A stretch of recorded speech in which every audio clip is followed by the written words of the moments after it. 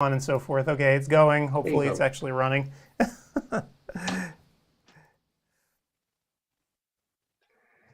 Let's start off with that. Let's just integrate it later. All right, so here we go. So I think we're all working here. Let me get the computer going. It's always fun getting everything started the second day. So hello, everyone. And everyone's got to make sure to turn their sound off, including me. Oh, let me make sure. I was watching a baseball game on this computer last night, the same computer we used to do CEwire stuff as I was working on graphics. So everybody, if you hear any noise coming through, that's me forgetting to turn the sound off. I can't turn the sound off until the video actually starts. Oh, yeah. So for me, mine already has started, so that's probably why I can do it. So I always forget that my setup here is very different from what everyone else sees. You know, yesterday you did the sponsor short script. You hardly mentioned all of them. We went through a couple times, but yeah. So today we'll go through it again this morning. We have plenty of time to work through it. So in about a minute, this is going to actually be streaming into. We're not CEwire. live now, right? Well, we're live on YouTube, but who cares? Nobody watches YouTube, right? So. Has anybody heard from Art? On the homepage of ODwire. No, I emailed him last night. No.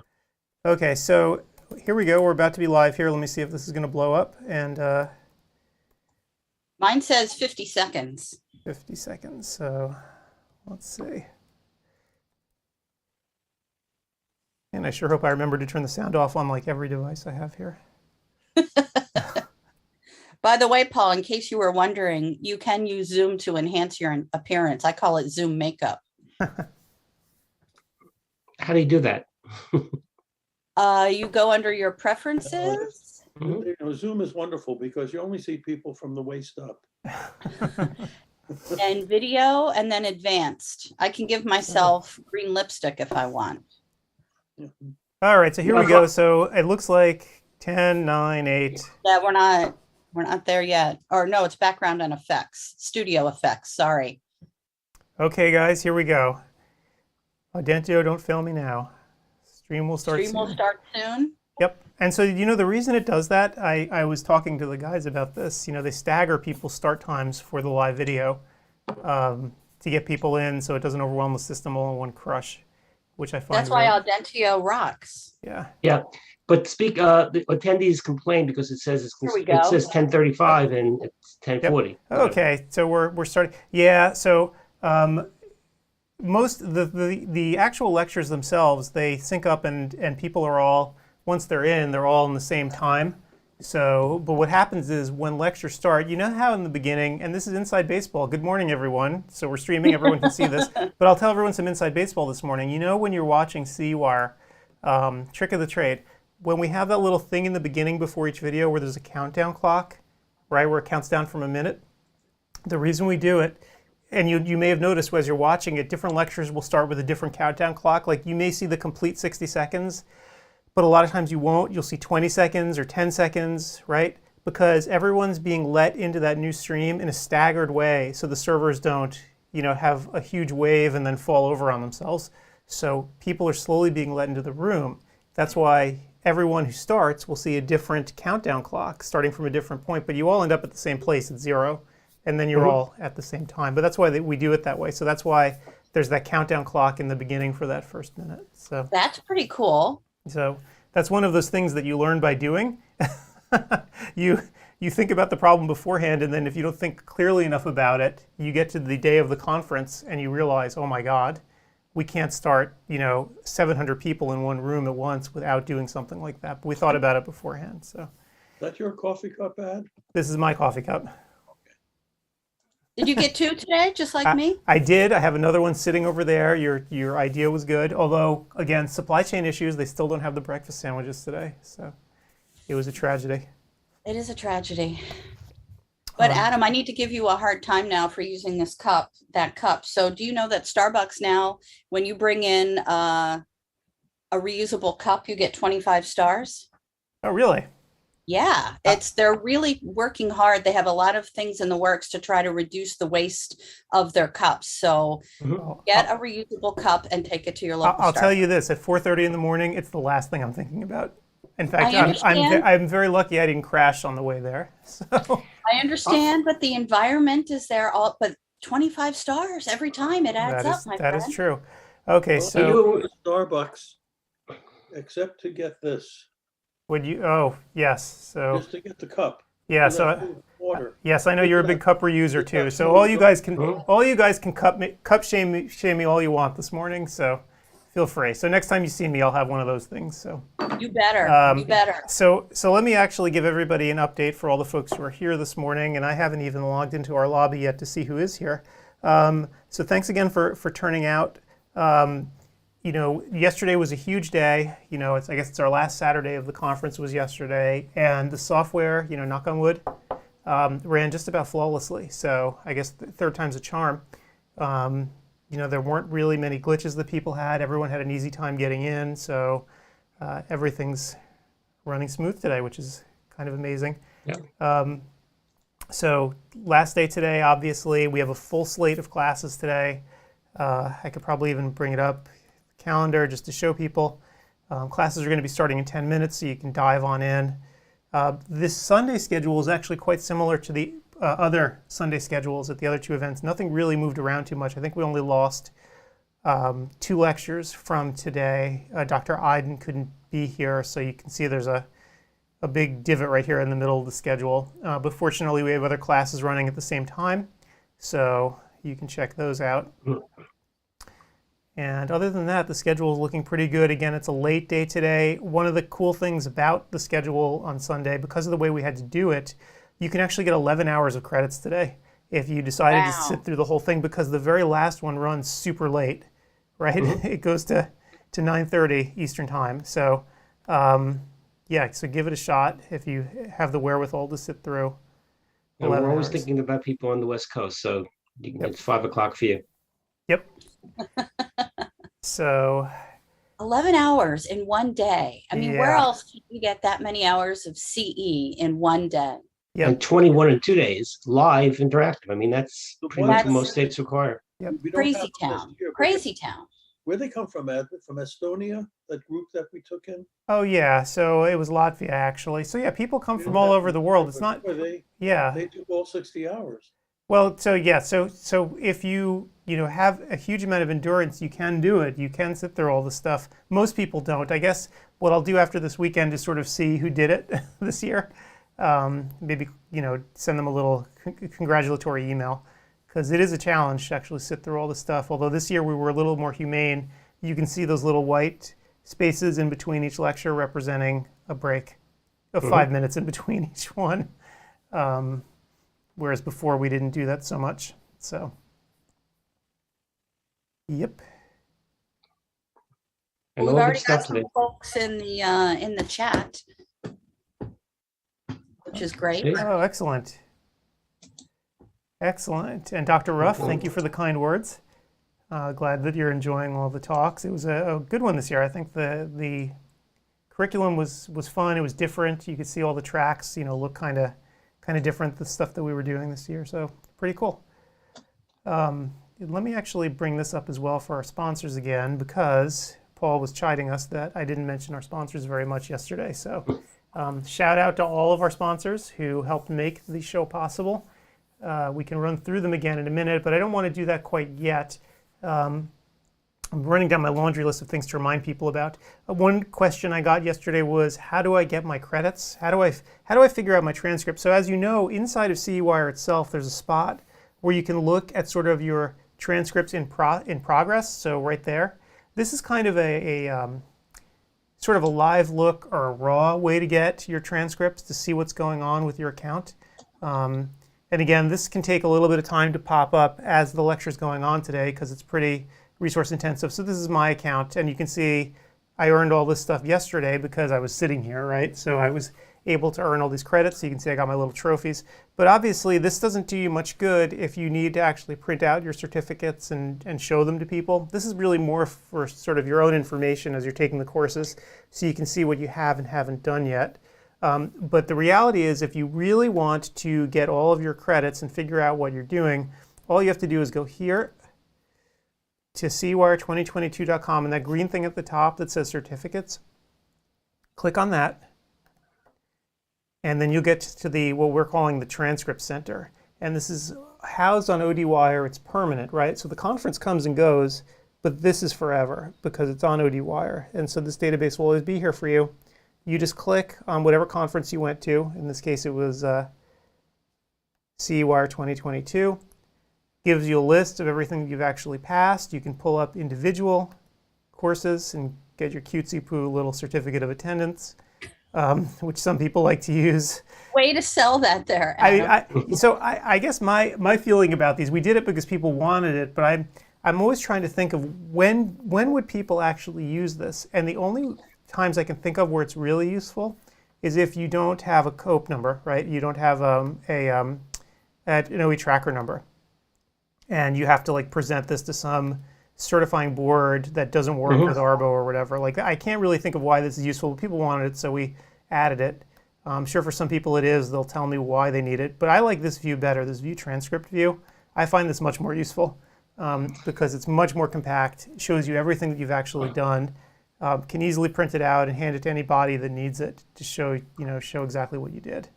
Unless some people want to have a Hall of Fame in their house and have a whole wall of certificates, something like that. People have asked me too, what does all this stuff mean? So OE tracker number, people know what that means. Activity ID, people might not know what that means. When you get an event approved by Arbo, you actually have to get it approved over and over again. So for instance, CEwire2022 February has a different number from March, has a different number from May. And you can see the March event has this activity number, the May event had this activity number, the on-demand version of the event has a different activity number. So they're all different. So most accrediting bodies don't really care about the activity ID, but it's useful for you to have in case anybody ever asks, what activity was this? You just called it CEwire2022. Well, you can actually pull this up in Arbo's site, the activity ID, and they actually store that, what each one is about and when it was held. So we realize people don't care, but we have to pay for all these numbers separately. So imagine we're doing the same lecture March, April, and May, and then on demand, and all those 4 things require different fees. Correct. We have to pay for each event that we submit, even though it's a pure cut and paste job on my part, just changing the dates. So that's the same, that's one lecture that you need to submit 4 separate times and pay for. So the lecture actually gets submitted in our case twice, right? Just for the on-demand usage and for the interactive usage. So you submit those, the individual lectures, then you submit the individual events as well. So that's a separate thing, separate fee to have an event. And then when you create an event in Arbo's system, you tell them which lectures are part of the event.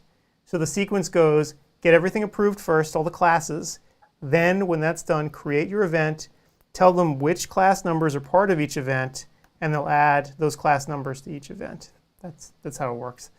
And we had a comment in the chat there, Adam, that all of this information and the certificates, they are important for board audits. So they're not just so cutesy after all. Yeah, because the boards, most boards, I will say, 48 of the 50 states at least, we know use Arbo's data, right? So they have access to Arbo's systems. So for someone who's doing an audit, if you hand them this transcript, they'll know exactly what they're looking at. If you give them the activity ID, the COPE ID, your OE tracker number, this is critical information for them. Normal people don't really care about a lot of this stuff, but boards certainly do. And if you can hand them this, it cuts down on a lot of confusion. And that's why we print it out this way as a table, even though it is an ugly table. It gives the auditors exactly what they need. Adam, for the one other state that we know of, Texas, besides Florida, do they require the COPE numbers, or they just will approve it independently? So the ones that are using that weirdo CE broker system, according to Texas folks, who, if you go, there's a thread on ODwire where the Texas people have figured out how to enter their CEwire credits in. They're actually helping each other, which is great because I would have no clue. So anytime somebody from Texas contacts me and says, how do I do this? I say, go to this thread on ODwire and see what your peers did. Apparently, people can actually enter in these courses using this thing, this little transcript here. They enter them in manually into the CE broker system. CE broker knows who we are as an entity. They know who I am, right? They know who this is. And they know what this is. And apparently, when you enter in these course numbers, that's enough to get it approved in Texas's system. And Adam glossed over it, but kudos for him because he had to jump through hoops to get Texas approval. Yeah, I mean, Texas was kind of annoying to deal with that extra layer. Not half as annoying though as Illinois, which Unbelievable, bizarrely yeah. Illinois uses Arbo, right? Their board actually works with Arbo like a normal, regular state. However, there's an extra layer that they throw on top of it where you have to get yourself as a C provider registered with the state of Illinois. So I actually had to get registered with their Department of Revenue in Springfield or whatever it is, and they make you jump through these incredible hoops and give them tons of paperwork and FedEx things in to show that you're actually a real legit organization. And then finally they rubber stamp it. You give them like, I think it was like $500 or something. And then they rubber stamp you, and then you get a certificate you can put on your wall, and then people from Illinois can now take your CE. And in fact, thank you for reminding me of that, Steve, because I got to actually renew our our Illinois certificate coming up next week. Steve, as someone that takes a lot of courses, do other vendors go to these efforts to help people get the state board credits? Well, like I said, I just attended one on Friday night. They do nothing. They will print out a certificate and you do that. You do whatever you do with the state board or Arbo. So the answer is no. That take other courses, for example, at the academy, they have many courses. I'm just wondering how much the academy helps the individuals that take the courses at that time. We know nothing about what they do or what sort of hoops individuals have to jump through to get credits. I was for 10 years the first vice president and president of MOSOP, my local organization. We get about 50 people every month for it. And we would have to enter it manually. We just didn't have the time to do it. So we would just give them a certificate. So the same thing. And the state board knew, so it was good for New Jersey. But a lot of docs have licenses in New York or Pennsylvania, and they would have to submit it themselves. So we just didn't have the infrastructure or the time to submit to Arbo. Nor a lot of the courses on the state level. A lot of times ODs get a course approved in one day for whatever state, in my particular case, New Jersey, and it's only approved by the state board. It has no COPE number, and it's good for that state only. Yeah, Not easy. it's not easy, no. So there's a lot of hoops you have to jump through. There was a question asked here in the chat, how long will the lectures be available on demand? So Gretchen, you had the right answer there through August. It's actually just through August 1st. So we have to be very clear with people so that they don't try to show up and then all of a sudden, oh my gosh, what happened to it all? So yeah, August 1st. As of right now, we don't think we're going to be able to extend it any further, but we may. But you can actually see if you go to the website itself. But right. Gee, that's 2.5 months. They have plenty of time to take courses. Yeah, that should be long enough. Of course, we don't know what's going to happen with Arbo over the next several weeks, right, or months. We're going, as we mentioned, we're going to the Arbo meeting in June. As the rules start to change, who knows what we're going to do. We are fairly certain, though, that this is our last live event for 2022 because Arbo's rule changes are obviously expiring very soon, and when that happens, we can't do another live CEwire. Well, literally cannot, because our lectures were only approved for the old platform. Without tests. So, yeah. It's interesting. I don't know the answer to this, and maybe you don't either. But the on-demand version between July 1st and August 1st, I wonder if that's going to be a problem. So the on-demand version, it shouldn't change. It should stay the same. The testing should still be the same. We hope that should be the same, but the question's going to be, so we can pull it up here. We were talking about rules changes. I don't know if people are curious, about what's happening with Arbo. But again, it's just for the live stuff, or the online interactive, as they call it. That's the one where things are going to be changing in July. But we don't know. We don't know what's going to happen going forward. I guess that's the real issue. Right, especially the compliance issues with commercialization, etc., which isn't a problem for us at all. Yeah, so that's going to be a fun thing to discuss too when it happens. So right now, by the way, it looks like classes are just starting. Right, I haven't jumped into any of the classrooms. Hopefully, the software hasn't imploded. It's been running so well, I don't want to curse it, so knock on wood. So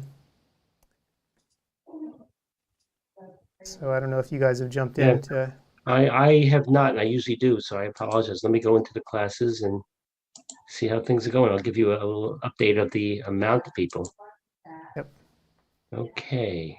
I'm hearing somebody's class. Somebody jumped into something. That was me going into corneal dystrophies, and there's 264 people there. You need your glasses, Steve. Yeah, I have them right here. Sometimes you have to go to home and upcoming talks. There you go. Okay, so Human trafficking, that's the interesting one. yeah, so it'll be interesting to see how many people show up this morning for this first round. I mean, I know here on the West Coast it's so early. I almost feel terrible starting this early. Okay, we have about 700, which interesting, it's a definite well, about 300 in each of the lectures, one on effective management of angle closure, 71 on trafficking, which I would expect would be the case. People who have to take it, other people don't. Right. And 300 on the other course, in which is corneal dystrophies by Sue Resnick. And right now I can look at them 264, 71, 297. So about 700 with it skewed towards the more didactic courses. Yep. But some states require human trafficking. And again, how much does it change every year?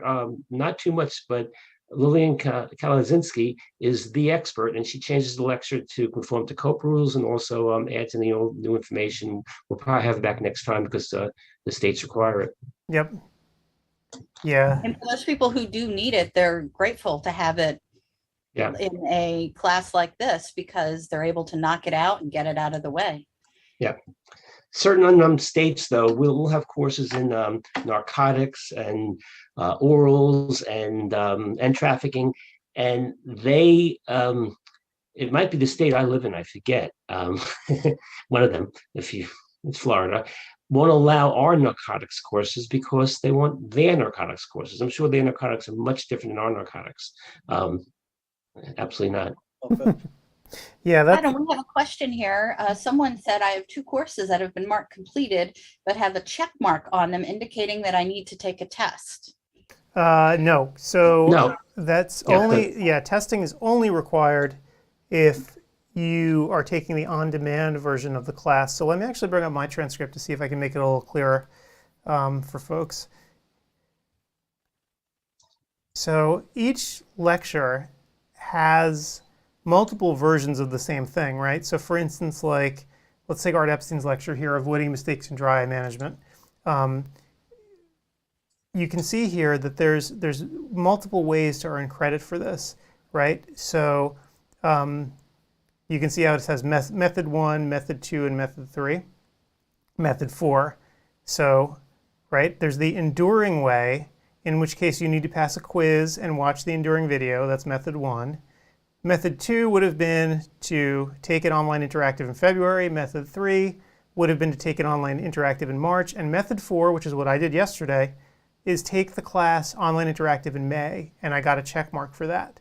So if it's unclear as to what you got credit for or not, go into your transcript section here and look at the 4 different methods for earning credit. And if you have a check mark next to one of them, you have credit for that class. Click on that green underlined thing, though, and you'll see what the person is saying. It's a little confusing. Right.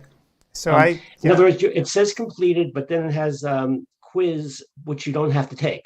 Right. So the verbiage is confusing, and I would say again, this transcripts page for me is just more of a work in progress as you're taking the courses to see like what it's recorded immediately. What I usually like to do though when I'm looking at transcripts is I will go here, go to CEwire2022.com and go to the Certificate Center. To me, this is the best place to actually just pull up. But if you see a trophy next to the course name, you got credit ready. Yeah, if you see a trophy, you're done. You don't even have to worry about the actual details of it. But if you are worried, go to the Certificate Center on ODwire, right? So you just go in and you click on the CEwire2022, and then you can just pull up the transcripts. You can see exactly what you did. Mm-hmm. So that's what I would do. I'm going to go into the room. Steve, we had a question for you about why are you wearing glasses? Where are your presbyopia drops? I've never been a good contact lens wearer. I think contact lenses suck. I would never fit them. I'd never wear them. I'd never talk about them. No, seriously, No, I'll- he's talking about the drops though. it's a possibility in the future. I don't love the formulary for, and we'll discuss it a little later, for the Vuity drops. I don't think they're the greatest formulary. I don't think it'll help me that much, and might cause problems. I'm waiting for other products to come out, and I will use these other products. I think somebody's just giving you a hard time. Yeah. Well, you know, all these things bring back memories. In the old days, contact lens centers like Ventair contact lens. Do you remember those, Steve? Sure. Ventair, okay. Well, if you worked for Ventair, you weren't allowed to wear glasses. Neither the assistants or the optometrists could wear eyeglasses. You had to wear contact lenses if you wanted to work for Ventair. And in the old days, you only had PMMA to wear, and the Ventair lenses were like monsters. And there was one fellow that was a -10 that worked for Ventair and had to put these mothers in. We called him Blinky Shapiro. Blinky Shapiro had to work 8 hours a day wearing these terrible contact lenses, and he couldn't hardly keep his eyes open. It just reminded me of Blinky. I guess he's long gone by now, so I can gossip about him. But I will be an active user of these products. In fact, Adam, did you get my email this morning? I did a poll about a month or two ago on my Facebook page on people's response to the first dropout. Did you get that? Yeah, let me Screenshot? I'll get it together here and I can actually put it up so people we can can put see up it. more talking points when we have the CEO of one company coming on, another drug in the pipeline. Not going to be happy. What? You're not going to be happy with that well, survey. They're not going to be, but maybe this person will be, because their drug is not out on the market and has a better formulary, I think. I don't get paid for them. I'm not a KOL for them, nothing like that. I just, you just look at the science. Yeah. Steve, I'll be your guinea pig again. Mm-hmm. Yeah, I'm cultivating that, but we'll see. There's a whole bunch, and there's also a whole nother way of doing it. You know, Gretchen, where you don't. The survey you took, you did it on Facebook? I put a poll up, and I put a few questions up. Thing? Excuse me? The world can see it? No, Yes. it's a closed group. You know how dangerous that is for investors? People, in the olden days, there wasn't a day that went by where I didn't get people that worked in the investment industry that asked me about a company and what did I think of this particular company. And they would give advice to their investors, should I invest in this company? Okay. So when you get something like this that goes public, that looks like it's not a good thing, it can affect the income coming into that company. But you're allowed to put up a poll without influencing them, and all you did was put up various categories, and people added categories. And only, I think, about 60 people responded, but you could see what they said. And it's a closed group, Paul. I hear what you're saying. It's not public for everyone. Well, but no, if you're a 5,400 members we have. Advisor, you're going to go into whatever areas, and especially you're going to look and see what optometrists say about this, and it can really affect the investor advice that's given. Sure, well, it's going to affect the optometrist who isn't prescribing and might be considering it. It's on defense. Or the ophthalmologist also. If you were a fellow advising an investor and they say, well, should I invest in this company, for example, what advice would you give them? A lot of the bigger companies, which the first one was a big company, I don't think this product is going to make a big difference one way or the other. But some of the other companies coming out, a lot of them are private companies, a lot of them are public but small companies, that if they have their one-horse pony, one-trick pony. And if this drug takes off for them, they'll be very successful. If it doesn't, they could be out of business. Correct. Yep. We shall see. I don't want to mention any names of companies, but also, Gretchen, I'm looking forward to not the miotic drugs, which is what the first one was, but the ones that actually change the lens shape a little bit better and actually give you back some accommodation. And that perhaps will be a deal maker. We don't have to worry about retinal detachments and red eyes and things like that, headaches, etc. Yeah, I would love to try some of those. Now, of course, I may not fall into the best patient category for it, just given what my refractive error is and that I'm not, an emerging presbyope any longer. So, I mean, we'll see. I Right. would love to try it. We'll see what happens. And whatever's coming out first, again, it has to be improved. So 10 years from now, we might be eliminating glasses because you do a treatment for 8 or 9 months. That's what this one drug does. And then you stop it and you have your accommodation for some period of time. And like you said, that's why it might be a cool thing where people are starting to be treated at 39, 40, 41 years old before it's really emerging and they never develop presbyopia because you've treated it to not occur. That's the cool Imagine thing. that. Yeah. Yep. All right, guys. Well, it looks like classes are rolling. Thank God. Yep. No problems. The software is working fine. I'm not getting inundated with questions, so that means Nope, nothing's cooking in the chat either. So Yeah. apparently everybody who's Yeah. going in there is not having any problem. And no praise the volume Lord. So, questions, yeah, nothing. Yeah. nothing's Everybody's happening. good. So, Good. and, Take it. and in fact, even in here, our lobby, we don't have too many people because everyone's in the classes and we're all good here. So thank goodness. Everything is running stably, which is kind of amazing. So. One note, Gretchen, we were talking about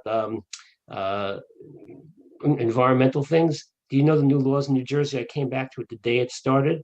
When you go to a grocery store, any store, doesn't matter where you are, they won't put anything in packages for you.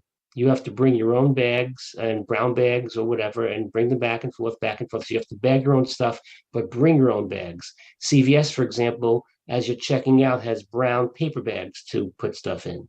But if you went to the farmer's market in New Jersey or any store, Macy's, etc., you carry your clothes out of Macy's in your hand with no plastic around it. So Steve, that's been the norm here on the West Coast for a long time. And in DC too. Yeah, it's right. and people adapt to this like you wouldn't believe. It's like that. So the law actually here is they can't provide single-use plastic bags. And Right. so And Europe as well. And so what happens is you learn to either bring canvas bags.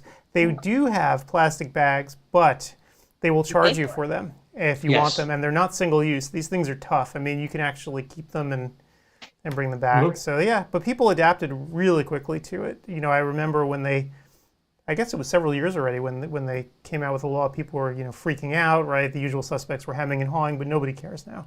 And it definitely does help cut down on trash, right? You never see plastic bags blowing around anymore by the highway or anything. So I haven't It's good. adapted to paper straws.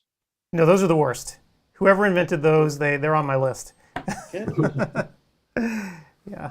I will say that plastic bags, I do take my own bags to the grocery store, but plastic bags are reused in our house whenever we get them because, as I mentioned yesterday, we have 3 cats. So Right. that's what we use to scoop the litter box. And that I'm not going to put that in a reusable canvas bag. Right. So that we will be a little bummed when that happens. So I guess we'll have to buy little bags in order to empty our litter boxes. But yes, I am a big proponent of bags to the farmer's market yesterday and bags to the grocery store every week. I forgot, but Gretchen, we had 2 cats. Do they keep separate litter boxes or do they use joint litter boxes? The rule of thumb should be 1 additional litter box, then you have cat. So if you have 3 cats, then you should have 4 litter boxes, which is a lot. But they all share and they go to, and I think it might depend on the cat, but most cats do share and they just go to whatever one is closer. But my husband did notice with 1 cat, he thinks that he uses 1 box to poop and 1 box to pee, but I haven't really conducted a firm study on that. Yeah. I wrote a piece in the retirement forum about the best pet to get if you are retired, and many retirees end up being single people. They Right. lose their mate. So what's the best pet to get into the house? And to me, there's no question cats are a better pet than a dog once you get up to be a certain age. Because you don't have to walk the dog or Walk 'em take it out. 2-3 times a day. So this is a good thing. So you have a cat now? No, we don't have a cat, and you know why? Because Why? Pete is allergic. That's true. Oh. Mhm.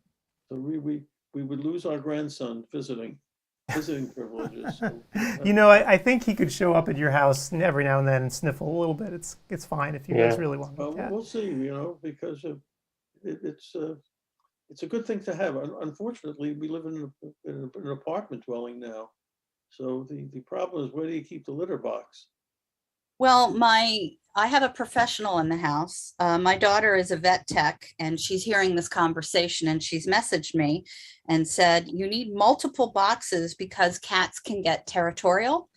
And she said they have to be scooped regularly. It's like using a public toilet that's all gross. So that's why you do need more litter boxes because, yeah, sometimes they do decide that this box is mine and the other cat can't use it. Ask your So that daughter is then. professional advice right Ask now. your daughter when you have only a 2-bedroom, less than, maybe 1,500 square feet of space, where do you keep a litter box in the house that doesn't smell up the house? You can, well, we've had them all over the place, the kitchen, the bathroom, the hallway. So the cats will find out wherever you Oh, put them, yes. they're going to find it. And I also have an update here from the professional about why you have one more box than you do cat, so that you have one neutral box. So if they do decide that they want to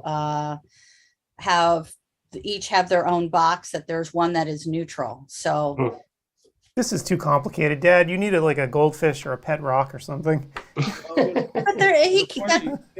that won't be able to be petted. Correct. Now with cats, you can't declaw them because that's cruel.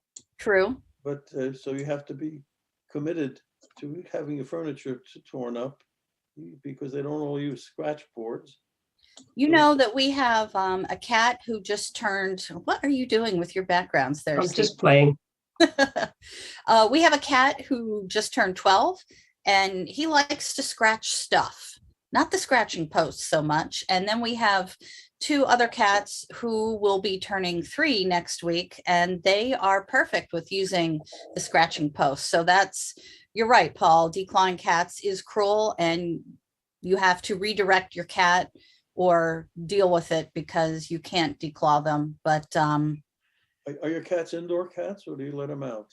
they are indoor. The one cat we let out to roam in the front yard, supervised now and again. But no, we don't just let them out because I know that bird populations get decimated. It isn't safe for the cat really either with traffic and things like that. So our cats are all indoors, but sometimes they'll stand out on the patio with us, but that's about it. And they all get along? For the most part.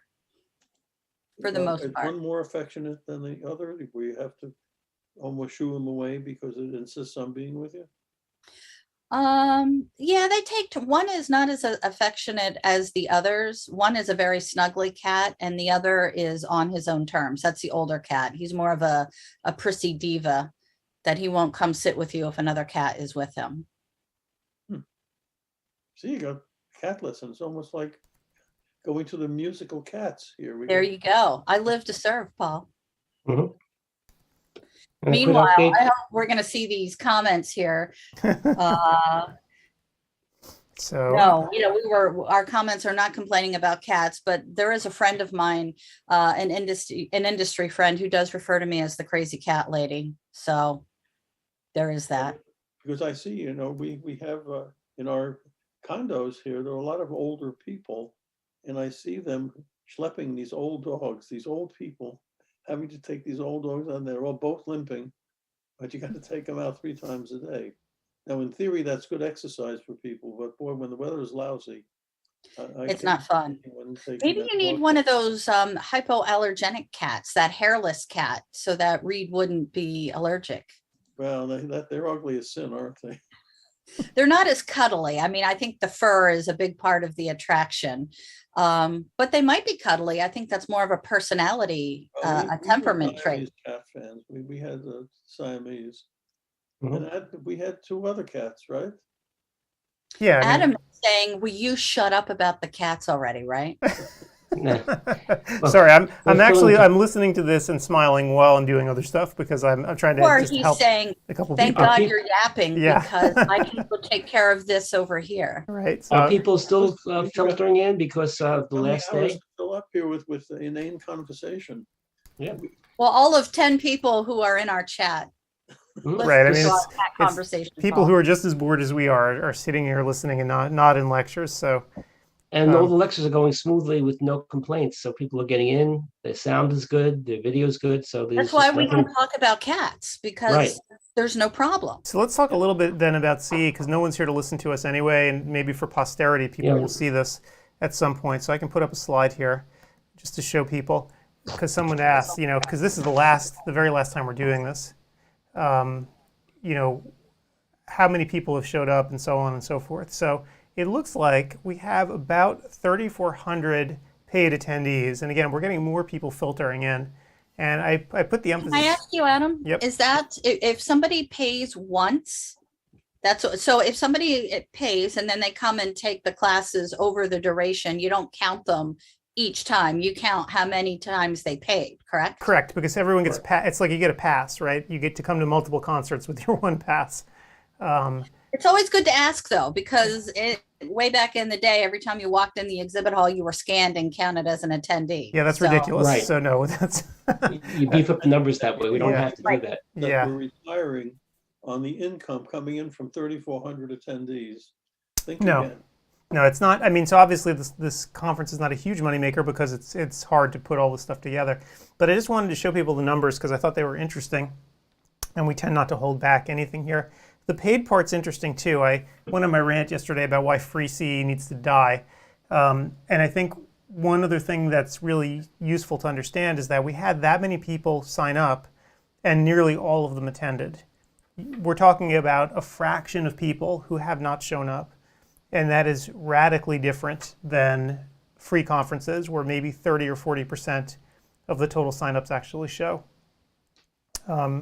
So I sort of feel like even if you're charging people a small amount of money, and CEwire really isn't that much for the number of credits we're giving, right? I mean, most conferences you'll pay $14 a credit hour. Ours is now $250 to give you a sense of the difference. Or even more sometimes you'll pay at other places. So. But just that small act of paying something, it aligns people, it gets their attention. It really, it gives them a reason to show up. And so literally buying in, and even if it's not a lot of money, people will show up. So to me, it's worthwhile. If you want to hear something ghoulish, Sure. because it reminded me, I don't know how many deaths we had of the 3,400 people that signed up, how many died. But in the olden days, when we used to have cataract contact lenses, a significant number of heirs always communicated with us when their loved one died. Can they cash their contact lenses in for credit? That they died, the cataract lenses. Well, I don't think Adam has got one request for a refund for death. Have you? No, for on the basis of death. I mean, I would issue the refund if someone came to me that way, but that hasn't happened. We've only this year, I think, I'm trying to think about how many refunds we've actually had to process. I can count them on one hand, and usually it's someone who had an emergency at the last second. But because people can come back for all 3 events and then all the on-demand stuff, most people, even if they're missing one event, are like, yeah, I'll come back next time. I'm not going to ask for a refund. It's not worthwhile. Yeah. So. Yeah. So again, universal attendance. We don't know how many credits we're going to end up issuing total, but it's a huge number, right? Because on average, people will take between 20 and 30 hours at the event. I don't know what it's going to be this year. I guess we'll find out. Could you compare this with previous years to see what amount of credits people have taken compared to previous events? Yeah. So I'll do it actually as soon as this is over. I'll start tallying the numbers and figuring it out. My observation, like I was here last night, these conferences are running longer than our old ones, right? We're compressing everything and then running them out. I was surprised by how many people stuck around last night to the bitter end. I think by the end there were still at least 200 people in each room, and I think one of the rooms had like 300 or 400. So it was a large number of people all the way into the night. So my guess is going to be that our numbers in terms of the average number of credits will be higher this year. Do you think that 2020, when we were at the height of the COVID epidemic, we had more people taking the courses? So I know that in terms of the raw numbers in 2020, when everything really fell apart, I think the biggest one we had, there were like 4,500 signups. But the caveat was, if you remember in 2020, we almost died because we did this 9 times, 10 times. It was something absolutely ludicrous. I think 8, but whatever. Yeah, it was a lot. We So ran out of conversation. yeah. So this is a little bit different because we're only doing it 3 times. This is actually the lowest number of times that we're doing an event since, before the pandemic. Just only going through it 3 times. So Well, we have more people now than we had pre-pandemic, or pretty much the same. So it shows that people are still doing it when they have live conferences. yep. So there's some That's what value I was to it. going to mention too, Steve, that this is good. You should bring these numbers to the ARBO meeting next month, Adam, because clearly people are voting with their feet, and Mhm. this is what they want. They want the flexibility, That's and assuming people are still ARBO going to in-person conferences, but But that's Yeah. assuming Arbo is more faithful to the average individual guy in the trenches than they are to the state associations. Yeah. Because Interestingly enough, in my lecture yesterday, I had one of the principals from Arbo attending my lecture, and they saw the great interaction that was taking place between the audience and me, and questions and back and forth, back and forth. If they saw that, they would see just how valuable it is, and they weren't interrupting my speaking because it was taped. So in effect, it was more able to communicate with the speaker than raising your hand and stopping a lecture and stopping the momentum. So hopefully that person will take that back to the Arbo meeting and say, gee, it is a nice platform. well, kudos to that person for attending so that he or she is very knowledgeable about how online CE can work, to have Mhm. that discussion, because there's nothing worse than talking about something about which you have no knowledge and simply not wanting to address it and saying it's not going to work without experiencing it. And maybe So they even had to retain their license and didn't want to go to a live conference. That's the pot calling the kettle not black. right. and you have to hope that most state boards are not like Florida, where they're so money hungry, absolutely reject any sort of competition. I looked into getting a license in Florida, Paul, and I'd have to take part 1 of the national boards, etc., and it'd be ridiculous. They might not even allow me, but I could teach at Nova University under the auspices of the university. Does that make any sense? I could That teach makes no students, sense. but I can't examine patients. But you can teach people how to examine patients. And I could be examining those patients in that university setting, so that as a proctor, etc. Makes no sense. Yeah. So sorry, guys, I'm not ignoring you. I'm actually trying to. It just shows I mean, I don't know how it is in medicine. Adam can maybe chime in a little bit later, but the flow between states is just so much easier with licenses. And Well, because it's not a legislated profession, that's why. Right, and the different laws, I understand different states, different laws, but as long as, let's say I wanted to practice in Massachusetts, which I believe is the New York, or one of them that doesn't have the same laws as New Jersey. Okay, I could practice there, but just abide by their laws, and I can't use my license in that way. The other way is more difficult. If you're going to a state that allows you to do more, let's say I was going to Oklahoma, well, of course I can't do lasers, and I'd have to take the courses to do those lasers, etc., Right. or Kentucky. That makes sense. But that'll be another fight for the long East. Our states want their autonomy in optometry, yet they don't care in medicine. It's funny. They don't care as much. Yeah. Oh, so let me add one more thing to my slide here. I'm going to put it up. Oh, you are editing on the fly. I'm editing on the fly because as I'm thinking of things, I'm putting them in here just for posterity's sake. So here's what I'm going to put up. And again, so this is not canned. This is hot off the presses. So this is the thing that's going to be the bane of my existence, and actually one of the things that I want to talk about a lot with Arbo, because this is going to change how online CE is done, and they need to address this at the June meeting. Where we talk about how I feel like the need for tests is actually valid for people who, right now they're obviously testing is waived. They're making noises about, making testing waived permanently and for like synchronous stuff. And I think that's wrong because as we discovered, a huge proportion of people now are taking this thing mobile. I am astounded by how many people are trying to watch this on their phones.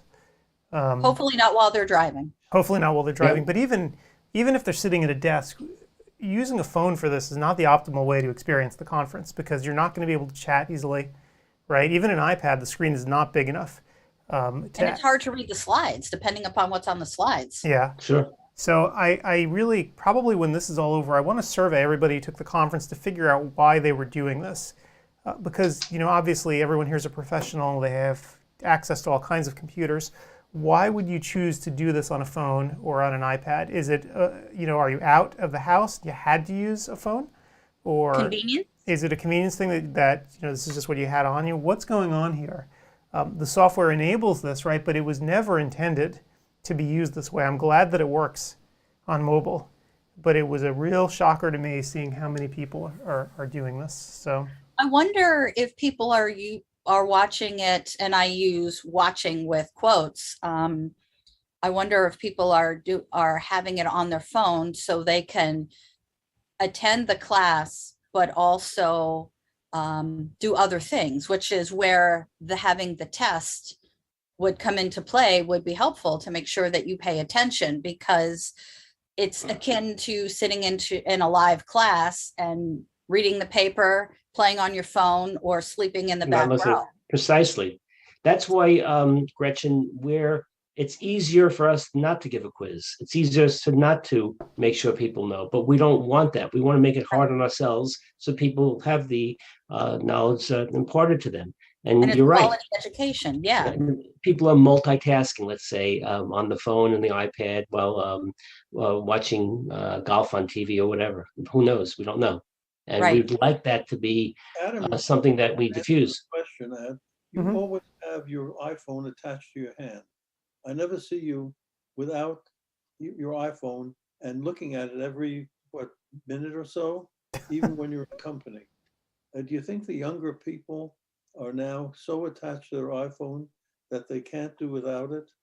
And they just find it's more comfortable to do everything on their iPhone, get the news. That's a good point, It's- especially that other people are getting, mine is just the regular size, but they have those oversized ones. Look at my iPhone. And maybe I know that folks are used to doing everything on their phones. Like they use it as a browser. They look things up. They don't do as many things on a laptop any longer. And that's a good point, Paul, that if you have a larger screen cell phone, and that's really what you use to do everything, that it's just, as you said, second nature. It wouldn't even occur to you to go on a laptop to take this class. yeah, but the difference, of course, is that here every single course has a handout as well, right? There's the ancillary materials that go along with the courses, and not only are you not getting the fun part of the chat, right, with the interactive part, but you're also not getting the handouts. So that's why I'm really curious about why people are doing this. And they're obviously doing it because they can, right? If they use their phone, they will get credits for these lectures right now. You can leave your phone open for 11 hours and sit in front of it or not, and you're going to get those credits. And you can do that in the short run, but in the long run, if I am sitting on a state board, I'm going to start shaking my head at this, right? There has to be some sort of accountability in the long run. You're giving people ideas now, Adam, which is not a good thing. Oh, And the horses have left the barn. People have had these ideas, right? And they're doing it. So well, maybe people are doing it so that they can get credits without having to put in the button seat time. yeah, totally. Some people will, and I think the problem is the rules are enabling this. Remember, with the software, we follow the rules that Arbo laid out. That's what we do, right? We follow them to the letter. And within the framework that they've created, they have made this possible, right? We are using software that's state of the art that allows people to use all kinds of devices, no matter how janky, and the video will still come through. And that's a problem when you don't have any way to assess what people are doing. So What about disabling the mobile portion? Can your software allow for non-mobile viewing? I mean, I suppose you could restrict it by user agent, right? Where the thing identifies itself as a phone, and you could say, oh, we're not going to allow that, but I don't think that's realistic. I think Why not? because I think that you can. So let's take an iPad for example, right? Which is classified as a mobile device. I have an iPad here that's 13 inches, and if I actually used it to watch a video, but I also had an ancillary device doing something else, right? Like having another device or putting it in front of me and being able to write stuff down or have a second screen hooked up to it. People do use them as real computing devices, so they can be used that way. The problem is right now they're not for a lot of people, right? So with my iPad, I have a keyboard for it. I have Luna display or whatever, so I can actually use second monitors and so forth. But most people don't use it that way. So it would be really kind of annoying if this was someone's primary computing device at home, if we just banned it. Well, think about it too. 13-inch iPad, there are 13-inch laptops, so the screen is the same size. Right. So, but again, what we're seeing when we watch people do this, the one big support issue that I've had, and it's coming in even this morning, I just got one, saying, hey, I watched the conference on my cell phone, I didn't get credit for this lecture, I got credit for other ones, what's going on? Well, what's going on is that this person's connection was dropping. Right. So they were actually out and about using it, using their phone, doing God knows what, and they didn't get credit because their phone was struggling to keep the connection going. So clearly people aren't just sitting still using their home Wi-Fi with a lot of the stuff. They're out and about, and I'm not sure what we can do about that other than have some accountability and say, hey, you're going to have a little quiz here just to make sure that you've absorbed the very, very large points. Hopefully, if they're on for 11 hours, they better have unlimited data plans then. Or it's going to cost them a lot more for the conference. Yeah. Don't get me started. So Steve, and I have to go back and ask Odentia this, obviously we log everything. People are routinely switching from one device to another while they're watching stuff now. They're moving from their phones to their iPads to their laptops while they're watching the lectures, which I find really fascinating. Again, that wasn't the case in the old days. People would plant themselves on one device and sit there. But now we're seeing people's IP addresses changing midstream, and we know what that means, right? That they're launching another device. But that's okay, because that tells me they're actually watching the lectures rather than just keeping the tab open or the phone open or the tablet open. Yep. Because they are changing it, therefore they are watching, which is a good thing. Yeah. But anyway, it's just fascinating to me the way things are changing, and I worry a little bit with Arbo that they're always behind the times in terms of what's possible technically. And we don't, they're going through this big change now where they want to reclassify CE. I'm very worried that they're going to come up with this new scheme, and that's going to be the scheme, and that's what they're going to stick with for the next 10 years. And if they get it wrong, it could be disastrous, because eventually the state boards are going to just start really looking at this and just asking themselves, why are we allowing this? So the question arises, what's the age group of Arbo members? Does anyone know? You're stereotyping there a bit, Paul. Exactly Ageist. right. So You mean basically, Arbos? if you have a 60-year-old, his opinion of what has to be done is very different than a 30-year-old's. So you need some young people on there that have now grown up with computers and computer technology, so they can speak Adam's language. Many of them, Adam will be talking, it's going to be a different language. So a lot of them are younger. Some of them are young at heart, and they take this stuff seriously. Steve was probably interacting with one of those, shall we say, more seasoned clinicians, but who actually keeps on top of technical trends, so they will understand this stuff. And I'm not 28 either, but I keep up. Right. So my plan is to go to the meeting in June and just tell them what I know, tell them what I've seen, and explain to them what it is that can be done. Because my feeling is that we're unique right now in terms of how robust the software is and its ability to handle all kinds of weird stuff like phones. But that uniqueness is going to go away, whether it happens this year, next year, or in 5 years. Everyone else is going to catch up, and they're all going to be able to do the same thing. And when that happens, there's going to be a flood of people just, turning something on and walking out of the room. You want to discuss a little bit some of those slides that you put up yesterday about some of the changes in terms of how CE providers are going to have to work in the future? Sure. In terms of commercialization and dividing up the lectures, etc. Sure. So again, let's just quickly go through. We've been through the temporary rule change. We know that ends. Testing is coming back to online interactive content. Enduring still has testing as it always has done. The big thing that's happening, so first of all, Arbo recategorized all of their material. Again, the new categories are up on the site. That's not so interesting to people. This is, I think, what you're talking about, Steve. SII, so the standards for integrity and independence in accredited continuing education. So these new rules start on July 1st. Arbo has not necessarily communicated this clearly to the broad mass of optometrists or to industry, frankly. I mean, I think some of the larger companies know about it. When I attended the meeting for this, there were probably about 100 people in the Zoom room that were, listening in, but they were mostly people like me, right? They were publishers. There were a couple of large companies in there. I think there were a couple of speakers actually who decided to show up and learn about it, right? People who give a lot of talks because they were curious too. But anyway, these rules start on July 1st. They dictate how CE providers and sponsors have to behave when doing CE, and the rules were designed to track closer to what they do in medicine, right? So medicine is a model for a lot of what Arbo's trying to do to get closer to what medical CE is like.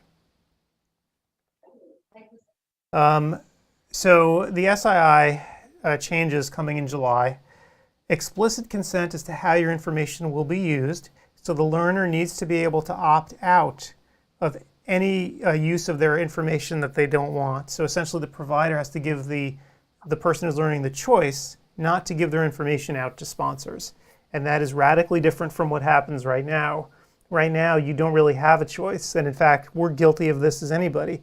When you sign up for CEwire, we never even had a form that gave you the choice or even told you what was going on. You just signed up, right? It's something that I never really even thought about because ODwire, we come from a place where ODwire is a private community and everyone kind of knew that privacy is our gig, so I never even thought about creating something like this. But in the future, you have to.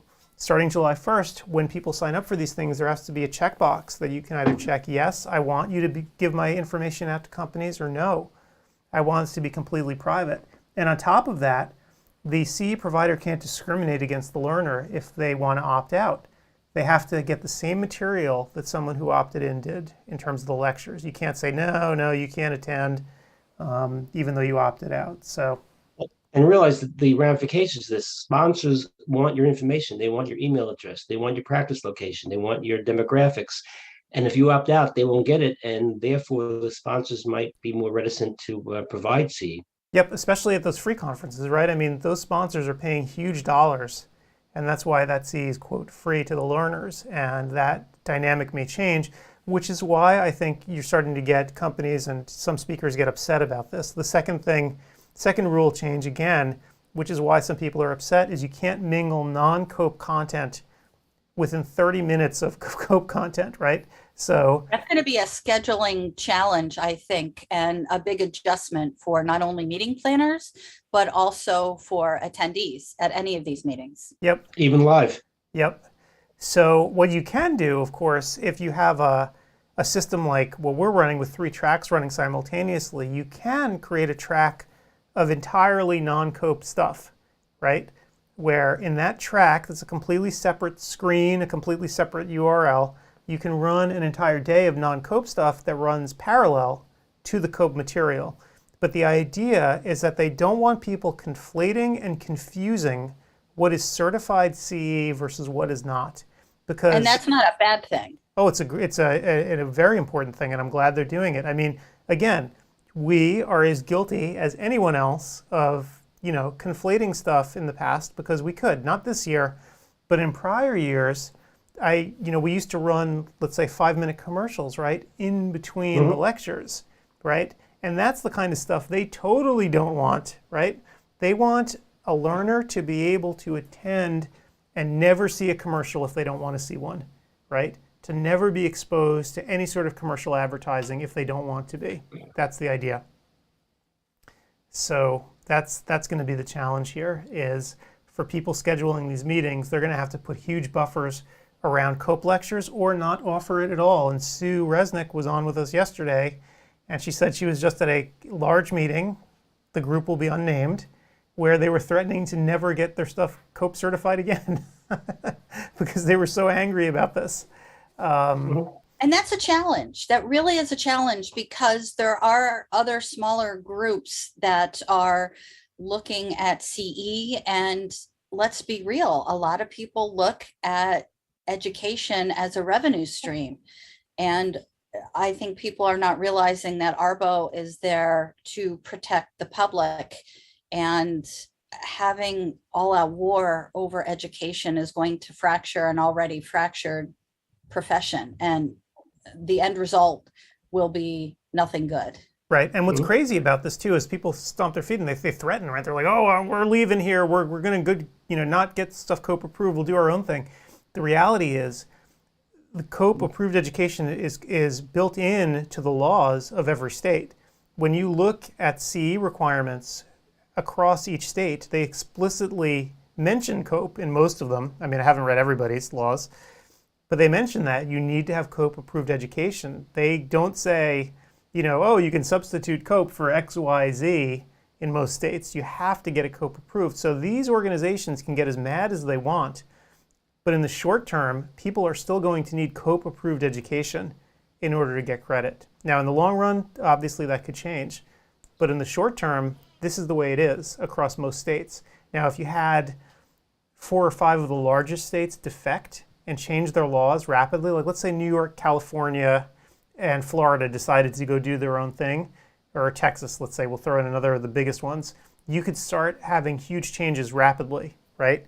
If they all came up with some new system, they would essentially be dragging everybody else along with them. But that hasn't happened. Mhm. So It also becomes more difficult for the speaker to compose the lecture because it can't be as biased, even if it's minor at this point in time, in terms of brand names. And sometimes it's difficult because let's say there's one instrument that does fantastic things and there's nothing else out there in the market, and a speaker wants to talk about that particular technology. They really can't in this day and age because it's COPE won't approve it because it's highlighting one particular device, technology, and that very well might be the only one out there. Right. Now, in fairness to COPE, when situations like that happen, and there are very few times where that really does happen. I think there was an instrument a while back, right, where it was the only one of its kind, and COPE will actually, if you start arguing with them about that, they sometimes will see the light and say, you're kind of right. I mean, there's nothing else, this is the only one of its kind, so of course we'll be able to talk about it. It's not, I think that's the other thing that people forget. The people at ARBO and COPE, they're human beings, right? It's not some nameless, faceless organization. When you start working with them, there's give and take involved. And they do have some degree of flexibility, even if it's not perhaps as flexible as people might want it to be. But you can reason with them. They're not unreasonable people. What they're just trying to do is make sure that the CE is as unbiased as possible and allow people to have a path through the CE that's not sort of tinged commercially. And again, we mentioned that on the slide right at the bottom, no advertising directly before or after the shows or on the same page as the lecture's content. The idea that the learner should have a clear path, very similar to when you go to a conference and you go to where the talks are being held, you'll notice there's no advertising. It's the same thing. So it's just interesting that people get so upset about this, and you have to ask yourself, why are they getting so upset about this? If this is actually purely educational, what is it that everyone's getting so upset about? And that's when you realize it's kind of not actually about education in the end. So, yeah. And we spoke yesterday a little bit about it. These are great rules and do protect the public, but how are they going to police this with their limited resources? Right. So that's the other problem that we have to bring up. So, again, we're going to be reclassifying and modernizing CE at their June meeting in Chicago. I hope they're willing to listen. And like that's my one fear actually of going to Chicago, besides getting COVID and getting really sick. My secondary fear is that this meeting will be a waste to go to, that I'll go and people will already have made up their minds about what it is that they want to do, and this meeting is just a formality. That would be very disappointing if that were the case, because I want to make sure that we're heard, since we are issuing so many CE credits and we see what learners are actually doing. I want to just make people aware of what's happening. So we will see. It's important to know and stay informed so you can make informed decisions. Yep. So, and again, that's the only reason I'm going. Normally, I would bag something like this, and I wouldn't bother flying all the way out there. But I just want to make sure, no matter what happens, that at least we're heard. We're sort of speaking on behalf of all these people who've taken CE, because we actually have observed their behavior directly, and I want people to be aware of that. Well, in Chicago in June is not all that bad, and you have family there. Yep. Yeah. So it should be an okay trip as long as we don't get sick. So knock wood. Yeah. Actually, I hate Chicago for a meeting. I absolutely loathe McCormick Place. Mhm. Well, Gretchen, you'll be happy to know that the ARBO meeting is not in McCormick. The first part of this is actually in the downtown area. So.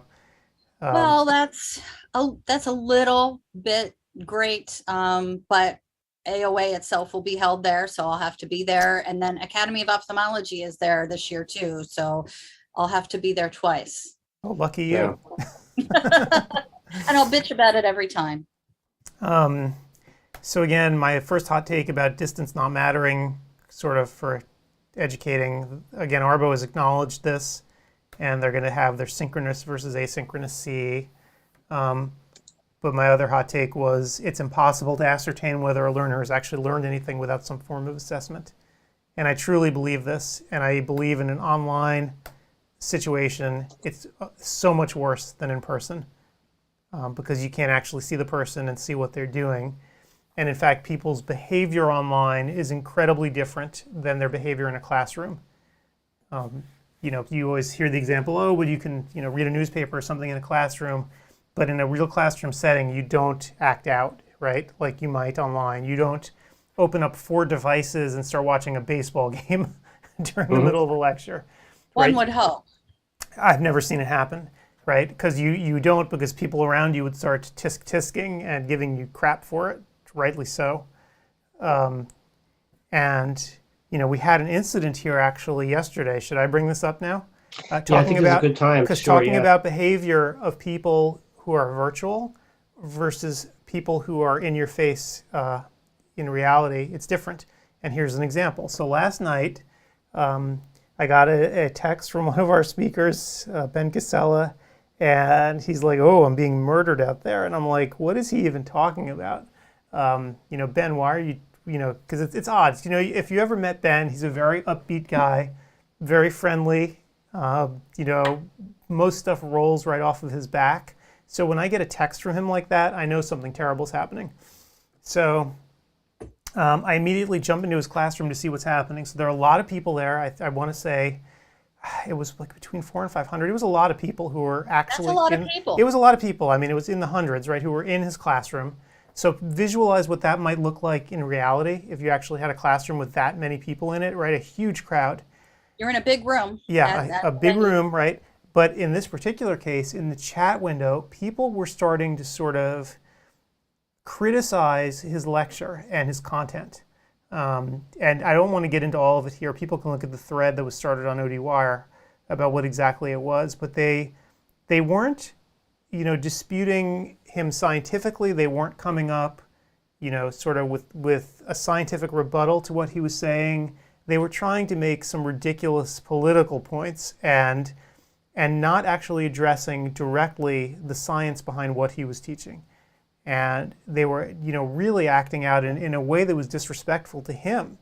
And much to his credit, as this was unfolding, he was actually continuing to do research for people, right? He was diving into PubMed and showing them what the clinical studies were showing, and they didn't want to hear Going it. above and beyond. He was. Right. I mean, he was In doing real more than I time, would. In as real a- time. He was actually going in and doing that for these people to show that he actually did real research, for this talk. This wasn't something that he came up with in 5 minutes off the top of his head. It wasn't something that he came up with just watching the news. He actually did real research about what the science was saying, and people were just behaving disrespectfully. So, And we never try to make CEwire political in any manner, shape, or form. The fact that they made it such was just absurd. yeah, it was crazy. And then somebody else in the chat called out these people and just told them to stop it. And you have to wonder, if that kind of thing happened in a real life setting, if these people would have backed down immediately or wouldn't have even gone down that path. Yeah. So people's behavior really does change online when people, they can't be seen essentially. So I truly believe that we need some sort of assessment for these lectures going forward. some sort of monitoring assessment. And obviously monitoring it's an obtrusive word, right? You're picturing a camera on people, but that's not what I mean. I mean just something to measure their progress through the lecture, to make sure they're absorbing the very large points that the person's making. I haven't been to a live lecture in many, many years. Maybe Steve can mention it. Is there anyone policing a lecture hall, Steve?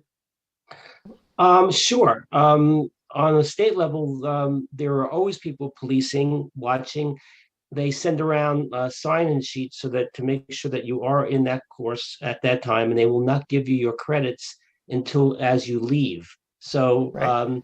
the states are doing that, yes. So I can actually answer this too, because I was one of these monitors. So, we gave, right before the pandemic, before everything completely fell apart, I did a series of live in-person events, CE events in California, right, in San Francisco, or Berkeley actually, and in Los Angeles.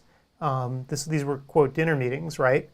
And I was the monitor because I was the COPE administrator. And you actually do monitor stuff. What happens is you sit at the back of the room, you make people sign in, and you watch what's going on. You make sure that there's no commercial hanky-panky going on. You actually throw any vendors out of the room before the thing even starts. You literally tell them, you get out.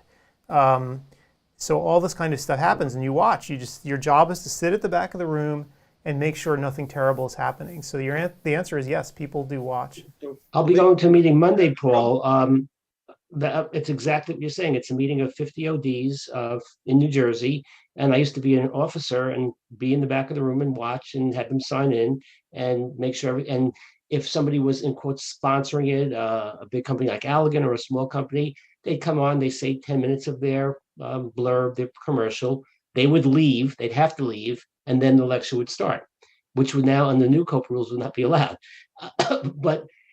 People want their credits. We would sign the certificate right before the lecture ended and give it to them.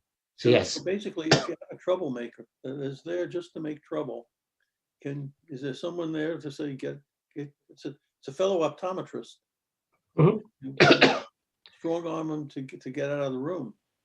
I don't think that ever happened, but there's some gunners who ask questions and are paying next, but I don't think that ever happened. What happened last night was a disruptive type of thing.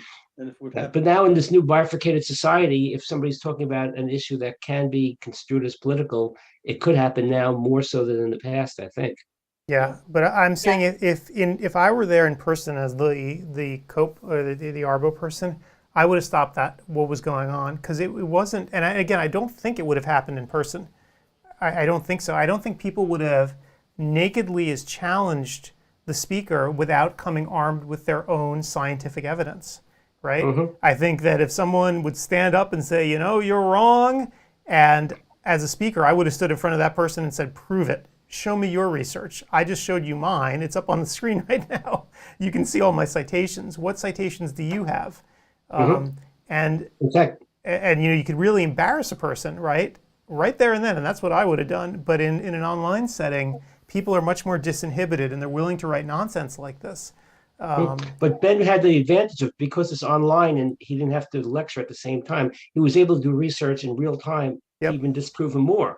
So our platform actually worked better than a live lecture where he doesn't have the opportunity to get the literature. Yep. But the whole experience to me was just frustrating, and I felt really bad for Ben. He shouldn't have had to go through that. He's the sweetest guy, yeah. He did such a good job in the lecture itself of actually documenting everything. I went through and listened to it again, and the lecture was vetted from top down, right? It was even vetted by ARBO, right? To even get approved, it had to go through reviewers, and he had to provide his citations. So, in fact, if he put the stuff in that the particular people wanted him to put in, it probably would not have been approved.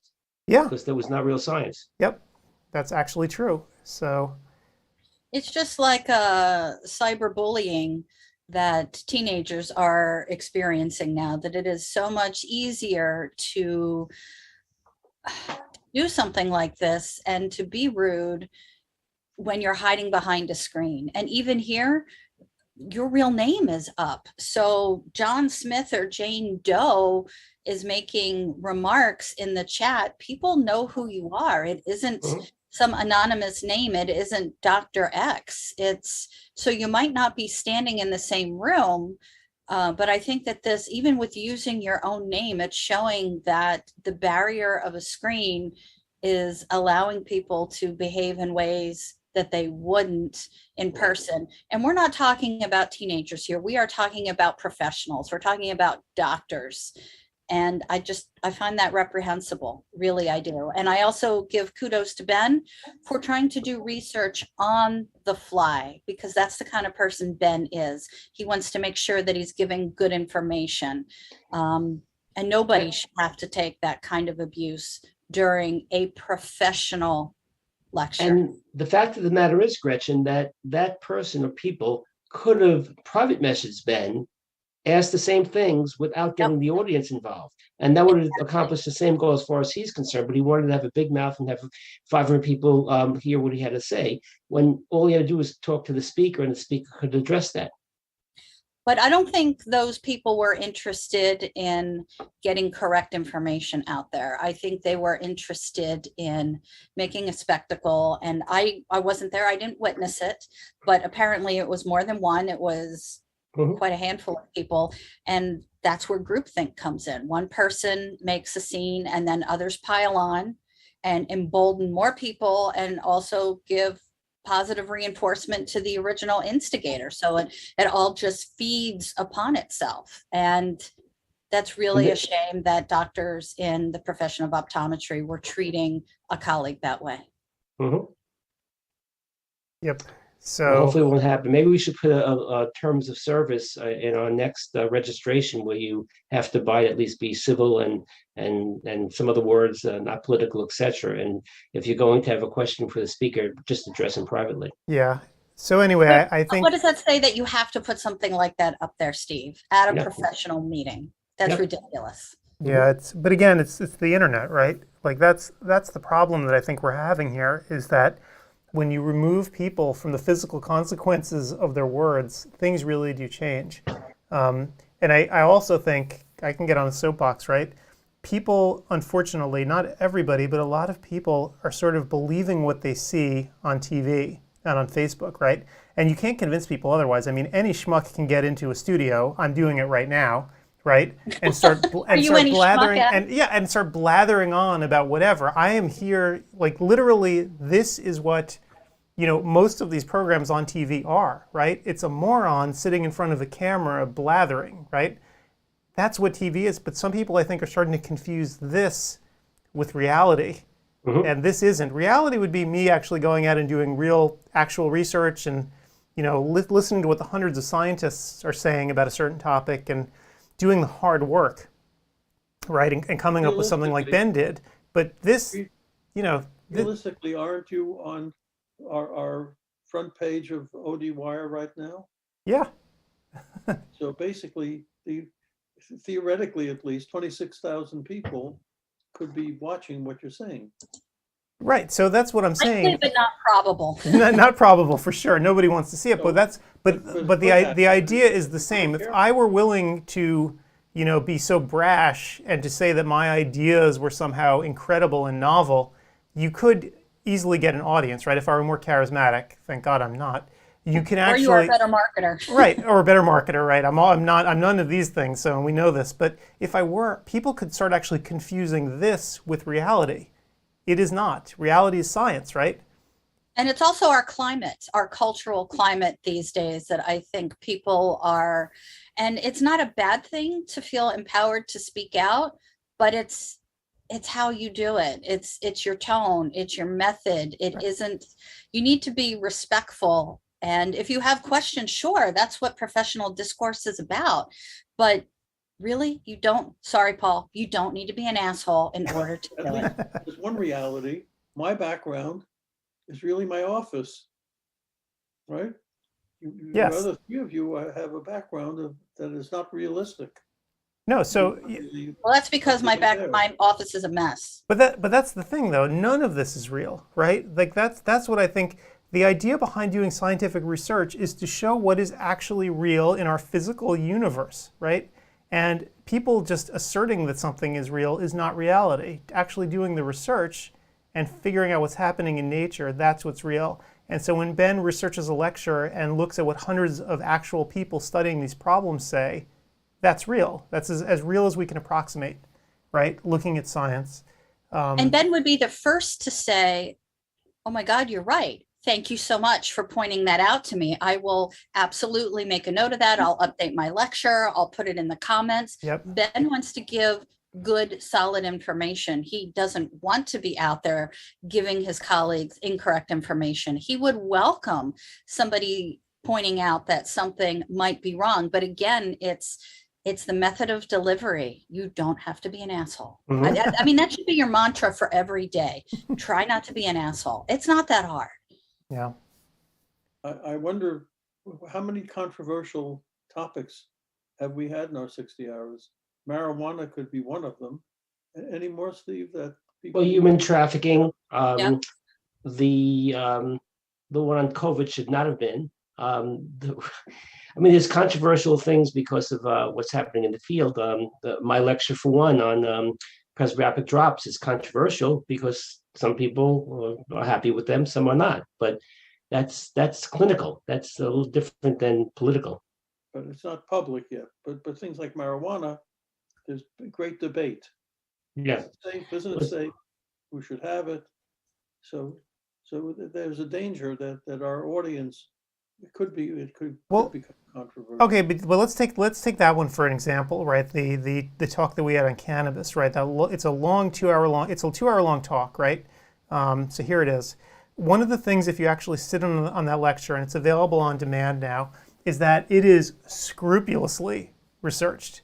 I mean, I've never seen so many citations. Yep. And she is the expert, yeah. Yeah, and so that's the difference, right? She is actually going in and doing the very aggravating and hard work of really researching this. And I really shudder when I hear people say something's, quote, controversial, when someone has gone in and done all this research. If you have a problem with it, then counter with your own research. Show up at the lecture and try to make some informed comments, right? And not just blather on about your feelings, because that's not what this is. This is going back and forth about scientifically what's happening with cannabis. And then, she says things that some people may or may not agree with, but whenever she makes a statement, she backs it up with science, right? So, right. And then pro and con, right? Obviously, a lot of her lecture is about the pros of cannabis, but she also addresses scientifically some of the things that people have discovered. So for instance, in people who use it who are under 25, which is not a grand idea. And I'm not just saying that to be some moralistic person. The science is starting to show that there can be issues, right, for people who take certain substances, while their brain is still developing. So again, I think we can diffuse a lot of these, the outrage machine by actually looking at what people are presenting objectively. Mm-hmm. And by choosing speakers that aren't sponsored by the cannabis industry, for example. Right. So, yeah. But yeah, most of these things shouldn't be too controversial. I mean, I'm looking through our topics. There's not... but again, so some of the things, like Dr. DeVay's topic, right, is interesting on contrast testing, right? So he's talking about a field that's relatively new. The idea of being able to talk about color vision as a window to other problems that people are having. So some people might consider that controversial too, right? Because the technology is new. If you want to take offense and want to make something controversial, you can make anything controversial, depending upon what it is.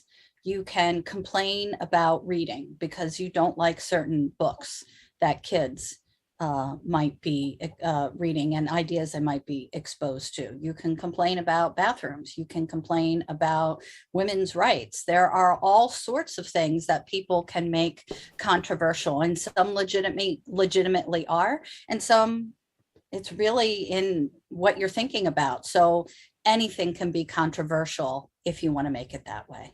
And medicine is not an exact science. You go to 3 different doctors and you'll get perhaps 3 different opinions on treatments. And let's say Murray Fingeret, who's the glaucoma expert that you can think of, what he thinks might be what somebody else doesn't think. And this is pure clinical skills. But if they don't agree with him, fine. But it's something that they have the right to say. But as long as he provides the research to prove that what he thinks is right is correct, there's no reason why the interaction has to be controversial or so Exactly. negative. And you bring up a good point, actually. That's funny that you mentioned Murray Fingeret's lecture, because last night I was actually, again, watching what was going on. People were actually having a pretty good spirited talk about glaucoma and about the research papers that he was citing. And in fact, so much so that he actually, I think, sent one of the papers on to somebody else privately. Yeah. So, they were keeping it. It was interesting. It was different, but they were keeping it above board, talking about the actual science and debating that as opposed to their feelings, which I thought was really interesting. Which is great. I've gone to lectures where the audience challenged the speaker, and there's one speaker that'll be nameless that doesn't speak for us anymore. But I was a live lecture, and it seems like every single thing that happened in his office the day before, which I always thought was very unusual. And people challenged that one, saying, "Gee, last time you said that happened yesterday," and whatever. So sometimes people do color their opinions a little bit, and they should be challenged. Yep. But you know what? The way that was handled by having a spirited discourse and exchanging peer review papers, that's the way it's supposed to happen. I mean, if you have a question, Murray will be happy to answer it, and he'll give you his opinion, and he'll send you the paper on it. That's the way to do it. Have a scientific-based discussion. It isn't, oh, I don't like you, or I think this is true. Let's talk about it. You are doctors. Talk about the science. Right. The other thing that I objected to, actually, with what happened with Ben was they were starting to criticize the actual structure of the lecture, which drove me crazy. Like, that certain content wasn't covered until a certain time of the lecture. Like, I was looking at this, I'm like, are you serious? You're just looking for something to bitch about. If you have a problem with this, the way to do it, there's a reason that there's a button right beneath it that says survey. Take the survey and put your critique there. If you have a real problem with this, putting it in the chat, it's not going to do anything, right? If you put your critique in a survey, at the very least, it's a structured piece of data that I'm going to see later, and we can then go back and assess, is this complaint valid or not? But I guess it comes down to, do you want to make a spectacle, or do you want to affect change? Right. If you honestly care about the value of the lecture, then you'll fill out the survey and explain what goes on, because meeting planners do take those surveys seriously, whether it's here at CEwire or any other meeting. Or are you just looking to make a spectacle of yourself and make a public comment and try to gin up some support and, again, be an asshole? Okay, so you don't have an aha moment. Can you get your hands on those surveys? Is it easy to? What do you mean? It's my server, of course. Who do you think actually wrote the surveys? You can burn them, yes. You pull up some surveys now? Oh, you want no? So that's not. I don't do that. I don't do that publicly. No, I will never do that publicly, because that data is for the speaker, right? It's for us and for the speaker. I would never want to publicly put a speaker on the spot sharing what people have said about them. Never, ever. And every year, Paul, I send. Every year, Paul, I send each speaker a synopsis or the statistics of their particular lecture, and they really want it. It's something they take pride in, and if they have a 9 rather than a 10, they're upset. So it's something that they really do want, and we do provide it for the speakers so they know how to improve themselves. But I'm more concerned about the subjective stuff, actually. When I look at the survey results, the numbers are interesting to me, but it's the subjective comments that I find most fascinating, right? Because people usually won't write something unless they're either really happy or really pissed off. So I really love to look at that and see what people have to say. Right. And if you're composing a lecture like Ben, which was on the effects of COVID on the anterior and posterior segment, I think it was 2 1-hour lectures, in fact, now that I think about it. You're going to start off by doing some broad strokes about COVID. You just don't dive into that subject without some organization. And that's what he did. And people were upset that he was talking about things generally at first, when that's how you compose a lecture. You lead up to what your main points are. You don't lose the lead at the very beginning. Right. So so the whole thing, I was actually rather deflated when I saw it happen last night, because after we were done broadcasting, I was just so tired, and I'm like, okay, I can relax now. I'm going to watch a baseball game, and then all of a sudden I saw this. I'm like, oh no. Hope you watch the Yankee game. Yeah, so it was funny, and I just feel for Ben in this situation, and I'm just hoping it never happens again. where we have a speaker put on the spot like that. I mean, again, spirited debate is fine. I was watching it last night with Fingeret's lecture. It's the way it should be. You know, when you're on sort of the cutting edge and the new frontier of what's going on, there should be a back and forth. I think Murray would tell you himself, he's not like the god of glaucoma. He doesn't know everything because the science is constantly changing. But as long as people are, you know, having a spirited and respectful debate, that's really what we want. So. Okay, so we got the controversy. Yeah, that was.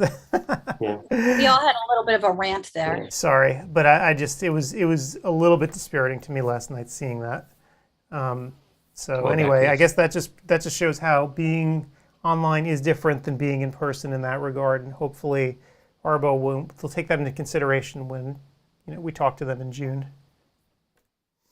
Personally, I'm excited though. I mean, I've met a few people at Arbo. I've never met most of the people that I work with, and certainly representatives from all 50 state boards, I think, are going to be there, right? And all the Canadian provinces. I think that's who shows up at these meetings. So it's going to be fun to kind of see them in person too. Well, the meeting also has an online component. I think it's hybrid, that if you you can join via Zoom rather than attend in person. Yep, but as you know, Really? Gretchen, most of what's going to get done at this is going to be at the bar. So Yes, yes.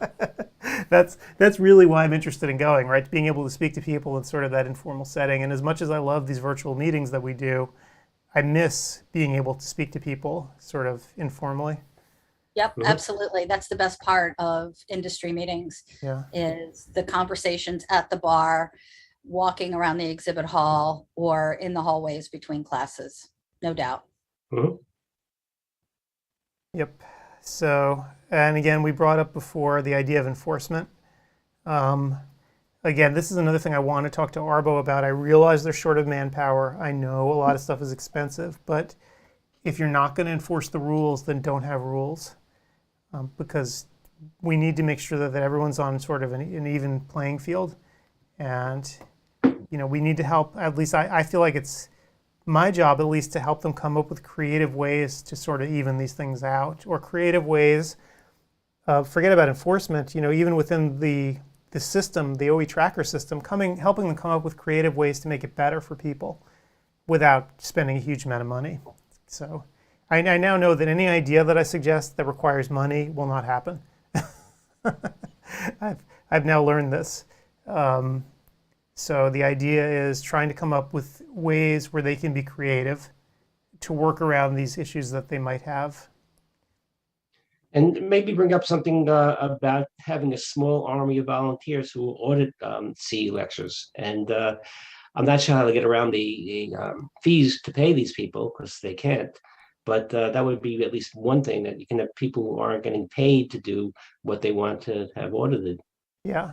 I mean, a lot of the issues are systemic, right? So if you have a CE provider like us or anybody else, typically the way they'll work is they'll use the same system over and over again. They're not going to do a one-off. So if someone's violating the rules at one conference, it's very likely that they're violating them at all conferences. So Steve, you mentioned you took CE the other day where you didn't actually show up for the allotted amount of time and you still got a certificate, right? So that's in clear and direct violation of the rules. Right. I had to take a test, but you can take the test, and if you know the subject matter, you can pass it without being there, which is not the thrust of what CE should be. Right. So that is a clear rule violation, and whoever that provider is, they're doing it for everybody every time they do CE. It's not a one-off, right? So something like that should be reportable to Arbo, and they should force that provider to correct it or suspend their ability to offer CE. Same goes for us. I mean, if we start flouting the rules, if I decided now that I want 5-minute commercials in between our lectures, you know, we should be held to task. They should say, no, you're not doing this. You're going to be suspended until you can follow the rules. I remember once the other problem is, of course, they tend to focus on the bigger providers, right? Because it's easy for them to look at the whales and see what the whales are doing wrong. And get them to correct. But the reality is there are hundreds of smaller CE providers. They need to look at them too. So I think statistically also the small providers are more likely to be in violation. The big ones are going to try to comply. Yep. But they need to have real teeth and tell these providers, we're going to stop you from providing CE until you correct the deficiencies. And that goes for us too. If we start really screwing up, they need to be able to stop us and do things properly. Imagine if there was a large event and they rescinded the CE because it didn't comply, meaning it doesn't count. That would be a major event in optometry. Yeah, and usually what they'll do is actually when they come across a case like that, what they'll do is they'll just suspend your ability to do a future event until you fix the problem. That's what they're doing. But I just think they need a more formal mechanism for these deficiencies to be reported so that they can pounce on it. I don't like being a narc, and I certainly don't like being a narc if there's no real mechanism in place, right? Because then you feel really disgusting, right? Like, oh my God, I'm ratting this company or person out, but I don't have a formal mechanism to do it, so I'm just shooting somebody an email saying, hey teacher, look at this. They're looking at somebody else's paper or whatever. Like, that feels totally wrong. So they need to have a mechanism, a formal one, where people can report deficiencies. I think that would go a long way. It's not expensive to do, and I think they probably should. And that something will happen, that action will be taken, or somebody will look into it. Yeah. Yep. Now, of course, it's a two-edged sword, right? If you have enemies, people can start making false reports, but I don't think that's going to happen, by and large. One would hope. As long as you can provide evidence, that this thing really did happen. So. There'd be no reason to unless you're an evil person or a competitor. Right. And we're not going to do that. Yep. Why don't we at least present something about our sponsors? We haven't talked about them at all. Oh, right. Sure. Yep. Let me quickly bring that up. Gretchen usually says that. Sorry? You usually say that. Yes, I do. That is usually my job. The trailer. So thank you to our sponsors, and I can show everybody the whole shooting match. That's all who they are, and just quickly run through. So Visionics, right? So you knew them as Luno. They changed their name after they acquired OptiView because, as you can see, all their acquisitions over time, they're now a bunch of companies, and they're sort of under one umbrella. And so that umbrella is named Visionics, and OptiView is one of their brands. It's their OCT brand. Operationally, I think the folks at OptiView, I don't think you've seen much of a change about the way the company's working. And in fact, we did a webinar for OptiView the other day. We played it back here on the air as well, so you could see it. And so they have deals going on right now. I think this deal might be outdated. We'll have to find out what it is. For all of our sponsors, I'm going to be e-blasting out the current deals, because again, obviously CEwire runs through August, so we have a lot of time to actually advertise these deals to folks, even though the live portion of the conference is done. MacuHealth, we spoke with Jim Stringham yesterday about their new product. I don't have it shown there, called Vitreous Health. This product, it's a supplement that's designed to treat floaters. So fairly unique, totally unique. In fact, I've never heard of anything else like it. Brand new. They did some clinical studies to show that it actually works. So it's not just woo-woo nonsense. This is woo-woo nonsense? That's Is that a clinical term? That is a clinical term, woo-woo nonsense, but it's not that. They actually backed it up by real clinical studies. What was fascinating about it, though, was that they're not entirely sure yet of what the mechanism is behind the product. They know it's probably one of three things that it's doing to help break up the floaters, but they're not exactly sure which one it is yet. So they're continuing to do research into the mechanism behind it, but they know clinically it does work. And so this is a new product that MacuHealth has. The supply is limited right now. So if you want it, you got to dive in and contact them as quickly as you can, as they're just starting to ramp up production. And I know they had a deal where if you bought a case of it, they'd give CEwire folks two extra free bottles. So. And just to interject, Adam, that is not a bad thing. There are many, many drugs that work, and legend drugs with RX required, that we don't know the mechanism of action, but they work and they're safe and effective. So that's not unusual for a supplement for sure. Yep. Yeah. I mean, I think I'm thinking about drugs now that are 40 or 50 years old, where the actual mechanism still hasn't been fully worked out. So it's definitely a thing, but clinically, it works, so you use it. So yeah, MacuHealth has deals at the conference. You can see it in the discussion forum. Again, I'll be emailing everybody after the conference is done with more discounts. So this is going to be an ongoing thing since everybody's opted in. Nobody's opted out, at least not yet. They can't yet. So you'll see. You're a captive audience, so you're going to be getting emails from me through August. We'll see how things go in the future. But if they get an email, they could put it as spam and then they're opted out. There you go. Well, actually, I do have opt-outs on the emails themselves. When they go out, people can individually opt out. Yeah. So I'm just making a little bit of fun, but they can opt out of these things. So Oculus, makers of instruments, including the Pentacam and the Keratograph 5M. We've heard a lot about the Pentacam over this conference, especially because we've had scleral lectures, and so many scleral fitters now are using the Pentacam to do it because it just makes things so much faster and easier. The output of the Pentacam can be taken right into software that allows you to create a contact lens. And it used to be trial and error in the old days, not so much anymore. So, we're talking to scleral providers now who can get a good fit with just a couple of lenses. And I guess in the old days that was not the case. Lacrovera, makers of punctal plugs and other stuff, and you can see what that stuff is here. They're running show specials again. I'll send out an e-blast documenting all the stuff for folks if they want to take advantage. And Vision Equipment Inc., that's Leo Hadley's company, selling refurbished equipment. Always got new stuff in stock. Check out his discussion thread. He'll be posting more stuff as it comes in. And CCOP, we spoke with Brent yesterday at CCOP, the buying group, and they have a special deal going on right now for CEwire folks. But the most important thing that Brent brought up is that they're doing a series of get-togethers around the country. And you can attend, get some dinner, hang out with folks, and get a bunch of discounts because they'll have vendors showing up to offer them as well. Or Free drinks, and they're free to join. And they're free to join. And the get-together is free. I think, Gretchen, you already signed up for it in Philadelphia. Yep. I did. If you go to their Both in website, November. the list of They're calling dates. it happy hour. Yep. So So- you're going to have drinks and hors d'oeuvres Yep. and be happy. The sign-ups become very big at the very end. Yep. And they're having a deal also. If you do a certain amount of volume through them, you get invited to Costa Rica, it sounded like. I think I need to go for research purposes. Yeah, I didn't quite catch the entire, the entire structure of that deal, but it sounds kind of cool, especially because you're not really putting anything down, right? It doesn't cost you anything to actually get involved with them. So pretty neat stuff.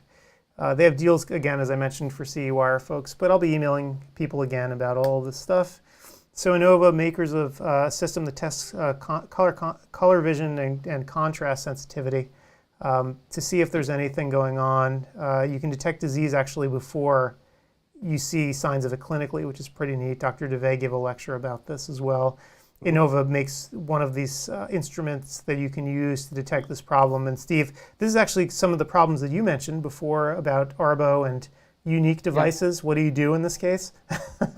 But he weaves it beautifully into his lecture to be non-biased. He talks about the science, and then he weaves this instrument in because it's the only one that does it, and does it in a very non-biased way. So it's very, very well done. And it's very intentional, right? Because we knew about this problem of you have only one instrument that can handle this kind of problem. What do you do? So we're very careful when we run this stuff through Arbo to make sure that it's not biased. So. And I'm often asked, how do you get the media to report about my practice? To build a patient base through media. Here's one example that probably a medical editor would love to know about. That there's a system involved that's brand new that can test for things that people are unaware of. That can be tested. It would make good media reporting. That's Innova's marketing department. Yep. I mean, they're absolutely right, though. You get an aggressive doc who's willing to go onto TV. You can talk about this new test for color vision, right? And media, they have nothing but time to fill on the air. This might be interesting to them. So, Yep. all Absolutely. right. So we have discounts. You can see them on the screen here. And Arctic Medical Labs, makers of a diagnostic test. It's a genetic test to determine whether or not your patient would do well for supplementation for AMD. Because depending on their genetic profile, they may or may not do well with having zinc in their supplements. And now you can identify who those patients are. And that's about it for our sponsors. So I need to actually take care of a technical support thing for a few minutes. If you guys want to talk amongst yourselves. Sure. And I will be back then. And then we have an interview coming up in about 30 minutes. Yeah, So. I have a question for you, Steve. We're going to have a speaker coming on at 9 o'clock. I think our listeners need a little bit of background. You mean an Unaware interview? of what's going on in the presbyopia field. Okay. New disease.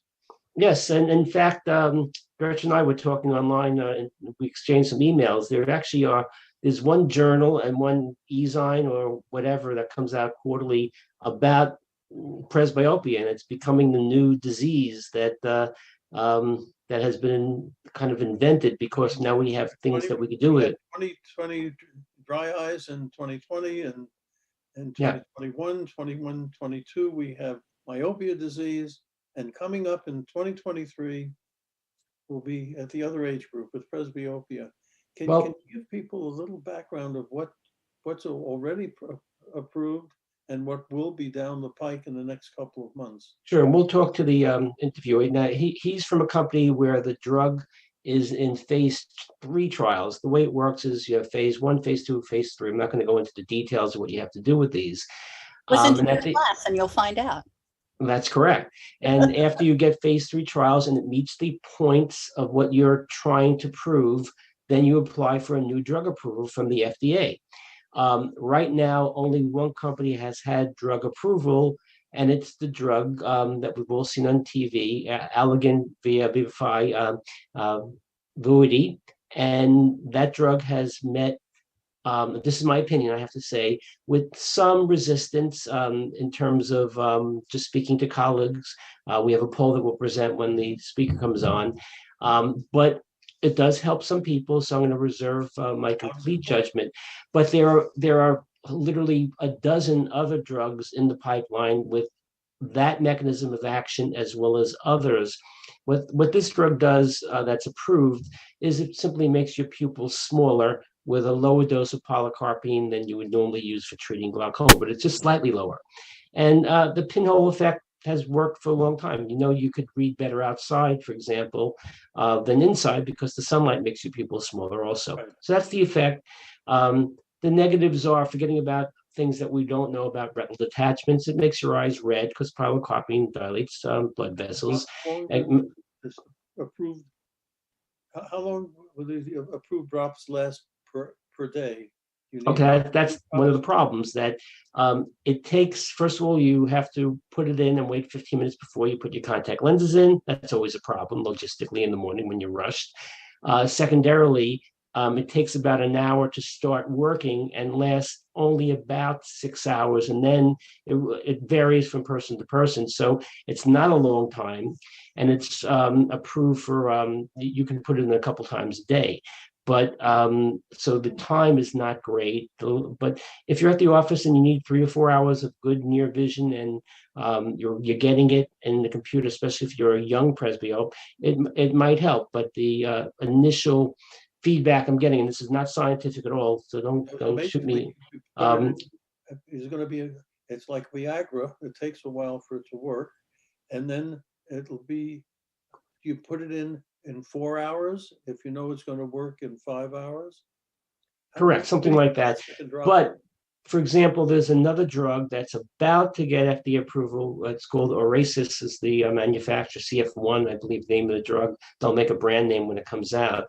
Vuity is one, so it'll be Beauty or whatever. And that drug has another component to it. For example, it has an anti-inflammatory. So it might be a better drug because the inflammation caused by pilocarpine, which they use also, will be less. And there's other drugs. In fact, the one that we'll be talking about with Visus uses a different drug than pilocarpine and uses a very nice sister drug. You know what bromonidine is? Alphagan, basically. Well, that makes eyes white, but it also makes pupils smaller. I used to use that for people who have problems driving at night.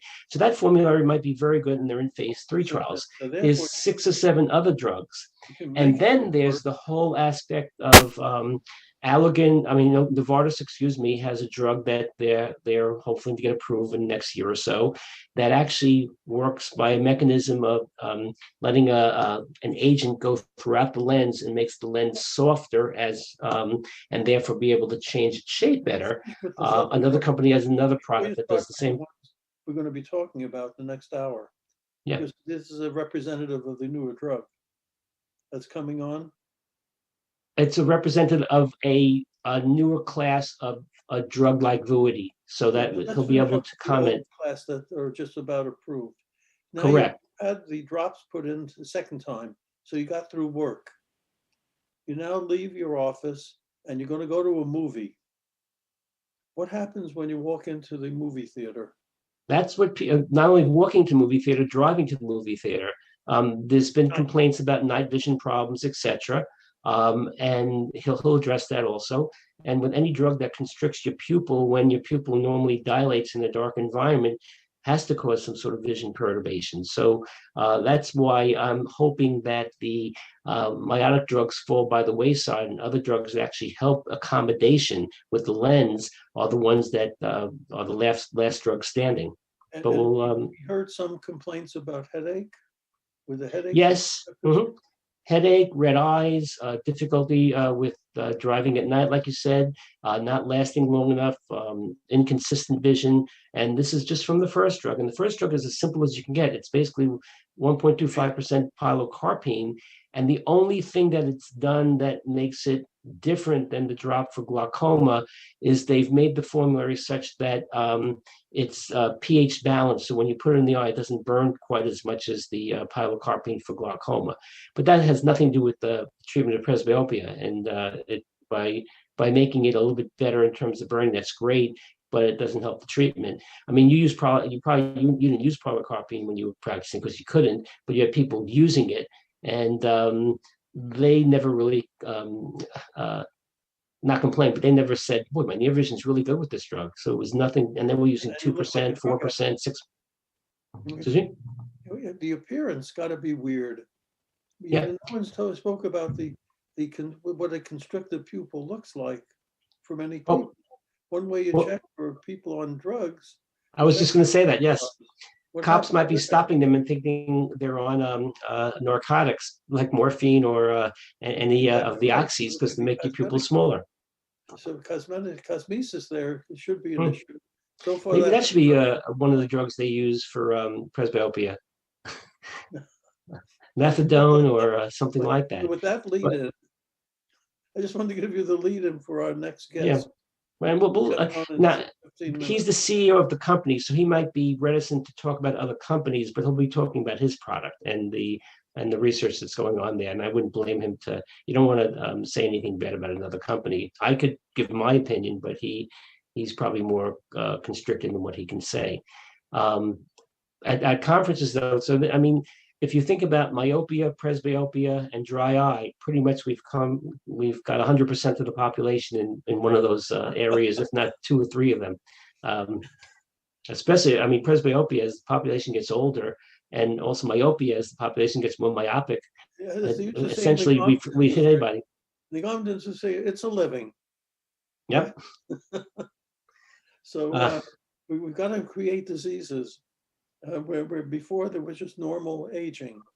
Yeah, I was thinking about that, and this is not to make Art Epstein jump on and yell at me. Are they really thinking about dry eye and the problems that they're having with them in Ukraine and in the areas around it? Or is it something that has kind of fallen by the wayside?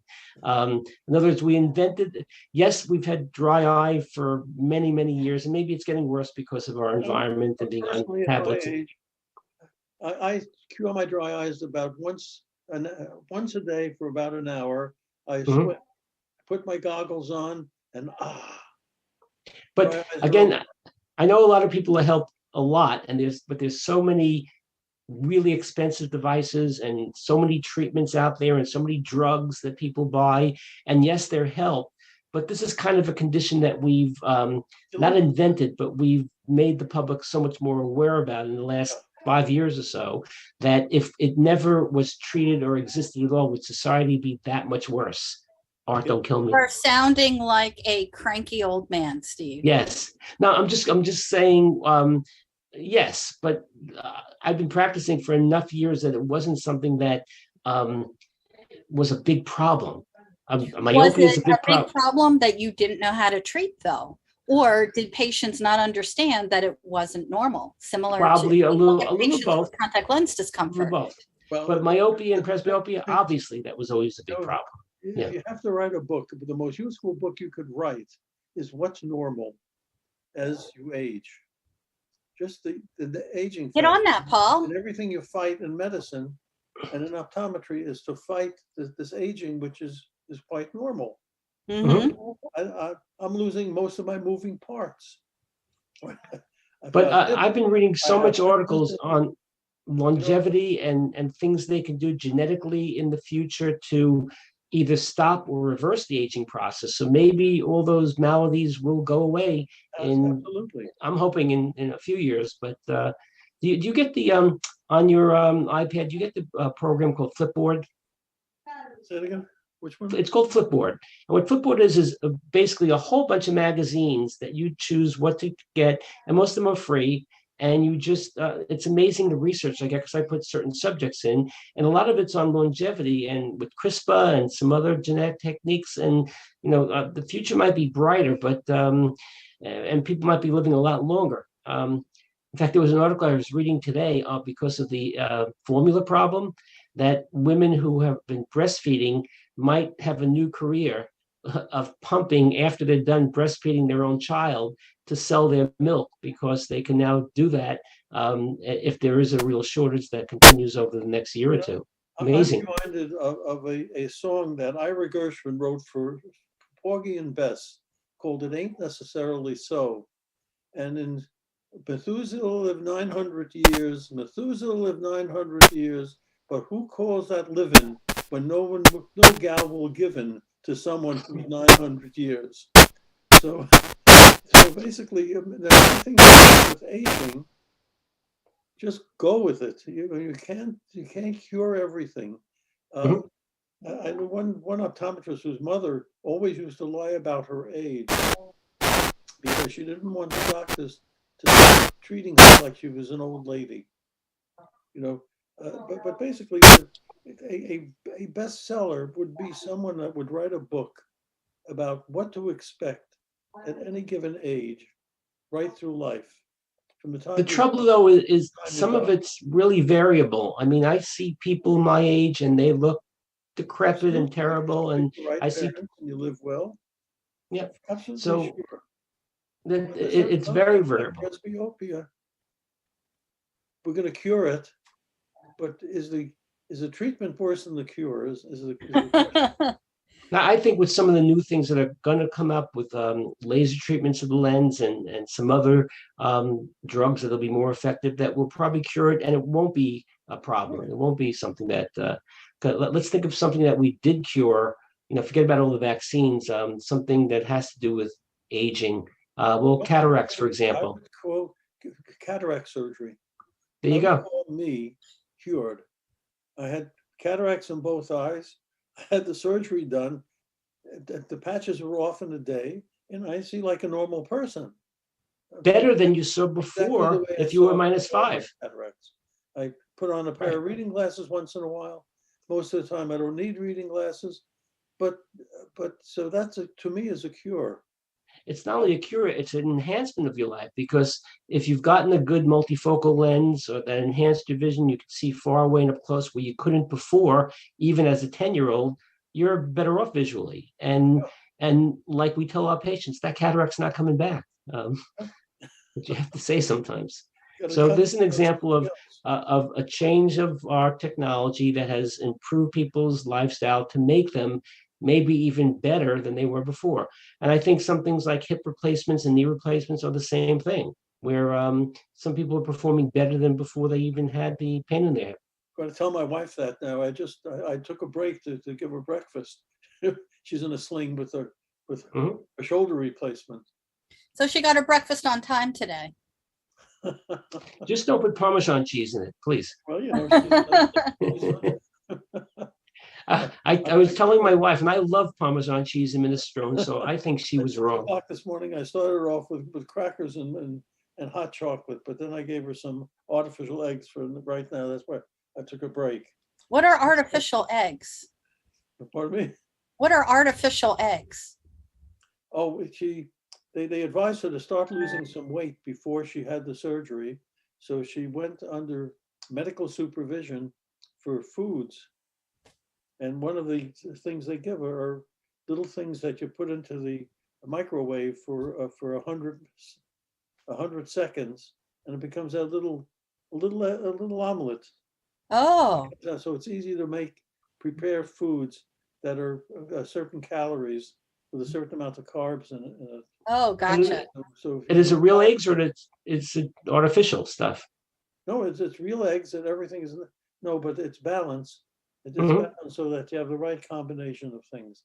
But the Yeah. problem with these diets is it becomes so boring that you ultimately give it up. Most people least- can't stay on. At least, you know, there'll be an end to it. Once she's better, she can go back to her normal diet. Yeah, well, you know, I'm sure she's going to. I don't think I think she can keep this up. So, and she won't eat my cooking because she says everything I makes taste like goulash, so it doesn't matter. But you can fool people. I was taking my little grandkids to a brunch down in Florida, and I got them an omelet with egg whites. Didn't tell them with the cheese and all the other stuff in it. They didn't complain at all. Said this is delicious, and they were eating egg whites rather than full eggs. I mean, foods have gone through such a change. For a while, you couldn't eat bananas. There are too many carbs in bananas. Don't eat bananas. Then egg whites, egg yellows. Shouldn't eat the yolks of the eggs, so people only went to whites. now everything becomes normal. You can't keep up with. Well, science evolves, there's more research, and some of it is bullshit. I mean, some of it is funded by certain like Dairy Council or Egg Board or insert whatever that there has been some information come out that shows that some of the past research that really sticks in our brains, such as fat is bad for you, wasn't actually legit. But as more and more science comes up with more and more results from studies and looking at more information, it's never going to be the same. So on one hand, it is frustrating that eggs are good, eggs are bad, eggs are good, eggs are bad. But you got to look at where the research comes milk, from. For example, you only drink skim milk, but now regular milk seems to be okay. Well, that's that again. There were studies that came out years ago that said fat is bad, and that's why in the early 90s we had all that fat-free crap, and it was more full of sugar. And actually, good fat is good for you. I remember. About a couple of months ago, I decided to order a major dessert after dinner. What kind of major dessert? Was it good? Whipped cream and they came out with this big banana split type of thing, and people looked at me with envy. My wife and I shared this thing with envy, and I looked at these old folks. I said, "Hey, you don't have that many years to live. What are you waiting for?" Now, it's different if you're lactose intolerant. You might not want a banana split. Right. But you don't want to hasten the end either, Paul. Again, on Flipboard, I read 3 or 4 studies now about coffee. And apparently coffee is really good for you in terms of longevity as well as other things.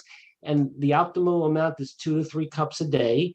And it's better than not doing it compared to the people who don't do it all, the teetotalers from England, etc. They did. I feel, I went for my annual physical. And one of the questions they ask you routinely, do you use alcohol?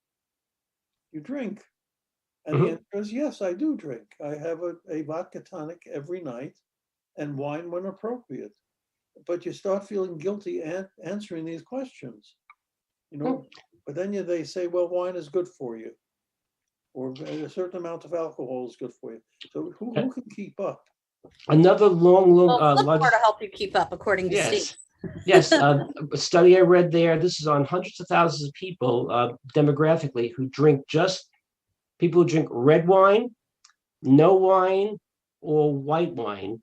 And statistically, the red wine people were thinner and more healthy and had less conditions and lived longer than the people who did not drink wine at all and the people that drank only white wine.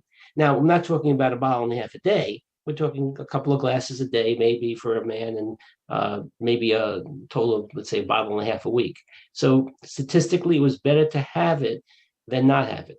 Now, if you have a bad liver or something like that, and you can't clear the alcohol, that's different. The red wine drinkers most likely were on a Mediterranean type of diet. Yeah. Most Italians prefer reds with meals versus whites.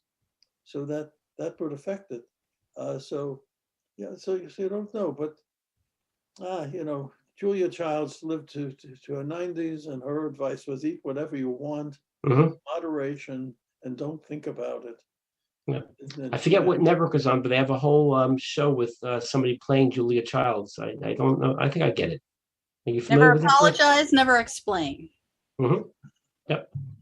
But they do have these blue zones, they're called, areas of the world where a lot of people live over 100, and a couple of them are in Italy, a couple are in the Far East and Japan, and almost all have the same similar diet with very little red meat, red wine or something like that, eating legumes, vegetables, etc. That seems to be what works. But some people die early from that because they're bored.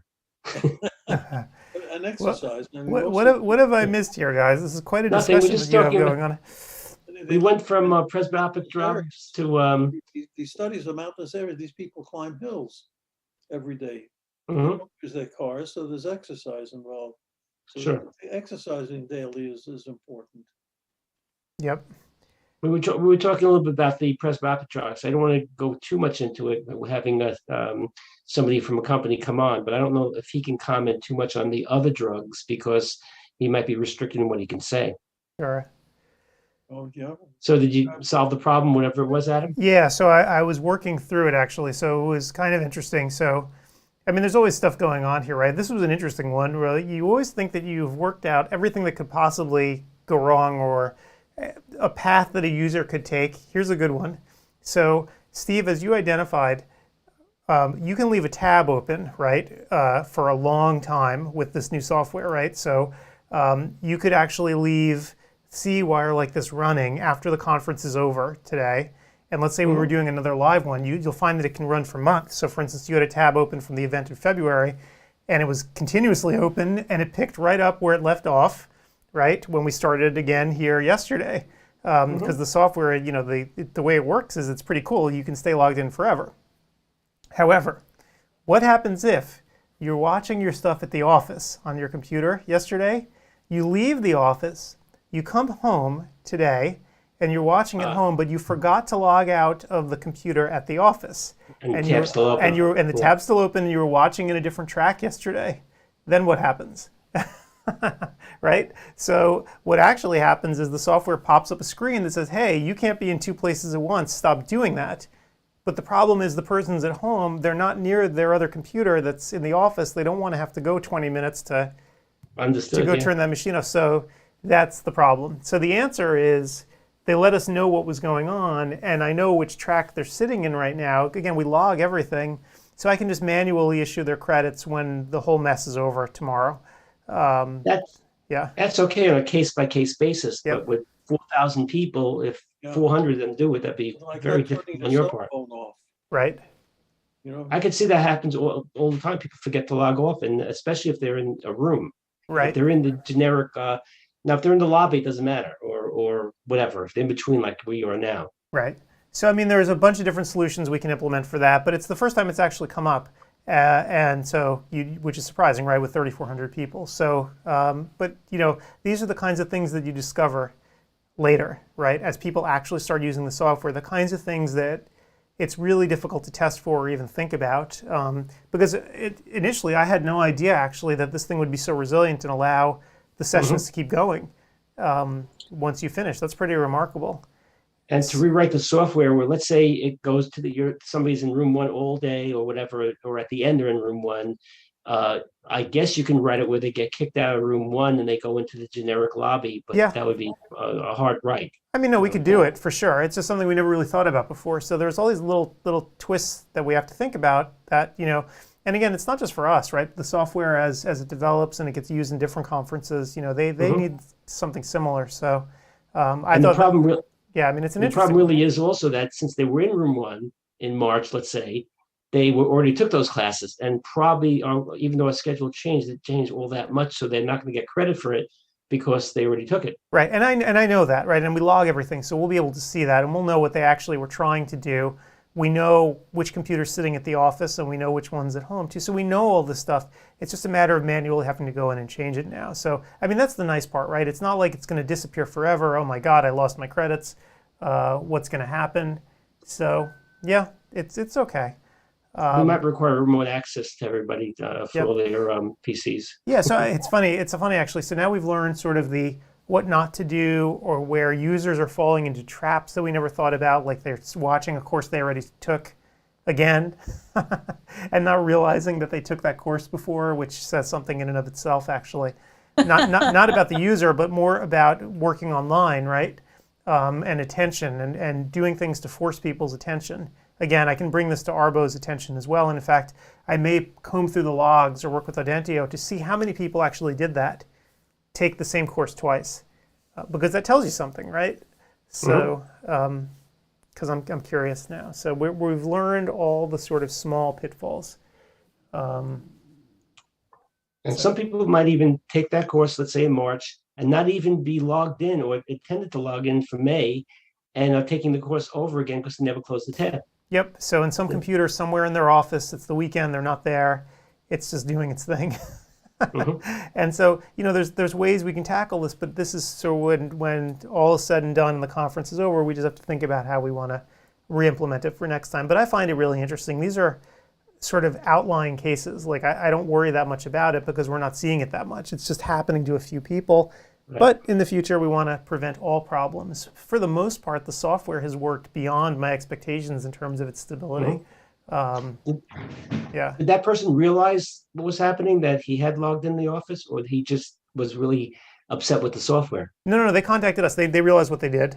So, okay. Yeah. So it's a thing. It happens, and totally cool. At least we're standing by watching all this stuff, so we can always fix it. Our guest should be here in 2 minutes. Yeah, we can hope. And we provided he'll be a Zoom guest, so we'll be able to see him face to face. We provided his representative with the information. Yep. Are you going to introduce him, Steve, so we know who we're talking to? Sure.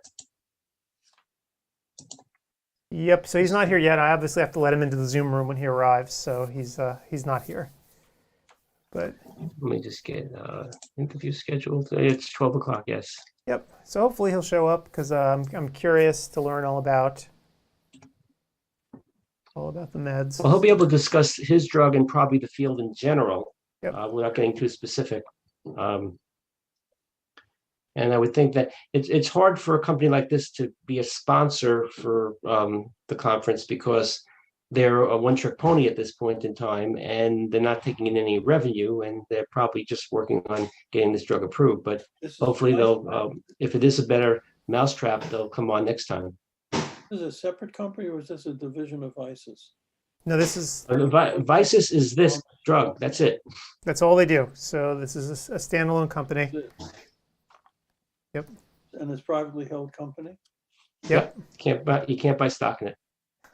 Okay. You could buy the company if you're Elon Musk, but yeah, that's about all. Well, you can invest in the company. Can you invest in the company, or is it? I don't think so. No, I didn't look into it. We can ask him. So here, let me actually put up on the screen. So he's not here yet, but I'll put up the company's webpage so you can all see it if you're unfamiliar with what they do and how they work. There we go. So here they are. Let me get rid of that. Let me know if he should be in. Hopefully he didn't forget. He knew the time. He knows the Zoom link.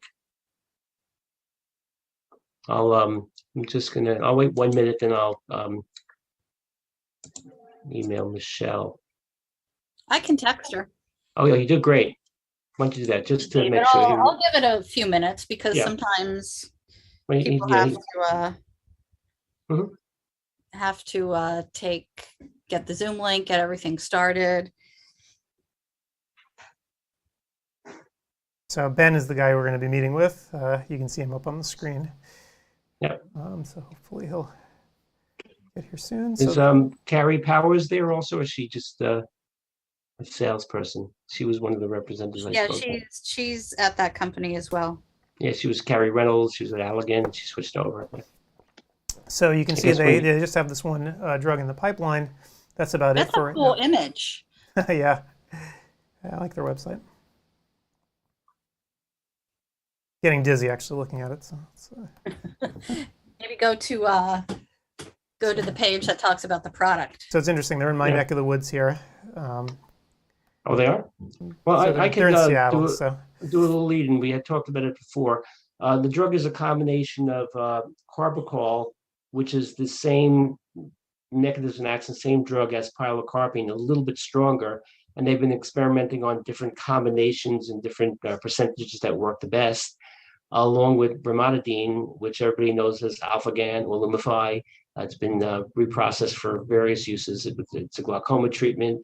It makes eyes nice and white, and Lumify, lower dose. Its mechanism of action with this combination is it does help to make the pupils smaller, even than with carbachol alone.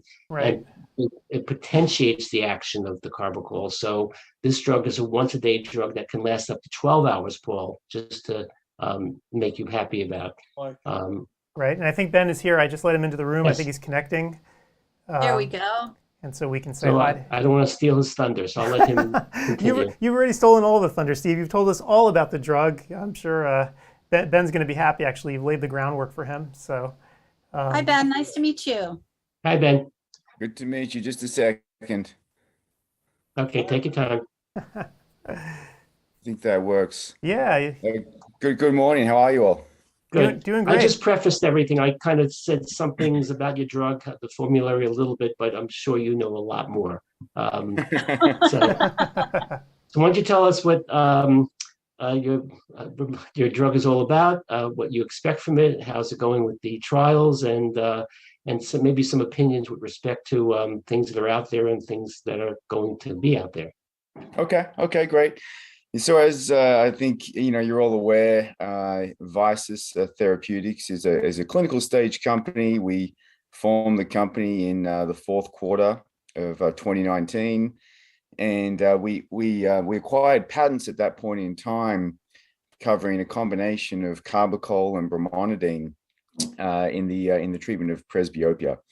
And there were previously multiple studies conducted, clinical studies conducted outside of the US, ex-US, and these studies demonstrated with varying concentrations of carbachol and brimonidine a significant and durable effect on the pupil. So a big improvement in near visual acuity and a sustained improvement. So what we saw from some of the studies, again, conducted and published prior, was a good peak miotic effect. So bringing the pupil down in a significant manner, and then holding that out into 8+ hours. So it sort of showed the promise to us that maybe we could further develop that formulation into an all-day presbyopia correcting eye drop. And so we went through some formulation work through 2020, and then commenced our phase 2 study in the first quarter of last year, and then read out results from that, had our top line from that in the fourth quarter. And then obviously I presented on some of that data recently at Accelerator, and we commenced our 2 pivotal studies in the first quarter of this year. So those 2 studies, Brio 1 and Brio 2, one of them a crossover design, the other a longer term safety study, is both enrolling, and pleased with progress so far in both of them. This combination, if I just get to maybe some of the mechanism and what we've learned, carbachol, as we know, is a very potent miotic agent. And brimonidine has a number of benefits in the combination. What we've found from some PK data actually in rabbits, and what we found also from our own clinical work, is that brimonidine really potentiates this pinhole effect. So what it does is it keeps the carbachol levels, if you like, high in the target tissue for longer, and therefore again sustaining this miotic effect all throughout the day. So we are encouraged by our phase 2 results, and looking forward to again the readout from our phase 3 studies. We have multiple readouts through this year and then into next year, and still on pace at this point in time to be filing in the middle of next year.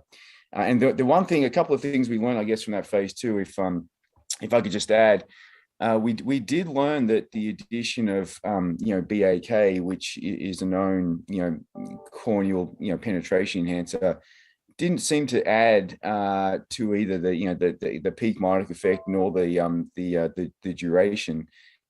So we are taking forward and studying now in our phase 3 studies 2 preservative-free formulations. So Brimacol formulation, which is 2.75% carbachol, 0.1% brimonidine with no BAK, and then also carbachol at 2.75%. Again with no BAK. So we see that as an added advantage, obviously, for those for those patients out there that don't tolerate any of those preservative agents well. So again, we have 2 preservative-free formulations in the clinic now, and look forward to filing again in the middle of next year. Could you, a little softball question here about brimonidine? Yeah. Could you speak to how it lessens the side effects from other formularies that you might not be able to discuss? Yeah, so again, a few things we know with myotics. We know that at times you can develop a degree of hyperemia. We have heard that that some formulations can cause a myopic shift, and also infer some headache and brow ache.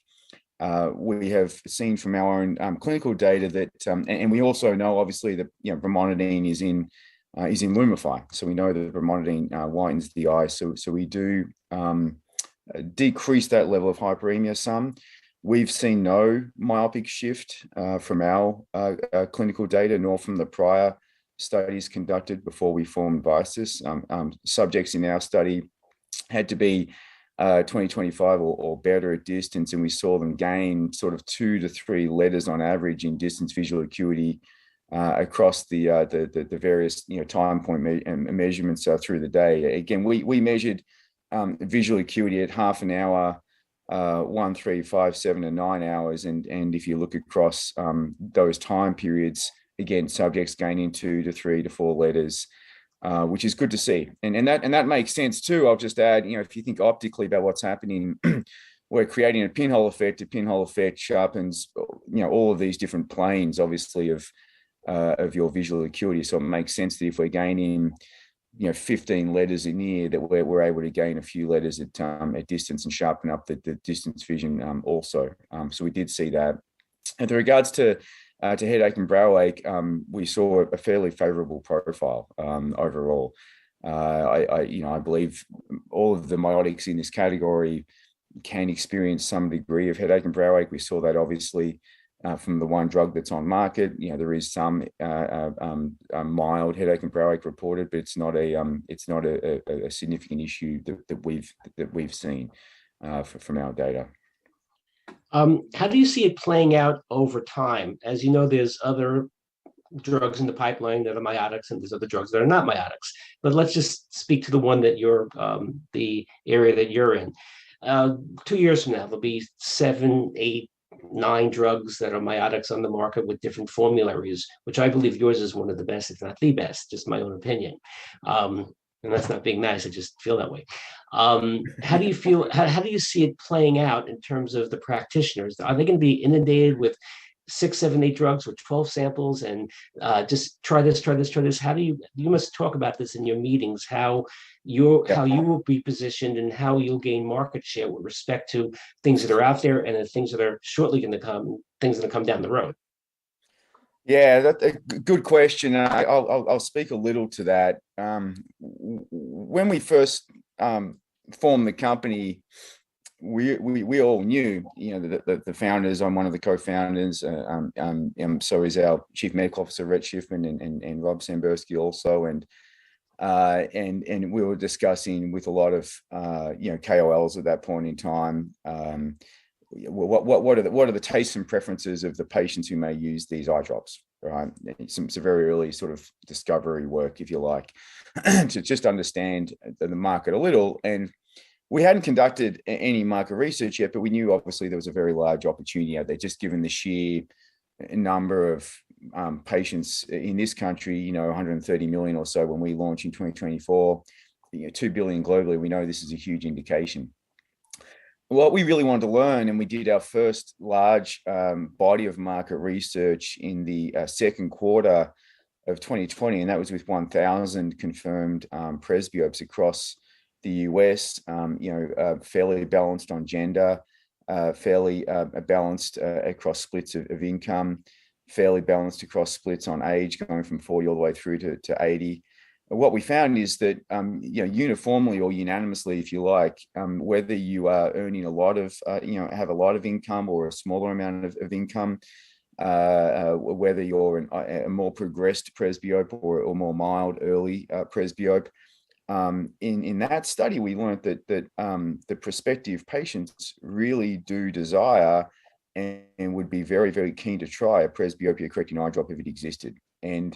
And that was encouraging, because that was the first really large body of market research we conducted. There was some other research conducted maybe by some other companies, but to ask a very, very a large body of questions and get a good feeling for what are the tastes and preferences of, again, prospective patients was important to us at that point in time, because again, we were in formulation development. When here we have a target product profile, we want to confirm that yes, a long-acting drop is what people want. We want to confirm some other features.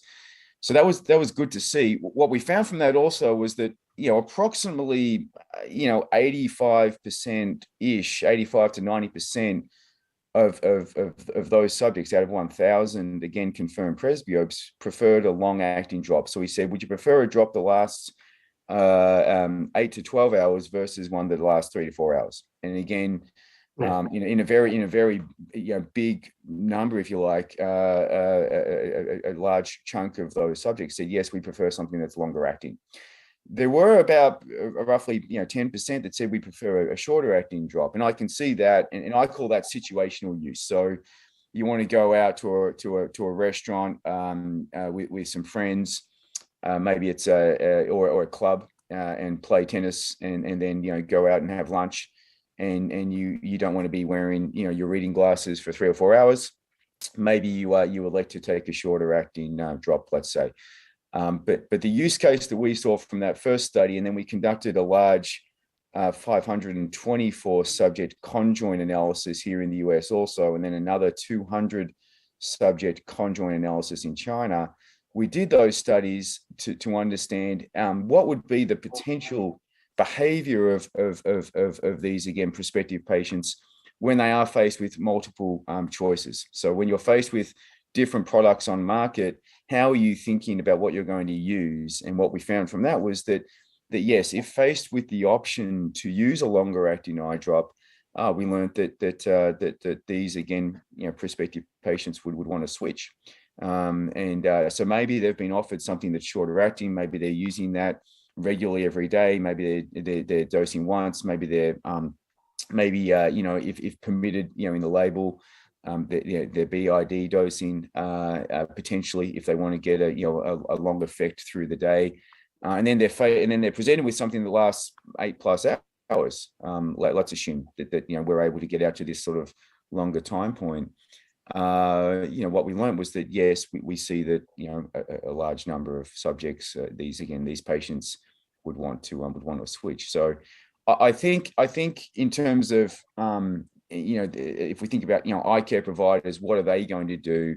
I think they'll have a conversation with their patient, and they'll say, how do you want to use it?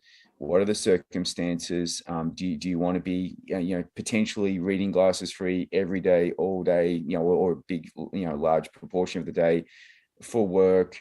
Do you want to use this occasionally, and have a conversation, and then probably select one of the product candidates out there, owing to whatever the tolerability profile is also, potentially, and also owing to maybe this is a dry eye patient, and maybe I don't want to give them an eye drop with BAK or preservative agent. So those elements factor in. I think, what's your use case? How do you want to use it? let's have a look at tolerability, or what I know about tolerability, and then are there any other formulation elements that I should be thinking about, and having that conversation with their patient, and then saying, try this, prescribing one of these eye drops, and then saying, come back in 30 days or come back in a couple of months, and maybe the clinic then follows up with the patient to see how they're finding the experience. So I think it will work something like that is my expectation. I believe you're correct, and it might even be a more simple sentence that the cream will rise to the top based upon performance and based upon side effects and based upon results, and it'll be a word of mouth thing through the community of eye care practitioners. Well, so I will say that, we don't know the exact profiles of all of these candidates in development, obviously, yet.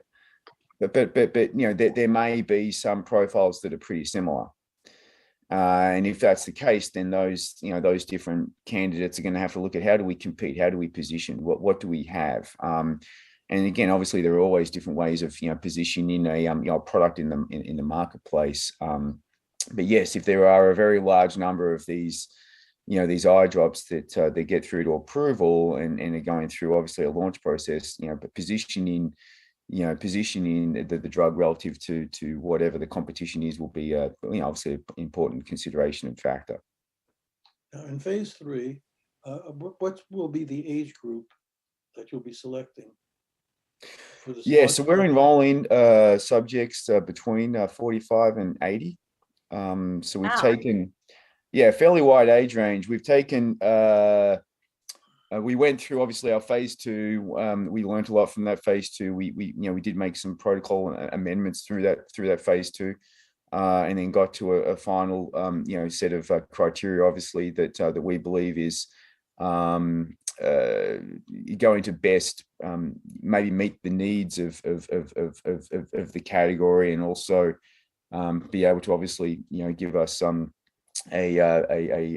good chance of approval.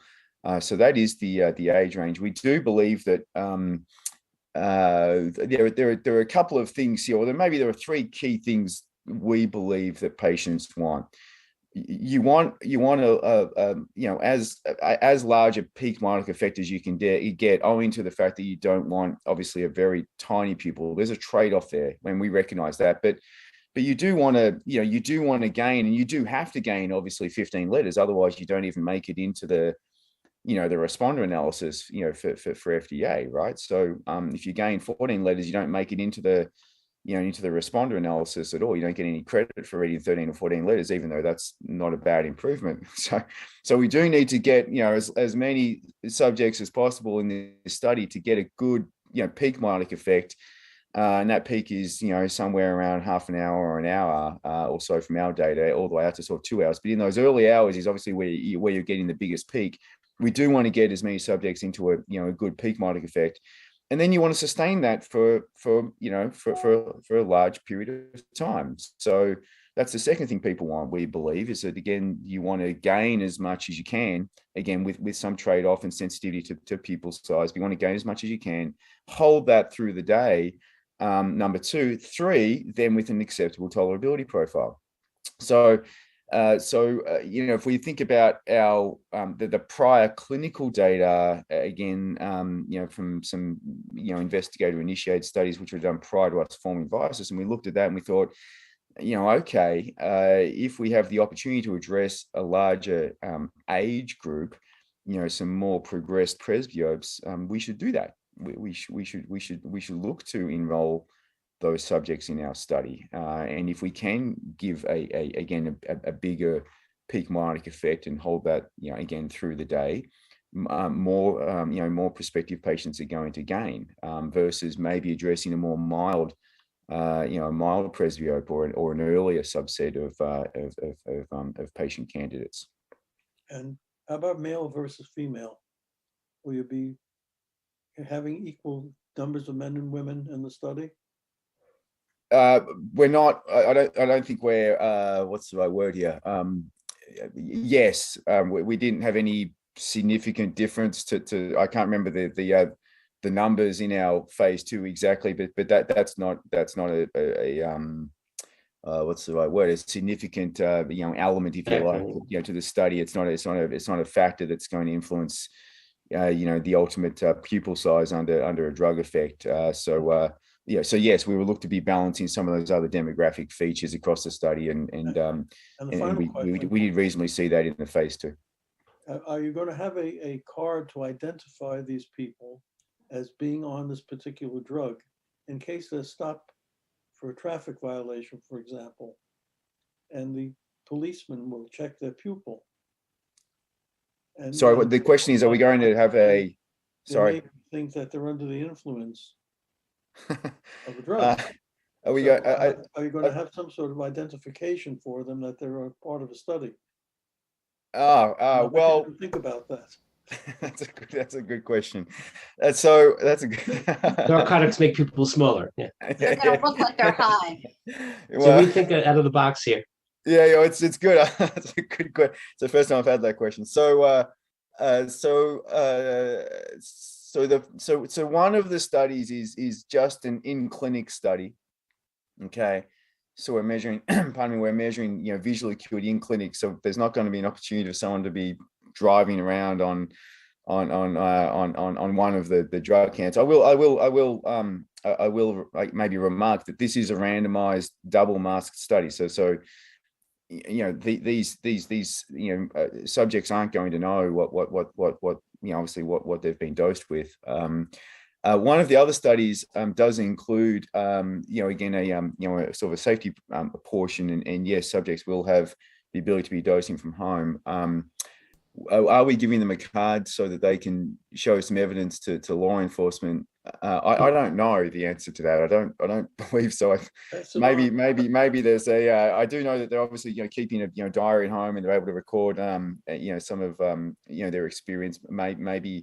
Maybe through that they can provide some evidence, but I'm not sure that we're giving them a take-home card. I'd have to follow up on that. I'm sorry. What's really good is that by not being first out, the general public is getting information, becoming aware of this whole process and this whole area. And by the time you come out, they'll be very aware of it, and it's up to the practitioner to choose the right drug mechanism of action. But at least the public, they're asking questions now. I'm not sure Adam has the poll. I have a Facebook page, and a few people responded. And so far, many doctors are not using it. And if they are, they're not super happy. I know you can't comment on the one that's out there now, but the response has not been great because of time of action, side effects, things like that. But I think it's good that you're not first out, because it'd be hard for you to get that information out. But by being out in, I guess, a year or so, you're anticipating?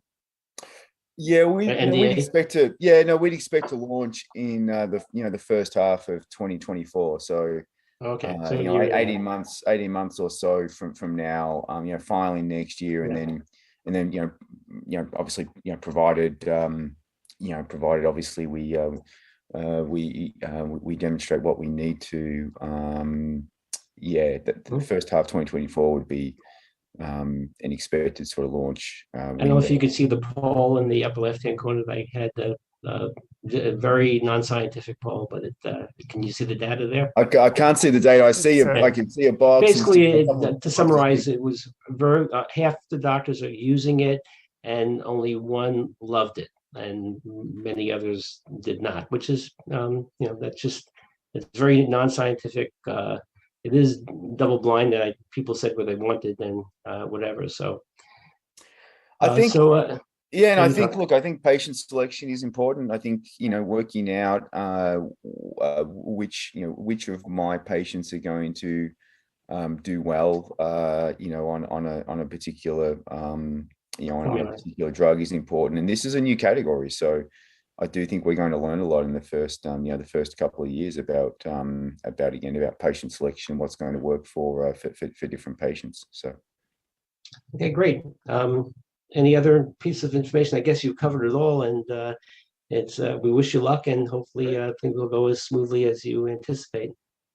Very good. No, look, as I said, we're very buoyant about our about the opportunity and about our prospects of bringing these two candidates through these studies and hopefully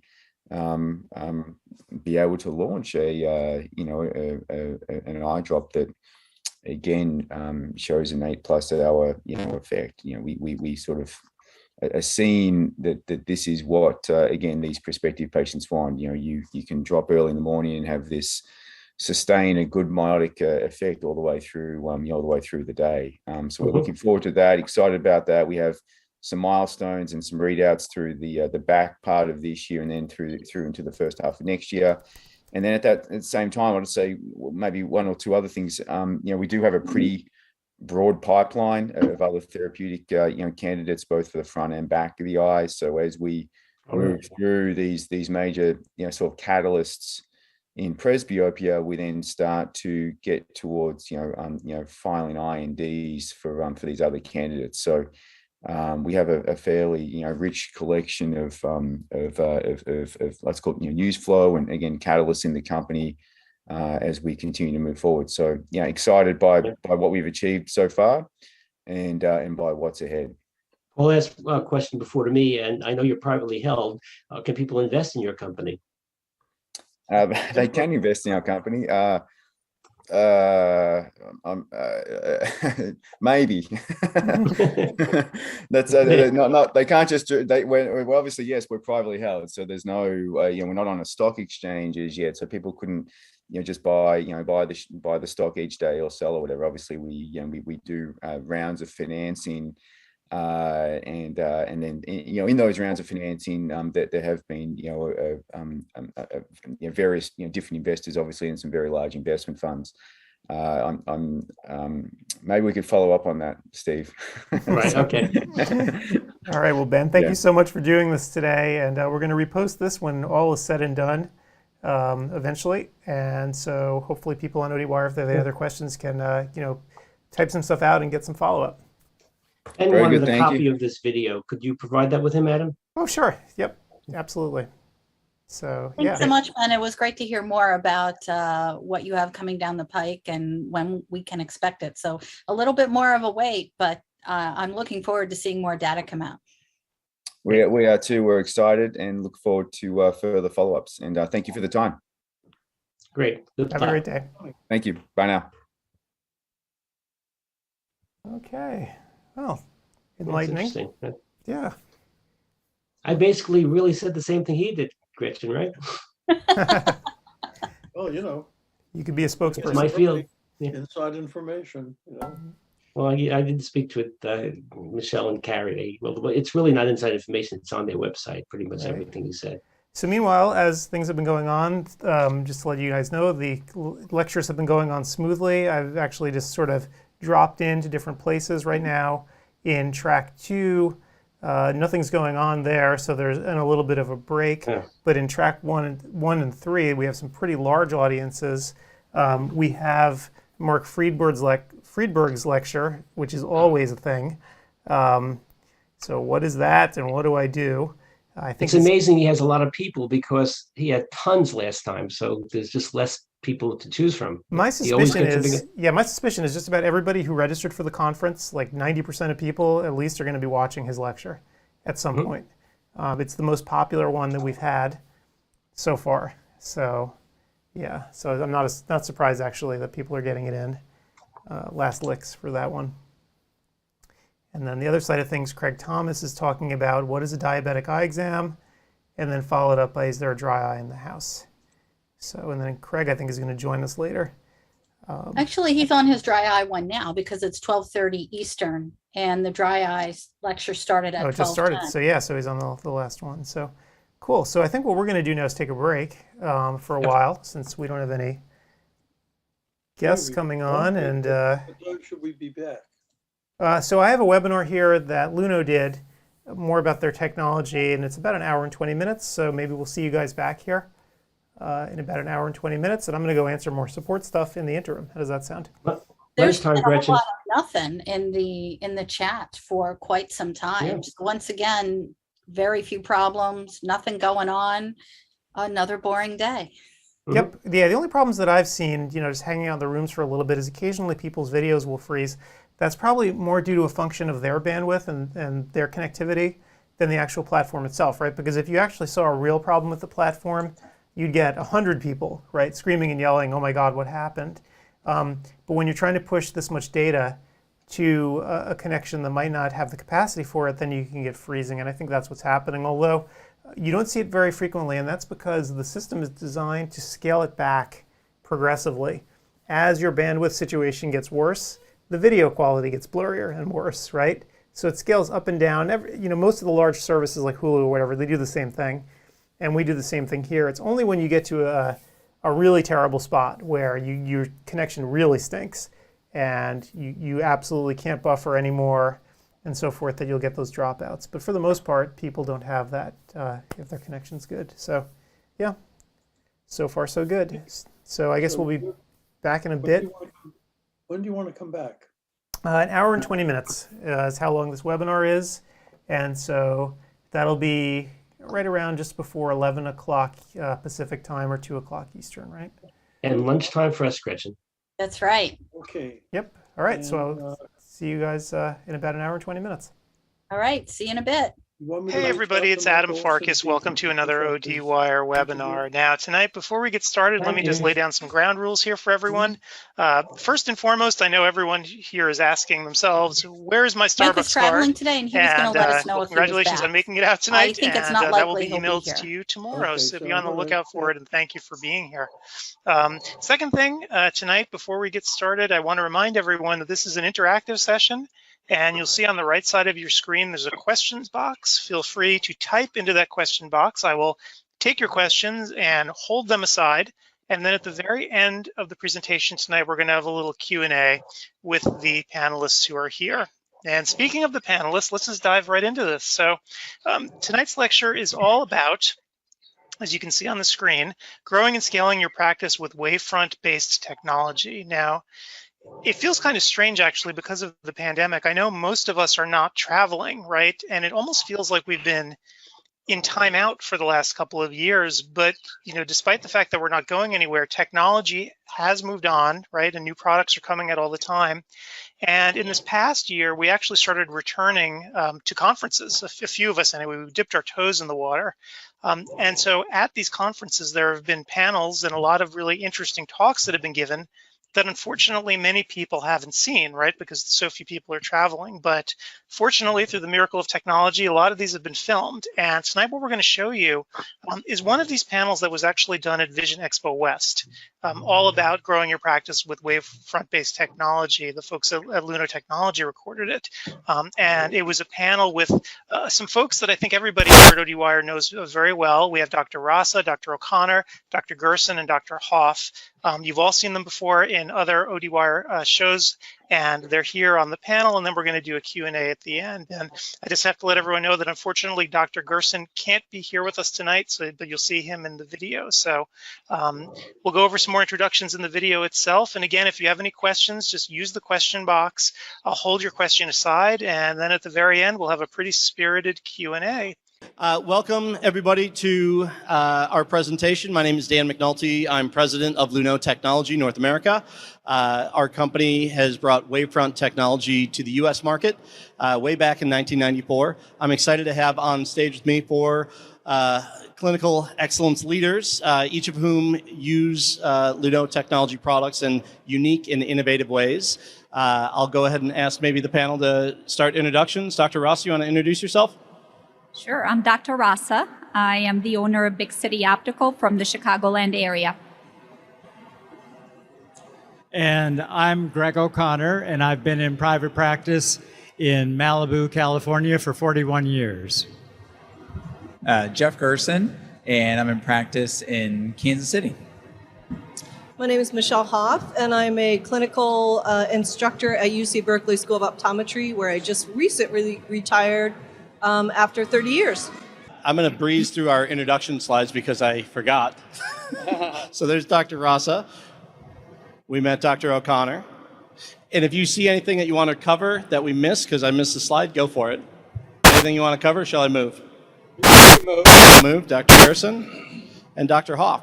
Okay, so what we decided as our theme for today is pictures are worth 1,000 words. And each one of our users up here have submitted a range of pictures or images that incorporate our technology into their practice. So we thought we'd walk through different images that they provided and ask the particular person to speak to their image. Whose image is this one? Is this a Dr. Rasa? You want to speak to?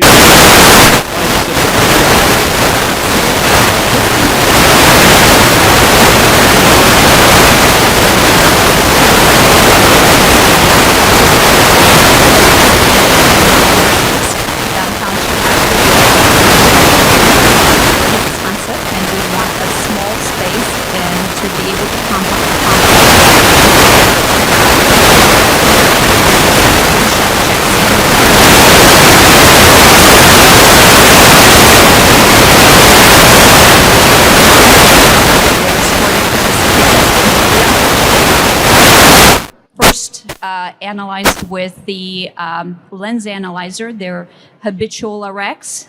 Their wavefront is ran with the eye refract, which compacts the information from your status as far as their uncorrected VAs, the patient's VAs with the habitual RX, and also the VAs with the eye refract wavefront information. With several subjective options given by the artificial intelligence and geared by my technician. We also have the prescription that is the manifest reflection suggestion. Then the patient turns around and we run the big part of the items that are required on the comprehensive exam, which analyzes the anterior segment. It gives us the idea of the patient's wavefront once more to verify what we just received. Also gives me the pachymetry, topography, anterior chamber angles. It gives me any opacities that might be visible on the lens, and also gives me the posterior segment wide field image of the back of the eye,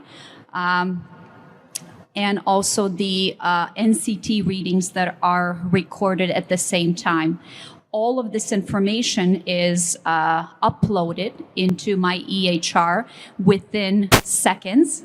And at that point, before even meeting my patient, I already have a lot of data to review and to design that how I'm going to address their chief complaint, the recommendations that I will make, answer their perceived problems coming in, and also discuss unperceived reasons of me seeing the patient, especially with the health information that is collected, and to make the right recommendations and consultation for the patient. All of this that you see here in this setup is taking less than 10 minutes to gather and be ready for me to review on my EHR. That's kind of amazing. It's 1,000 words. One thing I noticed about this picture, there's one chair, right? I mean, you have a lot of instrumentation. The information that you just provided is extensive. And the patient is really, they're not moving. They're just swiveling. Yes. Which is really, really neat. And you're not in the picture. You're just getting the information from the cloud. It is very socially distance friendly because the technician is able to direct the entire flow of this data gathering, stepping away 6 feet with the handheld Samsung iPad. Impressive. All right. I think you got your work cut out for you, Dr. O'Connor. Is this your picture? This is my picture. What we're looking at is photographs taken from the two of my exam rooms in my second location in Malibu, which I opened about a year ago. I opened it to be more technician-driven and oriented toward a younger demographic, and Luno technology fit what I needed perfectly. What you see in the photograph on the left is in the foreground, that is the Visionix VX40 lens analyzer. And it's a very simple instrument for your technicians to learn and to use every day. They simply insert the glasses into the instrument and press a button, and the instrument takes over and does the rest. It has an amazing optical display that tells you everything about the lens optically, and it's just a wonderful technology for troubleshooting, particularly progressive edition lenses. Behind the instrument is the Visionix 120 Plus with the dry eye module. And as Dr. Rasa was saying, in Malibu, we as well have very high overhead. So you can see how compact all these instruments are. And in fact, the Visionix 120 Plus is basically 8 diagnostic instruments in one. So that is a tremendous space saver. In the photograph on the right is basically the eye refract system itself. My wonderful optometric technician, Jennifer, is holding the Samsung iPad that controls the entire operation. The patient has her head in the eye refract instrument itself, and she's looking into the compact digital eye chart that is very versatile. It can produce a number of different displays, including cute little videos for children to keep their attention. And all the technology is, again, done automatically. From the finding from the lens analyzer is fed in to the tablet that Jennifer is holding. She enters the age, presses a button, and the rest just happens. And then she conducts the manifest refraction based on the wavefront aberrometry in a scripted step-by-step method that results in very accurate refractive finding. And then the display has lensometry at the top, the wavefront aberrometry reading next, and the manifest refraction finding underneath it. And then unaided, if the patient comes in not wearing any prescription, and Jennifer can toggle among the different three and ask the patient what they prefer, and then she makes me aware of what they've chosen. This has really been a wonderful experience for Jennifer. She was my optometric technician before Luno Technology, but you can really see her self-esteem build as she uses this really, I think, beyond state-of-the-art technology, and she feels so empowered that she's gathering so much powerful diagnostic data from the patient. And often the patients actually think that she's the doctor, and I don't really let on otherwise. One of the things that really impresses me about you in particular is, look, you've been in the industry or in OD for more than 40 years. Yeah. Yet you're employing technology that's cutting edge, right, empowering your staff. What is the response of your patients to this? Do they question the results? Are they uncomfortable, or how do they respond to the technology? We've had it a year now, and we haven't had a single incidence of that. The patients feel very comfortable with Jennifer conducting all the diagnostic data gathering. They're very impressed by the technology. Dan and I were having a conversation before, and the genius who created all this actually did work on the Star Wars program for the Reagan administration way back when. And I said to Dan, wow, it's amazing how many of my patients, after they experience this, go, wow, this is like Star Wars.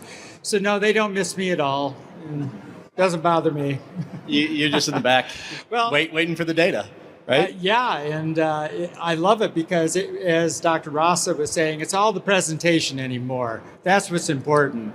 You have so many options now to tell your patients about that I think for you to be well prepared to give the presentation is where your time and energy should be focused. I love that. Thanks for sharing. That was great. Next up, I think we have Dr. Gerson.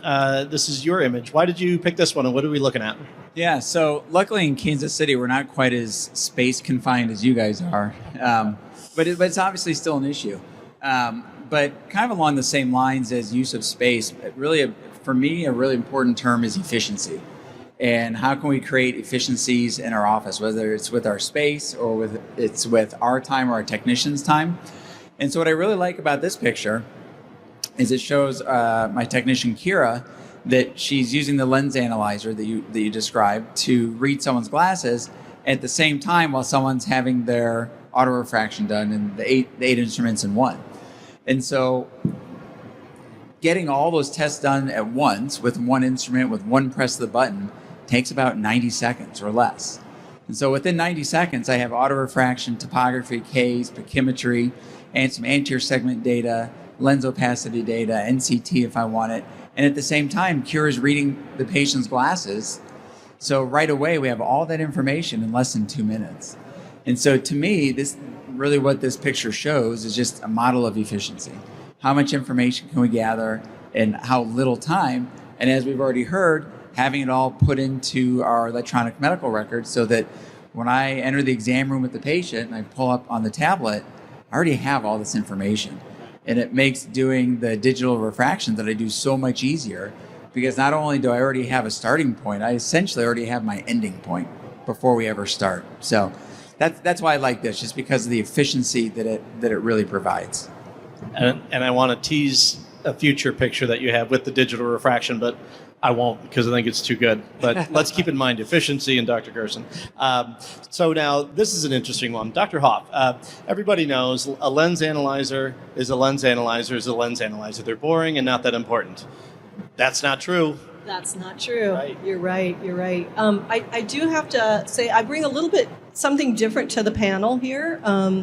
I am a lens geek, and I am happy to say I am a lens geek.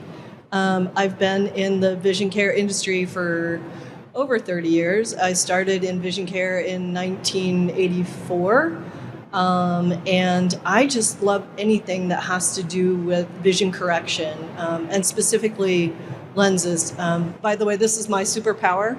Glasses are my superpower, and I've had my superpower since I was 4 years old.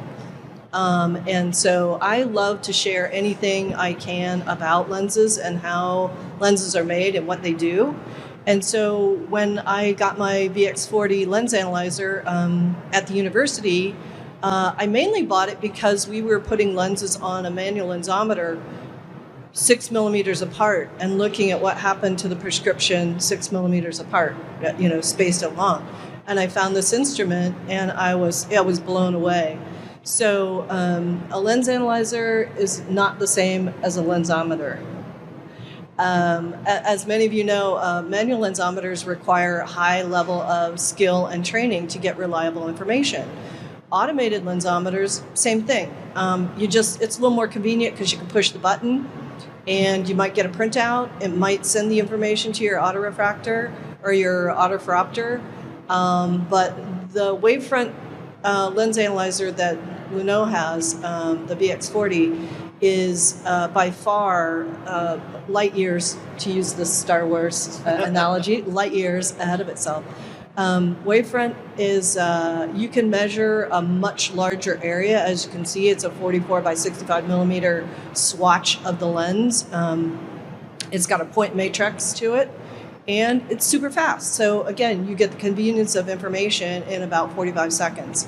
The beauty is there are 3 different maps. So you can see here that you can change the display to see 3 different maps. The first map that you see, which is on the upper left, is the power distribution map, and that shows you the power along the lens from the distance prescription, which is in the green circle at the top there. That's the distance reference circle.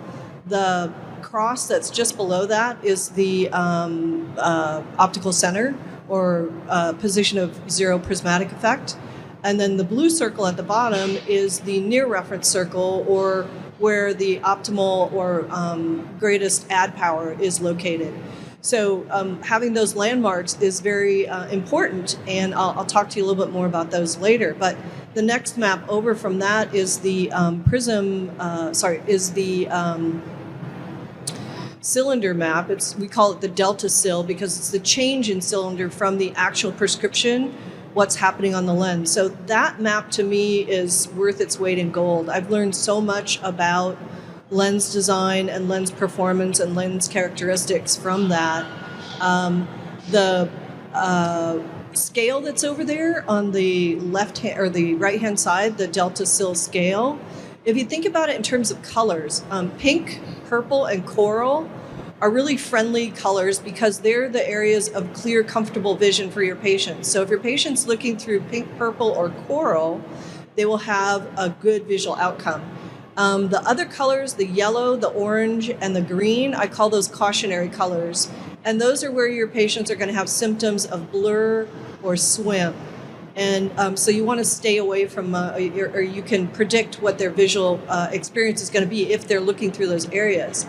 The particular shape of the map I'll talk to you about in a couple slides later on is really important. But also the distance between the top circle and the bottom circle tells you the length and position of the corridor of the lens itself.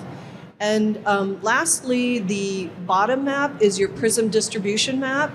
That tells you what the prism is doing away from the optical center of the lens. And so, for example, the point-by-point distribution, you can actually touch anywhere on that screen and see what's happening optically on there. And so if I have a patient who has prism at near, I can touch that and see, are they seeing the prism at near? Or I can check the power all along the corridor and see how is that power or rate of change happening along that corridor. So not only is this instrument very easy to train your staff with, you could put somebody, who came from a different industry into your office and say, here, put these glasses in there, measure them. But your staff could grow along in knowledge as they learn how to read these maps. And that's kind of what we do. I mentioned that I retired from Berkeley, but I'm retired but working. I guess that's what we say. I'm retired but working. I work with some other lens geeks at Sightline Ophthalmic Consulting, and that's what we do is we teach people how to use the technology of this instrument to its fullest extent. So Dr. Hoff is an optical Jedi, to continue the Star Wars analogy. Yeah, exactly. We have clinical application specialists at Luno, some of whom are fairly well tenured. And after a 10 or 20-minute discussion with Dr. Hoff, their mouths are agape and they go, I never knew all that, So thank you for your knowledge. I look forward to some more slides. You're welcome. More pictures coming up. Let's advance. And I think next up is, again, a Dr. Rasa. Dr. Rasa, what are we looking at here? So this is another picture displaying my practice and how two of my optometric technicians are displaying how to perform the eye refract readings. One thing that I have to really agree with Dr. O'Connor, this gives us a lot of empowering to our optometric technicians to be a bigger part of that comprehensive exam. And the patients definitely have a wow factor, and they see that and they enjoy hearing that feedback from patients and taking part into that more kind of important part of the eye exam.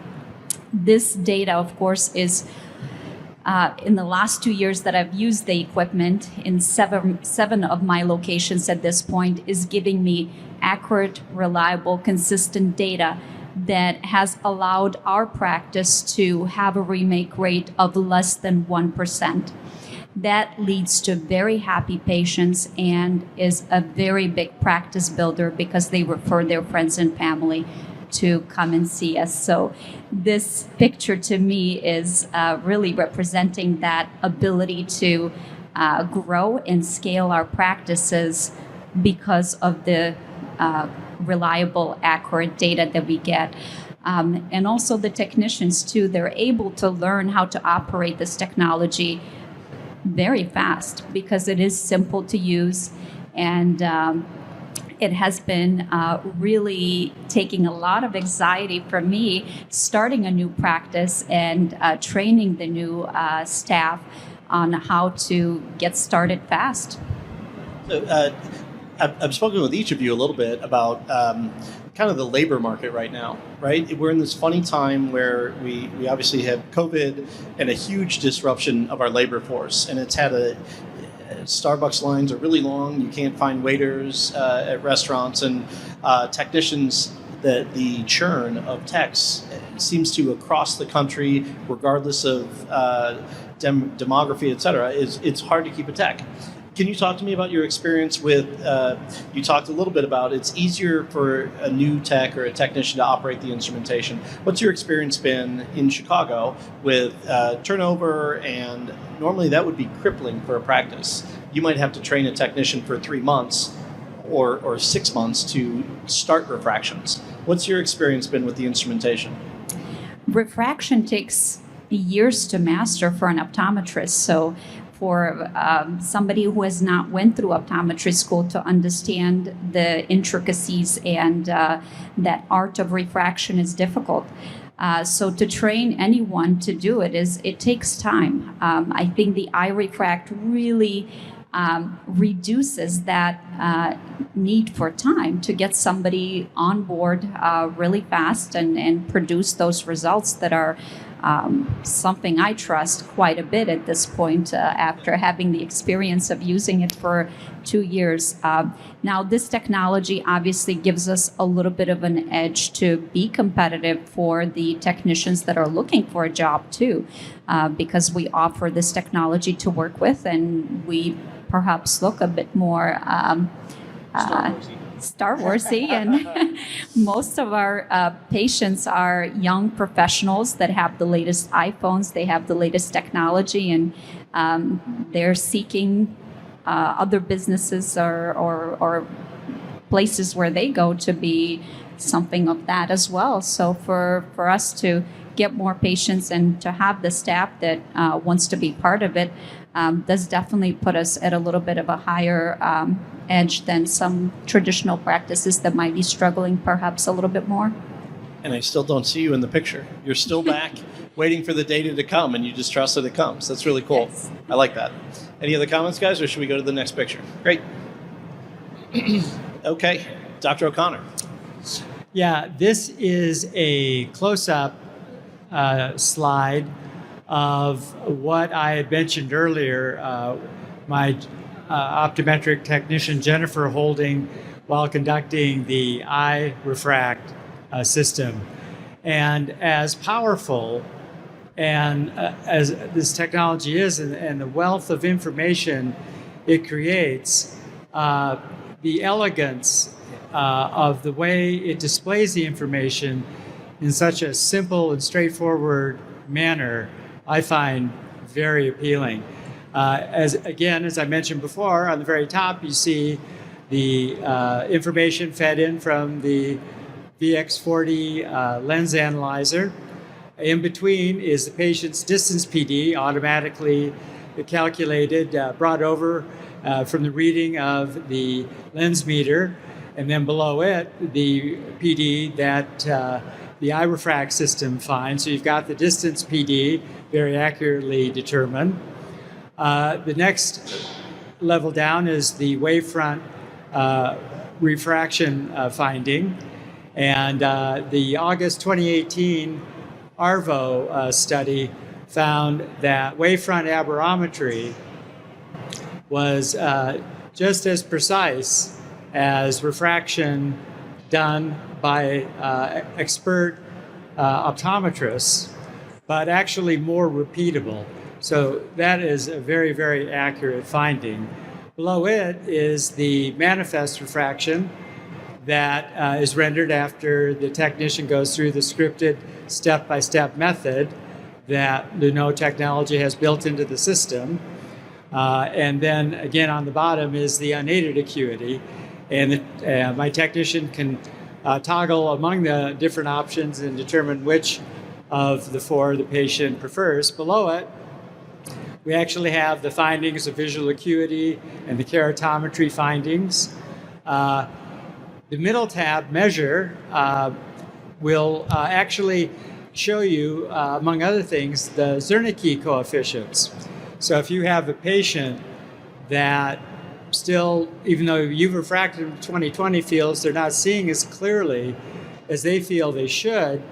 You can check the Zernike coefficients to see if maybe higher order aberrations are a factor. And then the third tab can also show you topography and things like that. So simple, elegant, and very informative.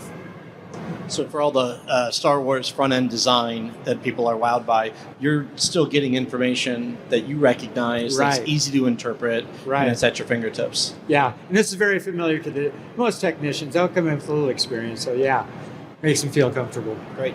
Great picture. Thank you. All right, Dr. Gerson, you're up. What is this colorful picture? Yeah, so really what this is showing is on the tablet that I'm holding when I'm doing my refraction, the two different modes that I can use for actually doing the refraction. So what we're typically used to is using a manual phoropter and reaching up and turning and spinning things and doing it that way. And with this, it's a tablet that you can hold in your lap or on a desk, a counter, or whatever, and do the refraction from that. So someone mentioned social distance friendly testing. And so this makes it so refraction, you can be as close or as far away from your patient as you want because you're not hands-on the digital phoropter, you're hands-on the tablet that's controlling the digital phoropter and is controlling the eye chart as well. So the image on the left looks kind of like a regular phoropter with different colors indicating whether you just touch it to make a change or whether you have to drag it to make a change. But so, for us that are used to using a traditional phoropter when we go to digital, a lot of times we want to do something that feels similar to what we're used to doing. So this allows us to do our refraction digitally, but on something on the tablet that looks like a manual phoropter. So really easy to control, very comfortably. And, we haven't really talked at all yet about the ergonomics of what we do. And this is something that really helps take into consideration the ergonomics when you're doing your refraction from the tablet. Now the image on the right is a different way of refracting. So instead of using what looks like a traditional phoropter, I call this a more analog method, where we're choosing either the sphere, the cylinder, or the axis in either eye or both, and then using the buttons or the little dial on the bottom to change it by a quarter, or in this case it's by a quarter, or we can change that to a half or a full diopter change at a time. So it's just a different way to do the refraction. One of the things I like about this is my staff really like this. And so, yeah, the one on the right. And because they find it to be more simple to do. And so the way that we utilize staff in our office is before I see a patient, they've had all the pre-testing that we've already discussed, and we don't use an eye refract, but my staff has already done a refraction using this. So they like the one on the right a little bit better. They find it to be simpler. And it's kind of easier to teach someone how to do a refraction on that versus the more traditional phoropter that we're used to. Everyone understands buttons, right? You press a button, it makes a number go up or makes it go down. But when you introduce all these different dials, then all of a sudden things are confusing. I think maybe we probably lose a little accuracy or some of the testing we can do with some of the more dials. But that's why oftentimes I'll use the dials and they'll use the buttons. The other two things real quick to point out are in the upper right of both these images is the eye chart as seen by the patient. So I can just be looking at the tablet. I don't have to be looking over here at the phoropter, then looking back here at the eye chart. I'm looking at one thing, and I have everything in the palm of my hands. And then on the bottom right are just different ways we can control the eye chart, whether we're using traditional letters or E's or pictures, or if we want to change the contrast or put up a red-green chart. Most of us are probably used to doing refractions with some sort of digital eye chart, and it brings so many more options, and again, all in one place. So that's why I like this. Again, the efficiency, I use that word over and over, that it brings by having everything kind of centralized in one hub, and that allows me to do things one way and a staff member to do it another way without having to make much change. That's really cool. And how long have you been, or when did you transition to digital phoropters? Do you remember? Yeah, so I've been using a digital phoropter for probably 3-ish years now, maybe a little bit longer. And now it's your kind of standard practice. Yeah, we don't have them in all of our rooms yet. So, when my techs ask me, which room do you prefer? Well, a room with the digital phoropter. That's where I want to go. Yeah. Easy decision. Cool.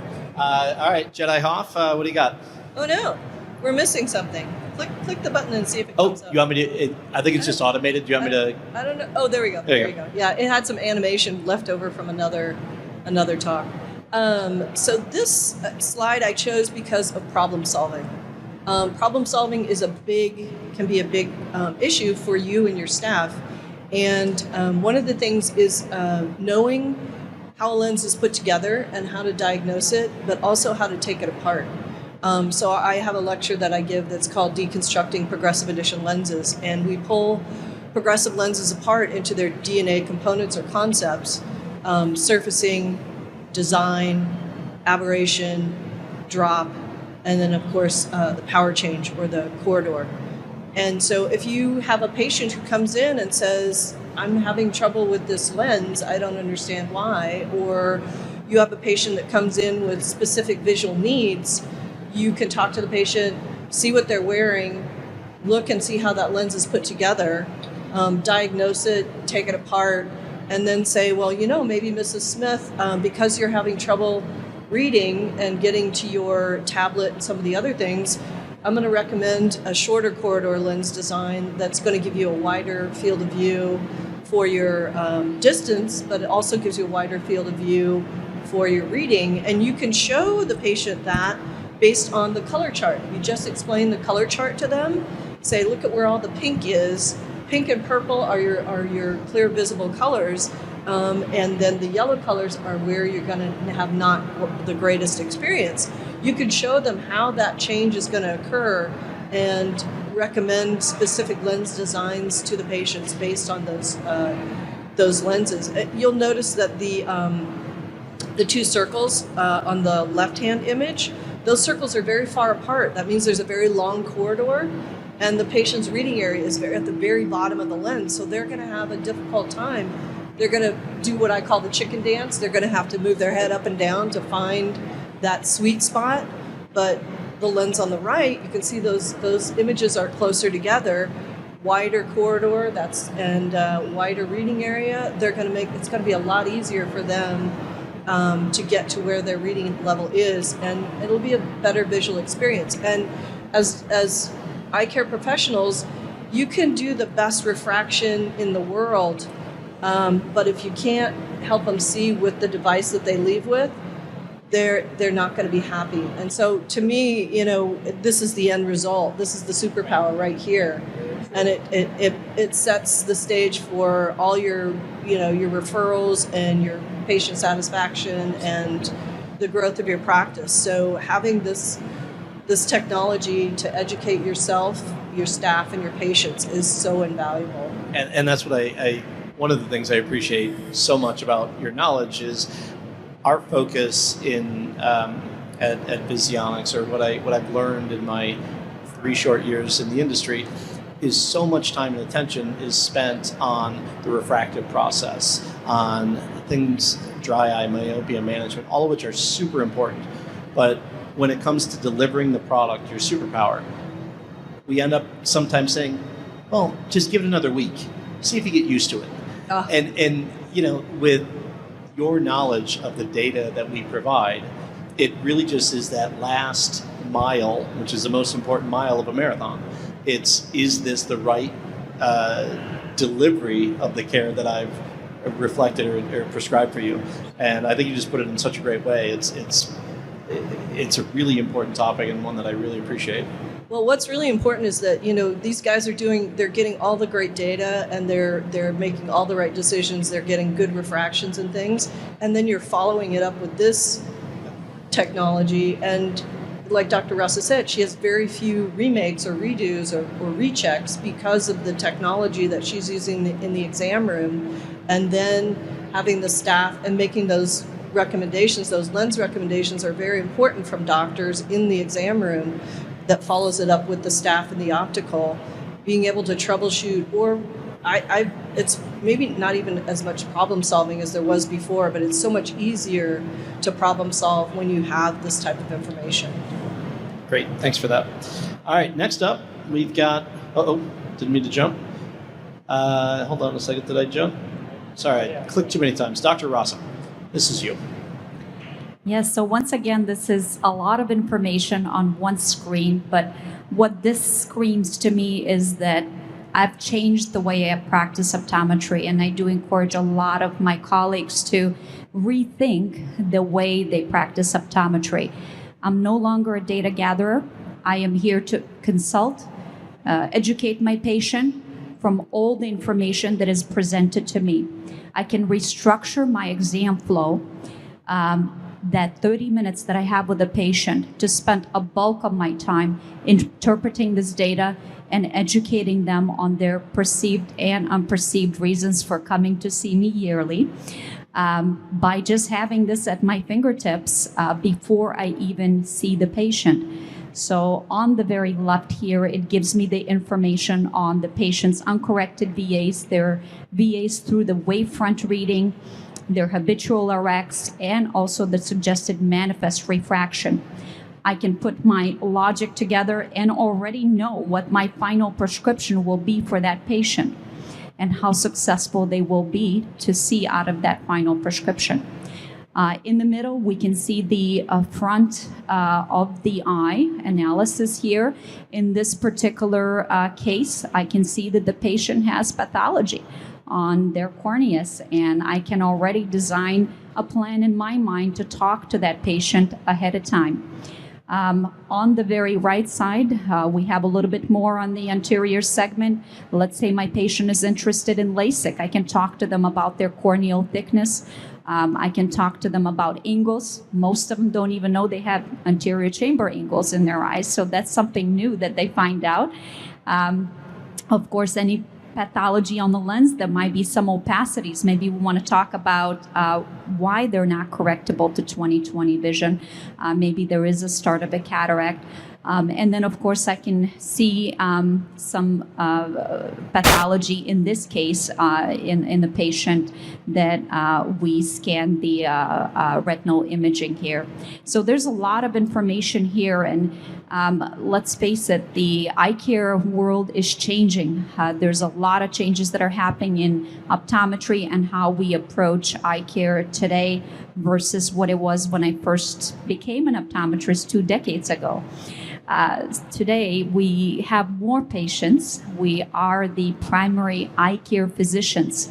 And in order to really practice to the best of our abilities, we really need to have all this information already here for us in order to spend that time with the patient, educating and consulting them.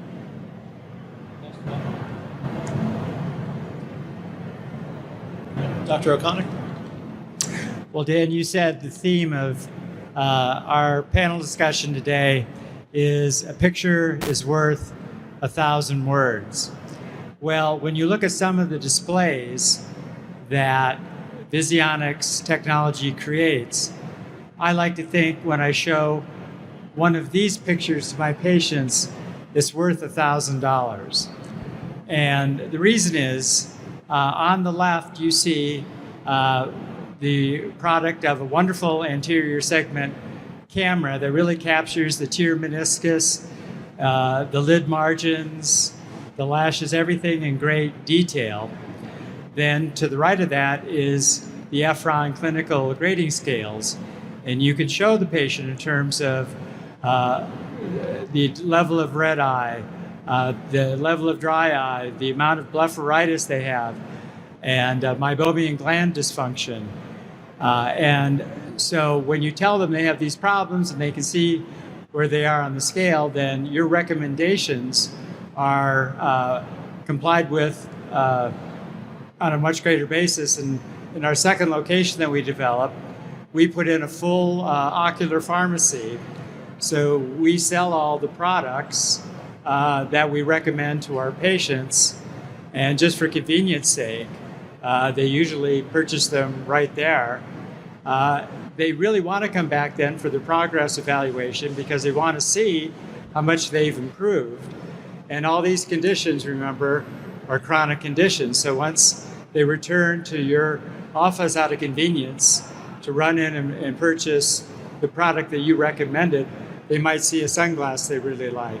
They might make an appointment for a family member. So that's how I say this can really actually produce a lot of revenue down the road. And I think I've heard that dry eye candidates may take the first course of medicine and then you don't see them again. Yeah, very common. It seems like this actually draws them back in so they can see their change over time history. Is that right? Oh, absolutely. In Malibu, dry eye is a real issue. Maybe you know from the news, the wildfires we have, how dry and windy Malibu can get. But it's also sort of a laid-back community where people go, dry eye. But when you show them this and you show them and tell them this is, if you don't do it at this level, you're going to go on to this level. And trust me, this is really an uncomfortable level.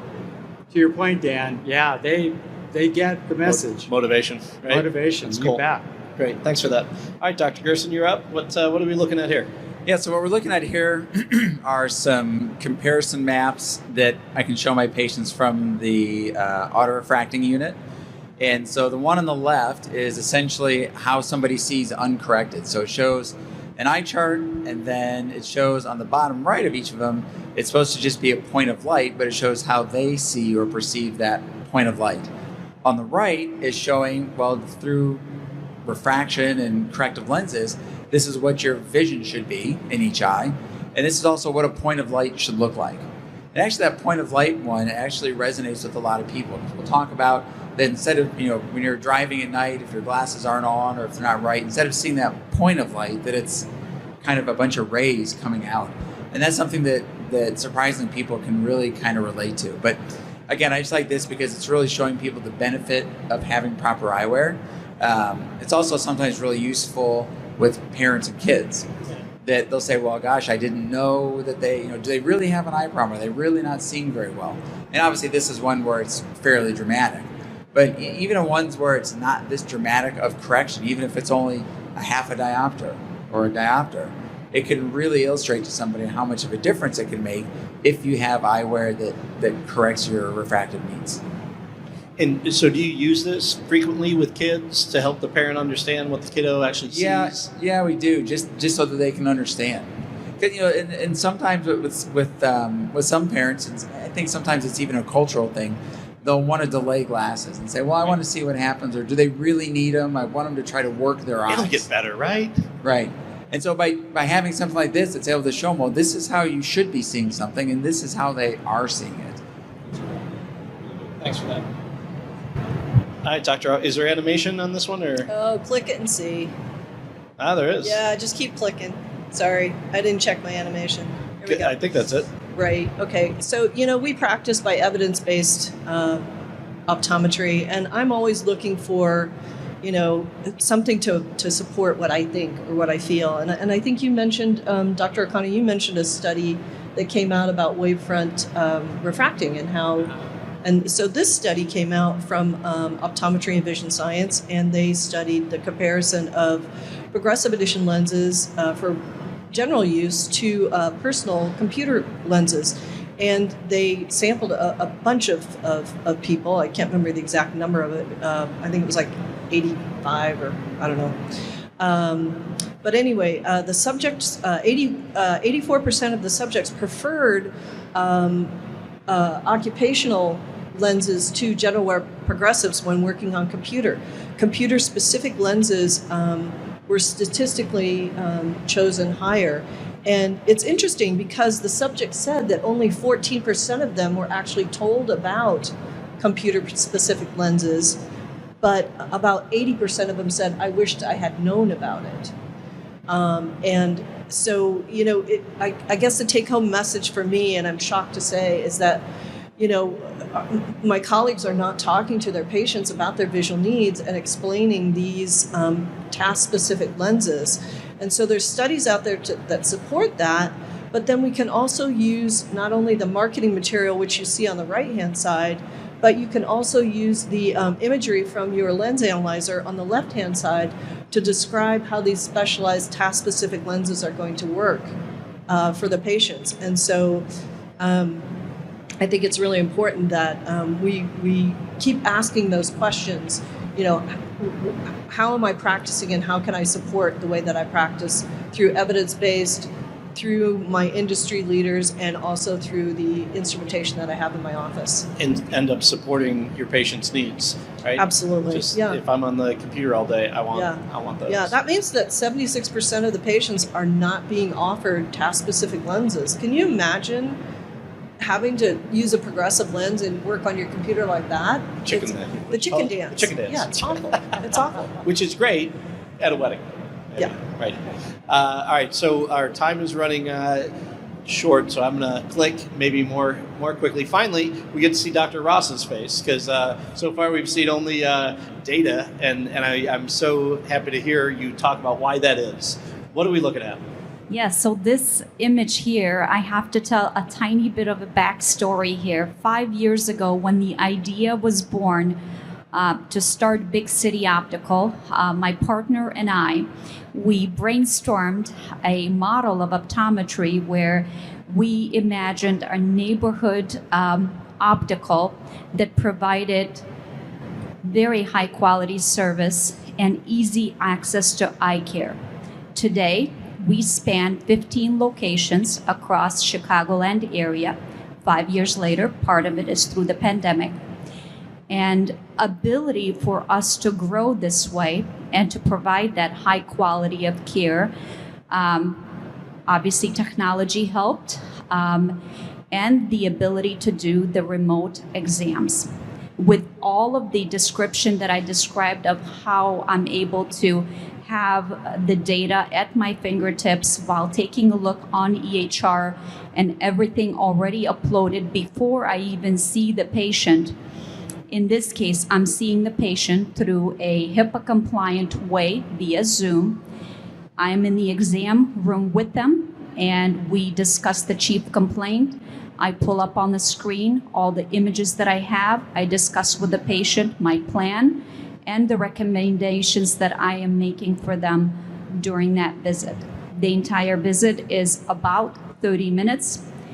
Most patients we're very concerned about their time because we live in the fast-paced world, and this has allowed me to grow a cold start without the anxiety of the very high overhead cost before I'm able to hire a full-time optometrist to take care of the schedule once it starts to build up.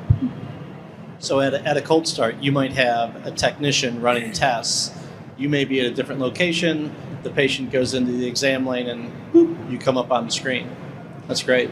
Yes, and this way I'm able to take care of multiple practices on a daily basis. I might be in one of my locations that is a mile away and take care of another location or perhaps two when we are only seeing about 5 patients per day at a cold start.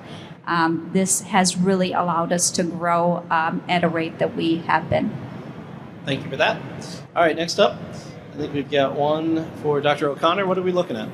Dan, what we're looking at here is a wonderful feature on the Visionix VX 120 Plus or 130. It shows you the retro illumination feature that displays any opacity of the optical media. And I would just like to editorialize for a second and say I'm a great admirer of Dr. Rossa.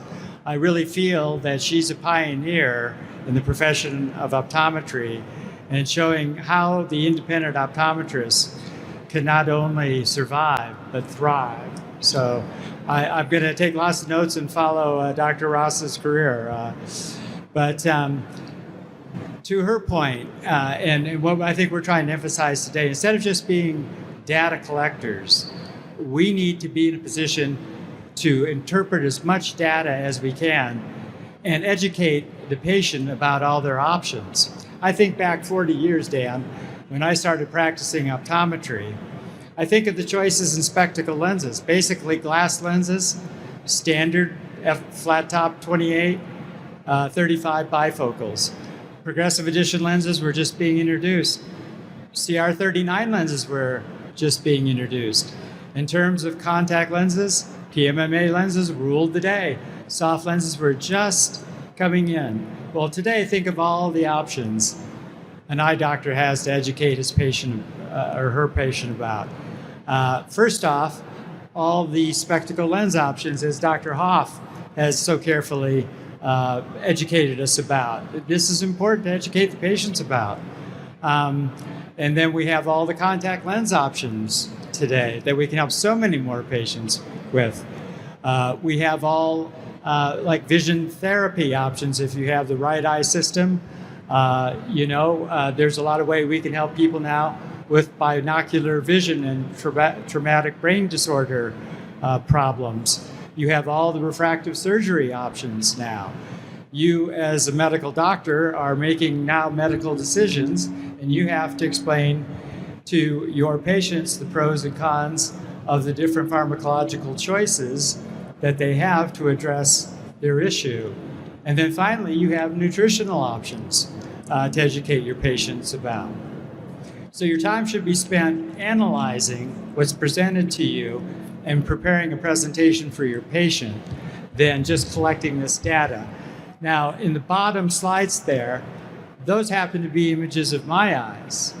And I think without this technology, even myself, I'd had monovision LASIK 22 years ago. Dan and I'd seen beautifully all this time, but about 6 months before this slide was taken, I knew something was different about my vision, but I'd refract myself and I still saw 20/20.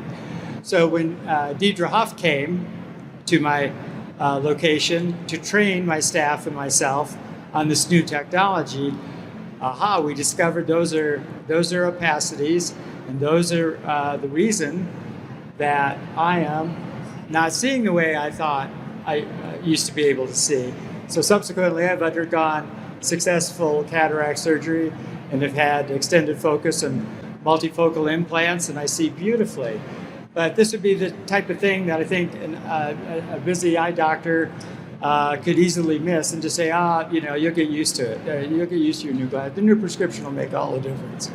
And if you're not screening for it, you're never going to find it. Exactly. Right? Yeah. Great. That's a great story. Thanks for that.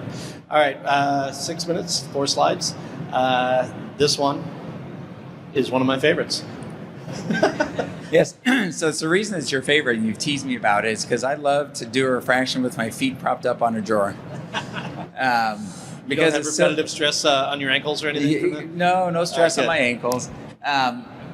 Because I mentioned ergonomics earlier, and I think it's great and important to be able to do things comfortably. Yeah. And so I think most of us, very few would argue that yes, it is comfortable to do a traditional refraction on our shoulders and our arms. And so I would tell you, I love to be able to hold the tablet in my lap, prop my feet up on a drawer, and do my refraction from there. And my assumption, of course, is the patient's looking at the eye chart and not taking a peek and seeing me propping my feet up. But it just makes work more enjoyable. I think anything that you enjoy, you're going to be better at. And then once you're better, you also enjoy it more. They go hand in hand. So this is just kind of my way of being more comfortable and enjoying what I do more. And this wasn't just a staged photo once, one-time thing. This is what I do literally every day. That's cool. That's a brilliant application of technology. I love it. Personalizes it. Yep. Dr. Hoff? Okay, well, I'm going to use this as a spoiler alert or maybe a preview of coming attractions. This is kind of a lengthy description to this, but if you've been following what I've been saying about the types of lenses, and this is the delta cylinder maps that you get for the different types of lenses, you can describe, these are all my lenses, by the way, my general wear progressive, my full range near variable focus, my power boost, and my intermediate near variable focus lens. And there's a story behind each one and what I do with them, but I'm going to leave that for tomorrow at Friday between 1 and 2 over at the booth, I believe it is. We have, I could tell you a little bit more about that and how you can increase your multiple pairs prescribing using these types of slides and how you can learn from them as well. So, but I personally have every one of these lenses. I use them all on a daily basis, and I've learned so much based on this technology. So I will leave that as a teaser for Friday. Good, thank you. Thank you, Dr. Hoffman, to the entire panel for a meaningful discussion so far. I think that is our last picture. Let's see, it is. Do we have any audience question? Anybody have any burning questions? So there we go. So thank you so much, panelists, for the great discussion at Expo, and I'm glad that we were able to record it and now show it to everyone here tonight. So we can go over a little bit of Q&A right now. So for everyone who's here, remember on the right side of your screen, you'll see a little box that says questions. Feel free to type into that question box, and then we can engage the panelists and they can answer any of the questions that you might have. As I mentioned before, Dr. Gerson isn't here, but the rest of the panelists are. So hello, panelists. How are you doing this evening? Very well, thank you, Adam. And by the way, we also have someone from Luno here tonight. We have Melissa Renfro, who's like the expert on all the actual technology. So if there are product-specific questions, we'll have her answer those. But the first question, and the one that I think a lot of people, it's on their minds, is sort of the ROI behind all of this, right? The cost of the products and so forth. And I think, you know, Dr. Rossa, maybe we could point this one at you, since you're up to what, like office number 15 or something now? Well, tomorrow I launch my 16th location. Wow, congratulations. Thank you. Yikes. Well, so, you know, with 16 locations, and that's over a very few number of years, it's kind of amazing. And so maybe you can speak to us a little bit about the costs of actually implementing these systems. Absolutely. I'm sure that it's on everyone's mind when they start a practice or expand a practice. How do you justify that return on investment? For me, the biggest driver is to enhance the patient experience. For me, it justifies the practice building and also growing that brand name that I'm creating. So the technology would have to allow me to have a consistent, reliable, repeatable, and efficient way to gather these results. It has to take up a small footprint, and it has to have ease of use. So those are probably the biggest pointers. And so one other question that I think that people have or have had, you mentioned actually in the panel that learning to refract can actually take quite a while, right? It's sort of what optometrists are best at, right? Out of all the professions, this is something that optometry almost has a monopoly on. And it's something that optometrists are really proud of. One question that we get constantly, or that people ask, is, you know, if I implement one of these systems, am I going to get rusty? Am I going to forget the art of refraction? Is this something that goes away? What's it like on, you know, sort of your daily experience with that? No, I think this technology just gives you a supercharged power to be able to do it in a very efficient, consistent, and reliable way. So it gives you that ability to shrink the time of the refraction data that is being collected and actually give it to what I perceive as a more important part of the eye exam, which would be interpreting that data and consulting and educating our patients on the different options that are out there today versus previously.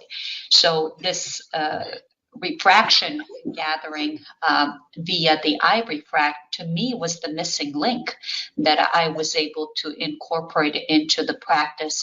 Of course, we already used retinal imaging and OCTs and visual fields and all the different type of technology before, but the refraction part was still something that I had to rely on myself being able to do in office.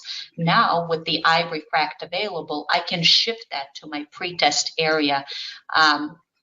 And you really don't forget refraction because, to be honest, not every single patient is going to be 100% okay with just the eye refract. I still use my traditional 4-opters for a lot of the binocular testing, or I actually do it on the eye refract as well because it gives me those options. So myself, I still do probably about 10 to 15% of the refractions within the practice because it is a little bit more intricate. Right. Question here sort of about setup time. And I guess, you know, Dr. Rossa, you're up to, you know, office number 16, right? So you've been really pushing these things out relatively rapidly. How long does it take actually to get one of the systems implemented and then get the staff trained up? So the staff training is very little, actually. And with the problem of labor shortage and onboarding, we want that to be as easy as possible. So that's one of the reasons I went with this technology, is because like anything, when you incorporate technology, for example, most of us are most familiar with integrating EMR. Those systems they give us a lot of usage, but initially just to plug it in and start using it, you can do it and you keep learning over time. Same thing with the iRefract and VX650. You can plug it in, you can have the staff start and collect the data and learn over time. So there really is no downtime. You can start the day of them being introduced to that technology. Right. And I think one other question that we had here, and we've been talking about it a lot, is telehealth. You know, you have, with all those locations all around Chicago, you're obviously not in all of them every day, right? So you're able to sort of act at a distance. What's that been like for you once the system was implemented? Yeah, so you know, the patients have to have the ability to have easier access. In order for us to take care of the increased number of patients that are out there and give them the options, it really allows us to take care of more patients. And what I've noticed recently is, maybe during the pandemic, is they want different options. They want to be seen either right away, or they want to be seen evening hours or weekend hours. So the option for the remote exam allows us to do that. And you know, it may not be for every single patient, but for our practice, it has been a really great option for the patient to choose of where, when, and how they want to be seen. Right. Oh, got an insurance question here, if you guys are willing. So a question about retinal photography. You know, we saw in discussing using retinal photography with these systems.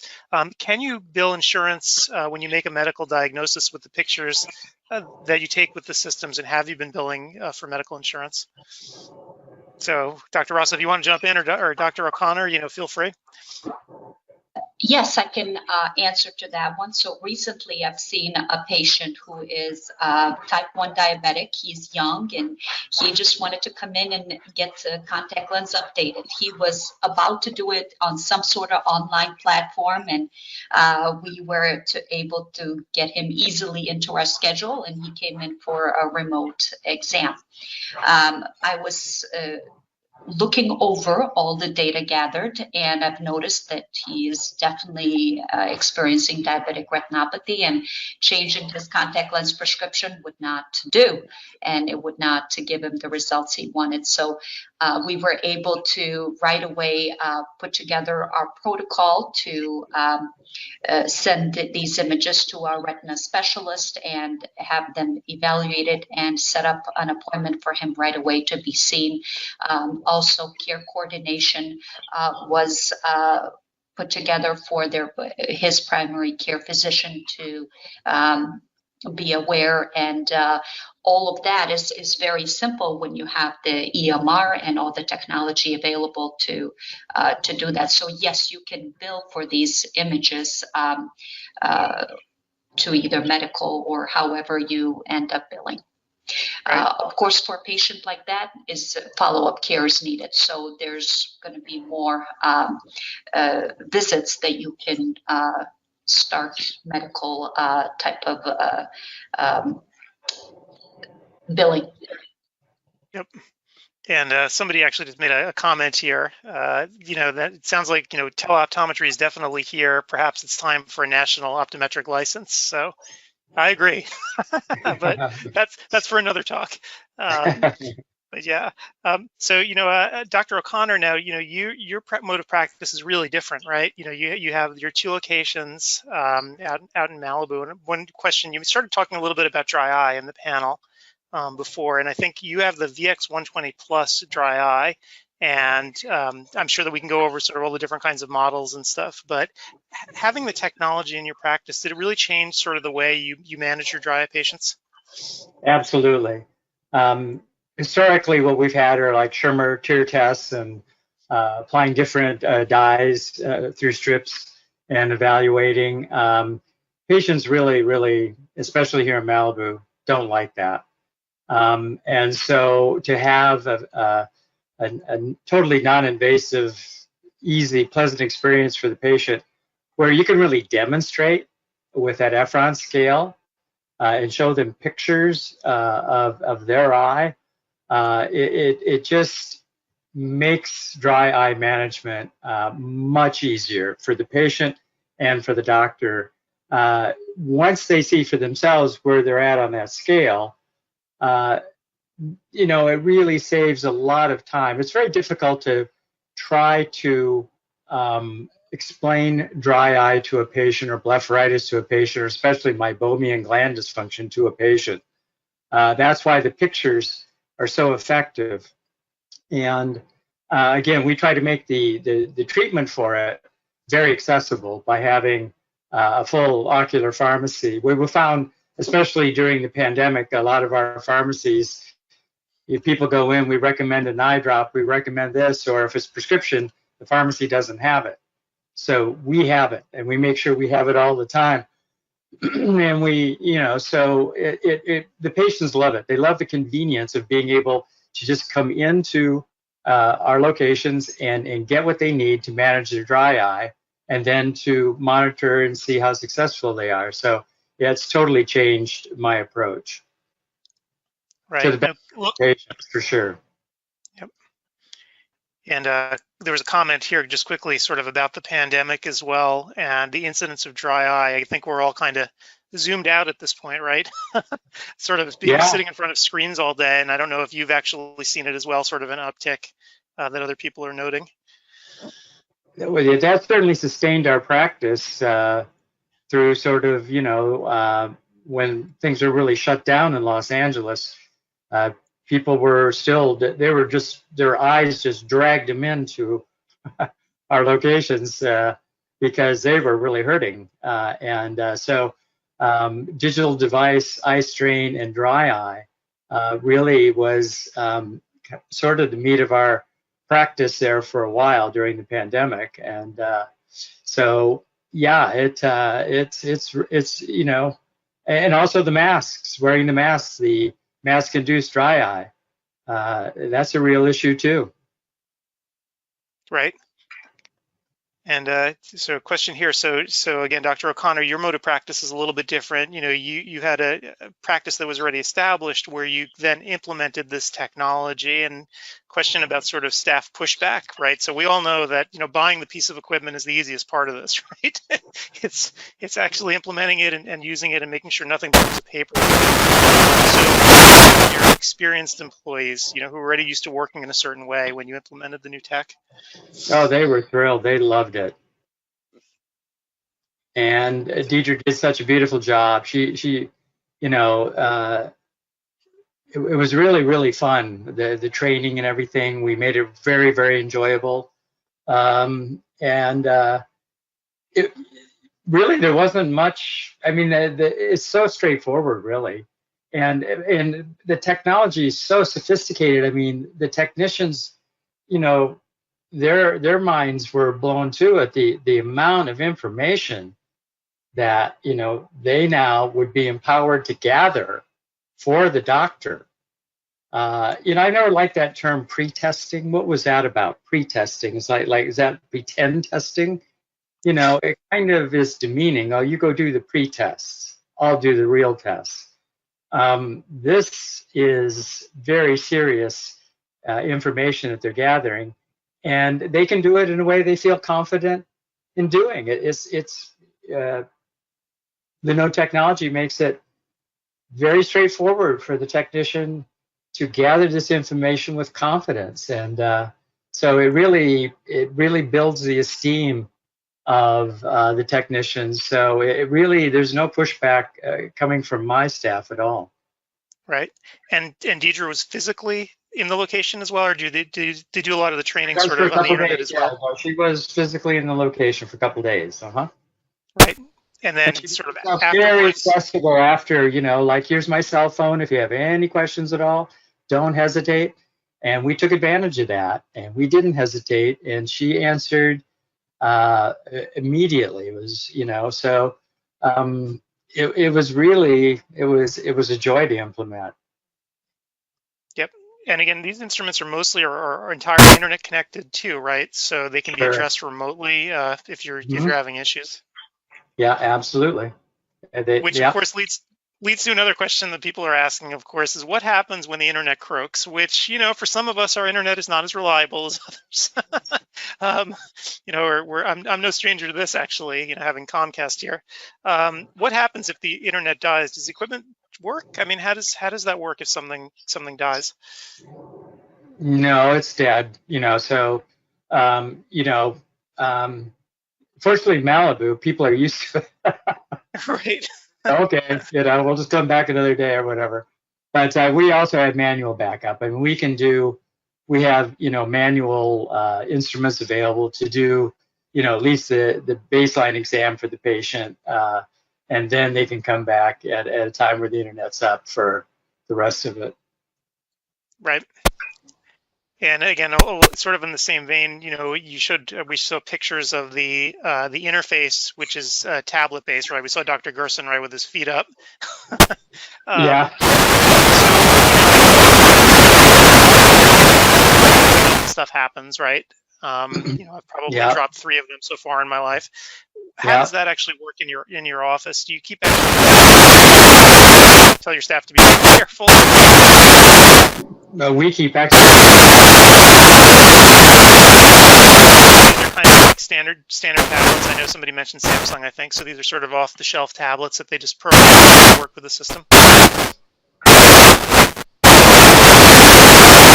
Excellent. Let's see some other questions.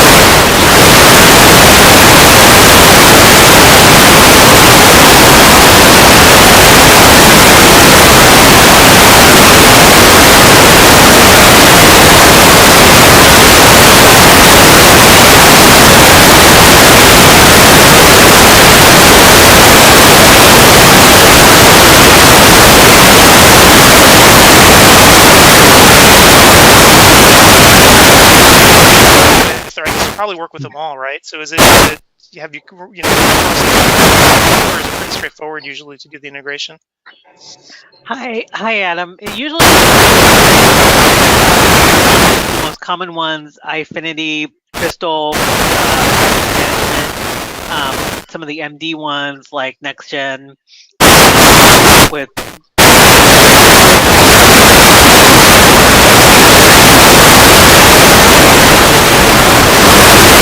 remotely.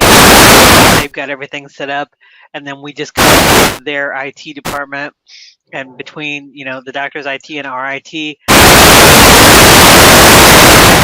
at this point, because we've connected to most of them, like you said. Yep. Excellent. All right.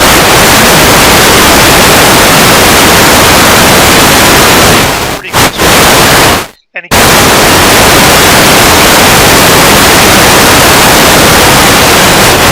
lensometers are something completely different, right? People are used to the dusty thing that they have in their office, but this is something very different, high tech, right? The lens analyzer. And sort of questions for Dr. here, I guess specifically, since she's the self-proclaimed lens geek. So a question: why do certain prescriptions have more aberrations than others? I think you started talking about it a little bit in the presentation. I did, yeah. So when we're working with variable power lenses, off-axis aberration is inherent in the lens design, and you can take a single vision lens and put it in the lens analyzer, and it's going to look completely kind of pink. Then you can take a aspheric lens, single vision, put it in there, and then you're going to see that as the periphery flattens out, you're going to get that off-axis aberration pattern going that's going to be kind of concentric circle-ish looking. With our variable power lenses, the beauty of that is you can see the pattern of the lens and distinguish a general wear from a near variable focus from a power boost. And that's really great because then you can check and see the characteristics and how much of that off-axis aberration or swim or blur that your patient's going to experience. So it's, it's so much more, light years ahead, to go with our Star Wars analogy, of a manual lensometer, because with the manual lensometer, you're only looking at about 6 to 8 millimeters of the lens itself. And so you really can't understand how the lens is performing in 6 millimeters. And we don't, unless we have tunnel vision, we don't see in 6 millimeter, field of view. We have a much bigger field of view. So the lens analyzer, like I said, gives you about that 44 to 65 millimeter area on the lens that you're analyzing. Right. And question here, does the VX40 measure prism? I love that question. A lot of people will shy away from prism and go, oh, prism. But the answer is yes and no. So if you remember what prism redirects light. And prism is a relative, has to be relative to the optical center. So yes, there is a prism distribution map, and you're getting a moment in time or an area of analysis on that lens. And the lens does give you the optical center of the lens, which is that plus sign that I indicated in one of the slides that we looked at. And so yes, you can see where the optical center is, and you can see how the prism radiates out from that optical center. But remember, again, prism is relative, and it's relative to where the patient's looking on the lens.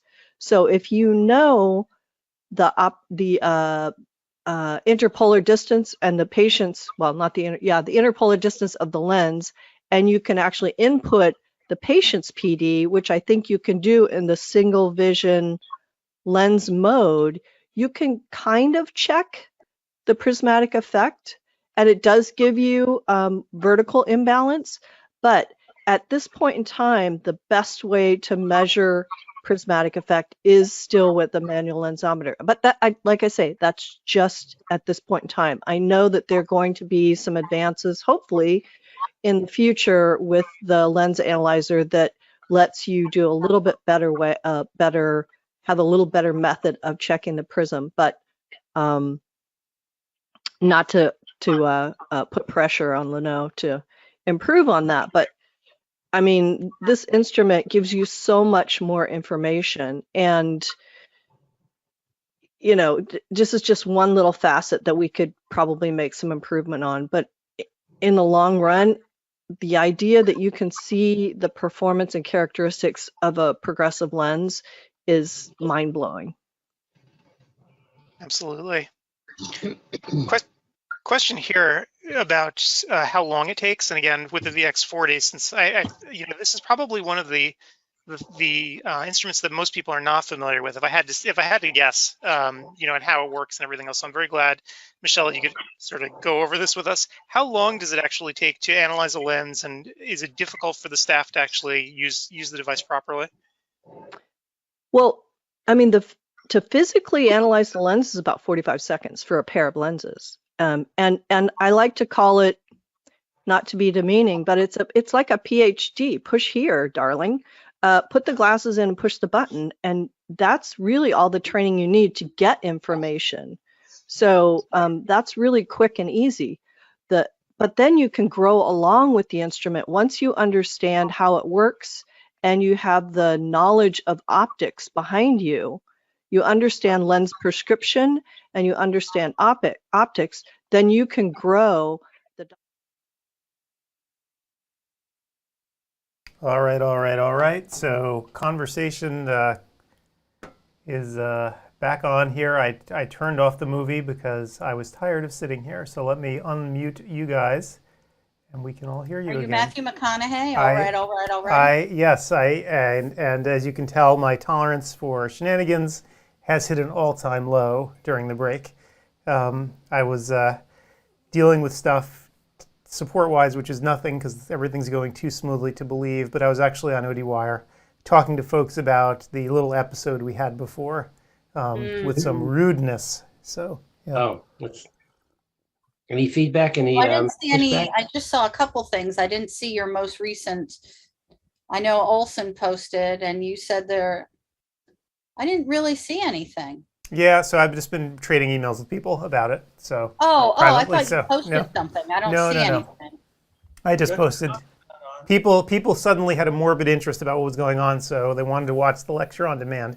So I told them it's unavailable until Monday, so they're gonna have to cool their jets, and then they can come and watch it. So Forex, you know. yeah, no, I if it bleeds, it leads, right? This is So they got to have something. well When they watch it on demand, is the chat wiped out? So I'm not actually sure what's going to happen when I flip the on-demand back on. The chat might be there, and if not, oh well, it's gone. But we'll see. The whole thing is just really distressing, though. So. You got your Hops hat on, though. You're ready. I got my Hops hat. I'm it's a baseball day today, so I'm ready. So the Hops. This is the first time I've seen you wear a hat I have during the live stream. Well, I have to represent my team here, the Hillsborough Hops. So it's the best. It's the best we can do in Portland for baseball. But in fact, what is it? Double A, single A? Single A. Arizona Diamondbacks is their affiliate. So it's a fun thing to watch though, because you can get right up and close to the players, so you can get very personal with them, and it's kind of cool being able to interact with them, knowing that a certain percentage are going to go on to be relatively famous. And you have we have a couple of those parks here. We've got the Allentown Iron Pigs, and we also have the Reading Phillies. And I once got Troy a book that talked about minor league. It totally went out of my head what the name was, but I got him I got him a book about the names of these minor league teams, because there's one called the Fisher Cats, then there's Barnstormers. They have much better names than Major Leagues. Major League. So one thing that you learn very quickly following minor league baseball is that because they don't have TV revenue to fall back on, they actually have to provide an entertaining product. And so that's part of why they have interesting names too. They have to do things to keep the fans engaged. And we also have the Wilmington Blue Hens too. We've been to a Blue Hens game. So, and the Reading Phillies park is very retro looking, kind of like Fenway. It has that old timey feel to it. So yeah, that's very cool. Yep. So, but what's funny is in the break here, I started watching, the baseball games on Sunday, right? So these days, the way Major League Baseball is doing it is not necessarily optimal. They have a bunch of different streaming services you can use. I was talking about MLB TV yesterday and showed everyone if they don't know about it. But sometimes they put games on YouTube, or sometimes they put games on Peacock, like today. And lo and behold, when I tried to start it, their video, I actually had to refresh the page 3 times before it would play. So I think that's a really interesting object lesson, that even Peacock, which is NBC, can't get their act together when it comes to streaming video and having to refresh the page. So I thought that was really interesting. So do you subscribe to Peacock? How many streaming services do you subscribe to? So we don't actually subscribe to Real TV. So neither do we. Yeah, so we make it up by just subscribing to Hulu, Peacock, Netflix. That's about it. MLB is free, right? Because we have T-Mobile. So so we've got Hulu, Netflix, Amazon Prime, HBO Max, Disney Plus, and I have Apple TV right now, and I don't know how much longer I'm going to continue it because I haven't watched much of it. I do love me some Jon Stewart, but at some point, how many more streaming services can I subscribe to? I mean, I'm going to be getting a giant streaming bill to rival what my cable bill was, and Netflix just increased in price. Right. So they're going to lose a bunch of customers, and I think people have finally had it up to here with all the different streaming fees. But Apple's an interesting one because it's free. If you just buy an Apple device periodically, they keep throwing it in. So you can that's ours. Free. Indefinitely just buy something even small like an Apple TV or whatever. They keep rolling over that free service, which I find really interesting. Shoot, and I bought my new phone in January, and I don't think I signed up. However, I do get Hulu for free because I have some fabulous promotion that I signed up for Spotify, like 10, 12 something years ago, and I get Hulu for free. So Wow. I am not touching that. If you go into your account on your phone and you click your ID, I think it'll give you a way to download or to subscribe to Apple Plus for free. Yeah. It actually is in there. You just didn't know about it. I think I Apple saw Plus it, is didn't- good. Yeah, and you'll get like a year for free, and then, like you say, buy something else.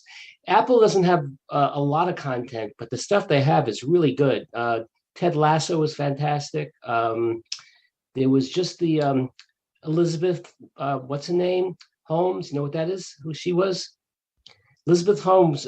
Formed the this company. Theranos. Correct, right. And it was the person who played her, I forget the actress, looked like her, sounded like her, and it was true to life. And then on Dateline, they had a follow-up on what actually happened, and it was exactly what the show showed. It was fantastic. And they Porter, I think. I wanted to watch Ted Lasso. I haven't yet. I watched Smigadoon. I do Yeah. want to watch more Jon Stewart, but you know what? There's just Well, so much good stuff out there. I don't have enough time, and I'm a big reader, so I'd rather read than watch TV. I got Paramount Plus, but I shared it with my son-in-law because they have a new Star Trek series that's like it's Star Trek before William Shatner's version of it, and the first episode was just great. So for And $5 there's another a one, month, Paramount Plus, another one to Yeah. subscribe to. Yeah. So and it's so it costs $250 each. I suspect what's going to happen is, people are going to start dropping some of these, or the companies are going to do more of this bundling stuff, right? Like MLB did with T-Mobile. They're going to try to find different ways to skin the cat, but There'll be a master company called Stream One where you get all the services for $150, and they'll call I it cable. smell a business opportunity, Steve. Oh yeah, I need about $100 billion to do it. So, but see, for me, the interesting thing though is every single time I load one of these up is to try to see how are they doing this and how does the tech work and does it work well or is it a pile of garbage? And the actual live streaming, right? Like stuff that we see, like with baseball, right? And that's why baseball is interesting to me because you see how all these services try to do actual live streaming, and some of them are just so bad at it. Like Peacock really was annoying today, not being able to get it to load, or MLB when they kept repeating the commercials in a loop over and over again until I hit refresh to get back to the video. Or I was watching Apple TV do baseball the other day, and the sound was out of sync with the video for a few minutes. Then it started stuttering, even though the quality actually of the video at Apple TV was better ultimately. So it's just fascinating to watch how people try to handle truly live events. So I don't feel so bad occasionally when we have one or two people tell me, oh, I needed to refresh the page. I'm like, well, it's... Another one, even Amazon Prime, the Yankee game was on Friday night, and the sound the first 15 minutes was very spotty. Yeah. It went on, off, and then they finally fixed it. Yep. That's Amazon. That's as big as you get. Yep. So I don't feel bad having minor glitches. And looking right now, it looks like not too many people. I mean, we've had no real problems. Occasionally you get a person who says the video didn't start for them. And again, our advice is always just click refresh. Most of the time the videos are starting automatically for people, by the way. The very first time we did this, the mechanism by which the videos fired off, it wasn't robust enough for some people. And so we had more people back then not having the video start. Now almost everybody's video starts. And I've been testing that myself today, just sitting here waiting for it to restart. And for the most part, it does. So Another boring day. yeah, I mean, it's really been interesting how calm things have been. We had more cases where people said, oh my God, I didn't get the credits. But again, we were able to look really quickly now and see it's because you watched the class already last time. Right. So that just keeps happening over and over again. So obviously we now have, we have an object lesson. What do we need to do? Remind people that they watched a class before. Put up a message. You've seen this already. Don't do this again. Dummy, pick something else. Yeah. So Well, right now we're in the middle of genetics with Melissa Barnett and John Gallis. And we are about to finish up when 2020 isn't enough and deconstructing PALS.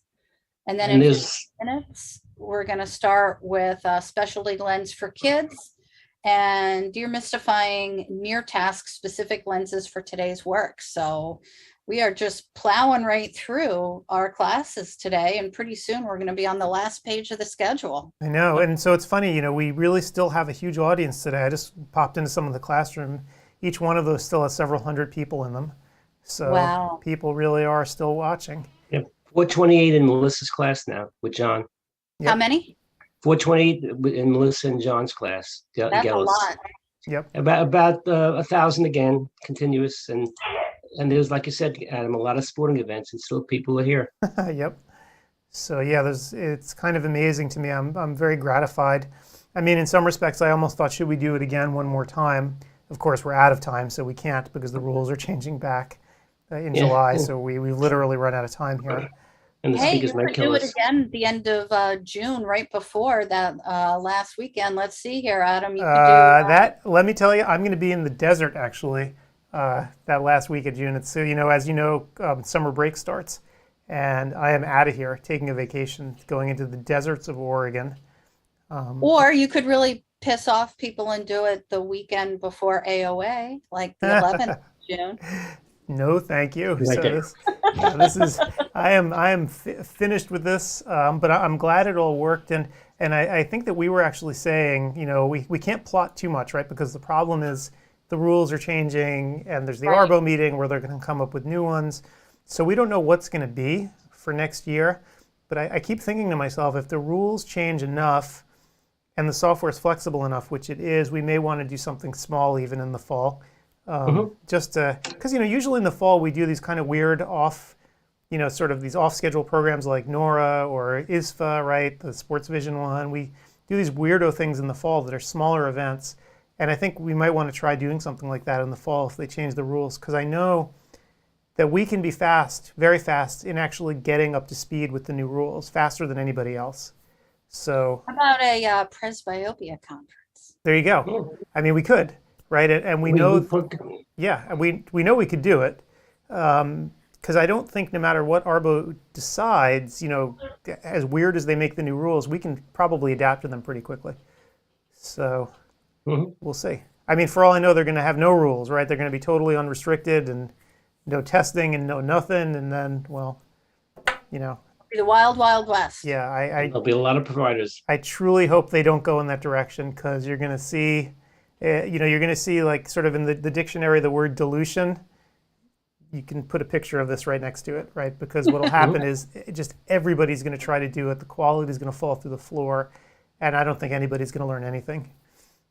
So, Well, I guess then it really begs the question, what is the object of the exercise? Is the object of the exercise to make education easy to get? Is the object of the exercise to make sure people learn? Or is the object of the exercise to make money? so removing testing, when they did it, when COVID started, obviously, right? So they did it because people were desperate and they wanted to make access to education easier. And I think probably they had a bunch of providers at their throats too, saying, we can't meet your standard as it stands now. Our software is not good enough. Let us do something that doesn't require testing, because then we can just throw together any piece of garbage off the shelf and provide at least some CE for people. Take a copy of Zoom. We can, provide enough. It provides enough infrastructure for us to do a lecture for 50 people or whatever, and get the credits in, right? It's obviously not designed for mass scale stuff like this where you have to keep track of credits. But I think that was the intent, to allow smaller providers rapidly to provide CE without having as many restrictions. But the idea of just letting this linger forever, oh boy, I don't know. I mean, looking at our data, I can tell you it's a terrible idea. Gretchen, before Adam built with Hortensio the new platform, we interviewed 6 to 8 major software platforms who do conferencing, etc. All of them said they think they could do it. Maybe they could do it hemming and hawing in terms of quizzes, in terms of transcripts. And we didn't have confidence in anybody, and it would have blown up in our face, we think. And these are major companies that do it for big organizations, but they don't have quizzes. They do it for industry conferences. And so after all these interviews, we realized that we'd be taking a big risk. Yeah, because off the shelf, there's nothing that can meet ARBO standard, right? It's very specific, it's very particular, and if we tried to go with an off-the-shelf thing, it just wouldn't have worked. That's why, obviously, we went down the path we did last year and made the commitment to, do all this. But they'll tell you anything and everything. Oh, sure, until you sign, and then it's a disaster. But yeah, this has worked out really well. And again, the degree of customization that we have with all this has been incredibly useful. And that's why I'm saying that if they do change the rules to whatever it's going to be, I'm fairly certain we can evolve what we have rapidly to meet whatever that requirement is. So I guess we'll find out. Yep, we definitely will. So question here, apologies if this is already asked. Do I need to stick to the next one? I see. So yeah, no, you can't leave a class halfway through. The way the 2-hour classes are approved, and I'll put it up again so people can see. The question was, can I duck out of a 2-hour-long class and get 1 hour credit out of it? And the answer is, it doesn't work that way. The answer is no. So again, this isn't an us thing, it's an Arbo thing. So let's take a look at Melissa and John's lecture here. This approval number right here is for the entire 2-hour class. Now, had they wanted to, they could have split their lecture up into part 1 and part 2, each one an hour long, and we could have put it through Arbo that way, where the lecture was part 1 and part 2, and these would be 2 discrete chunks, and you could take each one individually. We've seen this before, where people do break up their lectures this way. However, they chose not to do it this way. They chose to go for the straight 2-hour lecture. So you can't leave those. And by the way, without getting into any personal details, I want to thank Melissa for being here today. It's yes, heroic stuff. Yep, yeah, and yeah, definitely shout out to Melissa. I saw that she's in the room and answering questions and just doing a bang up job. So kudos to you. Probably the best thing to keep it going. Yep, and there was another question here. Just finish room 2 lecture. How does the CE get tracked? Okay, so yeah, the question is, how does the CE get tracked, right? It gets tracked very closely. Is that a good answer? It gets tracked closely and transparently. The way it works is that the software is monitoring your browser to make sure that you're actually connecting to it for the entire period of time. And in the background, it does a computation when the lecture is over to figure out if you were there for the entire length of time. And if you were, it then issues you the credit. This is why there's a delay at the end of each lecture. It has to compute for everybody who was in a classroom whether or not they qualify for the credit and then issue it to them, which is surprisingly processor intensive, right? If you think about it, it has to go through and look at all the connections that you had. The software that Audentio came up with is monitoring people in multiple ways too. So if they had an unstable connection for some reason, it's looking to see if they've tried to connect in a few different ways to try to verify that they were there. This is like beyond overkill, right? Far, far, far above and beyond what Arbo wants. They just sort of said you have to make a good faith attempt to show that people were there. But we wanted to make sure that people, only got credit for stuff they were there for. So. Well, he was, I think we misunderstood the question. He said he wasn't trying to leave the lecture. He was trying to join it. So he was looking to get hour 2, I think, without having been there for hour 1. So yeah, it doesn't work on that end either. You have to be, it's either 2 or 0. Right. Yep. Yeah, the software will say, I don't think so. Imagine if you try to do that, Gretchen, with a quiz, and the lecture doesn't put the quiz questions in the order of the lecture. It's impossible. Right. You will be SOL. Yep. So sorry about that. So yeah, you got to sit through the whole thing if you want credit. Well, he can take it on demand and then take a quiz. That's true. Right. Yep. It's available on demand. And in fact, what I've noticed in a lot of places, Canada in particular, right, because I think the way a lot of the provinces work, they don't care if you're here live or on demand. So when I see a lot of the people really rack up the credits, like the people who go for the 50 or 60 hours, they're doing a lot of it on demand. I've seen some people do all of it on demand because they just don't feel like showing up on a weekend, and who can blame them? So what do you mean, though, that Canada doesn't care if you're here or not? So they don't need the live credit? Right. There are some states and provinces that don't care if you're taking interactive CE versus on demand. They just care that you get the credits one way or the other. So they're all a fan of the 2 in the morning with your nice glass of wine and bunny slippers whenever it works for you to take CE. And that's how I do my medical CE, just as an FYI. I don't, because they allow it, right? That's how it works. Right. You have the quiz sitting in front of you. You have it all set up. You take it whenever you want. You watch the lecture, and as you're watching it, you fill the quiz out as you go. And that's the model that I keep pushing at Arbo. I don't know, if they're believe me when I tell them that it actually is pretty effective, doing it that way, having a quiz in front of you. What is that monster that I saw? This isn't a monster. This is Jake. He's our little cat. He's the one who just turned Look at 12. those eyes. Very cute. Here, let's see if he'll look at you. He probably won't. He's the persnickety cat.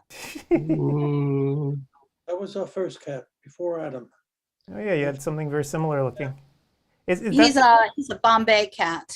He's not the deaf one though, right? No. I don't. He probably won't come up. That's Pip, and we call him the big boy because he's a hefty cat. But as my daughter will point out, 2 doctors have said he is not fat. He is just large. We do not fat shame cats in my house. So like a Maine Coon kind of thing, where they're just like big. That's just how they are. He's very long, and it's funny the way when he sits, upright, he comes down and he has birthing hips for a male cat. So he's got junk in the trunk, is what we like to say. I'll see if I can fetch him in a little while. Very cool. Oh, so question here. Some of the lectures I wanted to attend are at the same time. How do I access the on-demand ones? Great question. And I will let Annabelle know. I'm going to type that in a second too for her as well. The on-demand lectures are not available during the live period. We take them off of the site to prevent any confusion with people. And they're going to be returning to the site at 9 a.m. Monday morning. So. The professional in the house has come. So she has fetched with me. This is Pip. Oh my. Bend down, Alex. You can get in the. Oh, and this is Huck, our pretty tuxedo cat. So I have an armful of cats here. You have 2 or 3? I have 3 total. These are the kittens, not related. Honestly, Gretchen, you look like Cruella de Vil right now. You're covered in cats. Yes. We have 3 cats, all black. But Huck is a tuxedo cat, and he has some white paws. Very cute. So what are you doing when you go on vacation? Now I've got Jake back. So and he's not. He doesn't want to stay. Yeah, so that's why I'm a crazy cat lady. I'm noticing a color scheme. Yes, they are all black. This is Huck, or I'm sorry, this is Pip. This is the deaf cat. Oh wow. Hard to see him there. So what do you do when you go on vacation as far as babysitting for them? Well, cats are easier than dogs because you can leave them for a little bit longer. We have timed feeders. And also too, remember my daughter works at a vet hospital. So we had somebody, when we went away twice last year, we had somebody come in and take care of the cats. And my daughter just did some pet sitting 2 weeks ago for a Dalmatian dog, 2 cats, and a rabbit. So they just trade pet sitting duties among themselves. You want to say hello, Huck? He's not talking. He's usually very meowing. Very quiet cats. Very quiet. No, he's a loud one. He actually sounds like a sheep sometimes, the way he meows. So yes, especially if it's around his dinner time, he will let you know, or breakfast. Oh, and that is why Jeff calls me the crazy cat lady.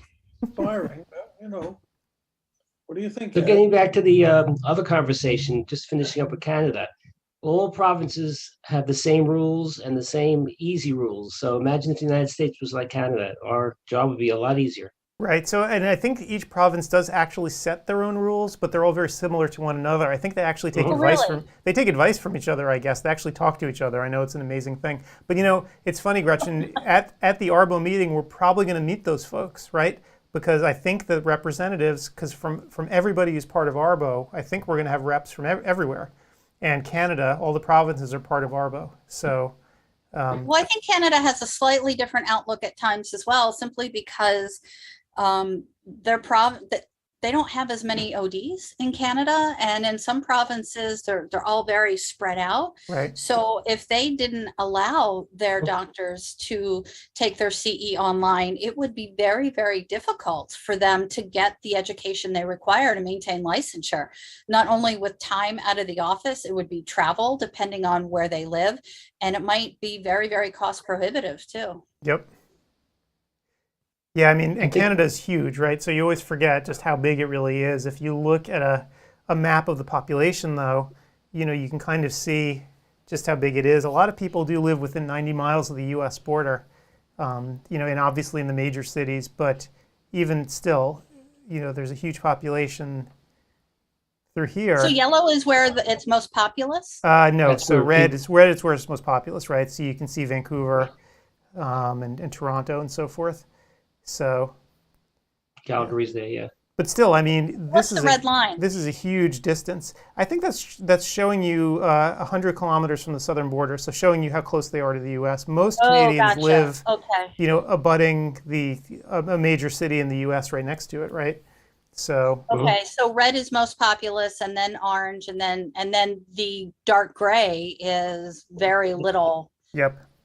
Two guys named Nanook.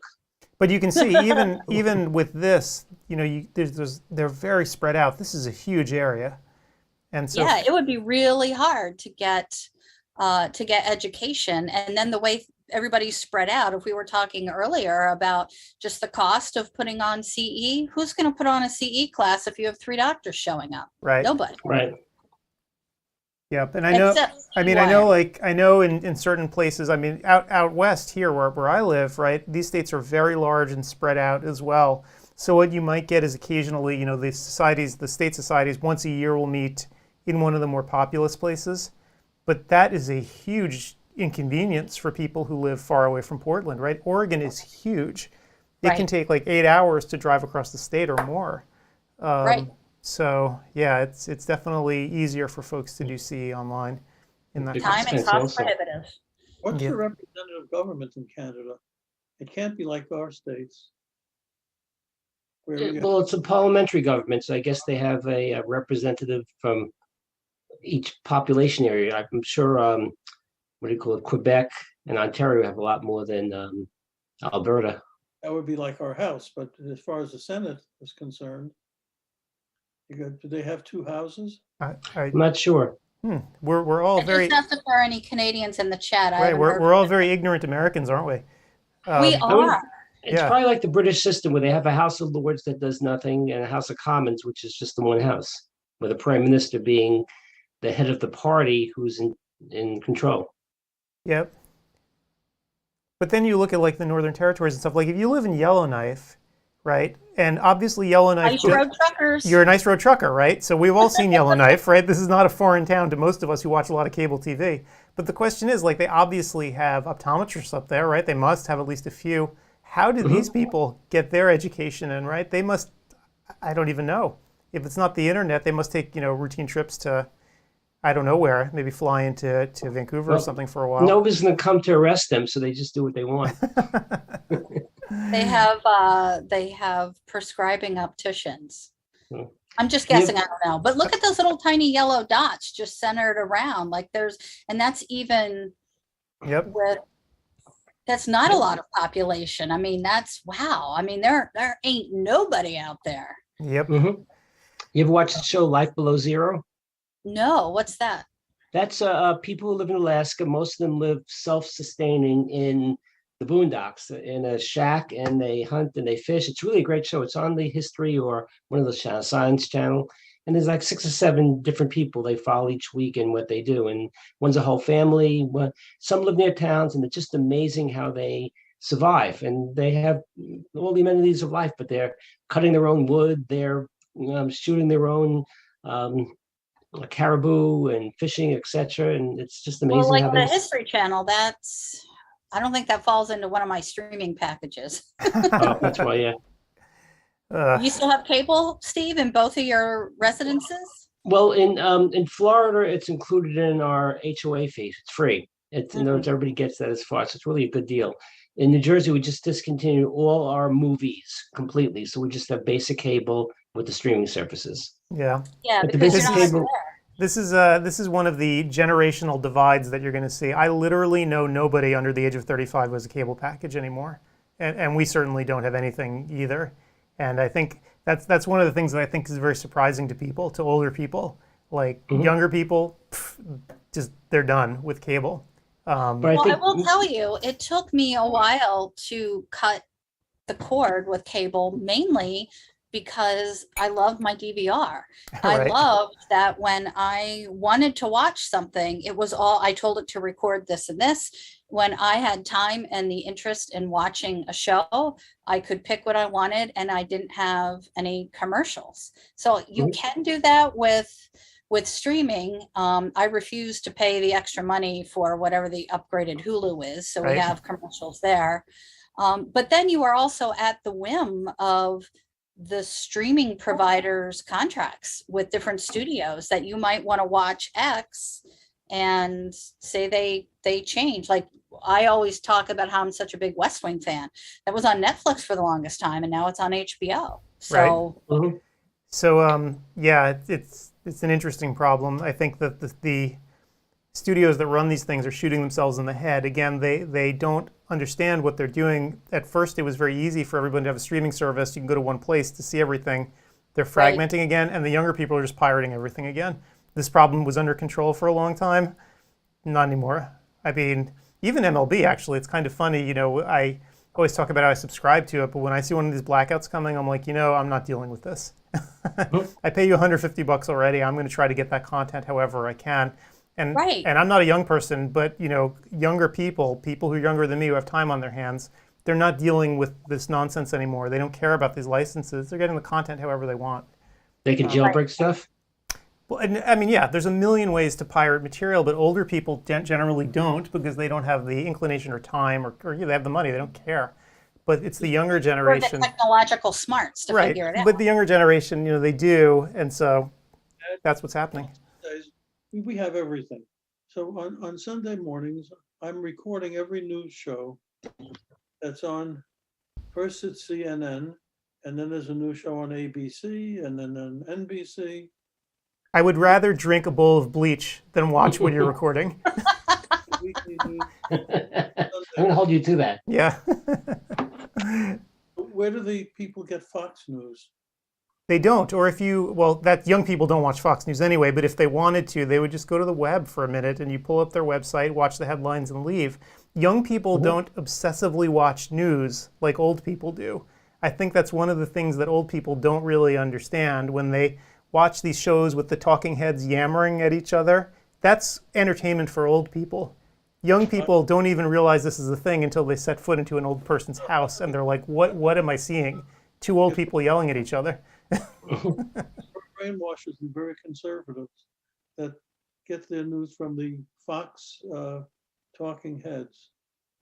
Well, if you're young, again, you're probably not subscribing to cable. You get it on Facebook. You know, you go to all these other places, but you don't have that constant chatter going in the back of your head, right? You don't have it on. I like to watch clips, not a whole show. Yeah, exactly. So they don't get this continuous brainwashing of people yelling at each other day in and day out. That, like literally, that is designed for old people, and you can tell actually just by the commercials that run. Yes. Depending on the shows that you're running, right? If it's a reverse mortgage scam or a gold scam, you're watching old person news. Like that's what you're watching.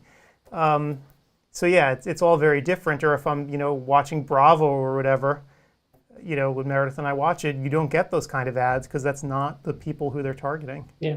You go right in the net and put fox.com and see most of the content, CNN.com. Some of it's pros, but you can get it. Yeah. What are you watching on Bravo, Adam? Oh my God, what don't we watch on Bravo, right? So, I mean, obviously things like Top Chef, right? That's probably I think that's Bravo's biggest show probably.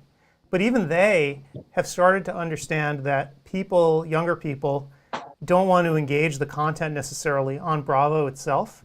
So if you've noticed, they started to expand their properties to the web, right? Like you can start watching Top Chef now on the web instead of doing it on their channel, which I find really interesting. So something like PBS, what's that considered? So PBS, yeah, so that's a broadcast channel, so you can still get it over the air if you want to, but they have a website. If you go to PBS's own website, they have a lot of their programming there. Yeah. And there's an app for it as well. And Paul, CNBC, which during the week is a stock channel, pretty much. You can go on the web and just click on the button and watch it like you're watching on TV.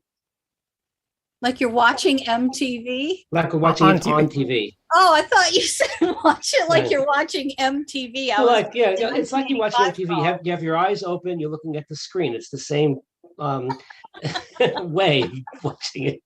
No, because it's content. They want you to watch the content. They want you to see the commercials, and it's Right. and they want you to see your stocks going down lately. Yep. So anyway, I think it's funny the way that older people watch TV versus younger people. It's completely different. And then you get the even younger generation like Reed, and that is completely different. I mean, they are consuming a lot of what they watch through YouTube. So they don't even have the tolerance for these ridiculous subscription services like Hulu, right? If their parent subscribes to it, they'll watch there. But I can tell you, a lot of what they watch is through YouTube, or if they have friends, they'll watch them on Twitch or Discord and interact that way. So The only thing my kid's watching now is playthroughs on Game Grumps or TikTok. right. So yeah, so they'll watch these sort of other services. So. Yeah. And YouTube has a lot of stuff for kids also for free. Yep. So where do you get Sesame Street? Well, Sesame Street's complicated, right? Because they were purchased by HBO, the rights to stream that. So it's on HBO if you have HBO's streaming service. That's the newer. Yeah, so it's a pay service. So Sesame Street doesn't age, so you can get that on PBS every day, but you have to subscribe to. it's not on PBS anymore, is what I'm trying to say. It's on HBO. Mhm. C is for cookie. That's good enough for me. Yeah. Cookie starts with C. Numbers and letters don't change. But they do have, they have changed some of their Muppets that they are addressing. They have an autistic Muppet. They were always very diverse in their cast because they were basing everything for kids who weren't living in the suburbs, kids who lived in the cities. So they had a lot of diversity, and they have a bunch of different types. I think they even have, they might have a transgender Muppet now too. I can't remember, but I do know that Sesame Children's Television Workshop, they have always tried to stay up to date and be reflective of what kids are seeing in their own worlds. So Dad, look what I just put up on the screen if you can see it. This is YouTube. And so you just type Sesame Street. The company that actually makes Sesame Street puts some of their own content up on YouTube, which anybody can watch. Now I subscribe to YouTube Premium, right? I pay for the privilege to not have ads on YouTube, just because I can't deal with it. But in general, you don't have to do that. Anybody can come and watch this. You just have to deal with some commercials, and they'll start posting. It looks like they have a bunch of their old seasons here too for pay, if you wanted to do that. You could And there's some clips too that if you wanted to just look at stuff about numbers, you could, or letters or whatever. Or I mean, look at this. Elmo and Friends Find the Best Pet, 44 million views, right? So they put some of their episodes here, and people do watch it that way. One of the advantages of having older kids is that we share almost all our streaming services, and I pay for, let's say, 2/3 of the prices. They pay for 1/3. Your daughter still is at home? Well, yes, she does. And she pays for Disney Plus, and I pay for everything else. But you got to be careful with that, because streaming services are smartening up and figuring out where the devices are located that you're watching stuff. So if it's always at your house and always at your daughter's house at the same time, they're going to figure out that it's more than one household sharing an account. I wonder how they can do it with people like me, where I have 2 homes and I go back and forth. I mean, I'm not 2 accounts. I'm 1 account that just happened to be in 2 different places, not at the same time. Well, what if you are at the same time? So say your wife is in Florida, you're in Jersey, and your daughter's at home, and you're all 3 watching at the same time. They're going to say, Well, interestingly enough, I was getting on Netflix 2 days ago, and I couldn't get on because it said 2 people are watching. You can't get on. And it was in her house. Kids were watching one thing, they were watching another. And they limit it to 2 unless you want to pay $5 more, and then you can get 4 screens. Yep. That's how they do it. Yeah, so they're getting stricter about that too. It's interesting because Netflix has now hit that point where they're not growing as a service anymore. So they're trying to extract revenue another way. I think it's going to fail terribly for them, but Yeah, we'll but see. look at that cash cow. I mean, they've been riding that wave for so long. They were just printing money. Yep. Oh, so let me actually bring this up, and I saw Ken is in the room here. Hey, Ken, how you doing? So Yeah, he's commenting on some stats. He did represent for Canadians, which I appreciate. so Ken, one thing that we've been talking about here in the stream, and I know you're always interested, is the number of people that have decided to actually watch this ridiculous conference on a phone. And I can just share with you again, if you're curious and listening. Let me actually pull all this up. So for CEwire, since this is the last interactive one we're doing before we're calling it quits for the year, and Ken, hopefully I'll see you out in Chicago next month. But we've had about 3,400 paid attendees at this one, with nearly universal attendance, meaning everybody showed up, probably because they paid for it, right? So it's not like a free conference where nobody shows. And obviously hundreds of thousands of credits that we've issued through Arbo. But the most interesting thing, and I think this is the thing that Arbo needs to look at really closely, and we can talk about it in June, is that about 30% of the people who came through tried to take this thing on mobile.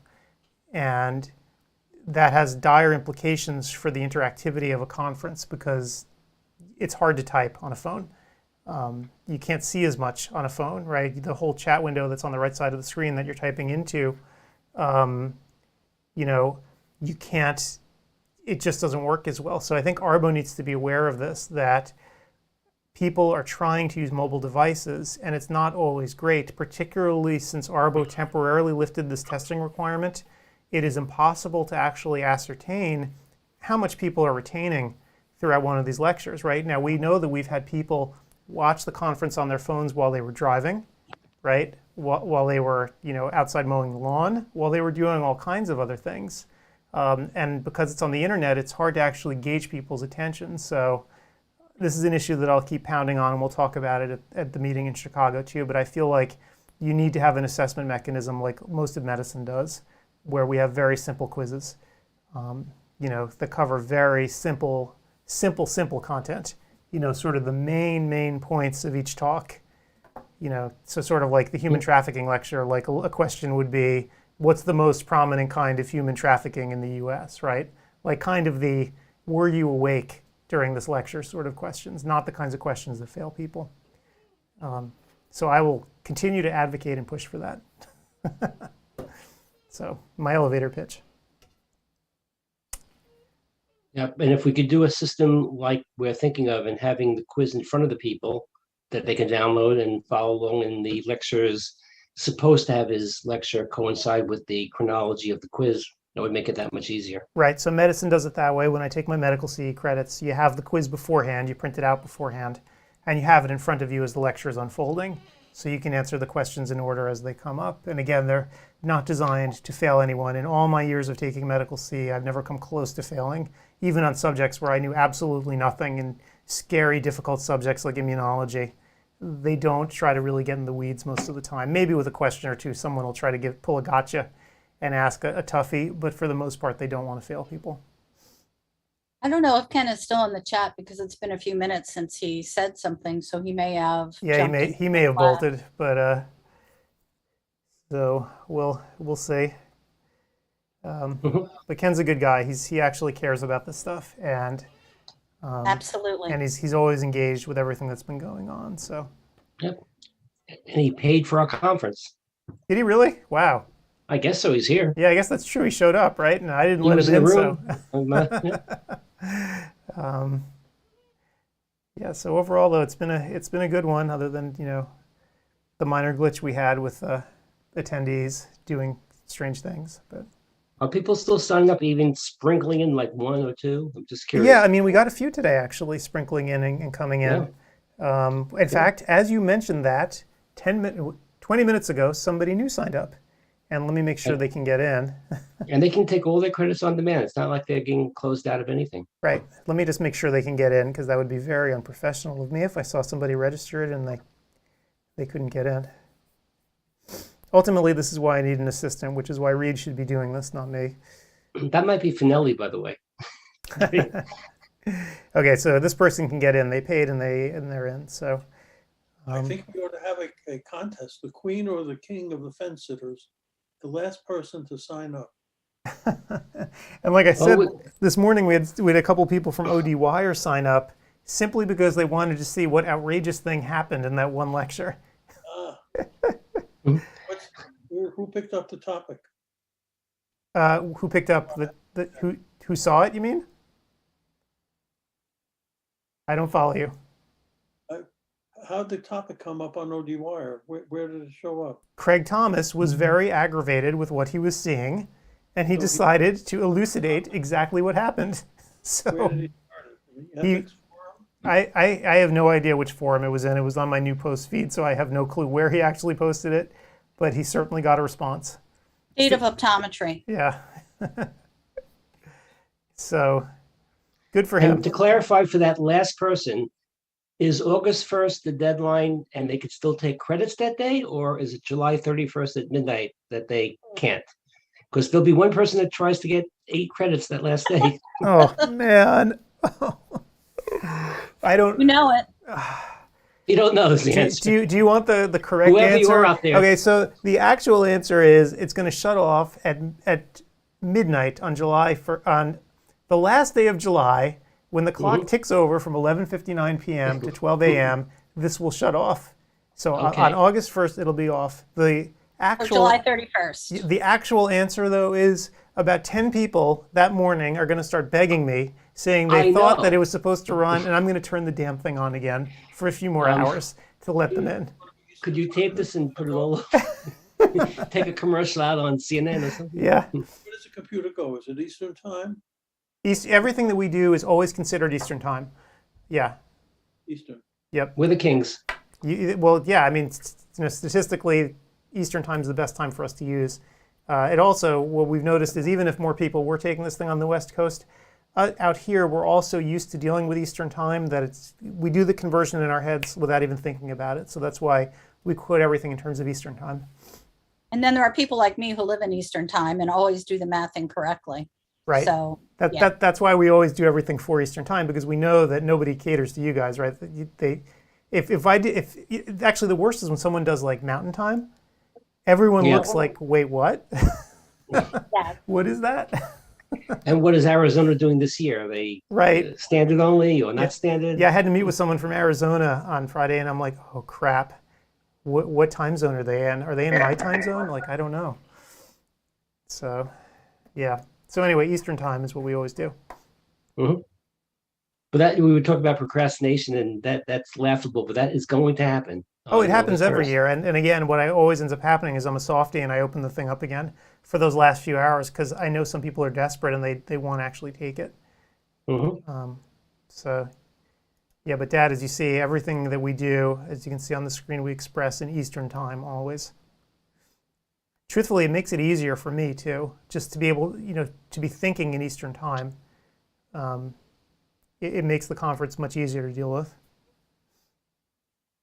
But it's great for you guys. You get up to NFL football at 10 and 1, and the night game is at 5. It's just great. Yeah, that's true. If you follow East Coast teams a lot, it's a really good thing because the games start here usually at 4 in the afternoon-ish. And so, you have your whole evening afterwards. The games are finished usually. Mm-hmm. I tried to actually watch Dodger game the other night, and I forgot what it was like actually trying to stay up for a night game. The thing didn't end until like after 11:30. I was like, what is this? Welcome to my world. Yeah, I couldn't do it. I have the Rangers' 7th game tonight, and it's going to probably be over by 12 o'clock. And there could be 3 overtimes, for 2 o'clock in the morning. Just to get off on a total tangent about nothing, one thing that they're doing in the minor leagues, which everyone is going to appreciate, and I got a front row view for this year. They have a pitch clock. So there's a clock, just like a shot clock in basketball. The pitcher has to be ready to go within 30 seconds. And it's made the games so much faster. I went to a game the other day. It was finished in under 2 hours. And that's now the norm here in the minor leagues, in the Northwest League, that the games will finish in under 2 hours. One finished the other day in 1 hour and 45 minutes. Wow. That shows it really does work. Yep. And they're enforcing what happens. A ball is called? Exactly. So if it's the pitcher that screws up, it's a ball. If it's the batter that refuses to get back into the batter's box in time, it's a strike. And interesting. they've Okay. had this rule since last year, but they never enforced it. So they've had the clocks so everyone could see it, but they only started enforcing it a couple weeks ago. And when they started enforcing it, that first game, they were calling balls and strikes on people all the time because no one was ready. But it took them about a week or two, but they finally got the hang of it. And now you never see people, flouting the rules. They just get right back in there. It makes the game so much faster. Any day games coming up? Oh, they have a million of them because you don't want to go to a night game here in the spring because it's so cold and miserable. So yeah, most of the games that they've been playing have been during the day. We take our grandkids to games every year. We have the Somerset. It used to be the Patriots. Now it's the Yankee AA team. It's so great and so cheap. And I go online. I get tickets in the first row, right next to the dugout. And parking is $2. And you get in and out. The food's all over. Like I say, every half inning they do something for the kids on the field.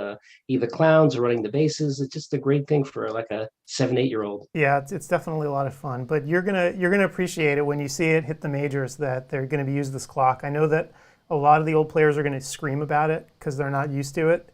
But for the younger players who are used to it, it makes a huge difference. There's just no more standing around grabbing your crotch. Like it's 30 seconds. They have to get in there. It's 30 seconds, and if you don't comply, you get hit with a ball or a strike. So it's Happening in the major leagues too, or just minor? Oh, it's going They're trying to. The experiment started in the minor leagues first, but after what they've seen this year, almost certainly it's going to go to the major leagues because it makes games that were impossibly long a normal length. In fact, when we went to that game, we actually went. It was the first week after they really started enforcing it.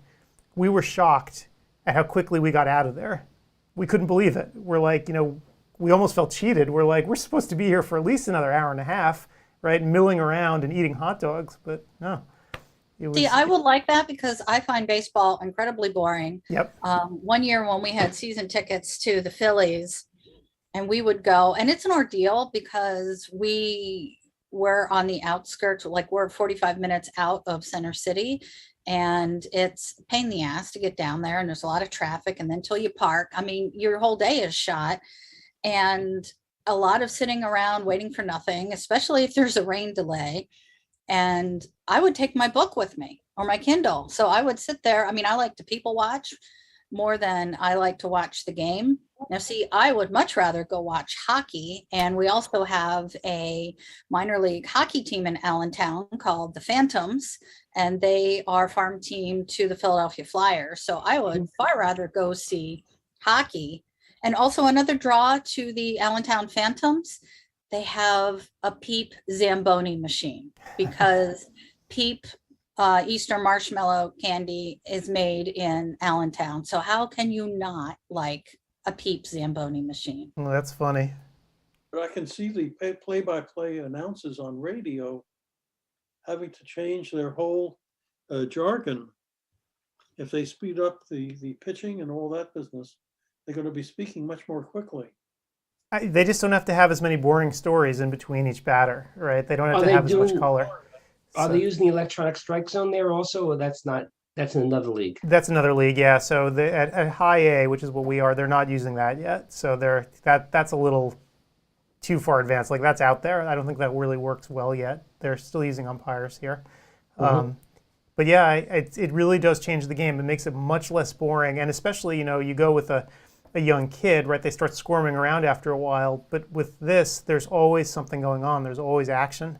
So you're not going to get that boredom factor. So I have a feeling. Well, I'm not a young kid and I get bored. Yeah, so I have a feeling it's going to come to the major leagues sooner rather than later. Or I don't know if they want to wait for a lot of the older guys to just age out, and maybe push this up to AAA next year. I don't know what they're doing. You know what? The vendors will be pissed because you will be selling a lot fewer cups of beer, a lot fewer hot dogs, a lot fewer bags of peanuts. There's some revenue for them. If the game is shorter, you're not going to be spending as much money there. Well, the problem though is that the game has gotten longer since the 80s. The pace of the game when you watch it with the pitch clock feels a lot like a game from the mid 1980s.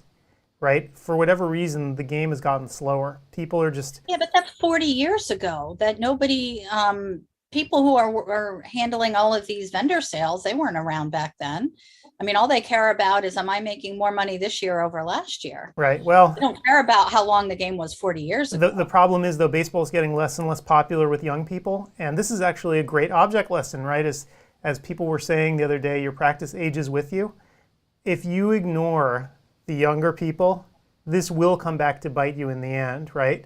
So if you listen to the traditionalists in baseball who say this pitch clock will never work, the game is perfect the way it is, it's got to be long or whatever else, eventually you're going to have no fans because they're all going to be dead. And I think, Well, you might be dead by then too. that's true. So maybe you don't care, but I'm glad that they're responding to this idea that the game is too long and it is too boring for a lot of people. So they're trying to evolve it. How much time does a pitcher have to throw the ball? I think it's about 30 seconds. I don't remember. The pitch clock actually is out. There's one right behind home plate and there's one in center field. So you as a fan can actually watch to see how close they're getting to hitting the number. So they have to be able. So it's like a play clock in football. Yeah. They have to be able to catch. Or basketball shot clock, yeah. Yep. So the pitcher has to catch the ball from the catcher. Right.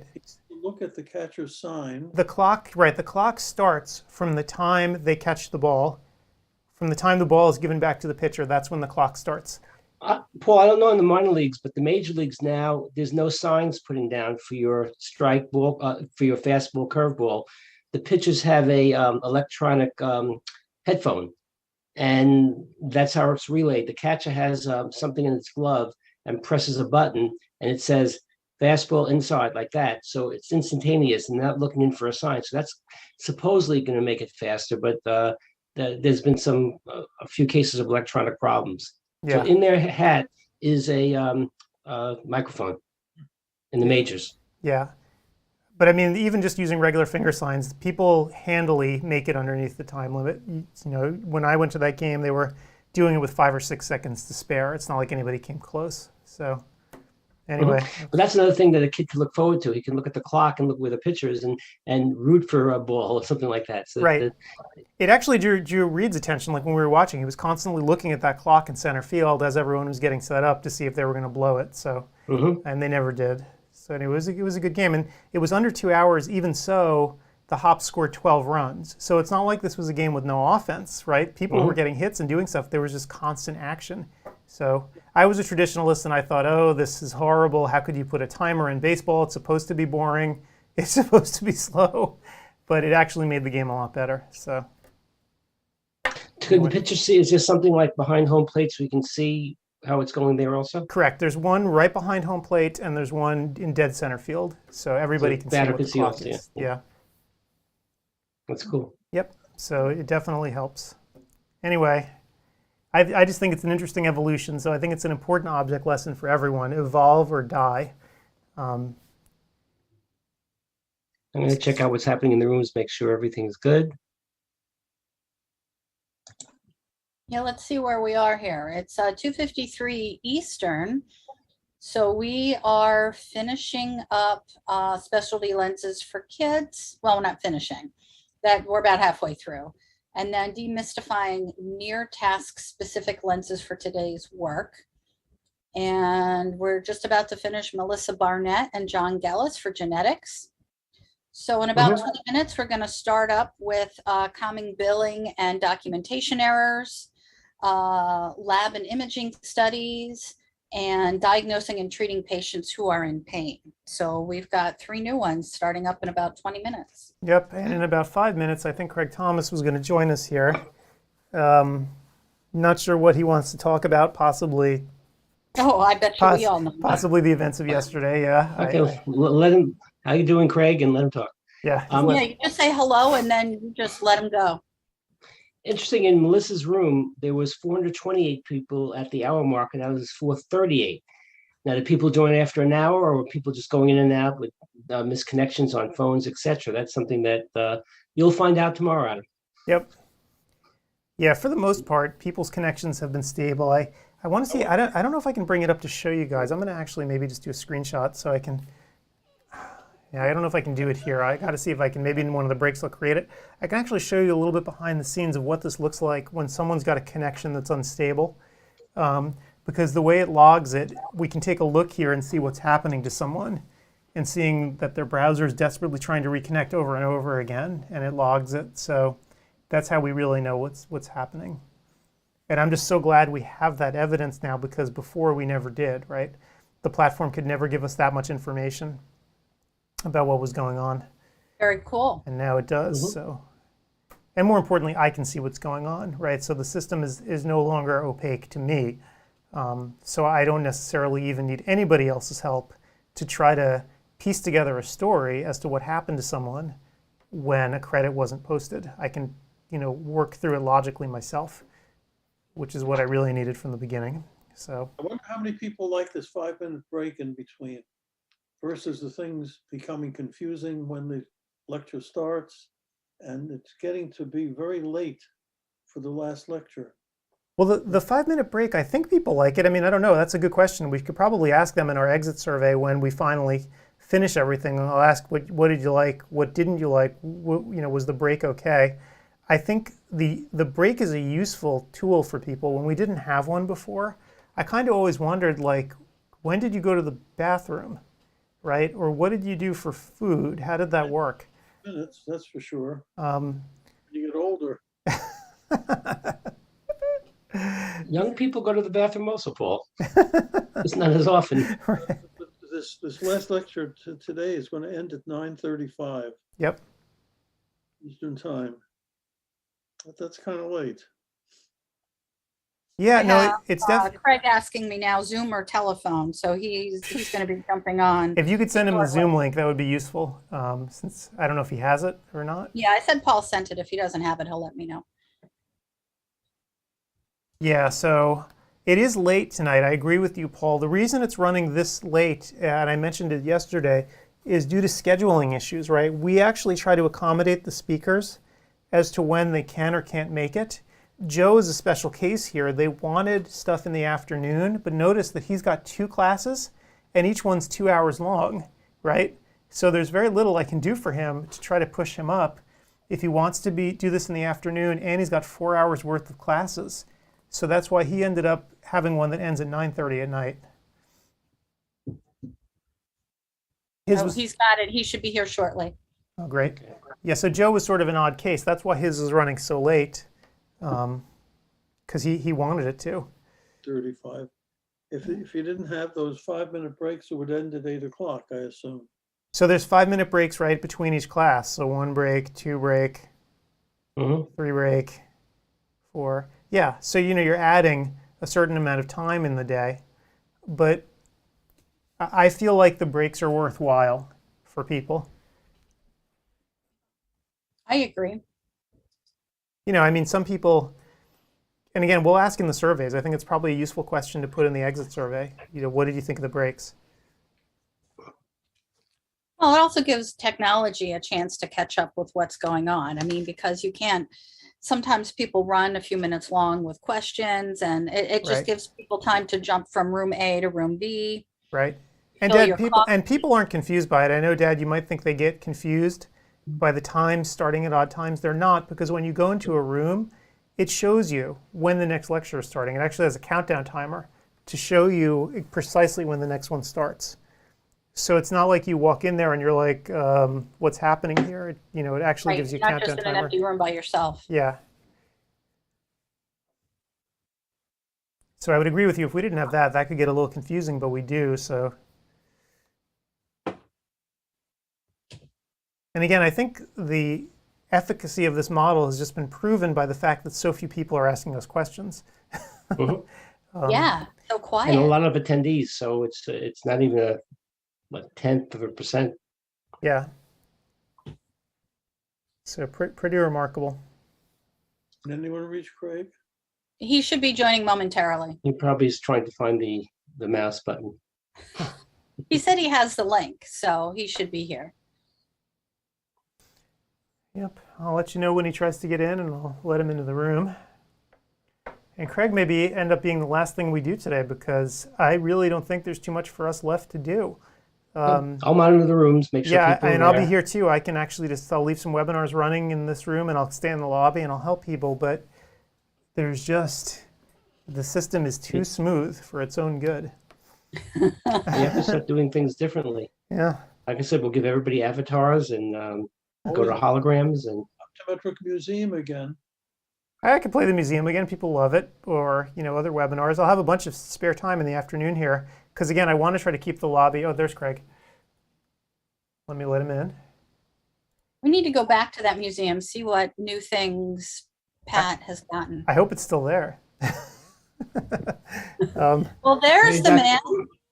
Oh my hey, gosh. Dr. Thomas. Tis I. How are you? I'm doing okay. Doing pretty good. Nice. Work today? You're working? Yes.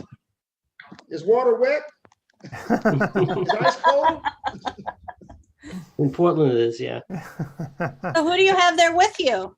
Who's your My staffer? associate, Dr. Garcia. Hi, Dr. Garcia. Hello. You have to put up with this guy? I am so sorry. Yeah. Have you torn it? Very good, thank you. But I'm getting a reverb here. I think Yeah, I you got both things going. Yeah, you got to turn your lobby off. You got to kill that web browser with the lobby. Hold on. Right. Turn the lobby off. Or just put the sound on mute. Here? Turn the sound off. So Dr. Garcia, have you taught him anything yet? Okay, where are we? Okay, so back here, help me out. Yeah. So go to where? This is the click that. Yeah. Launch meeting. Launch meeting again? Yeah. I thought I was on it. No, you're in the meeting. You're on the Zoom. You just need to Okay. mute the lobby. All right, I think we got it. Can you hear me? Yep, we can hear you. All right, cool. Yeah. So Craig, I appreciate you coming out again because we saw you had your lecture, right? How did that go? I saw you had several hundred people in the room. Oh, I had 400 and something on the second one and 378 on the first one. So it's very good attendance. Wow. And it was the second one in particular, although both of them were extremely well received from what I can see on the comments. Yep. The second one was almost unprecedented in the chat line going. Really? Yes. I mean, it was. I've been doing this 6 years, 7 years. Yep. I'd say that lecture had the most activity. Where as I'm talking, on the slides, people asking a question, I was sitting there typing, trying to answer it immediately, and it was one right after another. I mean, just almost for 40 minutes, just constant question, answer, follow up, All another good question, another questions? answer. People engaged? Oh, and people, 2 or 3 people said, is there a way for me to copy the chat feature?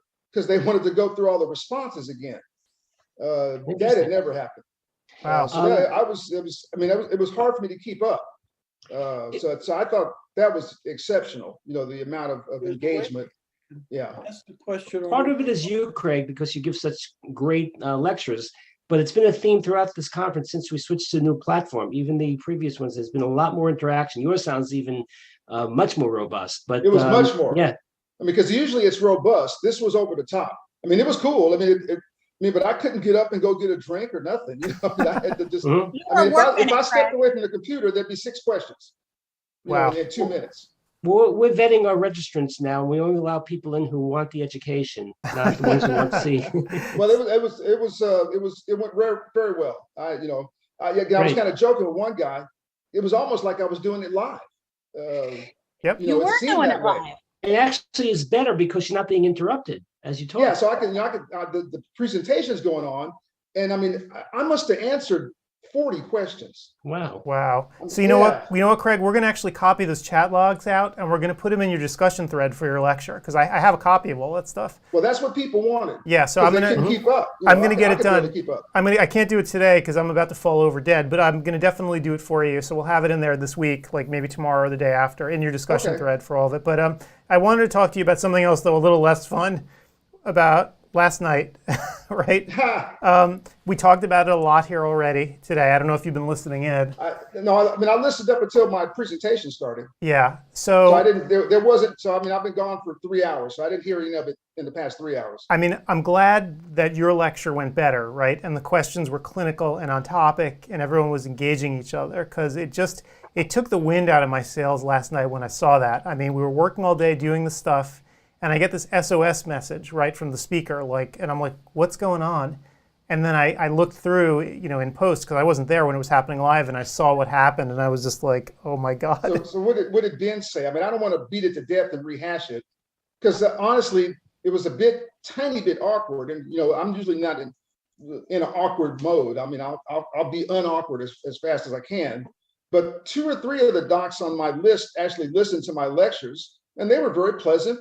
Several of them asked questions. One of them asked kind of a knucklehead question, but a couple of them were engaged. So they hadn't looked at the website and seen my post. Right. So they didn't show up to your class, huh? But, yeah. So that means, again, clearly they didn't read the website, and I didn't want to do anything stupid during the presentation, so I didn't call anybody out or anything. I just kind of didn't answer the questions mostly. Right. But I mean, they seemed like decent people today. Yeah. But that stuff yesterday was unacceptable. I mean, Ben, he's a professional. I don't know if you've ever met him before, but he takes just about everything in stride and was even doing research during his talk, right? I saw that. He was doing more research. So, I'm sure he's okay with it. But I know whenever a speaker contacts me through a back channel, I know what that means, right? He even if he's not saying he's like truly in distress, like I know what's going on. So, I think yesterday just proved to me that the way people interact with each other on a computer is way different than they do when they're in your face. Well, that's been going on for years now. Yep. We know that from our ODwire regular experience. Yep. Quite different on a computer than talking to you face to face. Yeah. It almost seemed like it took on a mob mentality. Kind of once the first couple of doctors started acting kind of silly, it was easier for others to act silly too. That's what I witnessed. I'm like, what's going on here? Yeah. Then it's like it took on a life of its own for like 20 minutes. Yeah. So they were just not. They were not professional. It was inappropriate. They were making personal comments, and guys have told me, when I block people or do this or do that, hey, why don't you just scroll through it or leave it? I said the same thing. Hey, there was 2 other classes. If you didn't like what the guy's saying, just go to another room. Sometimes when I don't need the hours, I just surf back and forth and look for something I'm interested in. It was quite disappointing. Dr. Garcia was here with me yesterday when we were watching the presentation, and I said, Doc, look at this. And he's like, what is that? It's kind of, what's going on here? And I'm like, man, I really don't know right now, but I'm gonna find out. It was a bad deal. It shouldn't happen. I don't know if Dr. Silverberg would be surfing the rooms and do something. I don't know what could be done while it was happening. Well, you can't stop keep it from happening. Yeah, you can't. Yeah, but it ain't gonna happen again. Yeah, I got anything to say about it. I think we need to just set expectations better. I didn't think we'd ever need to, but maybe when people sign up, just remind them, we want to keep the discussions professional. I mean, in the lobby here, people can say whatever the hell they want. I don't care. But in the classes themselves, right, people should always keep it professional. Knowing it was distracting. Yeah. I mean, the speakers put in a ton of work. You know better than anybody else, yes. Right? Putting one of these things together is ridiculous. It takes forever. Oh, it's 100 hours for me. Yeah. So I'm making $2 an hour when I do this. Right. And to make something political that was obviously not intended to be political is just beyond me. How they could reform that. Yeah, there was a hint of that trying to creep in there. Yep. And I'm like, hey, if this was the regular forum, I'd be all over you with a bunch of F-bombs, But the critics, male versus female? It was a blend. Yeah. There was a blend, 50-50. Yep. That had nothing to do with it. And I don't know if the doctors knew each other prior to watching this class together. It was just bad and it was inappropriate. And, I think we're making enough of a fuss about it to where it's not going to happen again. But I don't know if we're done with it. We may need to make a bigger fuss tomorrow and make sure it don't happen again. Sure. I mean, what's interesting to me. Some of the comments were personal. Yep. Some of them were demeaning. Yeah. You can not agree with what the speaker's saying. You cannot like the topic. That's when you're supposed to go get your mouse and click. Okay. Right. Or some of the comments, they had comments about the structure of the talk. And as I tell people, there's a reason we take surveys, right? We have the survey button right beneath. You don't have to interrupt the speaker. You can actually just leave a comment in the survey. And we read those things, right? So if people had if they wanted to actually change the behavior, all they'd have to do is write a comment, and then we'd look at it and see what happens. So, well, what I was thinking too is, this is the third time for all of us. right. So, if there was something irregular with the presentation, it seemed like it would have been brought to Dr. Casella's attention and yours prior to yesterday. Right. One would think. Yeah, you And would I think. watched the lecture twice. There was nothing at all except how he organized it, which you would probably organize it the same way. Go from the general to the specific. I mean, you got to have base, science and background before you get into the details. Mhm. So I watched the thing and I'm like, what are they talking about? It was just not cool at all. It was very, it bothered me.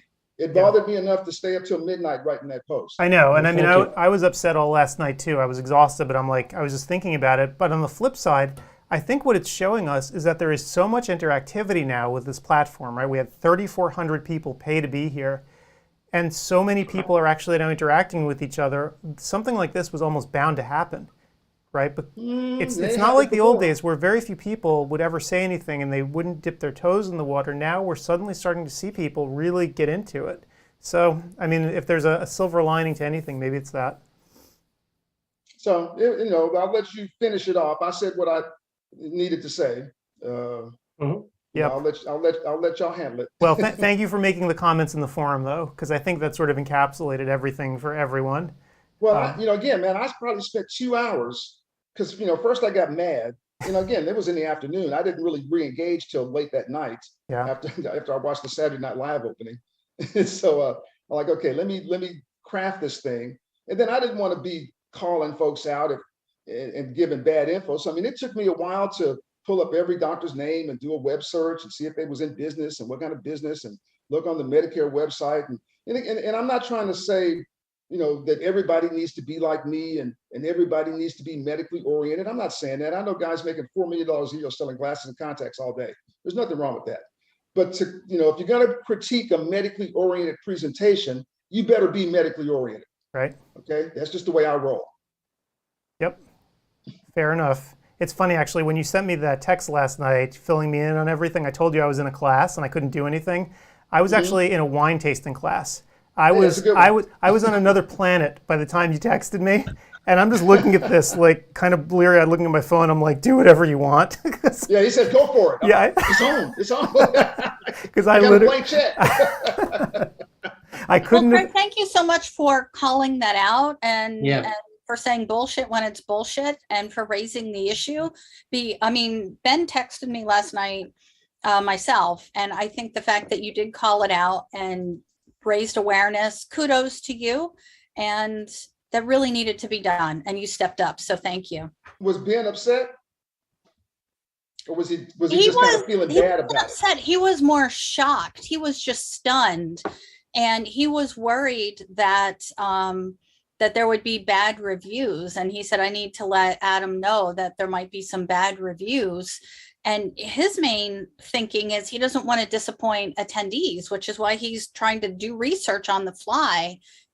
He's such an even-keeled, nice guy. I think he was more stunned and surprised than hurt, and he knew it was a bunch of bullshit. Right. But he doesn't want it to reflect badly on CEwire or Adam or Steve or Paul, to his credit. Yeah, and before I got Adam's approval to kind of do what I want, but I'm trying desperately to it's like I've been to conflict resolution class. I'm trying not to cause conflict. So I said, who is the most, conservative, by the book kind of guy that I can actually call up at midnight and run this by him? And I called Dr. McBride. I said, Charlie, hey man, I'm getting ready to cut these guys a new one. What do you think? And so I was reading it off to him. The first 2 or 3 things I read off, he's like, well, that's not that bad. No, that's okay. Well, you got to give him a break. I'm like, okay, me and you get ready to disagree. And then when I kept going, he changed instantly. Yeah. When it turned personal, and he said, oh, no, hell to the no. They didn't say that, did they? I go, yeah, they Wait, did. please tell me that Charlie McBride said hell to the no.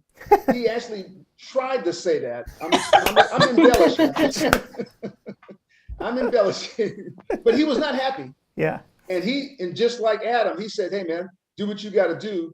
You got my permission. I wasn't really asking for permission, but if he would have said, don't even think about it, I still would have done it.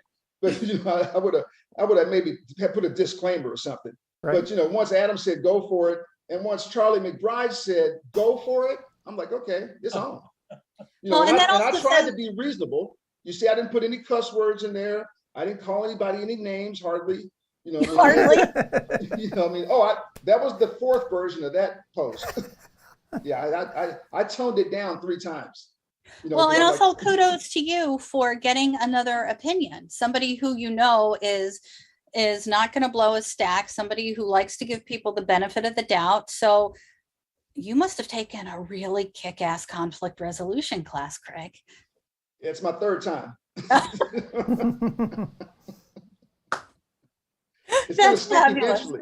It's going to stick. So they teach you in conflict resolution class, don't pull out your gun, pull out your phone. That's what, and I've been doing that for like 2 years. It works actually better. You know, I haven't pulled out my gun on nobody in a long time.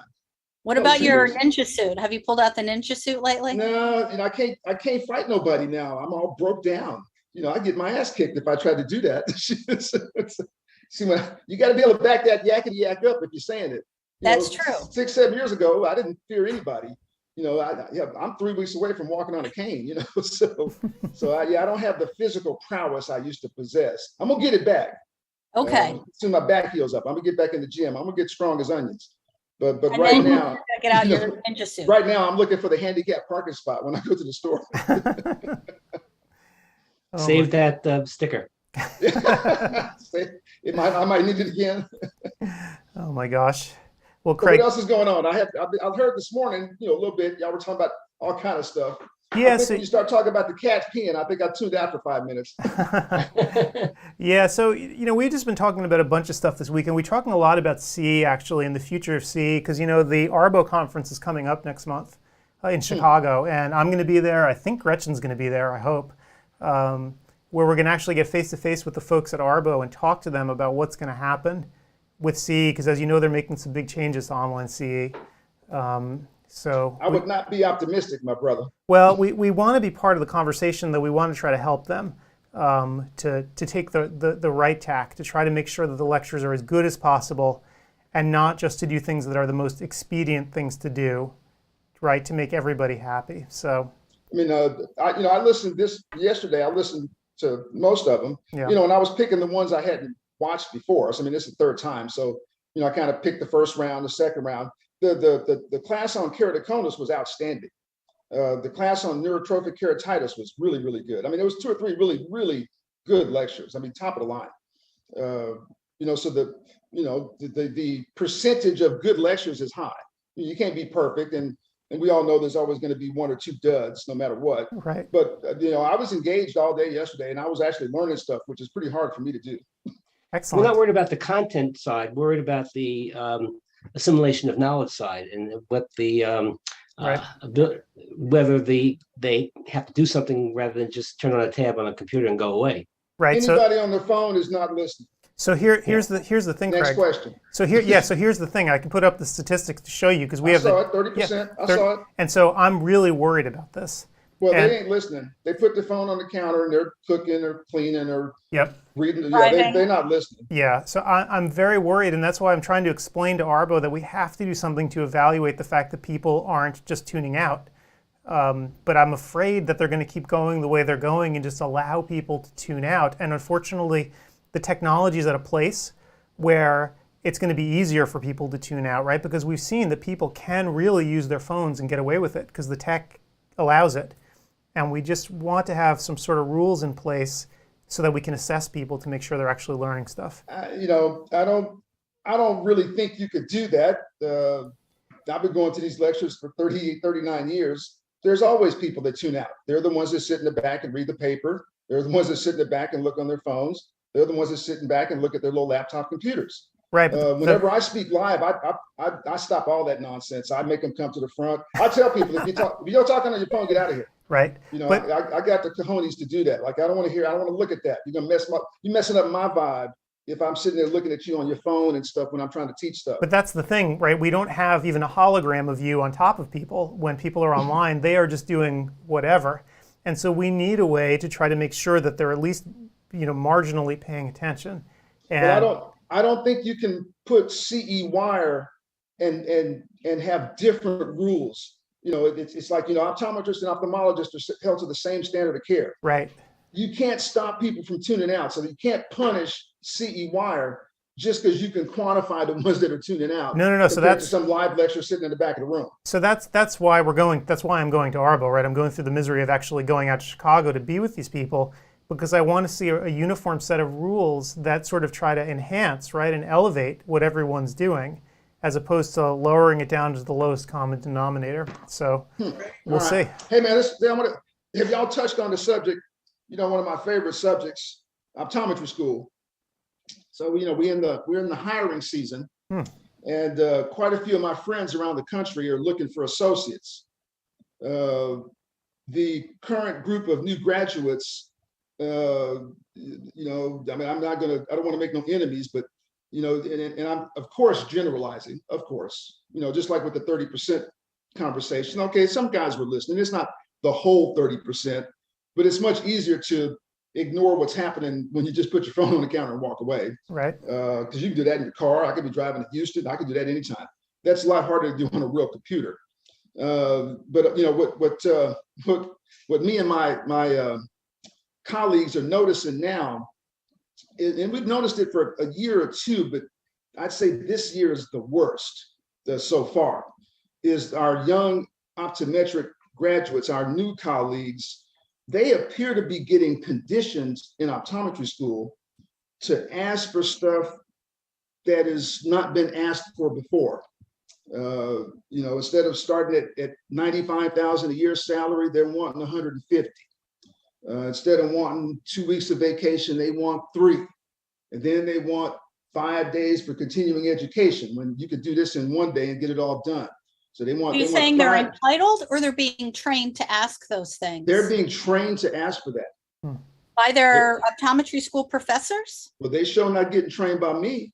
And they ain't getting trained by you and Adam. Who are they getting trained by? Okay, Perhaps they are a more entitled group of graduates. I don't know that I throw optometry school under the bus. I think by and large, younger people, and when I say younger, I mean younger than us, I think that new graduates, both college and professional school, they're looking for something different. They are not climbing the career ladder the way people used to. They're looking for more work-life balance. They're the ones who like remote learning. I know, but I think that it's I don't want to say a generational thing, but I think that it's absolutely a generational thing. Yeah, they want to work less and get more, though. Gretchen is what he's saying. Well, that's one way of looking at it. They absolutely want to work less and get more. And what they remind me of is the guy that's a really, really good basketball player that spends 3 years in college instead of 4, comes out early because he's really good, and he got a $7 million contract and he ain't shot one free throw yet. You got guys been on the team 6 years, ain't making $7 million. He ain't shot one free throw on a $7 million contract. And some fool owner is giving it to him. That's what this reminds me of. And Craig, you know and I know that we're both brilliant people, but the first year out of school, we sucked. Oh man, I was Dr. Garcia, who just walked out right before we were talking here. I was going through the cases in my career where I screwed up and my poor performance suffered in visual loss or morbidity to one of my patients. I've got 5-6 people in 38 years where my actions resulted in them losing vision. Now that's out of 40,000 people, but is 5 too many? Should it be 4? Should it be 3? You never forget those people. Nobody's perfect, but I'm 1,000 times better eye doctor than I was 30 years ago. Right, especially with proctor looking over your shoulder, etc. Even the bbasic stuff. Forget about the morbidity. I'm talking about a basic refraction of contact lens fitting. Yeah. Oh yeah, I mean, as lame as it sounds, you got people don't know how to do a refraction still. But if you come out of school and you've only done 40 of them, maybe you're not good at it yet. It should be 400. You say don't rag on the schools. I'm always going to rag on the schools because they deserve it. Well, just because they're asking for it doesn't mean they're going to get it, because the vendors, meaning the doctors, are not going to give it to them. They're not going to put. They're not going to work if they don't get what they want. No, they'll get what they want. They'll get the money they want, And, with the explosion of the My Eye doctors and Kepler Visions and the America's Best and, Walmart's still there. I mean, these guys offer high starting salaries. It took me 10 years to make what they can make at a Walmart day one. Right, but there's no upward mobility. They don't care. They don't care. You think they care? But that's what I'm saying, that they have different priorities, that they want more work-life balance, that they don't necessarily want the same things. And it's not bad, it's just different. Now, of course, you're going to have assholes on either end of the spectrum. You have asshole young doctors, you have asshole older doctors, but let's not throw everybody under the bus. I think I'm generalizing, but it ain't, once I say I'm generalizing, it's more than 50%. It ain't 90%, but it's more than 50. But these doctors are looking for something different. Now you can categorize it as entitled, as spoiled, as lazy, as wanting something they haven't earned. Is there a little bit of that in there? Categorize it. Is there a little bit of that in there? Probably. But there's also a little bit in there of them seeing their parents work 60-hour, 80-hour weeks and not wanting that kind of life, and that they want other things in addition to just working all the time. And that's not wrong either. No, but you can't have them both. You're right. And I love optometry so much. It just bothers me. That's it. I've said it on the website 100 times. It's a free country. Everybody can do what they want. Okay, I respect that. But I know if you don't have guys like me, Dr. Silberberg, and Dr. Farkas, when he was in his prime, if you don't have guys like us, there's not going to be optometry as we know it. You're not wrong. And you got 10% of us doing 90% of the work. But you know what? Just because you think, or I think, or everybody right here on the Zoom screen thinks that private practice is the way to go, that doesn't mean that today's graduates think that that's the way to go. You may think that's wrong. I think that's wrong. I am a big fan of private practice. Well, it doesn't matter what I think, but the people who are graduating now are the ones who are going to decide what's going to happen with optometry's future. And you can disagree and you can talk to them, but at some point, the next generation is going to decide what optometry is going to look like. Optometry is going to look like a CVS pharmacy in 10 years. That's what optometry is going to look like. Do you think, and it's hard to broach the subject, that the demographics of the classes graduating now compared to 20 years ago is one of the reasons why? I do not. You don't? I do not. It's more generational than demographic. Mm-hmm. Everybody knows, everybody can look at any current graduating optometry college class photo and see the demographic has changed. I got no problem with that. Okay, I got no problem with that. Are you trying to say it's the ladies' fault, Steve? No, not the ladies' fault. No, I know 10 lady millionaire now. optometrists right now. Okay, and that's just because I don't know as many people as I used to. It's got nothing to do with that. It's not that. It's not a sex thing. There's a 20/80 rule. You only have to look at the 20% of the stars, the top 20, because the 80% are going to be on the bottom and they're going to be in the various big box places. You want to only select those that want a future and the future optometrist. And you can look at the person to your right now. He's joining you because he wants your experience. And I suspect he wants a piece of your action once you leave. You might be right. He's going to work his ass off for less money to get the experience and to get the ability to come into your practice. But I have a question for him, if he doesn't mind coming on camera. Yes, sir. How do you want to learn? There's a generational difference now. You're in your 30s? Yes, sir. You're in your 30s. Well, what system do you use for online learning? Are you happiest using a computer, or do you like your iPhone, or do you like a pad? Well, take off. Yes. So yes, I would say that computer usually is my way to go. I mean, when I was in school, we didn't really use books too often. So I mean, no books. No books. It was all like lectures. PowerPoints. It was Or really PDFs. yeah. Did you have ebooks? You had electronic books?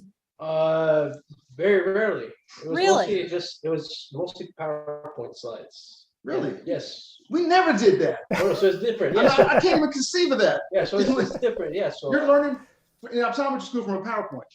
absolutely 90%. Yeah. It's One different. point to make, So Gretchen. books, yeah. So I mostly do like I use the computer as my primary way of learning, pretty much. And Wow, I didn't know that. Yeah. So if we have ODwire, the chances are you're going to be on a computer. You won't be using a cell phone or an iPad. Like yeah, computer. Well, there we go. Like what we were looking at yesterday. Yeah. Would you ever do that on your phone at home, or would you sit at your desk or table and pull out a computer? It depends. I mean, I probably use my phone a little bit more than my computer nowadays, but Aha. So yeah. so again, That's just I can. I don't know if that's a statistic, but that's No. So that's actually really valid. So I can tell you just by looking at our logs, right?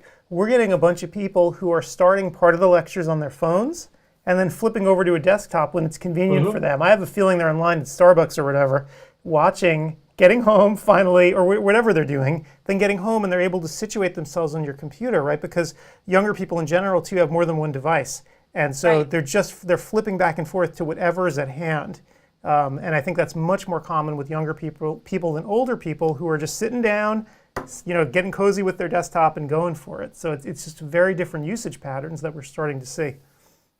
One thing, Gretchen, that I don't think they get is, yes, they have their priorities now, but I'm really lazy. And that's why I work really, really hard for a lot of years, because I'm so lazy. Does that make sense? Because at some point, I didn't have to do anything. I didn't have to work as hard. And I was making a shitload of money doing that. Well, they're going to be in the same boat 30 years from now they are in day one. So by seeing the forest through the trees, you can get what you want and also be far more successful doing that and not work as hard. Like a Dr. Garcia is working now. Though it's a different philosophy that the work hard now so you can play or rest later. It's a very different philosophy that they're realizing that, I mean, honestly, look at climate change, look at the war in Ukraine. Younger people today realize that tomorrow is promised to no one. So I don't want to spend my life in an office. I don't want to have my life be cut shorter than I think it might be, and then have not really lived. And all I've done is sit in a dark room and flip dials and say which is better, 1 or 2 all day. I want to live now. Now, I'm not saying they're stupid and they're living in an RV and not saving any money. And I'm just saying that they do not want to kill themselves for the potential of a payoff down the line that they are not convinced is going to come to fruition. Well, they should be convinced, number one, and it's not only about them, it's about their family, and to be able to give to your family what you want to be able to give to them, not just settle. Well, and that again that's a value judgment. And just because it's what you think doesn't mean that what somebody else thinks is wrong. It just means that you two have very different thoughts on it. And let's ask this and I'm sorry, Doctor, I forget your name. Dr. Garcia? Garcia. Okay. So Dr. Garcia, what are your thoughts on this? Are you, because you fall into this demographic that we're talking about. Well, first, when did you graduate from optometry school? 2019. Okay. So fairly recently. So would you say among your fellow classmates that folks were looking more into going into private practice, whether to start cold or become an associate, or were they looking to go to commercial or corporate practice? And what was their reasoning? Yes. So I would say of the people that I know, it's almost like 50-50 kind of. That the people that I talk to, I still talk to, yeah, a lot of people, started their own practice right out of school. Really? Yes, I do know like a couple of people, and then another handful. Yeah, another handful did go to like a commercial practice. Corporate. Yeah, and so where did you graduate from? San Antonio University Incarnate. Okay, and so what was the reasoning for people wanting to start cold versus the people wanting to go corporate? The reasoning, well, they basically, from what I understood, they wanted to be their own boss. They wanted to go straight into that. They knew what they wanted, I guess. They wanted to be Dr. Thomas. Yeah, they wanted to be Dr. Thomas. Dr. Silverberg. Dr. No, Farkas. nobody wants to be me. And then for those who went into corporate practice to commercial, why did they go into that practice mode? Yes. Why? It could be that's I'm not sure why. Maybe Yes. to pay down debts that they couldn't afford to open a practice cold because, Likely, and I don't want to yes, ask you yeah. personally, but I'm betting that a bunch of your classmates have a shit ton of debt that is following them around. Likely, yes. My feeling, Gretchen, is it's the money because you have immediate gratification and the chance of having really an above average salary to start. Mhm. And that's kind of my concern is I'm a salary payer, not a salary receiver. So when the salaries start going up, I'm like, hey, wait a minute, stop. So I mean. But you also came out of school with less debt than kids do today. Oh, I had 22,000 total. But college was $4 an hour back in the dinosaur. And Dr. times. Garcia, you would probably kill for 22,000 of debt, or your classmates would. Yeah. Very, very different times. So you can't judge today's recent grads on the decisions like it's apples and oranges because the society isn't the same. The practice of optometry isn't the same. The economic culture isn't the same. And their debt load is certainly not the same. And what they learned is not the same. Some of it is better. Some of it is not. But Gretchen, you say the practice of optometry is not the same. When I started practicing optometry, I was on Texas Medicaid and VSP. Stop. Okay, so if I didn't sell patients a pair of glasses or contacts cash money, I really wasn't making no money. Right, but we didn't have fast forward optometry 39 then. years, 99% of my business is insurance. I make 100 times more money than I used to make. But okay, so there's good and bad with the profession changing. That's what I'm saying. That these guys have opportunities that my generation couldn't conceive of as far as being an optometrist. Exactly. You can go to Kentucky or Oklahoma. I think Louisiana too. And Dr. Garcia here can perform laser procedures. You couldn't do that when you graduated. But it's not the same in a good way too. Exactly. I don't disagree. So my whole point, you're making my point, Craig, is that you can't judge today's students by the same guidelines that you made your own decisions. And is the profession going to change? Absolutely. I don't like the way some of it is changing, but guess what? I don't get to decide. You don't get to decide. Dr. Garcia, I'm not trying to decide. I mean, I respect everybody's right to do what they want to do. Yeah, but you're bitching about it. Be happy about it. Right. Okay? I don't have to be happy about it. You do not. Craig, let me ask you a question because your point is relevant, Gretchen, that tuition is high. But tuition was high 5 years ago or 6 or 10 years ago. Are this people coming out now this year different than the people 5 years ago, Craig, in your opinion? That's what I'm saying. It's different from even 5 years ago. Right. So it's not a tuition thing. It's not a loan thing. It's because we took on an associate who now is paying me off and she's been out of school 8 years and she owed a lot of money when she first got out. And she probably still owes money. Probably making a lot of money. So, yes, she is. But I don't think, so one thing that I think we haven't spoken about, which is a huge difference, is the pandemic. I think for older people like us, we've lived a long time and have seen a lot of stuff. And I think for a younger person, their view of what the world actually is and will be is probably very different at this point. Exactly. Tomorrow is promised to no one. It's a hugely traumatic thing. I mean, it's traumatic for all of us, but for them, I can't even imagine, what my little 13-year-old's going through in his mind, what he just witnessed. And I wonder if the younger folks coming out of school are that way too, especially the ones who just had their education disrupted for 2 years. And I still think, based on my conversations, there is an indoctrination component at play. And they are indoctrination by whom, though? I mean, by the optometry school professors. Do you have anything to back that up, or are you just taking out your own beef on? No, I don't have a peer-reviewed journal to back that up. But I go around and I know things. I know things. You know things or you know things. I know that you have a beef against optometry school, and I'm not saying that you're completely wrong, but you got to be careful. You can't, indoctrination is a loaded term. So be it. There's an area that we discussed on ODwire, basically the male-female issue. Do you think that because there are more women graduates? No, it's not. It's Don't not a. start It's not a that. Don't sex start thing. that, Paul. It's not that. It's Don't not. start. It's not. Because, you know, That's been going on for 10 years. It's not that. Longer than 10 years. Yeah, it's not. That's not what it is. It's not a. It's not a ethnicity thing or nationality thing. It's not that 40% of the grads at one school may be of Asian descent, where 30 years ago that was not the case. It's not that. Right. That's not what's happening. Right. I It's think it's everybody. more societal and cultural now. It's our entire society Yeah, and it's culture. everything. Yeah, the guys are doing the same thing. The white guys are doing the same thing. Okay, it's got nothing to do with race, got nothing to do with sex. Right. If the only common thread is the generational millennial aspect of it, and they, as I've said 500 times, where do optometry students learn stupid stuff? They learned it in optometry school. Where do optometrists learn stupid stuff? They learn it in optometry school. Okay, that's where we learn stuff. Well, it also could be a bunch of like-minded people together. It could be happening after class. It could be happening in the student union. It could be, it isn't necessarily the professors ramming things down somebody's throat. Is somebody saying something? Possibly. Is it a bunch of students getting together? Possibly.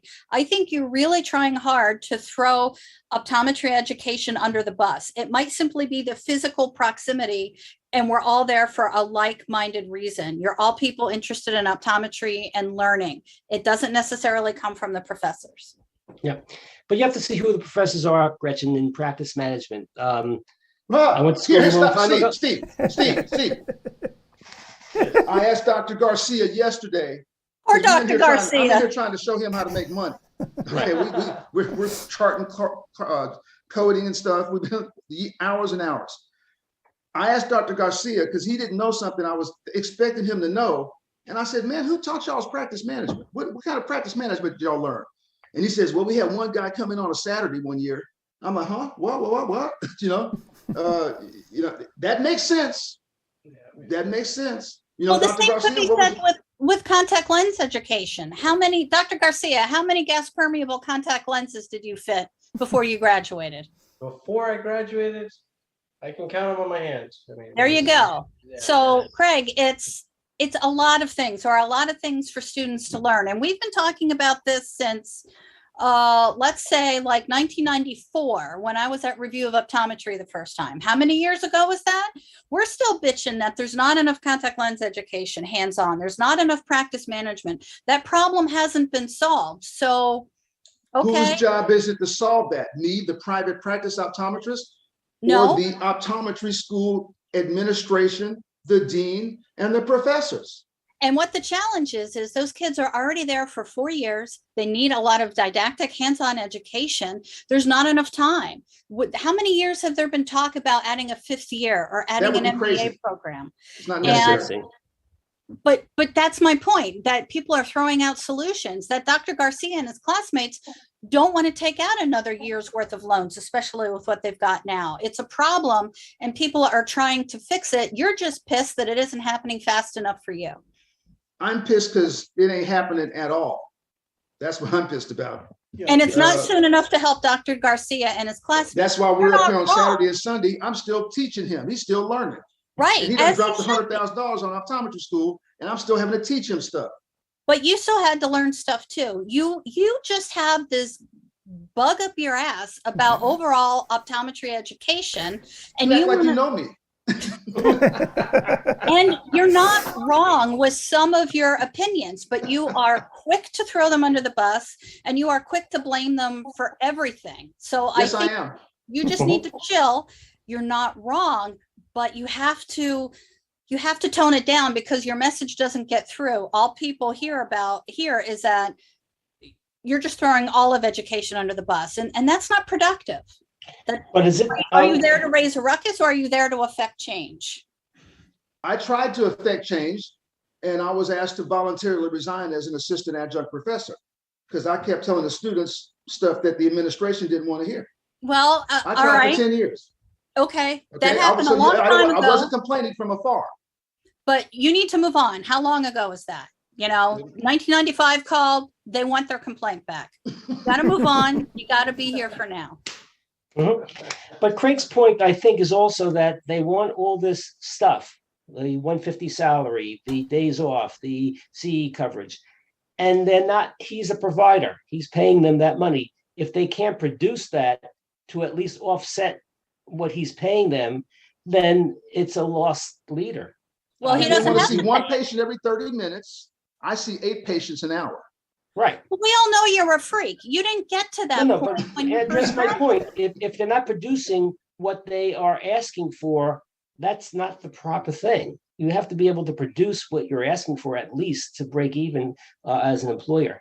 And I'm not saying that's wrong, but I'm saying that Craig he didn't graduate being the doctor that he is today. You both just agreed on that. Yeah. Then don't pay Dr. Garcia $150 a year. Pay him, offer him what you and his all your other associates what you want to pay, and explain this is the expectation, and also explain the growth that I expect you to do XYZ, and then after 6 months we'll review, after 12 months, let them know that there's a process for growth. And then Dr. Garcia can decide, do I want to work for this crazy man and learn, or do I not? And he's still sitting in the room for this conversation, so he's a smart man. The crazy man is the good one to be with. It's the one.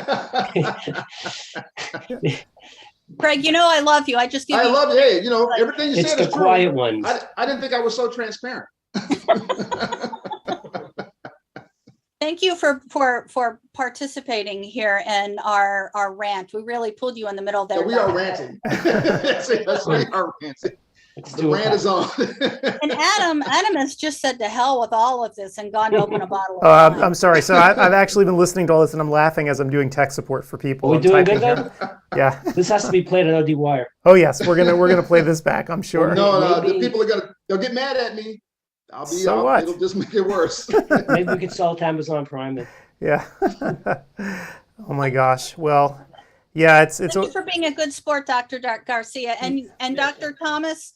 He is a good guy. You have to shout him down now and again, but he knows his shit, and you're going to learn a lot working with him. Good luck to you. Oh, here.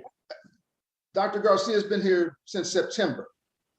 I'm sorry to hear that. How many times have I dressed you down yet already? How many times have I dressed down my associate where I'm calling him in the office, closing the door, and going batshit crazy? Okay? I hope never. Well, no, we passed never. Okay, we got it ain't double digits. But I mean, I'll say something 3 or 4 times real nice. If I got to say the 5th time, I'm going to get hostile. And that's just the way it is.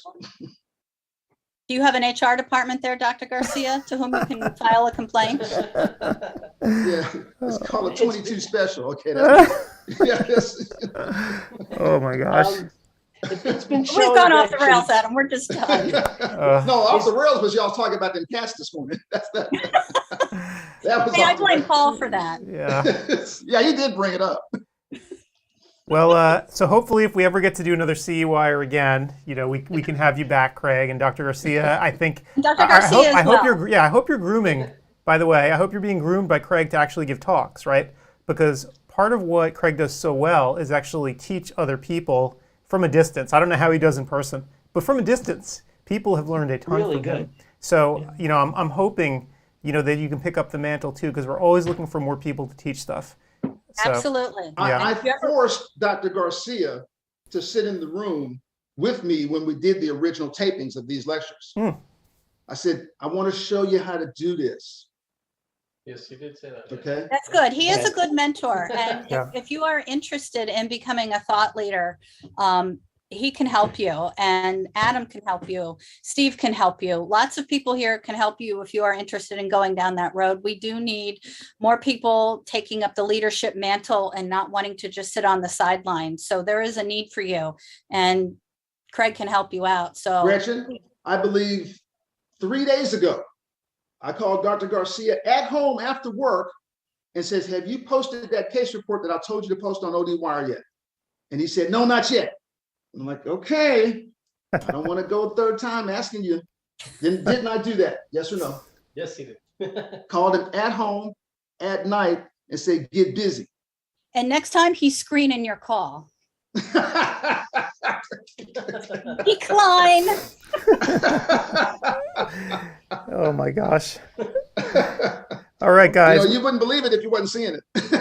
Well, thank you. I believe it. Thank you for doing this, guys. And we're going to get back to actually monitoring these talks, which I guess we should be doing, and we failed miserably. But we're so boring today. I know, but no, thanks for doing this, and I'm sure we're going to pick it up online on the site, and hopefully, if we put together a mini conference in the fall, you guys will come back and work with us on that too. We don't know what we're doing yet, since we don't know what the rules are going to be, but we'll let you know as soon as we do. Good deal. Good to see you, Craig. Nice to All meet right. you, Dr. Garcia. See you later. All right. Bye-bye. Bye. Alrighty, always fun. That And was great. yep, and let me fill you guys in on what's going on out in the classrooms, since you'd be amazed to see that we still have a bunch of people here tonight. I don't know if I don't know if you can actually see that, the numbers going on right now, but you can actually see it's up on the screen. 367. It's really small in my window. Yeah, so it's a lot of people still. I expected by this time people would be petering out, but it hasn't happened yet. So third time through, people are still coming back. So, and the software has not exploded yet. Well, it's because people know that it's the last hurrah. And no, I'm sure that this isn't, how did these numbers compare to the second day the previous two times? I don't think we're above that. No, I think I think the last time was higher. I think it's just, slowly people are getting the number of credits that they need. So you can see we just blipped here to 296. People have gotten the credits that they need, so they stop, right? Most people don't obsessively take everything. So they don't come back all 3 times and take a full schedule each time. Like if you only need 20 credits, no reason to sit here for 60's worth 3 times. Right, so right. I think that's what happens. It starts to peter out. Obviously, we have some new people taking classes this time. Yeah, perhaps maybe 500. That's about it. Yep. New ones. So yeah, but it's been great. The software has been, really killing it. I've been so happy with Identio and the rolling changes that they've made in response to what we've been doing here. And by the way, they use different versions of the software for other live events that they do as well. I don't think actually, I know that ours is pretty much the biggest that they've used the software for. But I know that they've started doing some other, non-educational events with it. So more fun stuff. Like I know that they have rock musicians as some of their other clients and stuff, and they've actually taken the software and used it in those kinds of settings as well. So I'm just really gratified to see that it's doing so well and being so stable. Even this little feature, Adam, we never had that before. We can just look and see who's in all the rooms at one time rather than clicking rooms, go back and forth, etc. That's a little nothing feature. Yeah, so there's a million little things like that you don't appreciate until that they're there. And even minor things like that. Like I was actually in a back channel today with the CEO of the company just talking about those little numbers up here. As you notice, they're not updated in real time. They lag a little bit. So you might have a low number when a lecture starts and all of a sudden it pops to 300. And that kind of thing they can enhance over time to make it more responsive and in real time. It's not something that anyone really cares about, but it just makes it that much cooler if it works properly. Yeah. But there's a million. Even something for me where I can see the speakers in the room right at the beginning. His star is there. He's at the top. Yep. Rather than scrolling through 400 names to find the speaker. That was challenging. Right. So again, things like that are things that you don't really think about until after you're in the situation and you're like, yeah, we really should probably fix that. So I've just been really happy with the way it's worked, and it's going to be interesting to see what happens at future conferences depending on what kind of requirements we're going to have. I don't know if we're ever going to do something like Nora again, where we had 3 live tracks with 9 speakers at once. They've enhanced the software now, or they're in the process of it, so that I won't actually have to have 4 computers open sitting in front of me.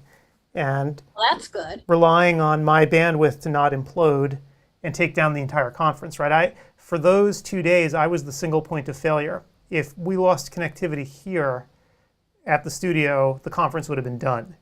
That's not good. And nobody likes that kind of single point of failure. So they're revising the software so that the actual streaming process can take place remotely in a much more stable and reliable setting, which is very useful because few people are as psycho as me to set up that kind of a center here with multiple computers. So these sorts of enhancements are things that no one really appreciates or sees until we execute it. So. And this particular weekend, we did it with less support and it was more seamless. So that shows we don't need you that much, Atencio. Right. So, the whole goal with the software was for us to be able to spin up a new conference ourselves completely, taking them out of the loop completely. Now, we're not quite there yet, particularly because our schedule had so many classes. So you can imagine that actually loading in all of these classes and the schedule matrix and everything else, you could do it one by one with a web interface. And they've built interfaces so we could do it, but it's actually much more reliable to just load in the data in a sort of a mass format and have their help to do it instead of using this sort of one by one interface, which is, so obviously if you only had a conference with like 10 lectures, doing it by hand is easy. When you get to 40, 50, 60, then it gets a little more challenging. But they've managed to build out a lot. I guess there's some other stuff that could be more streamlined, of course, is reporting in the future, so we can get clearer reports faster as to what's going on. A lot of things that people can't see, right? Things that would make my life more comfortable, but that aren't strictly necessary to have a good conference. So, yeah. And yeah, that's sort of where maybe we're lacking a little bit, but that's about it. And my idea of having Anon in terms of chat, I think is actually a negative, because then you can have more of those incidents occur. Especially when somebody is. I agree. Yeah, we don't want real-time anonymous messages here. If you do something like we have on ODwire, where we have it delayed, where we actually review the messages, that might work a little better. But just letting everybody say what they want could be a disaster. So, but yeah, it's stable. That's a surprise. Let me actually see if there's any other messages going on here.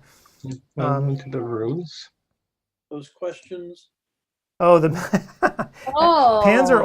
He always phrases things so nicely. If I want to buy the magic pills for the vitreous, where is the sponsor? Magic pill. Okay, so first of all, Alan, they're not magic pills per se, but let me actually pull it up for you so you can see. So it's the sponsor's MacuHealth, and if you go to the ODwire thread on MacuHealth, so if you go to CEwire2022, click on forums right up here. That'll take you straight into the CEwire forum. You can go to MacuHealth, and you can read their thread where they're talking about it, and you can contact them there. Emily is their head of sales. You can just go over her name and just send her a private message, right? You just go there and you do send private message, and you say, "Hey Emily, I want the magic pills." I just put something in chat from Dr. Finelli, who's lecturing now. He says hello from everybody from Italy, and he's still at his lecture answering questions. That's excellent. Buongiorno. Yeah, so he came in. He took time from his vacation, I guess, to come in and answer questions. And so, by the way, again, the sponsor's MacuHealth. The name Emily actually posted it here of their new product for for floaters is Vitreous Health. You can see it right here. Emily also has in their thread. She can show you again, Alan. You can see right here. Reach out to your rep or customer service at this number, or again, you can contact Emily directly, send her a private message. She's really responsive. The Vitreous Health formula itself is limited right now in terms of the production because they're just starting up. So if you want it, you got to really pounce on it. I'm not just saying that to be like a sales shill. I've spoken to numerous people now at the company. Their production is limited right now, so they're onboarding new clients, but you got to get in pretty quick to get that first batch.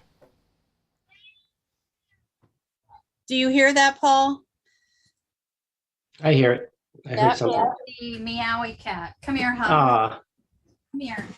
Oh, no. she's He just like won't. I want to try to get him. That was the meowie cat. You look like you were attacking Philadelphia for a second there. Able to transfer those questions that the people asked on Craig's lecture?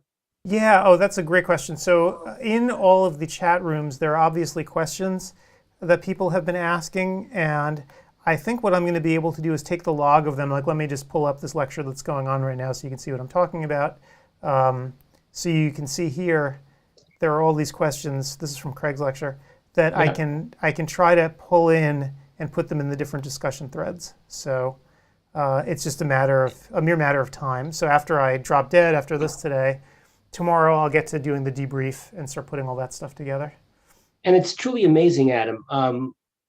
Last year, our conference was successful, but there were times where the room was literally quiet for the whole hour or 2 hours and nothing was asked. Now, every room is being interactive, and Craig is much more, but everybody's getting questions, everybody's getting interaction, everybody's getting a lot of thank yous at the end and great lecture, etc., including me. I couldn't believe it. But but I don't know whether it's just easier or people just feel more comfortable in this environment. I think people appreciate the opportunity to interact with the speaker while the lecture is going on. It feels more personal and personable, and it's more interactive, and it's more like having a conversation with you, Steve, that if I'm sitting in a big lecture hall, I might not raise my hand to ask, well, which of these new formulations for these upcoming presbyopia drops do you think is going to be the most successful? But in a chat room, I might say, hey, Steve, what do you think? And you'll answer me. I totally agree.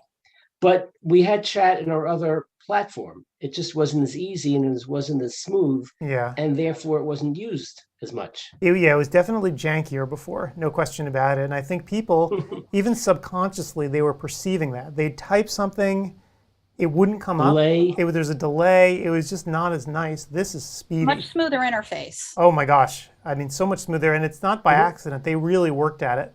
And I'm surprised they were able to get it as smooth as it is with the number of people that we had. I think that was the big challenge. One of the big concerns that they had going in was, would the back end be fast enough with the chat? And they, as far as I remember, when we were developing this with them way back when, I mean, this goes back now almost a year, they improved the speed of the chat by almost an order of magnitude in terms of how fast it comes up. I mean, they went all out to try to enhance how quickly those chats come up. If you have more than 1 minute to talk at the Arbor meeting, you could show them some of these chats and show that the lecture actually was value added. They got much more out of the lecture than just the lecturer, because there was more information imparted during the chat sessions. Yep, and I think the threads too, I haven't played them up enough, but people really should start contributing to those discussion threads. When the lectures go back on demand and people watch on demand, the link to the discussion thread is still there. So people can continue these conversations indefinitely. Those discussion threads are never going to go away. So once you've taken a lecture, even after August 1st, the discussion threads are still going to live there. And so my hope is that people will continue talking. You know, anybody who's attended a lecture before will keep talking about the topic. So I just have to market it better. As Gretchen identified, my marketing skills are not what they should be. So, so we will give that a shot. 1 o'clock. Or 4 o'clock Eastern time. Yep. I think we're running out of stuff here because I don't think Olson's going to make it, and that's fine.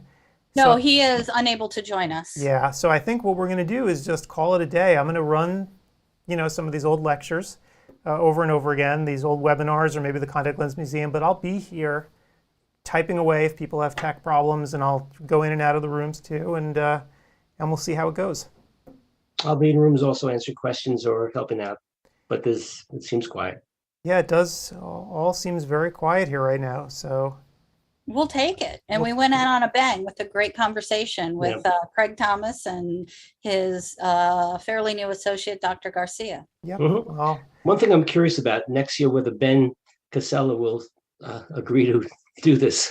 I think he will. Ben's he's great. A great guy. He was actually much more concerned about his reviews. And what's hilarious about it is I told him, I'm like, I've watched so many hours of your content. There's nothing that a reviewer could tell me at this point that would make me think that you're a bad lecturer, right? I've watched at least 10 hours worth of his lectures, and they're all great. So this hopefully was an anomaly, and hopefully he'll come back and do it again. We'll give him a more vanilla topic. Yeah, exactly. All right. Good afternoon. I'm taking off. Okay. Well, yeah. Well, I guess I don't see you rising yet. Yeah. well, thank you everybody for being here today, and thank you guys for showing up again for this chat. And I guess if you need me, you know where I am. And I guess have a good day, everyone. Thanks again. Another CEwire comes to a close. Thanks for having me. And I think it all went great. I think the more boring it is for us, the better the conference is going. 100%.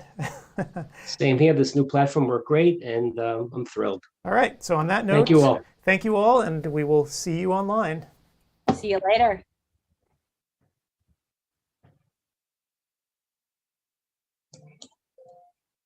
Hey everybody, it's Adam Farkas. Welcome to another ODwire webinar. Thanks for coming out tonight. Well done, And everybody. tonight we got a good one for you here. It's a little bit different. We were actually just chatting before we came on the air here, just about how different tonight's talk is. So a focus on vernal keratoconjunctivitis, a case-based discussion. And so we're really excited to do this one today because it is so different. And you know, it's focusing on a topic that we just haven't really spoken much about before. So I think it's going to be a great review for everyone else. Before I introduce our speakers, I just want to remind everyone on the right side of your screen, you should see a box that says questions.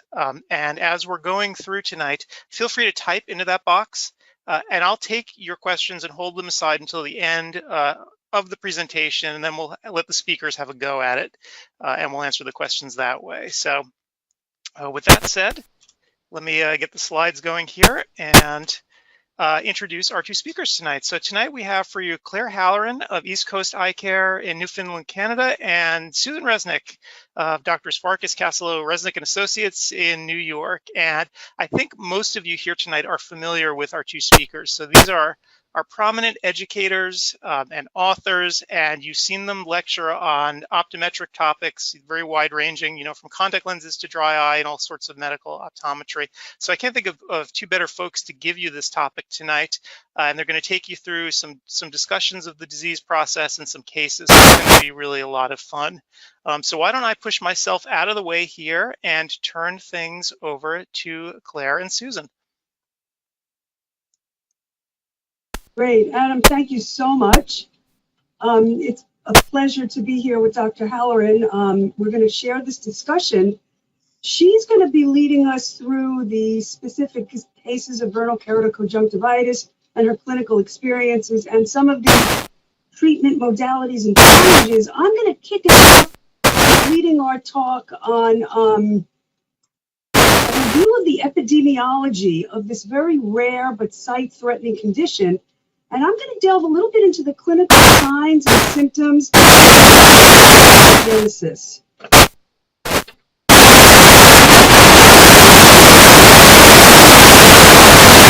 There we go.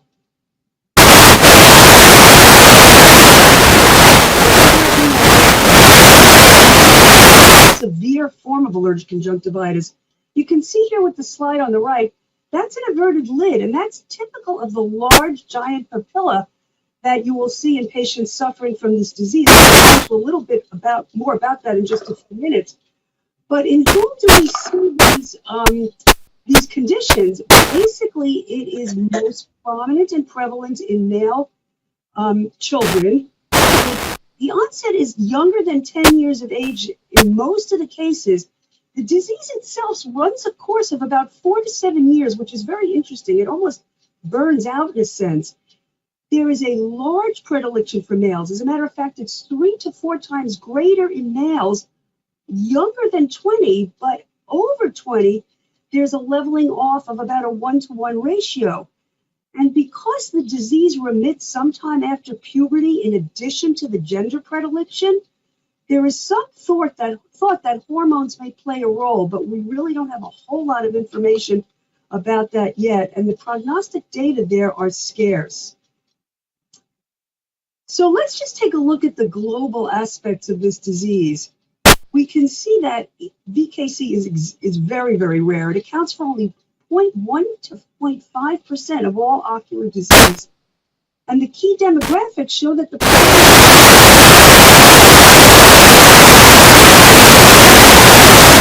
it's more prevalent in arid climates, dry, windy climates, and we don't yet have prevalence data for South America. So we can see here in North America, United States, and Canada, again, it's going to be only about 1 out of 10,000 people that we're going to see this in.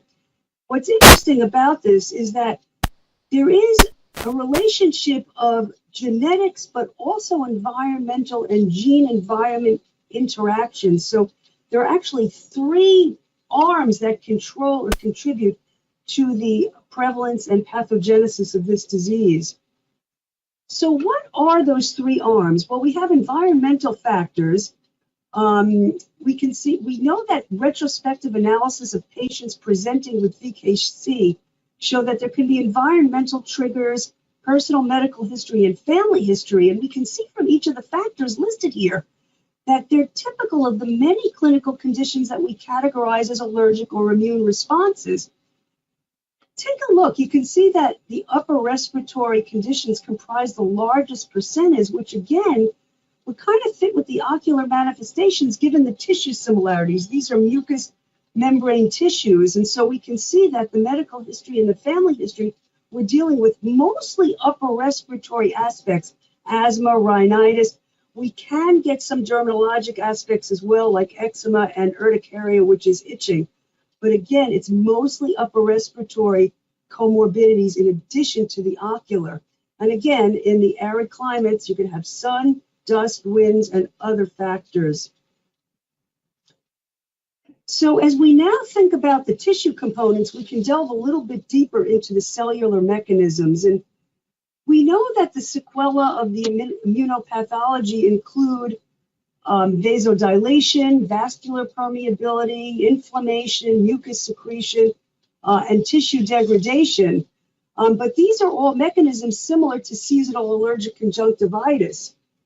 And this is supported by the high prevalence of personal or family history of atopy.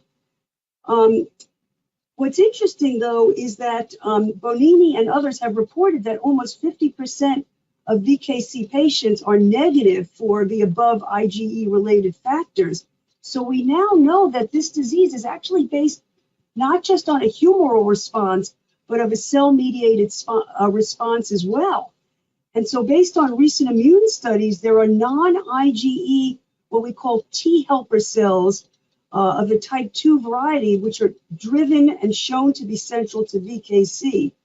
And so we can see that it's a multifactorial disease, both with IgE and Th2 mediated. And here you can see the arms of these immunologic responses. So you have your B cells, which are your cellular response, and then your humoral response being your eosinophils. So you have all of the mediators that we're familiar with classical allergic conjunctivitis, but you also have some cellular reactive species there as well. So what actually happens in the disease course? If we have a patient with this, what can we expect to see at the beginning, as the disease progresses, and then later on?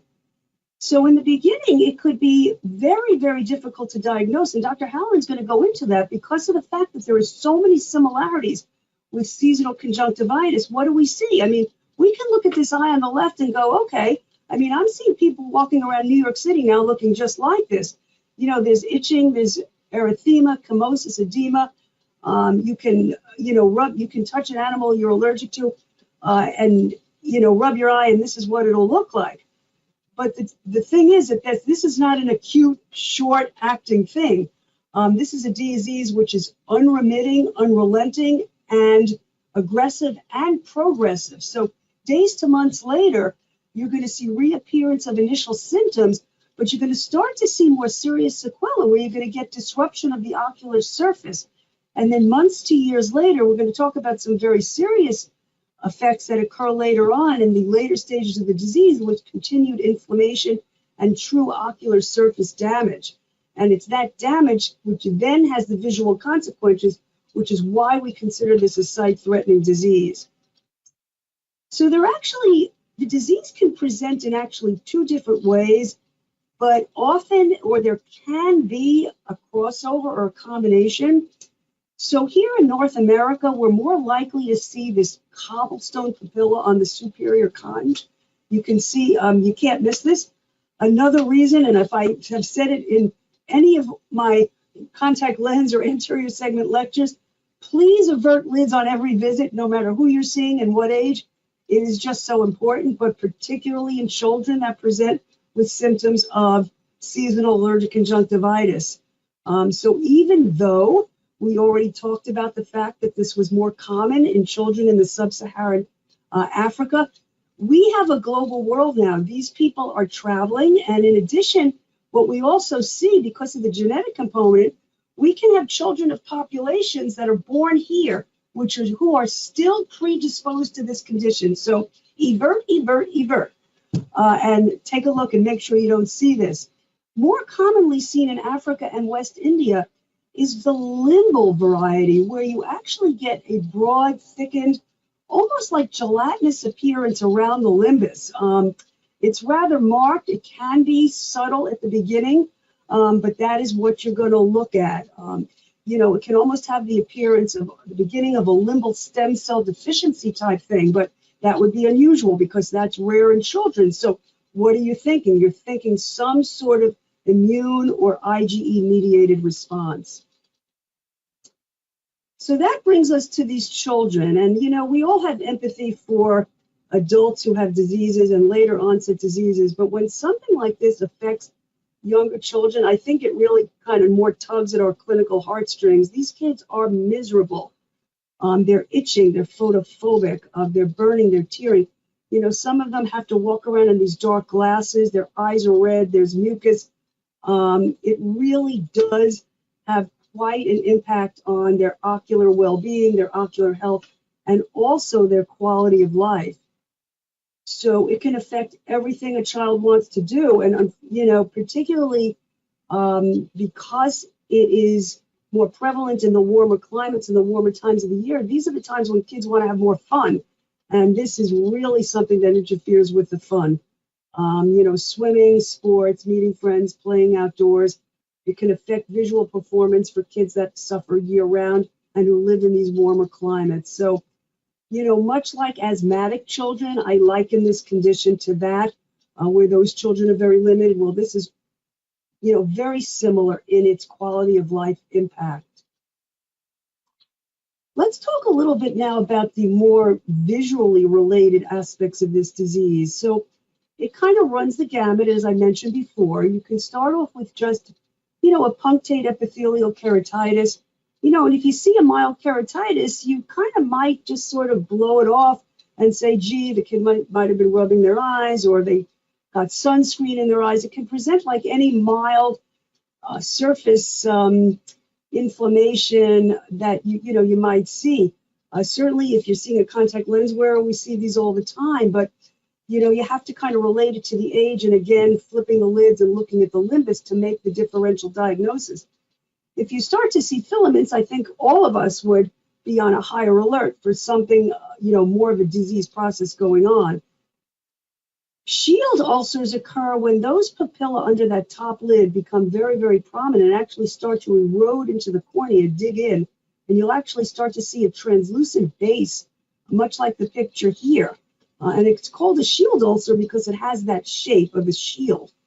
It could look opaque, yellow, white. Eventually it becomes elevated and it will start to scar, but it can continue to rub down, erode, and scar. So these kids are in pain, plus the fact that obviously it can affect the vision.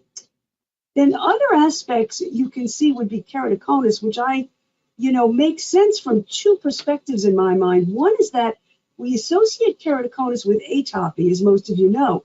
But the other thing is, what else is keratoconus associated with? Rubbing, right? So these kids are constantly rubbing. So we don't know, is it a chicken or an egg thing? We all know to caution our patients our allergic patients against rubbing their eyes, especially our young patients, because there is a relationship. And again, you can see limbal stem cell deficiency, and eventually, because that limbal response in the limbal arcade, the vascular response is so great, you will start to see vessels filling up, either micropannus or 360-degree neo. The other thing that you can see is something called the pseudogerontoxin.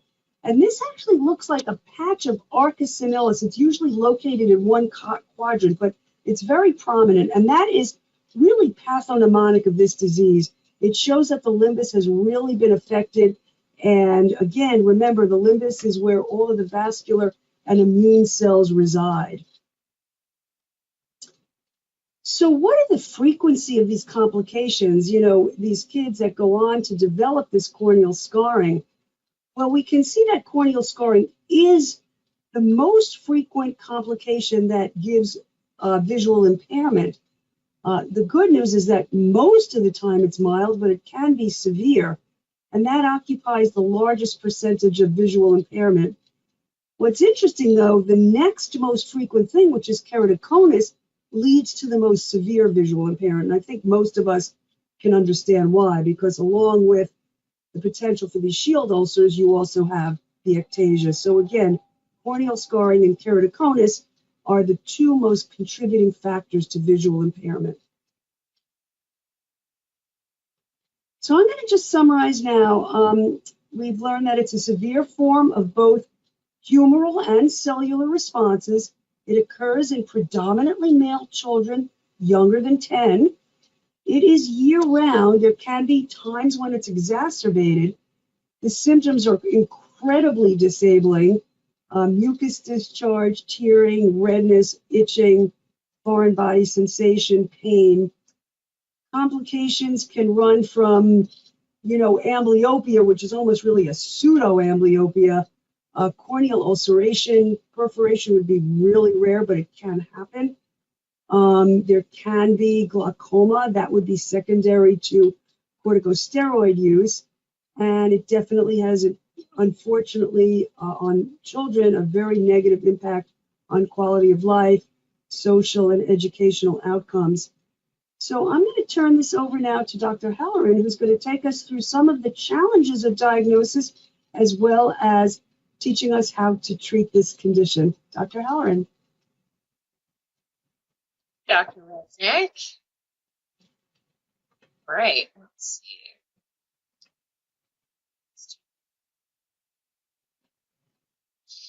Okay, so as Dr. Resnick mentioned, I'm going to take us through looking at diagnosis of VKC in a patient, as well as take you through a case that was a really good learning experience for myself and other doctors in my practice, and ended up working very well with lining up with some of the challenges that are present when dealing with VKC. So to kick it off, we're going to chat about this patient, talking about the first time that she ever came into our practice, which was back in March of 2016. She was 12 at the time. And she came just for basically a regular eye exam. She'd been having trouble seeing the smartboard in the classroom, but it did happen to mention, oh, yes, I have severe eye allergies in the summer months. And she was, at that time, just diagnosed with simple myopia and seasonal allergies. And I think at that point, really had never tried anything on her eyes. She just took oral medications. But over the course of the next 3 years, she was seeking care in our practice, basically May through August, every single year. Watery, itching eyes, discharge from the eyes, hyperemia, all of those things Dr. Resnick just mentioned, including the papillae as well. Treatments were pretty standard for any allergy at that time. Cold compresses daily, lid scrubs if the lids were involved. Sometimes we were using Accredited or something of that nature. Artificial tears, of course. There had been a course of loteprednol. Again, a short course trying to take care of some of that inflammation that was present. And often we were recommending that she also take antihistamine, or she was already taking those on her own. Fast forward to July of 2019, she's now 15, and came in unable to wear. She had been a contact lens wearer up to that point, not for very long. However, I do remember her coming in and saying, I really can't wear the contacts now. I think we did her in the fall, and now it was summer months. Eyes were itching, not relieved by her drops that she'd been given. She was seeing well still at that point. Her optometry readings were always good. However, on this visit, noticed that there was significant anus, and as well as she was getting that limbal involvement and upper lid papillae, GPC, as well as the lower lid papillae. So similar to that image, there is not her eye, but very similar to that presentation when she arrived at that visit. So looking at the clinical features of all ocular allergies, I mean, we already talked about this with Dr. Resnick mentioning that VKC does have some specific things about it, but across the board, all of the allergies are very similar to one another. However, it's that GPC, and then when we start to get that limbal involvement, that VKC comes more to mind. And always at the back of our mind need to think about VKC because of the visual involvement that may come from that. So constant erosions on the cornea, ulceration, plaque involvement, things like that, then we need to be worried about where is this going to go, especially where it's occurring in childhood. We need to be sure that we're recognizing it if it's happening and treating it appropriately. This scale is not specific to VKC. There really aren't scales specific to VKC, which is one of the clinical challenges. However, you can use a scale like the Oxford scale to gauge severity in terms of what are the chances that we're going to get this limbal involvement, what are the chances that we're going to have visual change in this patient, and you would use vital dyes to determine where you're at in the grand scheme of things with this scale. Bonini, who is a ophthalmologist or a professor based out of Italy, has done a lot of work in VKC specifically, in a lot of allergy, and did come up with kind of a mild, moderate, severe, very severe rating scale for VKC. You first have to recognize that you're dealing with VKC before you're going to place it in one of these categories. And if you look at mild VKC, occasional short-lived symptoms, mild conj involvement, papillary reaction, a little bit no corneal involvement. I mean, that's just going to get labeled by most clinicians as allergy because it's just present as such. Moving into the more moderate, severe, very severe, then you're looking at more issues at the actual corneal surface, and that might be when the labels start to go off.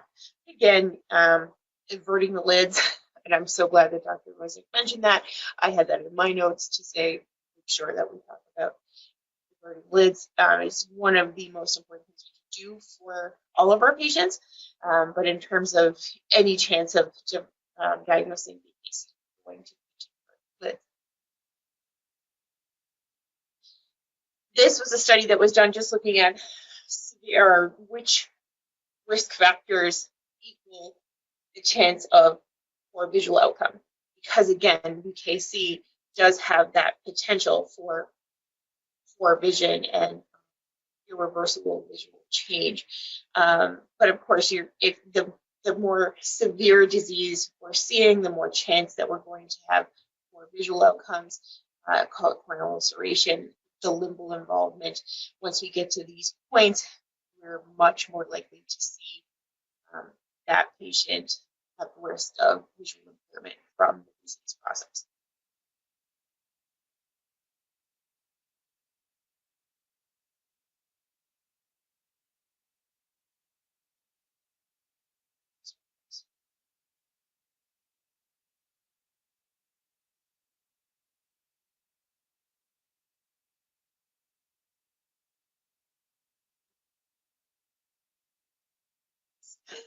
Okay, so our challenges with VKC, often these patients are suffering for a very long period of time. So even if we think back to that patient, and that patient's going to come up again now and shortly, it was a 3-year time span between the first time we saw her and over a period of 3 years, we were diagnosing and treating ocular allergy before maybe we were seeing clinical signs or thinking VKC for that patient.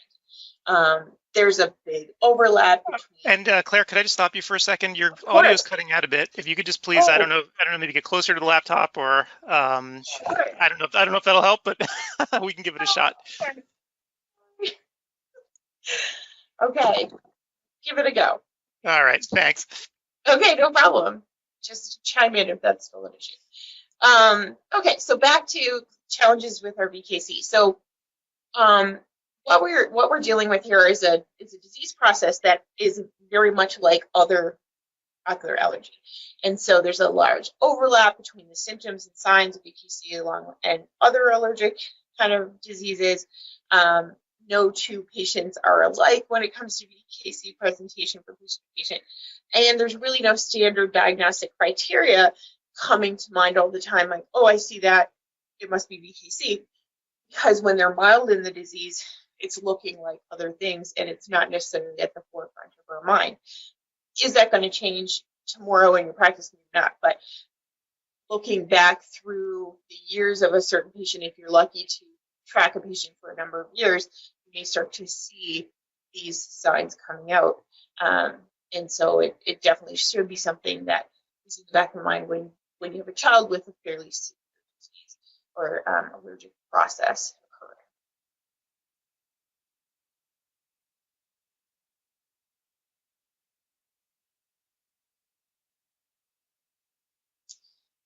So we're back to this case now. And again, the July visit, she's 15, she's complaining more so about the contact lenses not being comfortable. A little bit concerned about that. It was at this visit that I started to recognize the patterns that had been occurring over the last number of years. Again, it was the clinical sign of seeing that transistods and the limbal involvement that caused that light bulb to start to go off, and realize, oh, this patient likely has VKC. Of course, she was ticking a lot of boxes in the unlikely category. So she was female, she's 15 at this point. I live in Newfoundland in Canada. It's not subtropical here. So all of these things weren't necessarily lining up. However, if any of you listening are in rural practice, you can't throw anything out the window because anything could walk in your door. Not saying that doesn't happen in urban centers either. Of course it does, but when you're one of the only gigs in town, anything could really show up at any time. And it might be a one-off event, but it happens.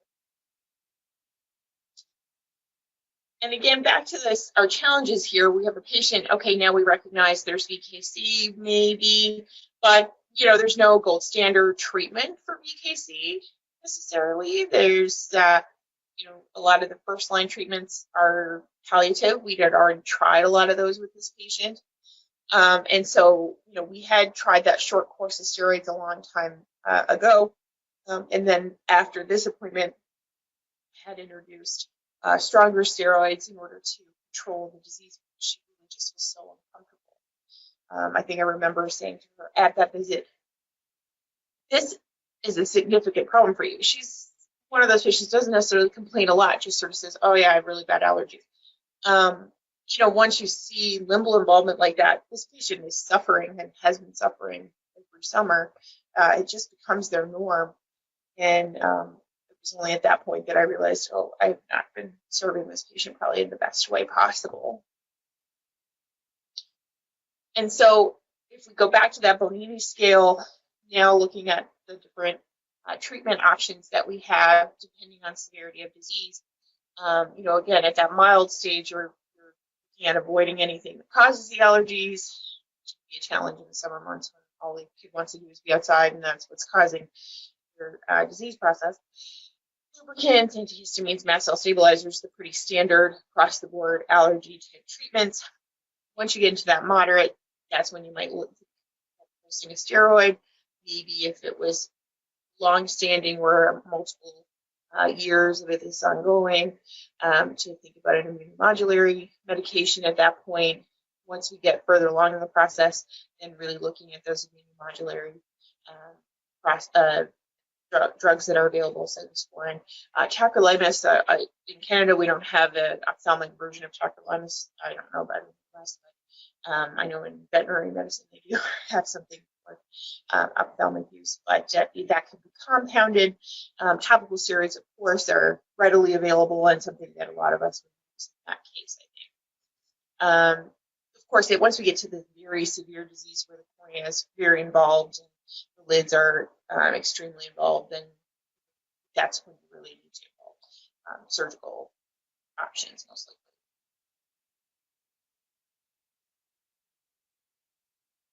So, of course, preventative measures, non-pharm strategies, when early in the disease, you're going to educate the patients about what's going on, why they're feeling this way, what's causing this. So, teaching that patient about how allergies occur and why they occur, and what we can do to avoid exacerbating the issue. So avoiding rubbing and touching the eyes, avoiding being out in that pollution, around the plants and flowers that are causing these problems, around the pets that may be causing problems. And then talking about like washing of the pillowcases and washing the face and hands and hair, using things to protect their eyes, visors, goggles, hats, and then symptom relief, not, cold compresses, preservative tears. So at the end of the day, that's kind of what we're going to start with a lot of the patients, especially mild disease.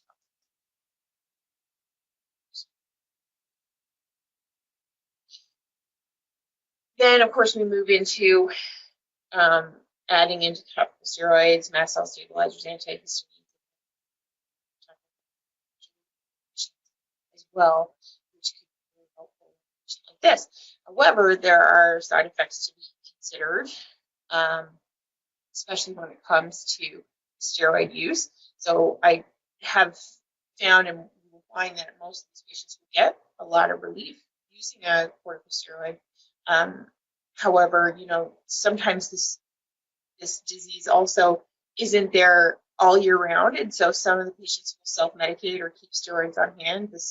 I find this happen a lot, is they still have a little bit left in their bottle, and they'll get a refill or something, and then they'll be using it randomly when the eyes are bothering them, and their eyes tend to flare up really easily. And so you do have to be cautious when using topical steroids in these patients and make sure they're aware of some of the side effects that may occur. Because again, these are sometimes become young adults, and they're just sort of dosing as needed, and sure that they're aware and that we're not prescribing bottles of steroids, or maybe considering other options that have available. So I know in pediatric ophthalmology, they had been compounding cyclosporin to different concentrations for this specific disease. However, recently, FDA approval of a VKC treatment of 0.1% cationic emulsion has been granted for VKC specific treatment.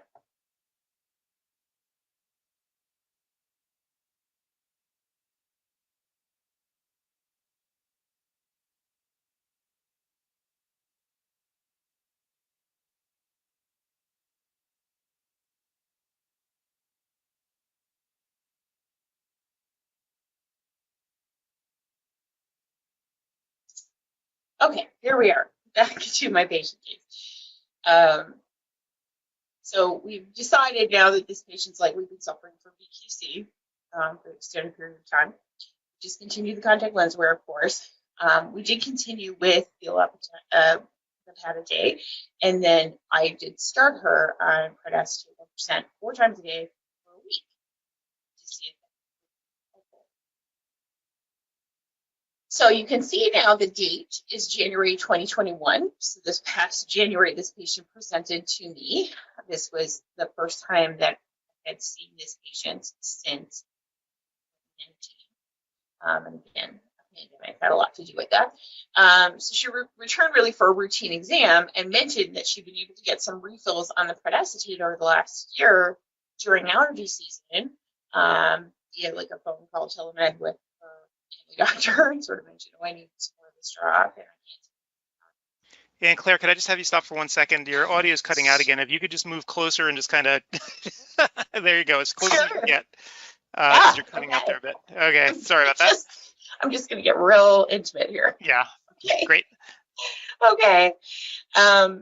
Okay, so yeah, basically what's happened is this patient disappeared for an extended period of time, mostly because of the pandemic and inability to get into CE.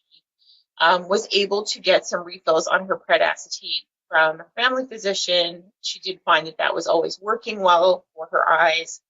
When I saw her, she was still seeing well. Her tonometry was good. However, I happened to notice that she did have some cataract in each eye. So again, this patient's quite young. And then we chat more, and yes, there was definitely increased use of the steroid. And I come to state that most likely we're seeing these cataracts from steroid use that she's seen over the last year. So we did a follow-up in 3 months because this was January and she actually wasn't suffering from much in terms of the allergy at that point. She typically would start to see the allergy occur in April, May month. So I said, let's follow up in 3 months, no steroids, and we'll consider a treatment without the steroids at that time. So at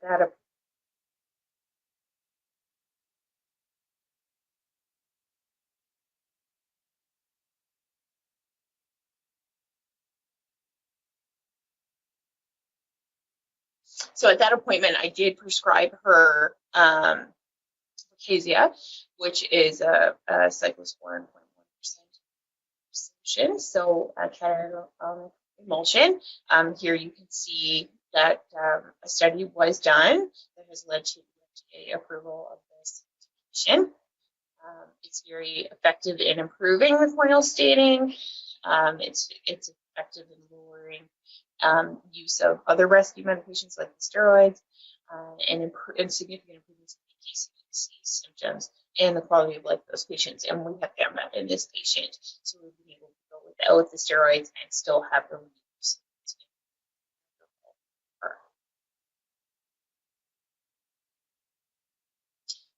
There we can see that we started on that March to October, and that we will annually use that medication until she's no longer suffering from it. However, she's fairly old at this point and still does suffer from significant allergy, and so likely continue to use this.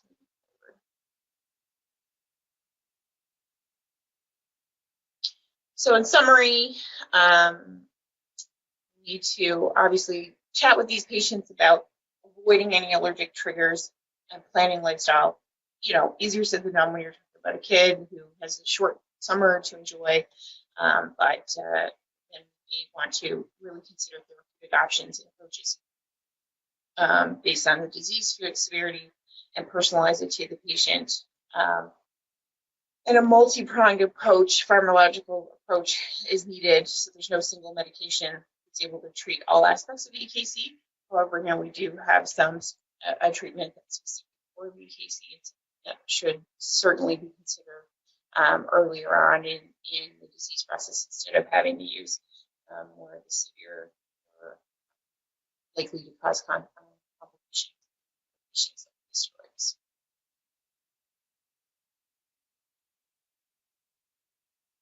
So knowledge and understanding of the benefits and limitations on the use of the various therapies available imperative to successful use. And I believe that statement. All right, so now Dr. Resnick's back. Hopefully you can hear me. Doesn't matter how many checks we do, it's still in the moment decides that it doesn't want to work.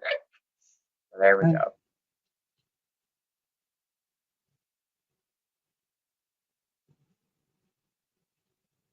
All right, so I'm going to bring up that slide about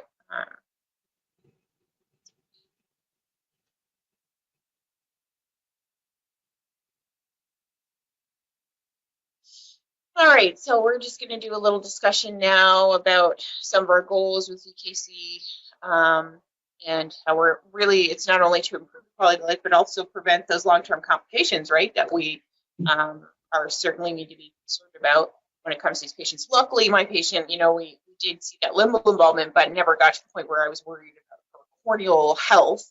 Kind of jump on it, and because she had been complaining, and we had gotten the steroids involved, you know, we were able to kind of avoid that. But now we have that new added complication of the steroids, or steroid-induced cataracts, I should say. So that was an interesting case, and I was so happy to have something that I could switch to that I felt confident in, you know? Yeah. So, I mean, I think about this, and, you know, again, because it has so much similarity to seasonal conjunctivitis, some of the therapies we use for that are really good first line as well. So getting cold compresses, limiting that vascular response, putting artificial tears in the refrigerator.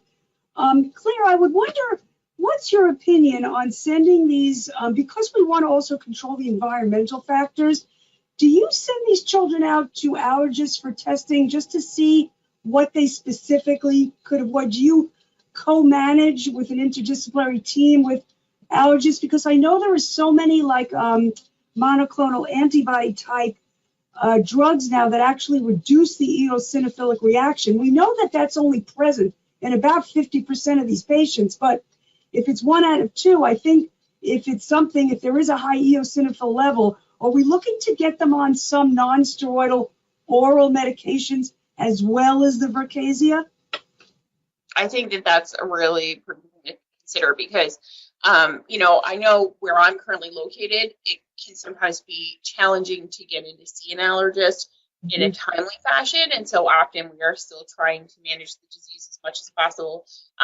Here I from personal experience know that it can take about 6-7 months to get in to see an allergist, So I think it's a good thing to consider for sure. And I do think because there are ways that we can specifically target certain things and knowing, okay, I am definitely allergic to these things.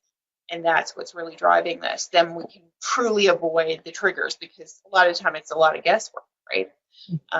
But if we can take away some of that guesswork, I think definitely that multi-pronged approach and as specific as we can get it makes sense. What do you think about using if it did get to the point where they had the papilla was so great and starting to cause a shield ulcer? Would you consider using a contact lens as a bandage kind of thing or preventative in terms of corneal erosion? I think in theory that could certainly work, provided maybe the lids were in a state where they could handle it. Right. Because even my patient, that I don't know if I mentioned, but they were daily contact lenses that she'd been using, and still we couldn't deal with it. Right. And so, I think maybe if there was a significant ulceration, or maybe we would consider an amniotic membrane or something in that situation, right? To try to Yeah. And then maybe a scleral, I don't know, but we would have to really look at what's going on with those. And then also, lids, right? How thick they are. And if there's limbal involvement or there's any aspect of potential limbal stem cell deficiency, I would be cautious about a scleral, but certainly, maybe during the day a bandage lens of some sort. But again, we would hope now with Vercasia, which again, just to repeat what Claire said, this is a brand new compound of cyclosporin. It's in a base that makes it highly permeable into the tissues. It's a 0.1%, and the cationic emulsion makes it much more compatible with the ocular surface. So the good news about this is that this is actually approved specifically for the use for VKC. So it's so nice to have things that aren't off-label anymore, although obviously we rely on off-label a lot in optometric and ophthalmologic care, but when something's approved, I think it gives us all a greater degree of confidence in the drug. We saw the results of the testing. The long-term results were excellent. The study included 2 different concentrations, and they were able to determine the amount that worked in the majority of people without having too much or too little. So that's the beauty of having an FDA-approved drug, that we know that we had these randomized control studies. So I know that, again, I don't see a lot of it here in New York City, but with populations now on the move, it really, as I said before, we're a global medical environment now. So I do see a lot of immigrant children, and there is a genetic component. It's not always about being in their own backyard. It can be right in our backyard. And, hey, if it could be in Newfoundland, it can be in New York City. Right. That was my thing. I said, hey, if it's here, it's anywhere. And like I said, being in a rural practice where I don't have a lot of access to ophthalmology, and my patients definitely don't have easy access, then they sometimes just end up in your chair. And so that's where it becomes having the good standard practice of flipping the lids and making sure you're going through those checks in your mind of, okay, it's checking a few of these boxes. Maybe they're not checking all these other boxes for a typical patient with it, but they do have some of those clinical signs. Right. And so, you know, and I think ours was a good learning case where we realized later what we were dealing with, and been treating with kind of mild symptoms. And I think a lot of us would treat the way we did, you know, the mild symptoms. I mean, that's still the way you're supposed to treat someone with BPC. It's just recognizing that, you know, talking about that third bullet there, you know, scheduling those visits before that offending time of year. If you know you're hearing from patients, it's every, you know, May, June, or, you know, April, May, depending on, you know, climate and whatever. You know, if you know that that's the offending time of year, to try to be proactive and see those patients, you know, mid-March or something like that. I know a pediatric ophthalmologist in Canada says, oh yeah, you see those patients at the Ides of March because he is getting ready for that impending time when he's going to be struggling with that. So because I believe in the one column or one airway feature of these atopic diseases, from the lungs to the nose to the eyes, I often have these children just using plain saline sprays in their noses without the offending, because what goes down can also go up. So well, we have a lot of nice sort of home palliative remedies, but again, that's symptomatic. But for the true control of immunopathogenic disease, the cyclosporin is the key. Yeah, definitely. Yeah, so I mean, I never mentioned, but yes, we've had it approved in Canada for a little bit longer, so that's why I have had the opportunity to use it. Excellent. So, yeah, it's been super helpful, and yeah, always just that little bit of peace of mind that that we're using something that's specific for VKC in that situation. So yeah, Adam, I don't know if there's additional questions. Yeah. Yep. Yeah, absolutely. Well, thanks, guys. Let me pull up some questions here and get going. You know, I'm sure there's a million here that we can try to answer here. So, the first question, I guess, I'll ask you guys a more general one. So, you know, right out in the beginning, you guys spoke about how the symptoms are fairly non-specific, right? This could be like the Great Pretender. It can look like a bunch of stuff. So for the doctor who maybe hasn't been on the lookout before and will be on the lookout now, what sort of diagnostic testing might you do when you have the patient in the chair? So flipping the lids, looking at the lids, that we can't state enough. So yeah, I'm so glad when Sue said it, I was like, yes, over here. So, you know, that's really, really key, because if you're seeing the papillae involvement on the top lids, as well as bottom lids, you know, that's significant, like something's happening in that eye. So we need to recognize it. And I find for myself, I'm a little more concerned if I see it on top lid than if I pull down and see a little bumpiness at the bottom. I don't know, that's kind of how I feel. The other thing I would add, Adam, which is not typical of your garden variety seasonal allergic conjunctivitis, is to use diagnostic dyes, because you don't, I'll use the word, almost never see corneal or conjunctival staining with seasonal allergic conjunctivitis, but you will see it with this due to those papilla, and also due to the inflammatory response. So you also have to look at the limbus very carefully. So we're used to seeing chemosis and injection of the conjunctiva, but you have to also look at the limbal vessels that are deeper into the cornea. If those are starting to dilate, I'm then concerned that there's a greater immune response occurring.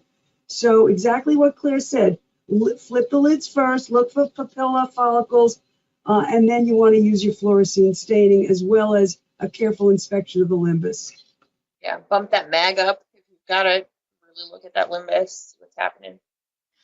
Yep. And after you've made the diagnosis, if you have a patient who's kind of mild, right? So some of the cases that you showed us are pretty severe, right? In your slides. But if you have a patient who's mild and you've made the diagnosis properly, what would you do for treatment?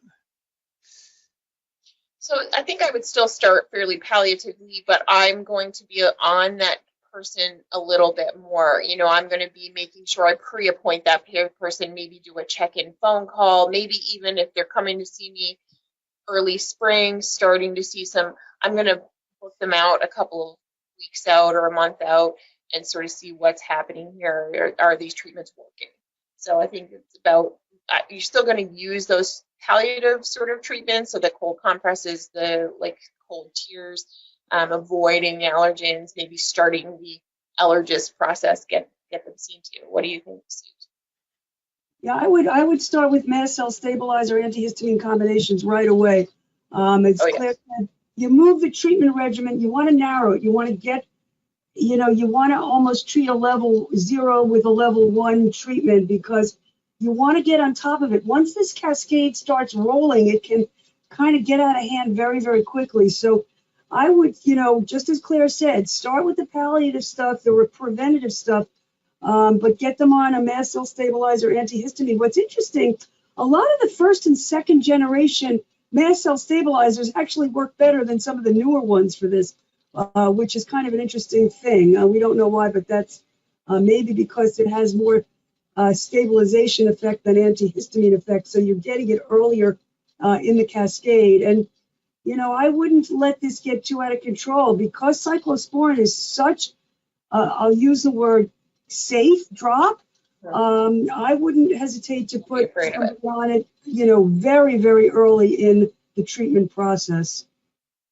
Yep, absolutely. And you mentioned that this can spiral out of control. This is a really good question that someone had. So when you have the patient in the chair, how do you educate them about this, right? Because they're thinking, oh, I have an allergy, who cares, right? But this can be vision threatening. And this is probably something they've never heard of, right? I'm sure many ODs actually probably don't think about this at first either. So how do you actually get that across to the patient that this is really something not to mess around with? Well, I think, yeah, and I was going to say, I think by telling them that that you have a concern, that you are monitoring this for a purpose, I think, again, by maybe pre-appointing them out or stating like how important it is that they follow up care with you, they'll recognize like, oh, this is not just my garden variety allergy, or, you can say to them, it's not everybody suffers from allergy like you do, and this is unique to you, and you need to make sure that this doesn't spiral out of control, because it could. Yeah, I would, if, look, it's a child and you have the parent, so you want to talk to the child first and the parent as well. And I would explain to the child that, caution against rubbing, that is key, because that's what breaks the membranes of those mast cells. So no rubbing. If they feel the urge to itch, get a drop in. So anytime they want to itch, put a drop. But to let them know that if it gets out of control, they may not be able to go to this, go swimming or play basketball or spend as much time on the computer. You want to kind of bring it home to what they like to do and tell them it may interrupt their pleasurable activities. So that's how I always work with children. To the parent, I would do exactly what Claire says and say, make sure you bring Johnny in 2 weeks. I need to look at him, and maybe show a picture of one of these slides of what that inside of the lid could look like if we didn't treat this aggressively. Right. And question here, a more complicated case, patient wearing contact lenses. So how do you deal with this? And what kind of lens do you try to push them to if they're going to try to keep wearing their lenses? So a daily contact lens for sure. Right, it has to be a daily. You want to work with a lens that doesn't move too much, because understand that those papilla are going to cause that lens to jump. So you're going to fit it a little tighter so that it protects the cornea and doesn't rub. There are some people that, not so much now with the newer lenses, but some of the silicone hydrogel lenses can be a little bit less appropriate for these. So oftentimes I will stick with a HEMA-based lens or a very low modulus lens for these patients. The other thing, just for the stiffness, yeah. Because you want a really thin edge. You don't want any mechanical irritation to those lids. The other thing I would say, and here's where I would go off-label, I would have no qualms about using their drops during the day with those lenses on. As a matter of fact, I would advocate it. Those lenses can act as a reservoir for the medication, which would not be the worst thing in the world. I am not concerned about preservatives in a case like this, lens that's being thrown away. I'm more concerned about getting the drops in and having the kids see during the day. Of course, I would prefer them to wear their glasses, but the way you phrased the question, Adam, that would be my answer. Yeah, I thought about this a lot. I was thinking about that actually. I'm glad it came up because especially in the day and age of myopia control and how much we're thinking about that and doing that nowadays. Luckily, a lot of those lenses that are coming out are daily lenses. And so it lends itself to that. But yeah, it could be an interesting cover. Right, and in terms of compliance, right, it becomes that much more important if they're wearing a daily disposable. Will you actually cut down the number of lenses you prescribe to make sure that this patient's being compliant with it? Yes. Good question. Would I do that? I don't know. I mean, it might be a good idea depending on the patient. They're going to get them if they're going to get them anyway, That's a whole other topic. Right, yeah. Right. So question, we mentioned now that we do finally have approved treatments for this. And I guess the question is, we're talking, obviously Santen sponsored this today, the availability of the drugs. So maybe, we have an international approach here tonight, right? We have Canada and the US. So maybe you guys can speak to that a little bit. So the drug will be available. It has been approved. It's not available yet. We are anxiously awaiting it. I know Claire has had the privilege of working with it. I have not, but that's I have my shelf dusted off for it. Yeah, ours got approved just before pandemic life, and really I've only been using it clinically for 6 months or so. But yeah, I mean it's available here for a while, and I think it's going to just be a lovely tool in our toolbox that we can pull from across the board, right? Yep.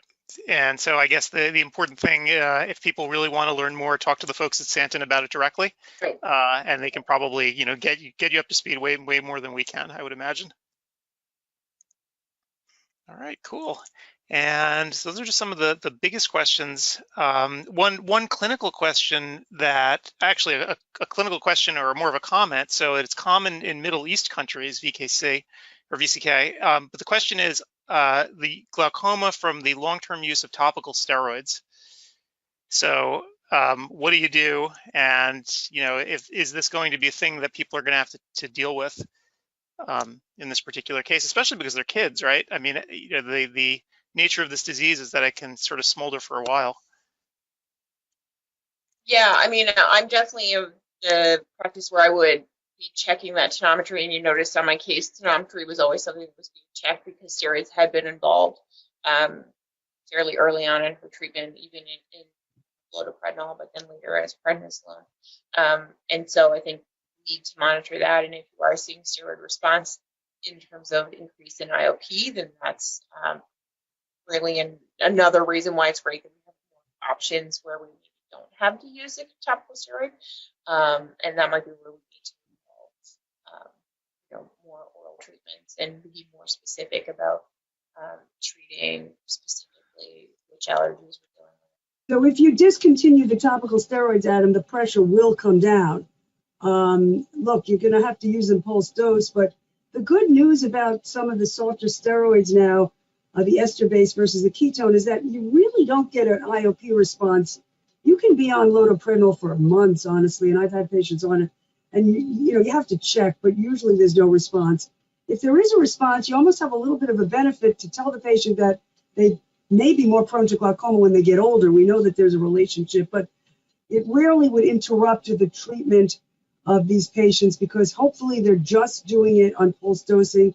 You never want to give a refill, so they're not holding these bottles and self-prescribing, and you're keeping close tabs. If the pressure were to go very high, I would have no qualms about putting them on a glaucoma drop concomitantly if I needed to.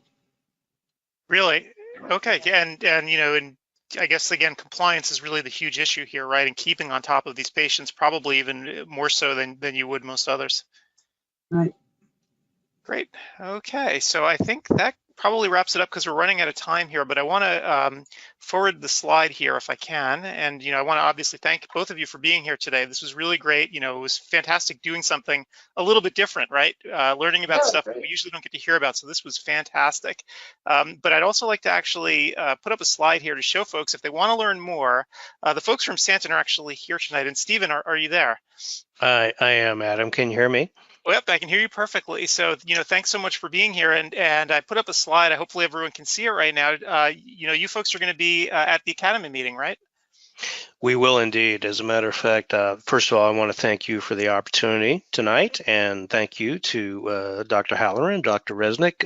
Incredible mastery of the material, and thank Claire for sharing your experience. You're right. It has been available since November of 19 in Canada. And Dr. Resnick is correct. It is approved in the U.S. and you manage that very well. We want to make sure the product's going to be available when someone wants to write that prescription. So we will communicate that. It's not quite out there yet. Some wonderful coverage of some questions that we have got in Canada. I've been privileged to support that. Contact lens were an exclusion, by the way, in the Vectis trial that you shared, Claire. So I enjoyed that discussion.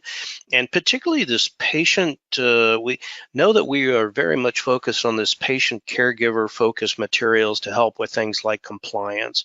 Why is it important to get your doses in? And so those things are in the works too. But yeah, particularly Adam, what you mentioned, we do want to share more on this, and in particular 2 activities. So on November 3rd at the Academy meeting, we're going to have a lunch symposium where I think we're going to share a little bit more data from the pivotal Vectis study. Dr. Resnick, I think he'll be there with us, yeah. And Dr. Halloran couldn't travel quite yet, but we will miss her. And then sometime over that period, we will have to introduce Stanton, our work in the front of the eye, particularly in VKC, and also our other therapeutic areas, what we call our scientific open house. This will be an opportunity. This is a medical invitation to meet with some of our high-level medical leaders, indeed from the globe. And so keep your eyes open for that. There'll be some invitations coming out. Again, Adam, thank you for wonderful moderation. Drs. Halloran and Resnick, thank you so much. Great. Well, thank you, Stephen. And again, hopefully we'll see everybody out in Boston. It's going to be great to see everyone in person again after a couple of years where we're all kind of just zoomed out. So and it'll be wonderful to see all of you there as well. So again, if there are any more questions, by the way, the archive of this will be posted at ODwire as soon as we can. And so if you happen to be watching this on ODwire, feel free to type some questions right beneath the show, and we'll get back to you as quickly as possible. So again, thanks everyone for being here, and I look forward to seeing everyone online. Hey everybody, it's Adam Farkas. Welcome to another ODwire webinar, and thanks for coming out. Before we get started, I just want to go over some ground rules. So if you have any questions as the evening unfolds tonight, feel free to type in a little box on the right side of the screen that says questions. Type in your question and I'll hold it aside. And at the very end of the talk, I'll ask the speaker the questions verbally. So we'll have a little back and forth. Other thing to know, I know that here at ODwire, we're giving away a Starbucks gift card for people who attended tonight. So what I'll be doing is I'll be emailing those out to you tomorrow. So I have your email, so don't worry about that. It'll all go out to you. So with all that said, let's get to the topic of the talk tonight, wellness. So, time really flies. I remember when OCTs were brand new devices, and, back then they were exotic pieces of hardware. The scans were relatively slow. The output was somewhat cryptic. People didn't know what to do with them. And the only patients who were really exposed to it in the beginning were those with frank pathology that you wanted to evaluate further. But what we're seeing now as the tech has improved and availability has improved is that wellness has become a real thing where you can try to detect abnormalities before they're readily apparent to you in your clinical exam. And the latest generation of OCT can also do things like create output that patients can use to help them understand their pathology. And most importantly, doing these sorts of wellness scans can also give you other revenue streams to offset the cost of any OCT that you might implement. So to tell you all about sort of this latest technology, we have an expert, certainly not me.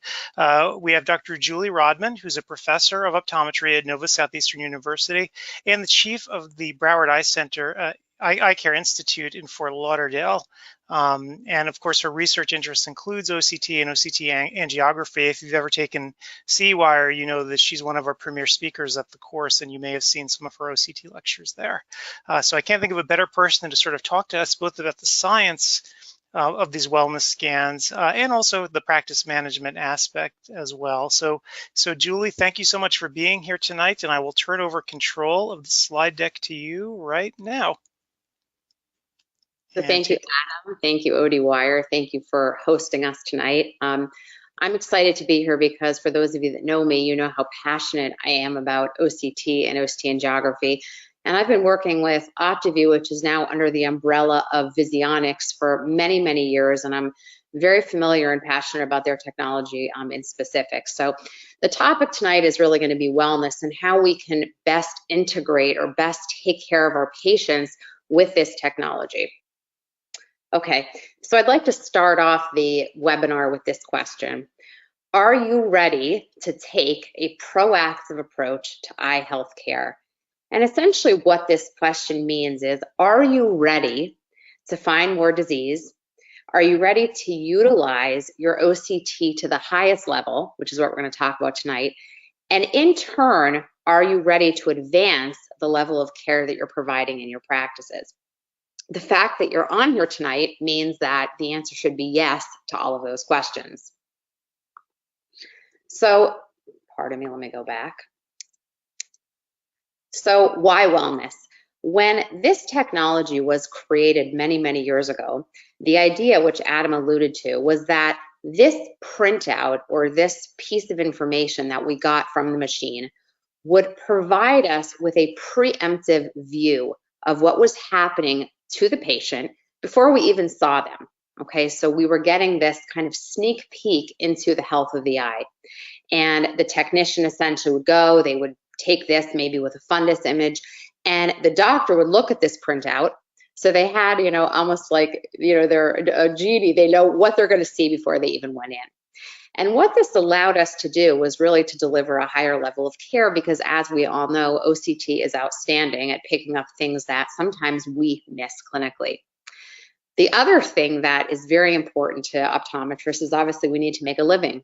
And so by using this technology, we're going to pick up on abnormalities that perhaps need further workup. So maybe the patient's going to have to come back to do more advanced OCT testing. Maybe we're going to order OCTA testing. Maybe we're going to bring them back for very specific fundus imaging.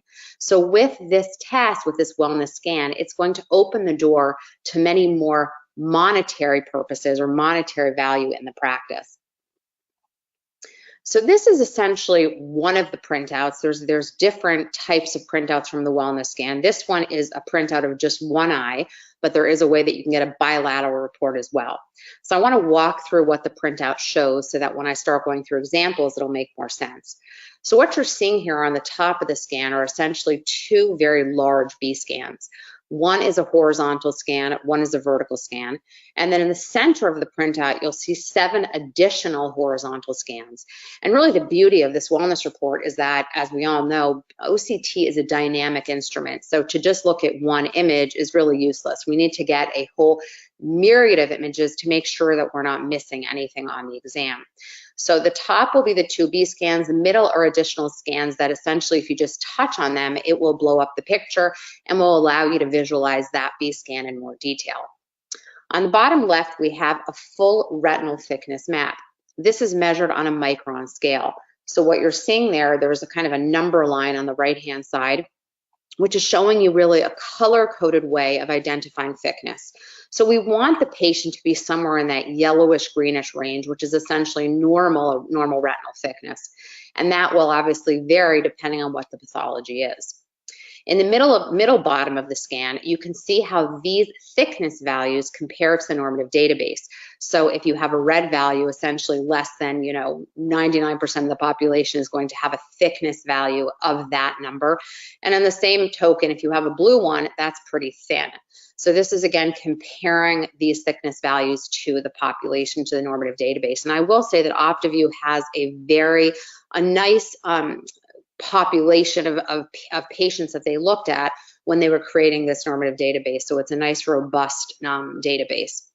On the right-hand side, you can see the GCC analysis. And the GCC analysis is very, very nice because it provides us not only an assessment of retinal health, but also of optic nerve health, because we know that the ganglion cells perfuse the optic nerve head.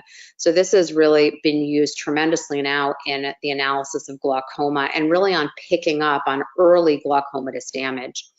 And then on the bottom, we have just parameters that are going to correlate with that GCC map. So understanding that the retinal ganglion cell thickness of around 85 microns and above is what we're looking at. And then things that fall below that perhaps are falling outside of the normative database, and then we have to become diagnosticians to figure out why that's happening. And I'm also going to go through some specific parameters here that are really owned by OptiView and are spectacular, splendid parameters when we're beginning to understand how to use these scans for OCT, for glaucoma analysis. So what might you uncover? Well, you can uncover a whole myriad of conditions, both retinal, neurologic, so things like AMD, diabetes, glaucoma, and my favorite, which would be diseases of the vitreomacular interface, specifically because these tend to be much more difficult oftentimes to diagnose on clinical exam alone. So step one in this is realizing really that what we think is a healthy population really may not be. And I think, or I know that one of the questions that is posed to me many times when I talk about OCT is, Julie or Dr. Rodman, I work, in a practice where my patients are healthy and I'm really not seeing very much pathology. And my answer would be that I bet you there is a lot of pathology in your practice that maybe you're missing, because as I said before, OCT is better than I am at picking up things. So I once again pose this question of what would happen for a day if you were to put this technology into your practice? How much pathology would you find in what you think might be a very healthy patient population? So let's start off with this case. This is a patient that comes in with 20/25 vision, and this is the fundus image.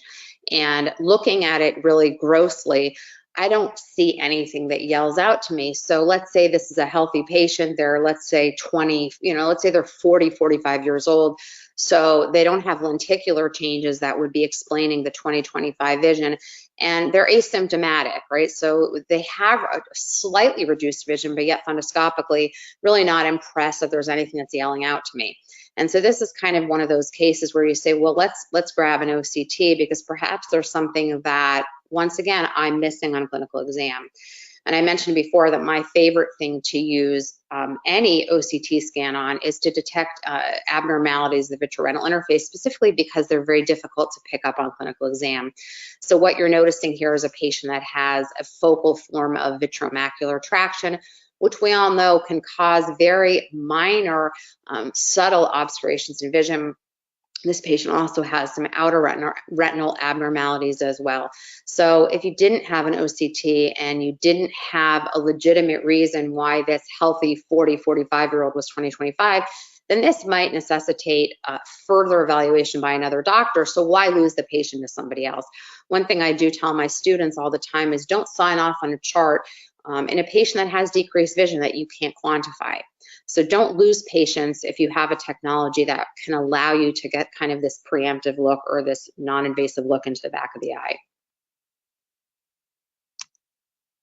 So on that note, find a lot more retina disease in your practice. So let's look at some examples of retinal disease that you might find. So this is case study number 1. This is a 57-year-old who comes in really for routine eye exam. And once again, I like to say this is a relatively young patient, right, 57, and they have mild vision reduction. So here's the fundus image, and same thing, no apparent disease. Nerve looks pink and healthy, retinal vasculature looks fairly normal, macula looks fantastic. So what's the problem here? So this is the wellness scan. And let's take a minute to just kind of talk through what we're seeing here. So once again, on the top, you can see that there is a horizontal and vertical B scan. And don't ever just look at one cut. Make sure you're kind of scanning through all of the images. And what you'll notice here is this patient has two things going on. They have some interretinal disease, or I should say disease of the vitreomacular interface, which is vitreomacular adhesion. I don't believe that that's the reason why the patient is having reduced vision. Those tend to be asymptomatic. And then the patient has some outer retinal disease as well. So you'll notice some undulations at the level of the RPE, which are essentially drusenoid deposits. And this is a fairly young patient to have drusenoid deposits, and these are so small that we're not picking up on them fundoscopically. You'll notice that the full retinal thickness map is essentially normal. You know, there is some yellow areas there that may look like they're kind of out of the normative values, but this is a fairly normal thickness map. And the ganglion cell complex is normal because our inner retinal, meaning the neurosensory retina, is healthy in this patient.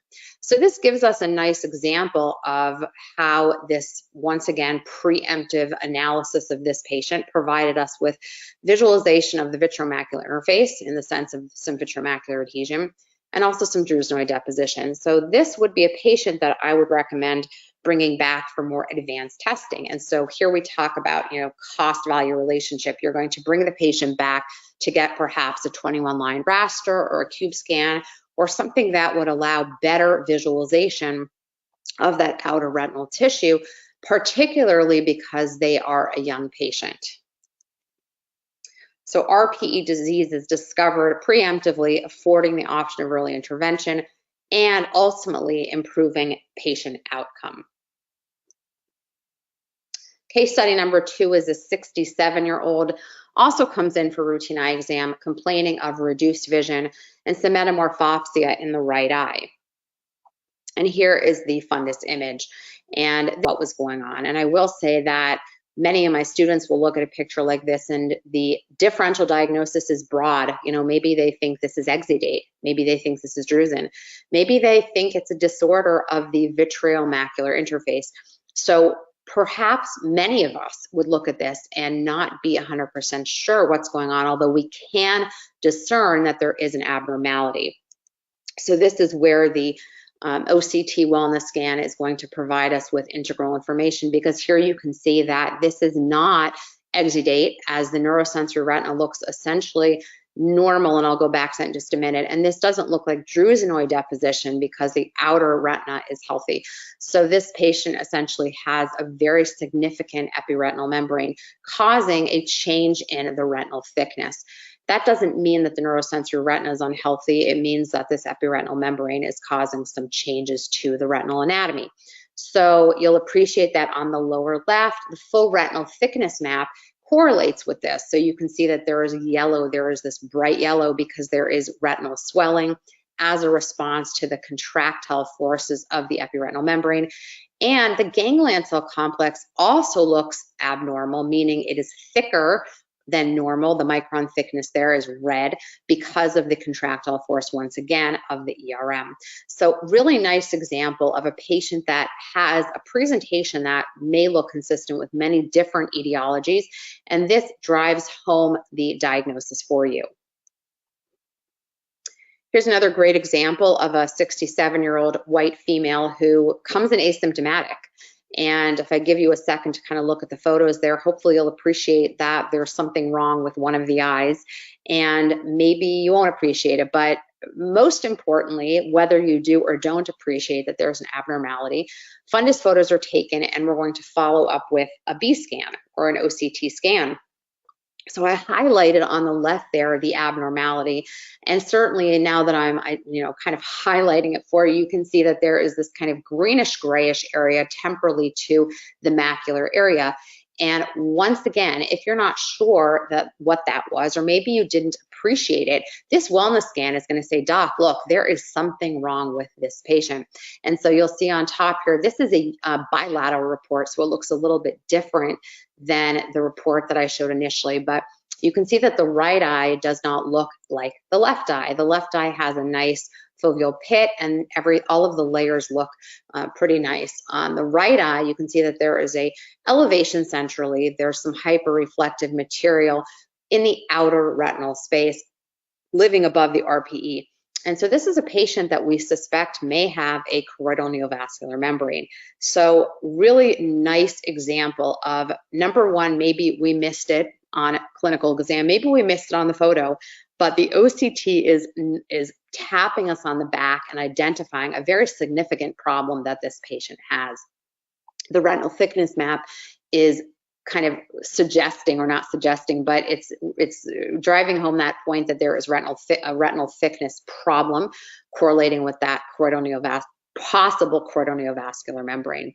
And you can see that the left eye, the values are much more normative in that green range. Another nice example of retinal disease, 70-year-old with long-standing visual reduction due to lenticular changes with no new visual complaints. So you're suspecting, you're going to go in and this patient is going to have a normal exam. And this is the fundus image.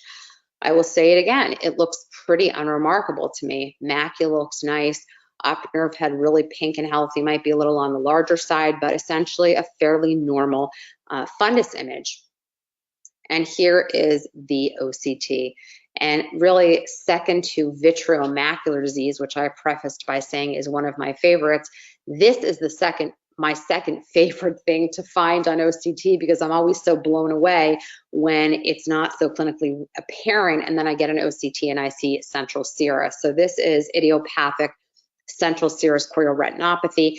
And maybe now when I blow the image up on the left, you can appreciate that there looks like there might be some elevation there. But God, if you were looking at the fundus image in an asymptomatic patient with essentially normal vision for their age, is this something that you would see? If you had done the wellness scan preemptively as part of, let's say, their screening, you would have picked it up. Okay, and this would be a patient that we would want to bring back, or perhaps even on that day, due to the acute nature of the presentation, get some more images and thus charge an additional fee for the additional images that we're going to do.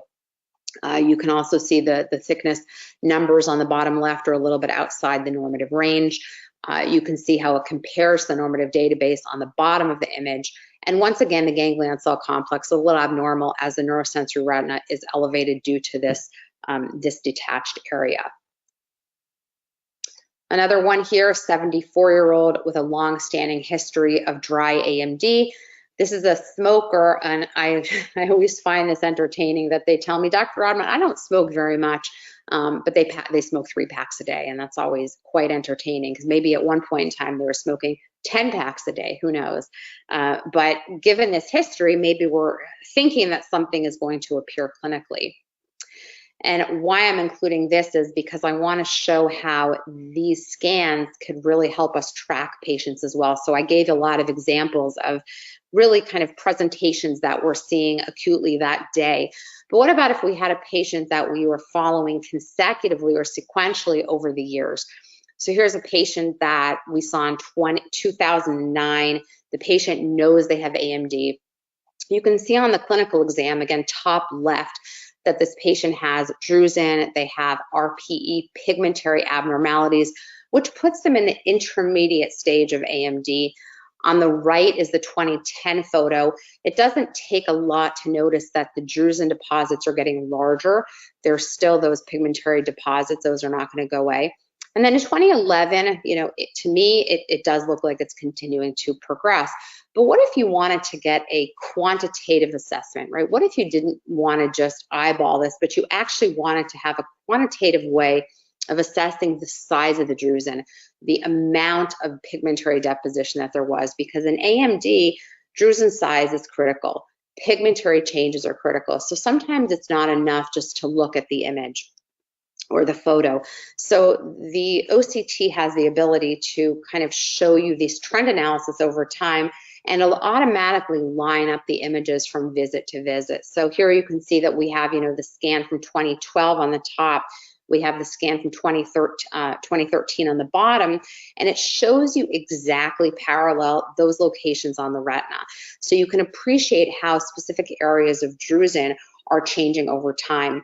And something that is quite interesting in this patient is that the drusen, you can definitely see that there's some elevation and enlargement both in height and width of the drusen, but there actually also is an abnormality affecting kind of the interval between the photoreceptor integrity line and the RPE. And this is an area where there may be the development of some type of carotid neovascular membrane. So perhaps that might be something that we couldn't see just on clinical exam. So having this trend analysis is really essential to monitoring these patients and checking for the progression of the disease. What about diabetes? So I just spent, a little bit of time talking about all these retinal conditions, and diabetes obviously goes into the category of retina, but there's some new terminology that really relies on the use of OCT when you're managing diabetes. So this is a patient that has what we used to call clinically significant macular edema. And I always found it such an arduous task to memorize the definition of clinically significant macular edema. And so the ophthalmological community was brilliant in coming up with this new term, which really relied more on the use of OCT to make a diagnosis of macular edema. So we call macular edema now either center involving or non-center involving diabetic macular edema, which is really much easier to remember and understand than memorizing the definition of CSME. And you do need an OCT, you need B scans, you need thickness maps to make this determination. And it's super important to understand if it's center involving or non-center involving, because that's going to really determine, number one, the management of the patient and ultimately what the visual prognosis is going to be. So here's a patient that, you look at and it looks like the patient has some background mild diabetic retinopathy, maybe one larger dot and blot heme superior. This is a patient that's 20/20. And, before that had been of OCT, this would be a patient that I might bring back in, let's say, 8 months. Nothing that is yelling out to me that this patient has poor control of their diabetes. However, we get an OCT scan and you're not surprised that we're missing something. So we're seeing here that this patient has some diabetic macular edema. And, based on the old definition of CSME, we would have to see some thickening, some exudate, and it's really just not apparent on the fundus image. However, there is something going on the OCT wellness scan. And if we look at the thickness map, on the bottom, on the left-hand side, you can see that some of those parameters are definitely elevated. And looking at that center 1 millimeter subfield that says 357 is certainly out of the normative range. It's being identified as red in color. That would really indicate that this is a center involving diabetic macular edema. And that's difficult to really appreciate on the clinical exam or on the fundus exam. So having these OCT images, having a retinal thickness map is essential if you're trying to determine whether these are center, first of all, if there's even diabetic macular edema, and then if there is it center involving or non-center involving? So once again, I kind of show, because I can't believe it when I look at it, that this patient does have diabetic macular edema. And looking at that thickness map, particularly at that 1 millimeter central subfield, is going to help us to make the determination on whether that macular edema is center or non-center involving. And then glaucoma. So, I spent a lot of time talking about retina. Don't forget glaucoma and the value of the wellness scan, the value simply of OCT in the management now of glaucoma. And the studies are actually telling us that, in the early to mid-early or moderate stages of glaucoma, OCT actually beats visual fields in early diagnosis and detection of glaucoma. So integrating and understanding how to use these scans in our glaucoma patients is really essential. So starting off with this case study here, this is a 60-year-old Hispanic female with a strong family history of glaucoma. She's got two sisters, and we know that having siblings that have the disease is actually very powerful in determining whether or not you may develop the disease. The patient's IOP ranges from 18 to 20, and pachymetry is essentially normal. So, looking at these these optic nerve head images, there definitely is cupping here, right? So we can see that there's cupping. The optic nerve heads look a little bit large, but really this is something that we all face every day. We look at these and we say, is this glaucoma? You know, definitely there's cupping, but there's a lot of patients that just have physiological cupping that do not have glaucoma. So here is a wellness scan on this patient. And we can see that the B scans look essentially normal, right? The top images all look normal. The retinal thickness map looks normal on the right eye, right? All the values are in the green. But what about that left eye? The left eye is picking up on something that maybe we did not pick up on our 3D or our optic nerve head assessment. And you can see that the ganglion cell complex is red. There's a big red defect on the GCC. And you can see that there's some abnormal numbers in the normative database area as well. And I mentioned before that what we're looking for as far as GCC numbers are 85 and above. So when you see the right eye, the numbers are really nice there, 94 being the total ganglion cell complex thickness. Superior and inferior look pretty good as well. The left eye is showing an abnormality. The left eye is showing an 82 total thickness, with the superior GCC being extremely thin. And this FLV and GLV value, which we'll delve into in just a minute, are also outside of normal limits. So what is the purpose, or what is this trying to tell us, right? What are these values telling us? Well, they're certainly tagging something in that left eye, and it is worthwhile to investigate, because as you can see on the B scans, there's really nothing in that left eye that would go along with having an abnormal GCC or an abnormal reason for substantiating an abnormal GCC. So we have to start thinking outside the box, thinking along the line of maybe there's something going on in that left eye.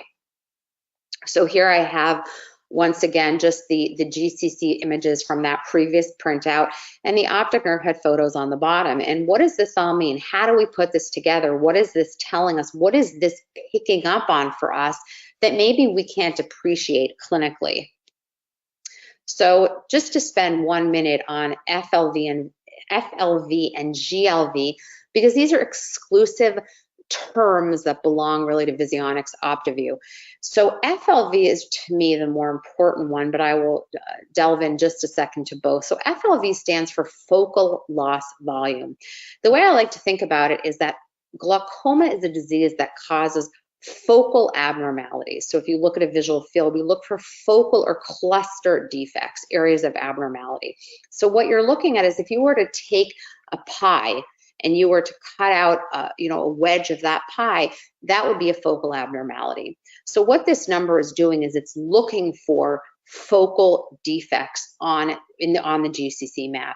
And it actually kind of correlates with, on the visual field, the corrected pattern standard deviation feature. And I'll show you in just a minute how we can use that value. The GLV is the global loss volume. Global loss volume looks at generalized depression. So instead of looking at focal areas of abnormality, it really just compares you to the normative database as the mean deviation would on visual field. So how does this patient compare to everybody else their age? So if you were to look at, why is this important? I'm going to skip this slide. It's a lot of words, but I want to show you the graphs. So this is specifically looking at FLV, okay, because I think FLV, like I said, is in my clinical experience more useful than GLV. So if you have a patient that you're looking at conversion, so maybe it's a glaucoma suspect. Okay, we'll look at this one first. You have a glaucoma suspect and you want to know if this patient is at risk for converting to glaucoma.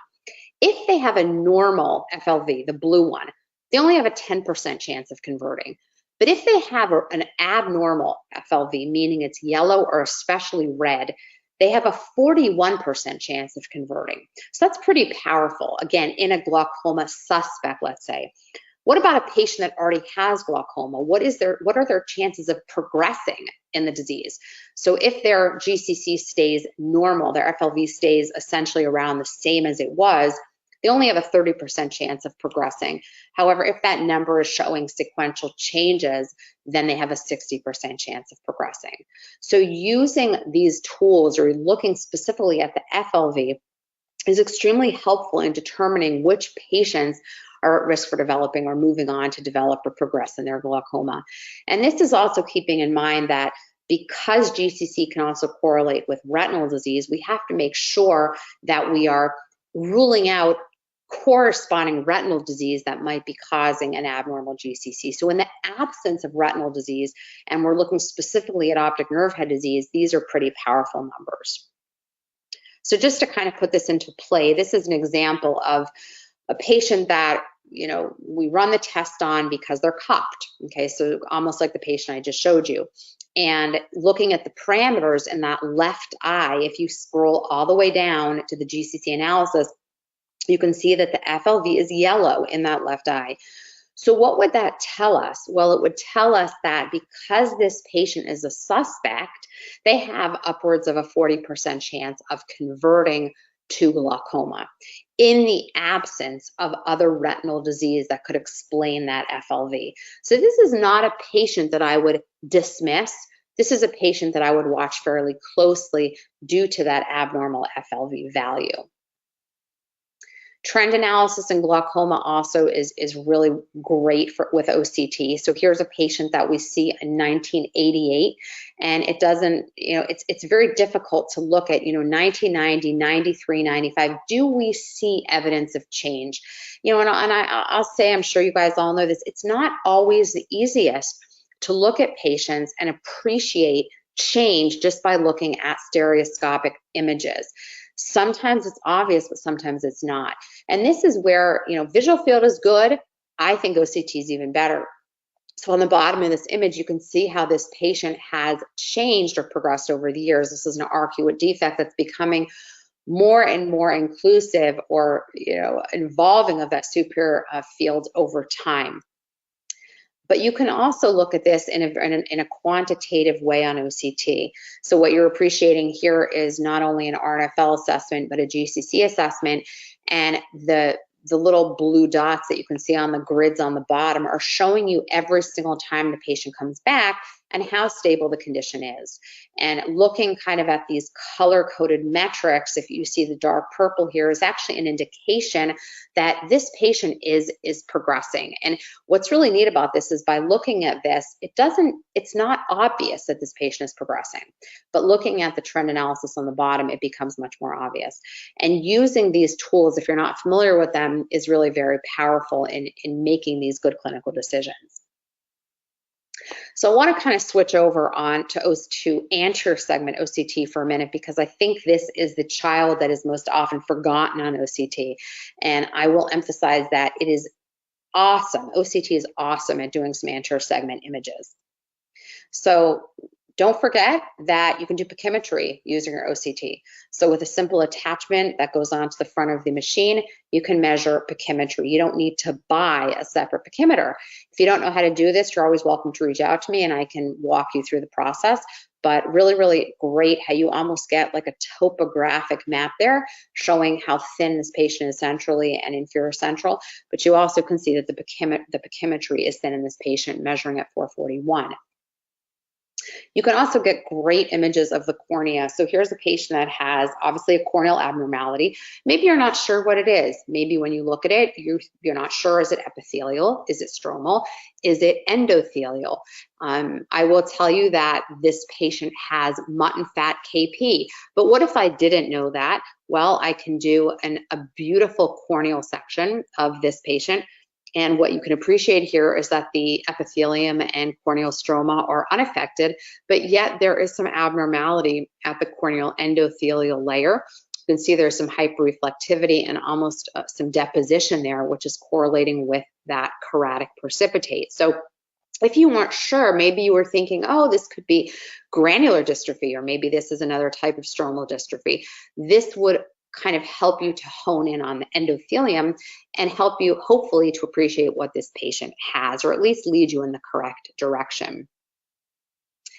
On that note, this is a patient that has granular dystrophy, and it looks very similar to the previous image that I just showed you, but look at the difference in the OCT image. Here you can see that the endothelium is not affected, but the corneal stroma is affected. Right, so here you can see these large hyperreflective opacities in the corneal stroma with kind of lucid or clear intervening spaces between the opacities, which is something that we see in granular dystrophy. And if you didn't know what it was, you could at least see that this is a stromal problem, And maybe then you could start to look up some of the corneal dystrophies that affect the corneal stroma. What about looking at the corneal epithelial map? So this is something that is extremely helpful in doctors that are doing, keratoconus or pellucid, or they're trying to really figure out what is happening at the epithelial level. And I will say that this is extremely helpful if you're trying to make a referral to a doctor for cataract surgery or something. You want to make sure that these patients have a healthy cornea. So using these measurements is extremely helpful. And if you're co-managing with refractive surgeons, these are tools that are extremely useful to either share with them or just make clinical decisions on your own. Something that I love to use OCT for is angle measurement.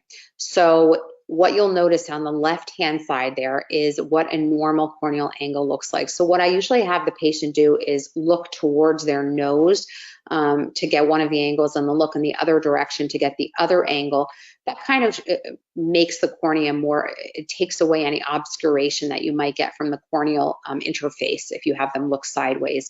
And then I line up that little caliper on the arrow right at the limbus. And what you'll see there is that, at least on the top scan there, you'll see the cornea on top, and you'll see the ciliary body band is that bumpy area on the bottom. And when we measure the angle, we're going to place our caliper right into the divot there, into that triangular space.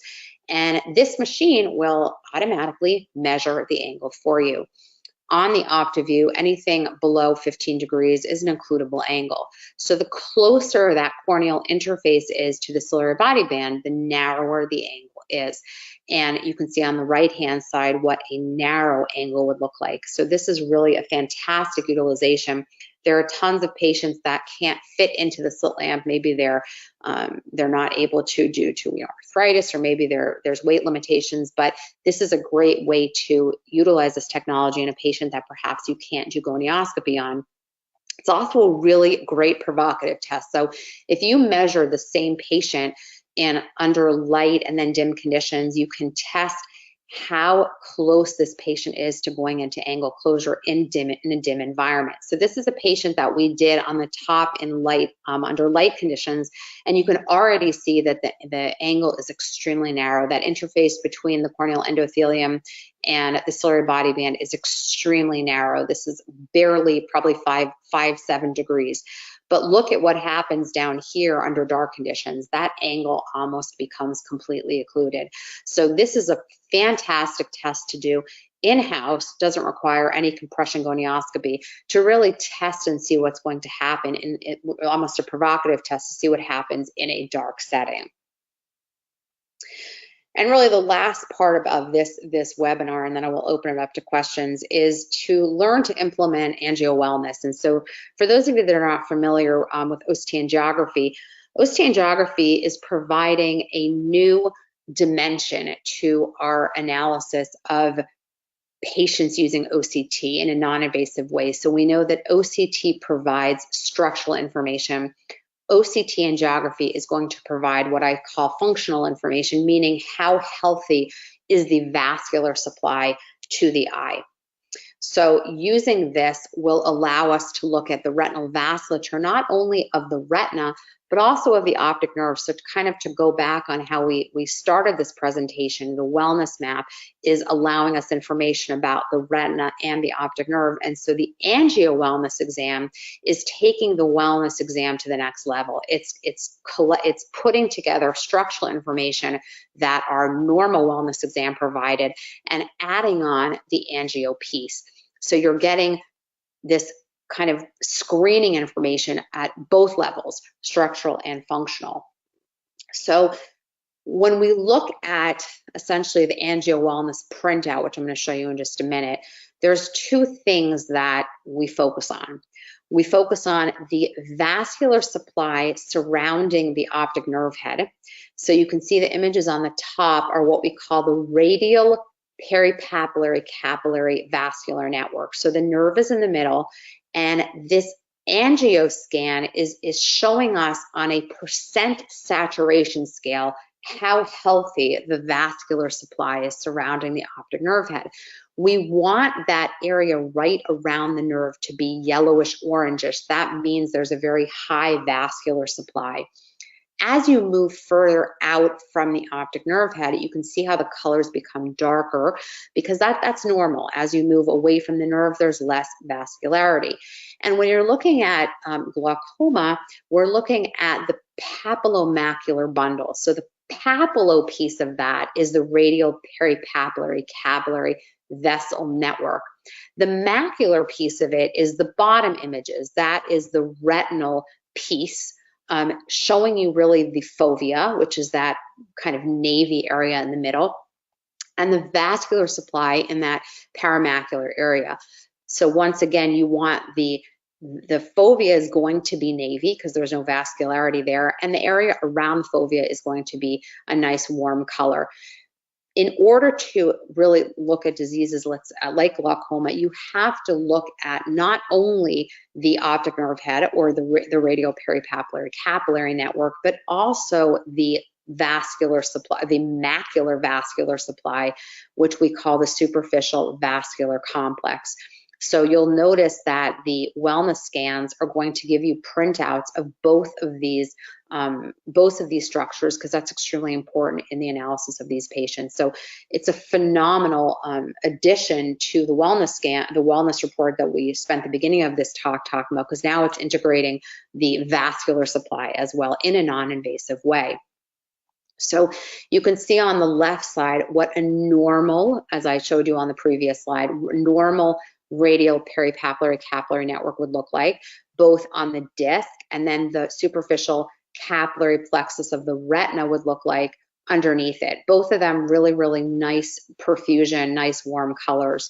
You'll appreciate here that as we start to delve into glaucoma, the color scale, the vessel density, the saturation, whatever you want to call it, is beginning to change. So those warm colors are beginning to turn more into the navies, darker greens, because there is a less robust vascular supply feeding into the optic nerve and that papillomacular bundle.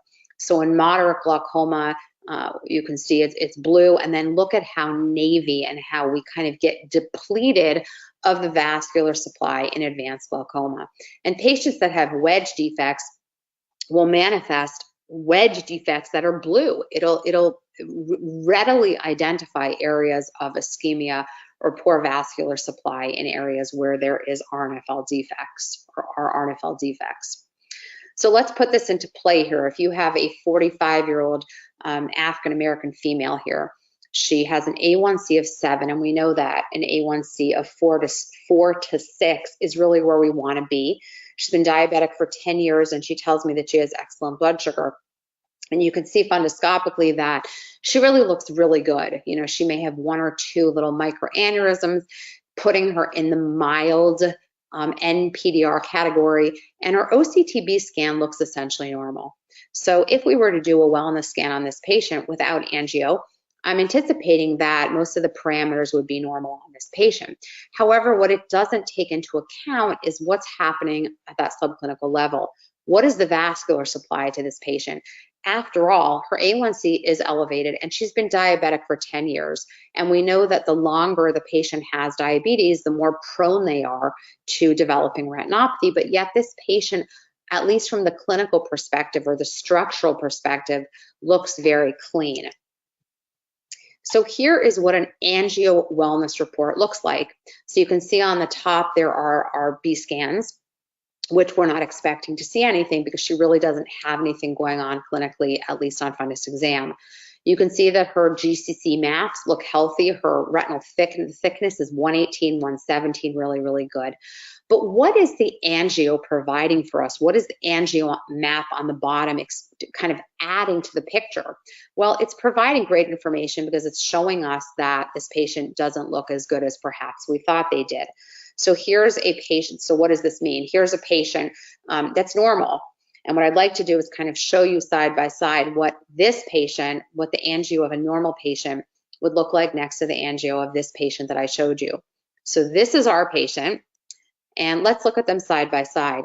So here's the patient On the top is normal, and on the bottom is this patient. And what you'll appreciate is that those retinal vessel density numbers are certainly not as robust. There's a lot more navy in the images. There's not as dense of a capillary network. And so what this is adding to the picture here is that you might have thought that this patient was doing really well. You might have dismissed them and told them to come back in a year based on really a very normal B scan and really, really normal clinical appearance.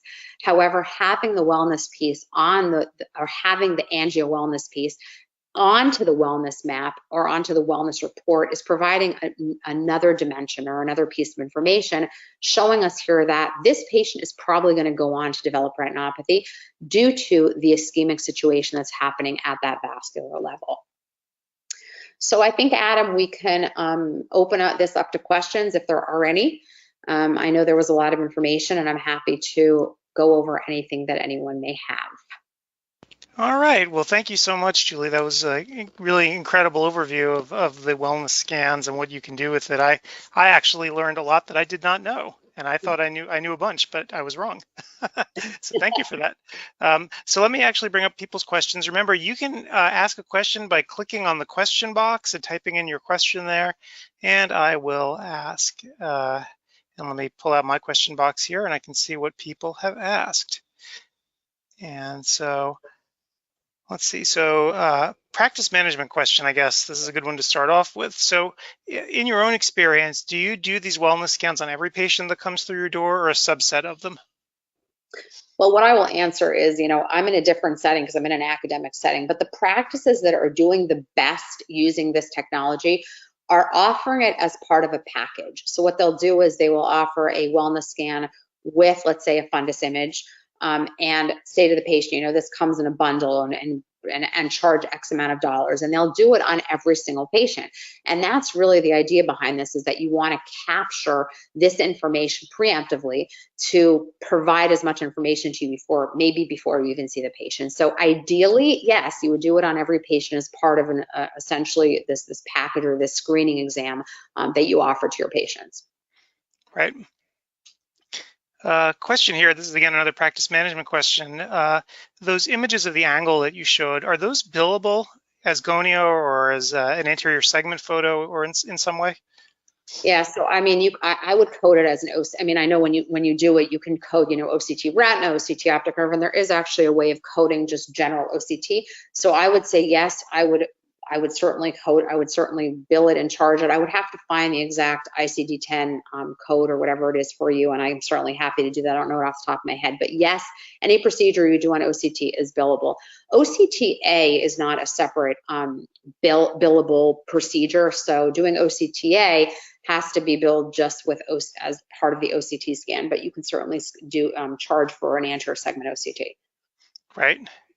And another practice management question, do you have some sort of a script that you give to staff to use, when you want to give patients a wellness scan? How do you actually do that, talk to the patient about it? Yeah, I mean, it's really telling them that this technology is going to allow us to get much more information than we would get just on clinical exam alone. It's almost like when you go to the dentist and they get an x-ray. It's giving information that perhaps the dentist can't see just by looking at your mouth. So it really provides, a maximum level of care that, most practices aren't offering. So you're setting yourself to a different level or a different standard than perhaps your colleagues. But that's the way I would say it, that we want to provide this level of care that's going to allow us to see or give us much more information than we're going to get just on clinical exam alone. Right. A question here regarding the very last case that you presented.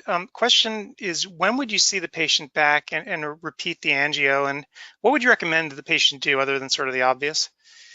Yeah, that's a great question. I'm asked that a lot because, you code and you make your clinical decisions based on your fundus examination, maybe on your OCT. So, we would say to that patient, well, you have mild NPDR, and then you go and you do angiography, and it opens up a whole nother group of questions. And so how do you kind of change your management? So if you were going to see the patient back in a year, I probably would see them back sooner. But the most important part is the communication, not only with the patient, but with the internist, because, you might have initially said, Mr. Jones, you're doing fantastic. Your fundus image looks fantastic. I don't see anything, very little signs.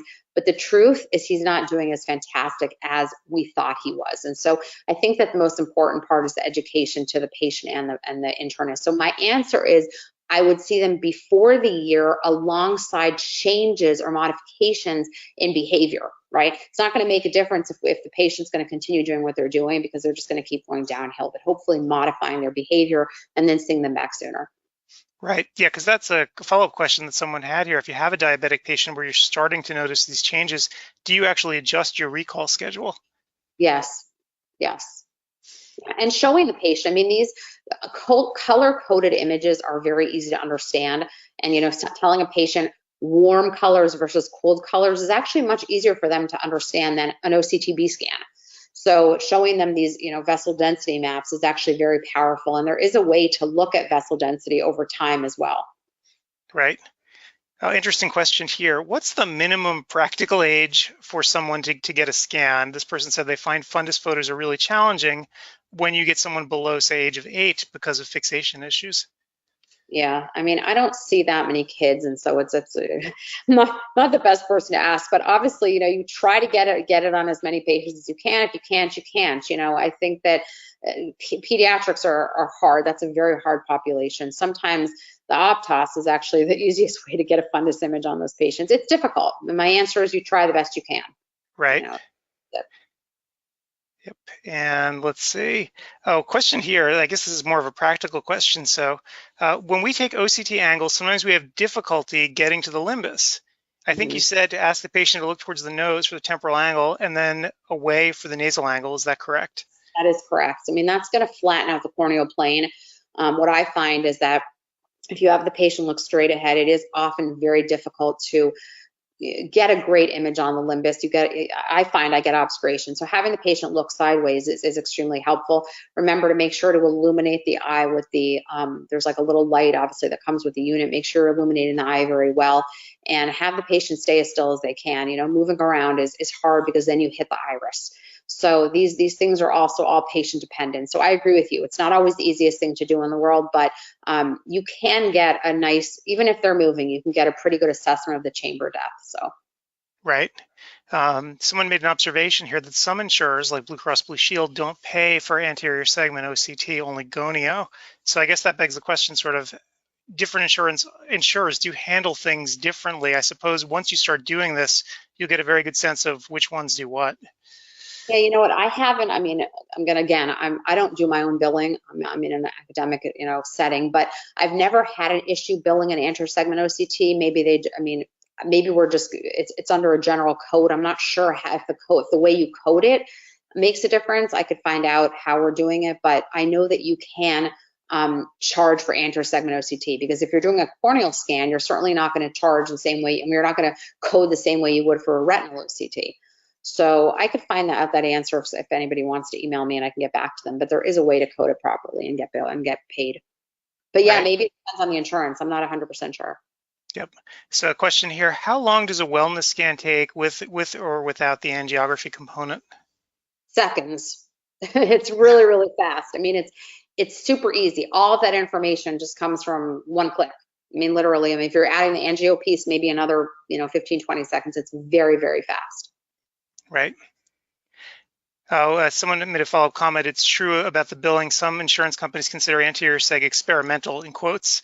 If you get the patient to sign ABN, you can bill the patient if denied. Okay. There you go. Thank you. So let me see. So, and if someone asks, I'm sorry if you mentioned this already, but when I see abnormal macular thickness, I often do not see anything on the individual slices. So what are your differentials, or what do you do for follow-up care in that case? It's a great question. I will say that, remember that the colors are correlating with the normative database that OptiView used when they created the normative database. So if your patient doesn't fall directly within the normative database, their colors might be off. And so the most important thing is to understand how to look at the B scans and get good B scans, good quality, and look for abnormalities on the B scan. And the other thing I would say is that look for the bilaterality. So if you have a patient that has refractive errors that are fairly similar, their OCT thicknesses should be fairly similar on the thickness map. So if you have, like I showed you an example of a patient that had, one eye was green, the other eye had kind of, some blue, some red, that might be a warning sign, because the thicknesses in a patient that has the same refractive, almost the same refractor, should be fairly the same. So keep in mind that those colors are only a gauge as compared to the normative database that OptView use. That doesn't mean that your patient's abnormal. That is a question that I get consistently, is people send me images because the colors are off. Having abnormal colors doesn't mean that the scan is abnormal. So you have to use everything together to make a good clinical decision. Right. And question here, at the top of each one of the scans, there was a little meter that said good. It was in green on your scans. How often is that not green? And how often do you actually have to repeat the scans? Yeah, I will say most of the time it is green. If you get, the brighter the reflectivity of the image, the more white the image is, the better the quality. So if you're looking at an image, and this is true of any B scan, if you're looking at the image and it looks washed out, then it's hard to analyze it. And so, you don't even really need to look at the scan quality or the color. You can tell yourself if you're looking at it and it's washed out and it has a lot of obscuration, then obviously that's not a good scan and you need to repeat it. But I'm going to tell you the truth, with regular OCT scans, most of the time, it's not that hard to get a good quality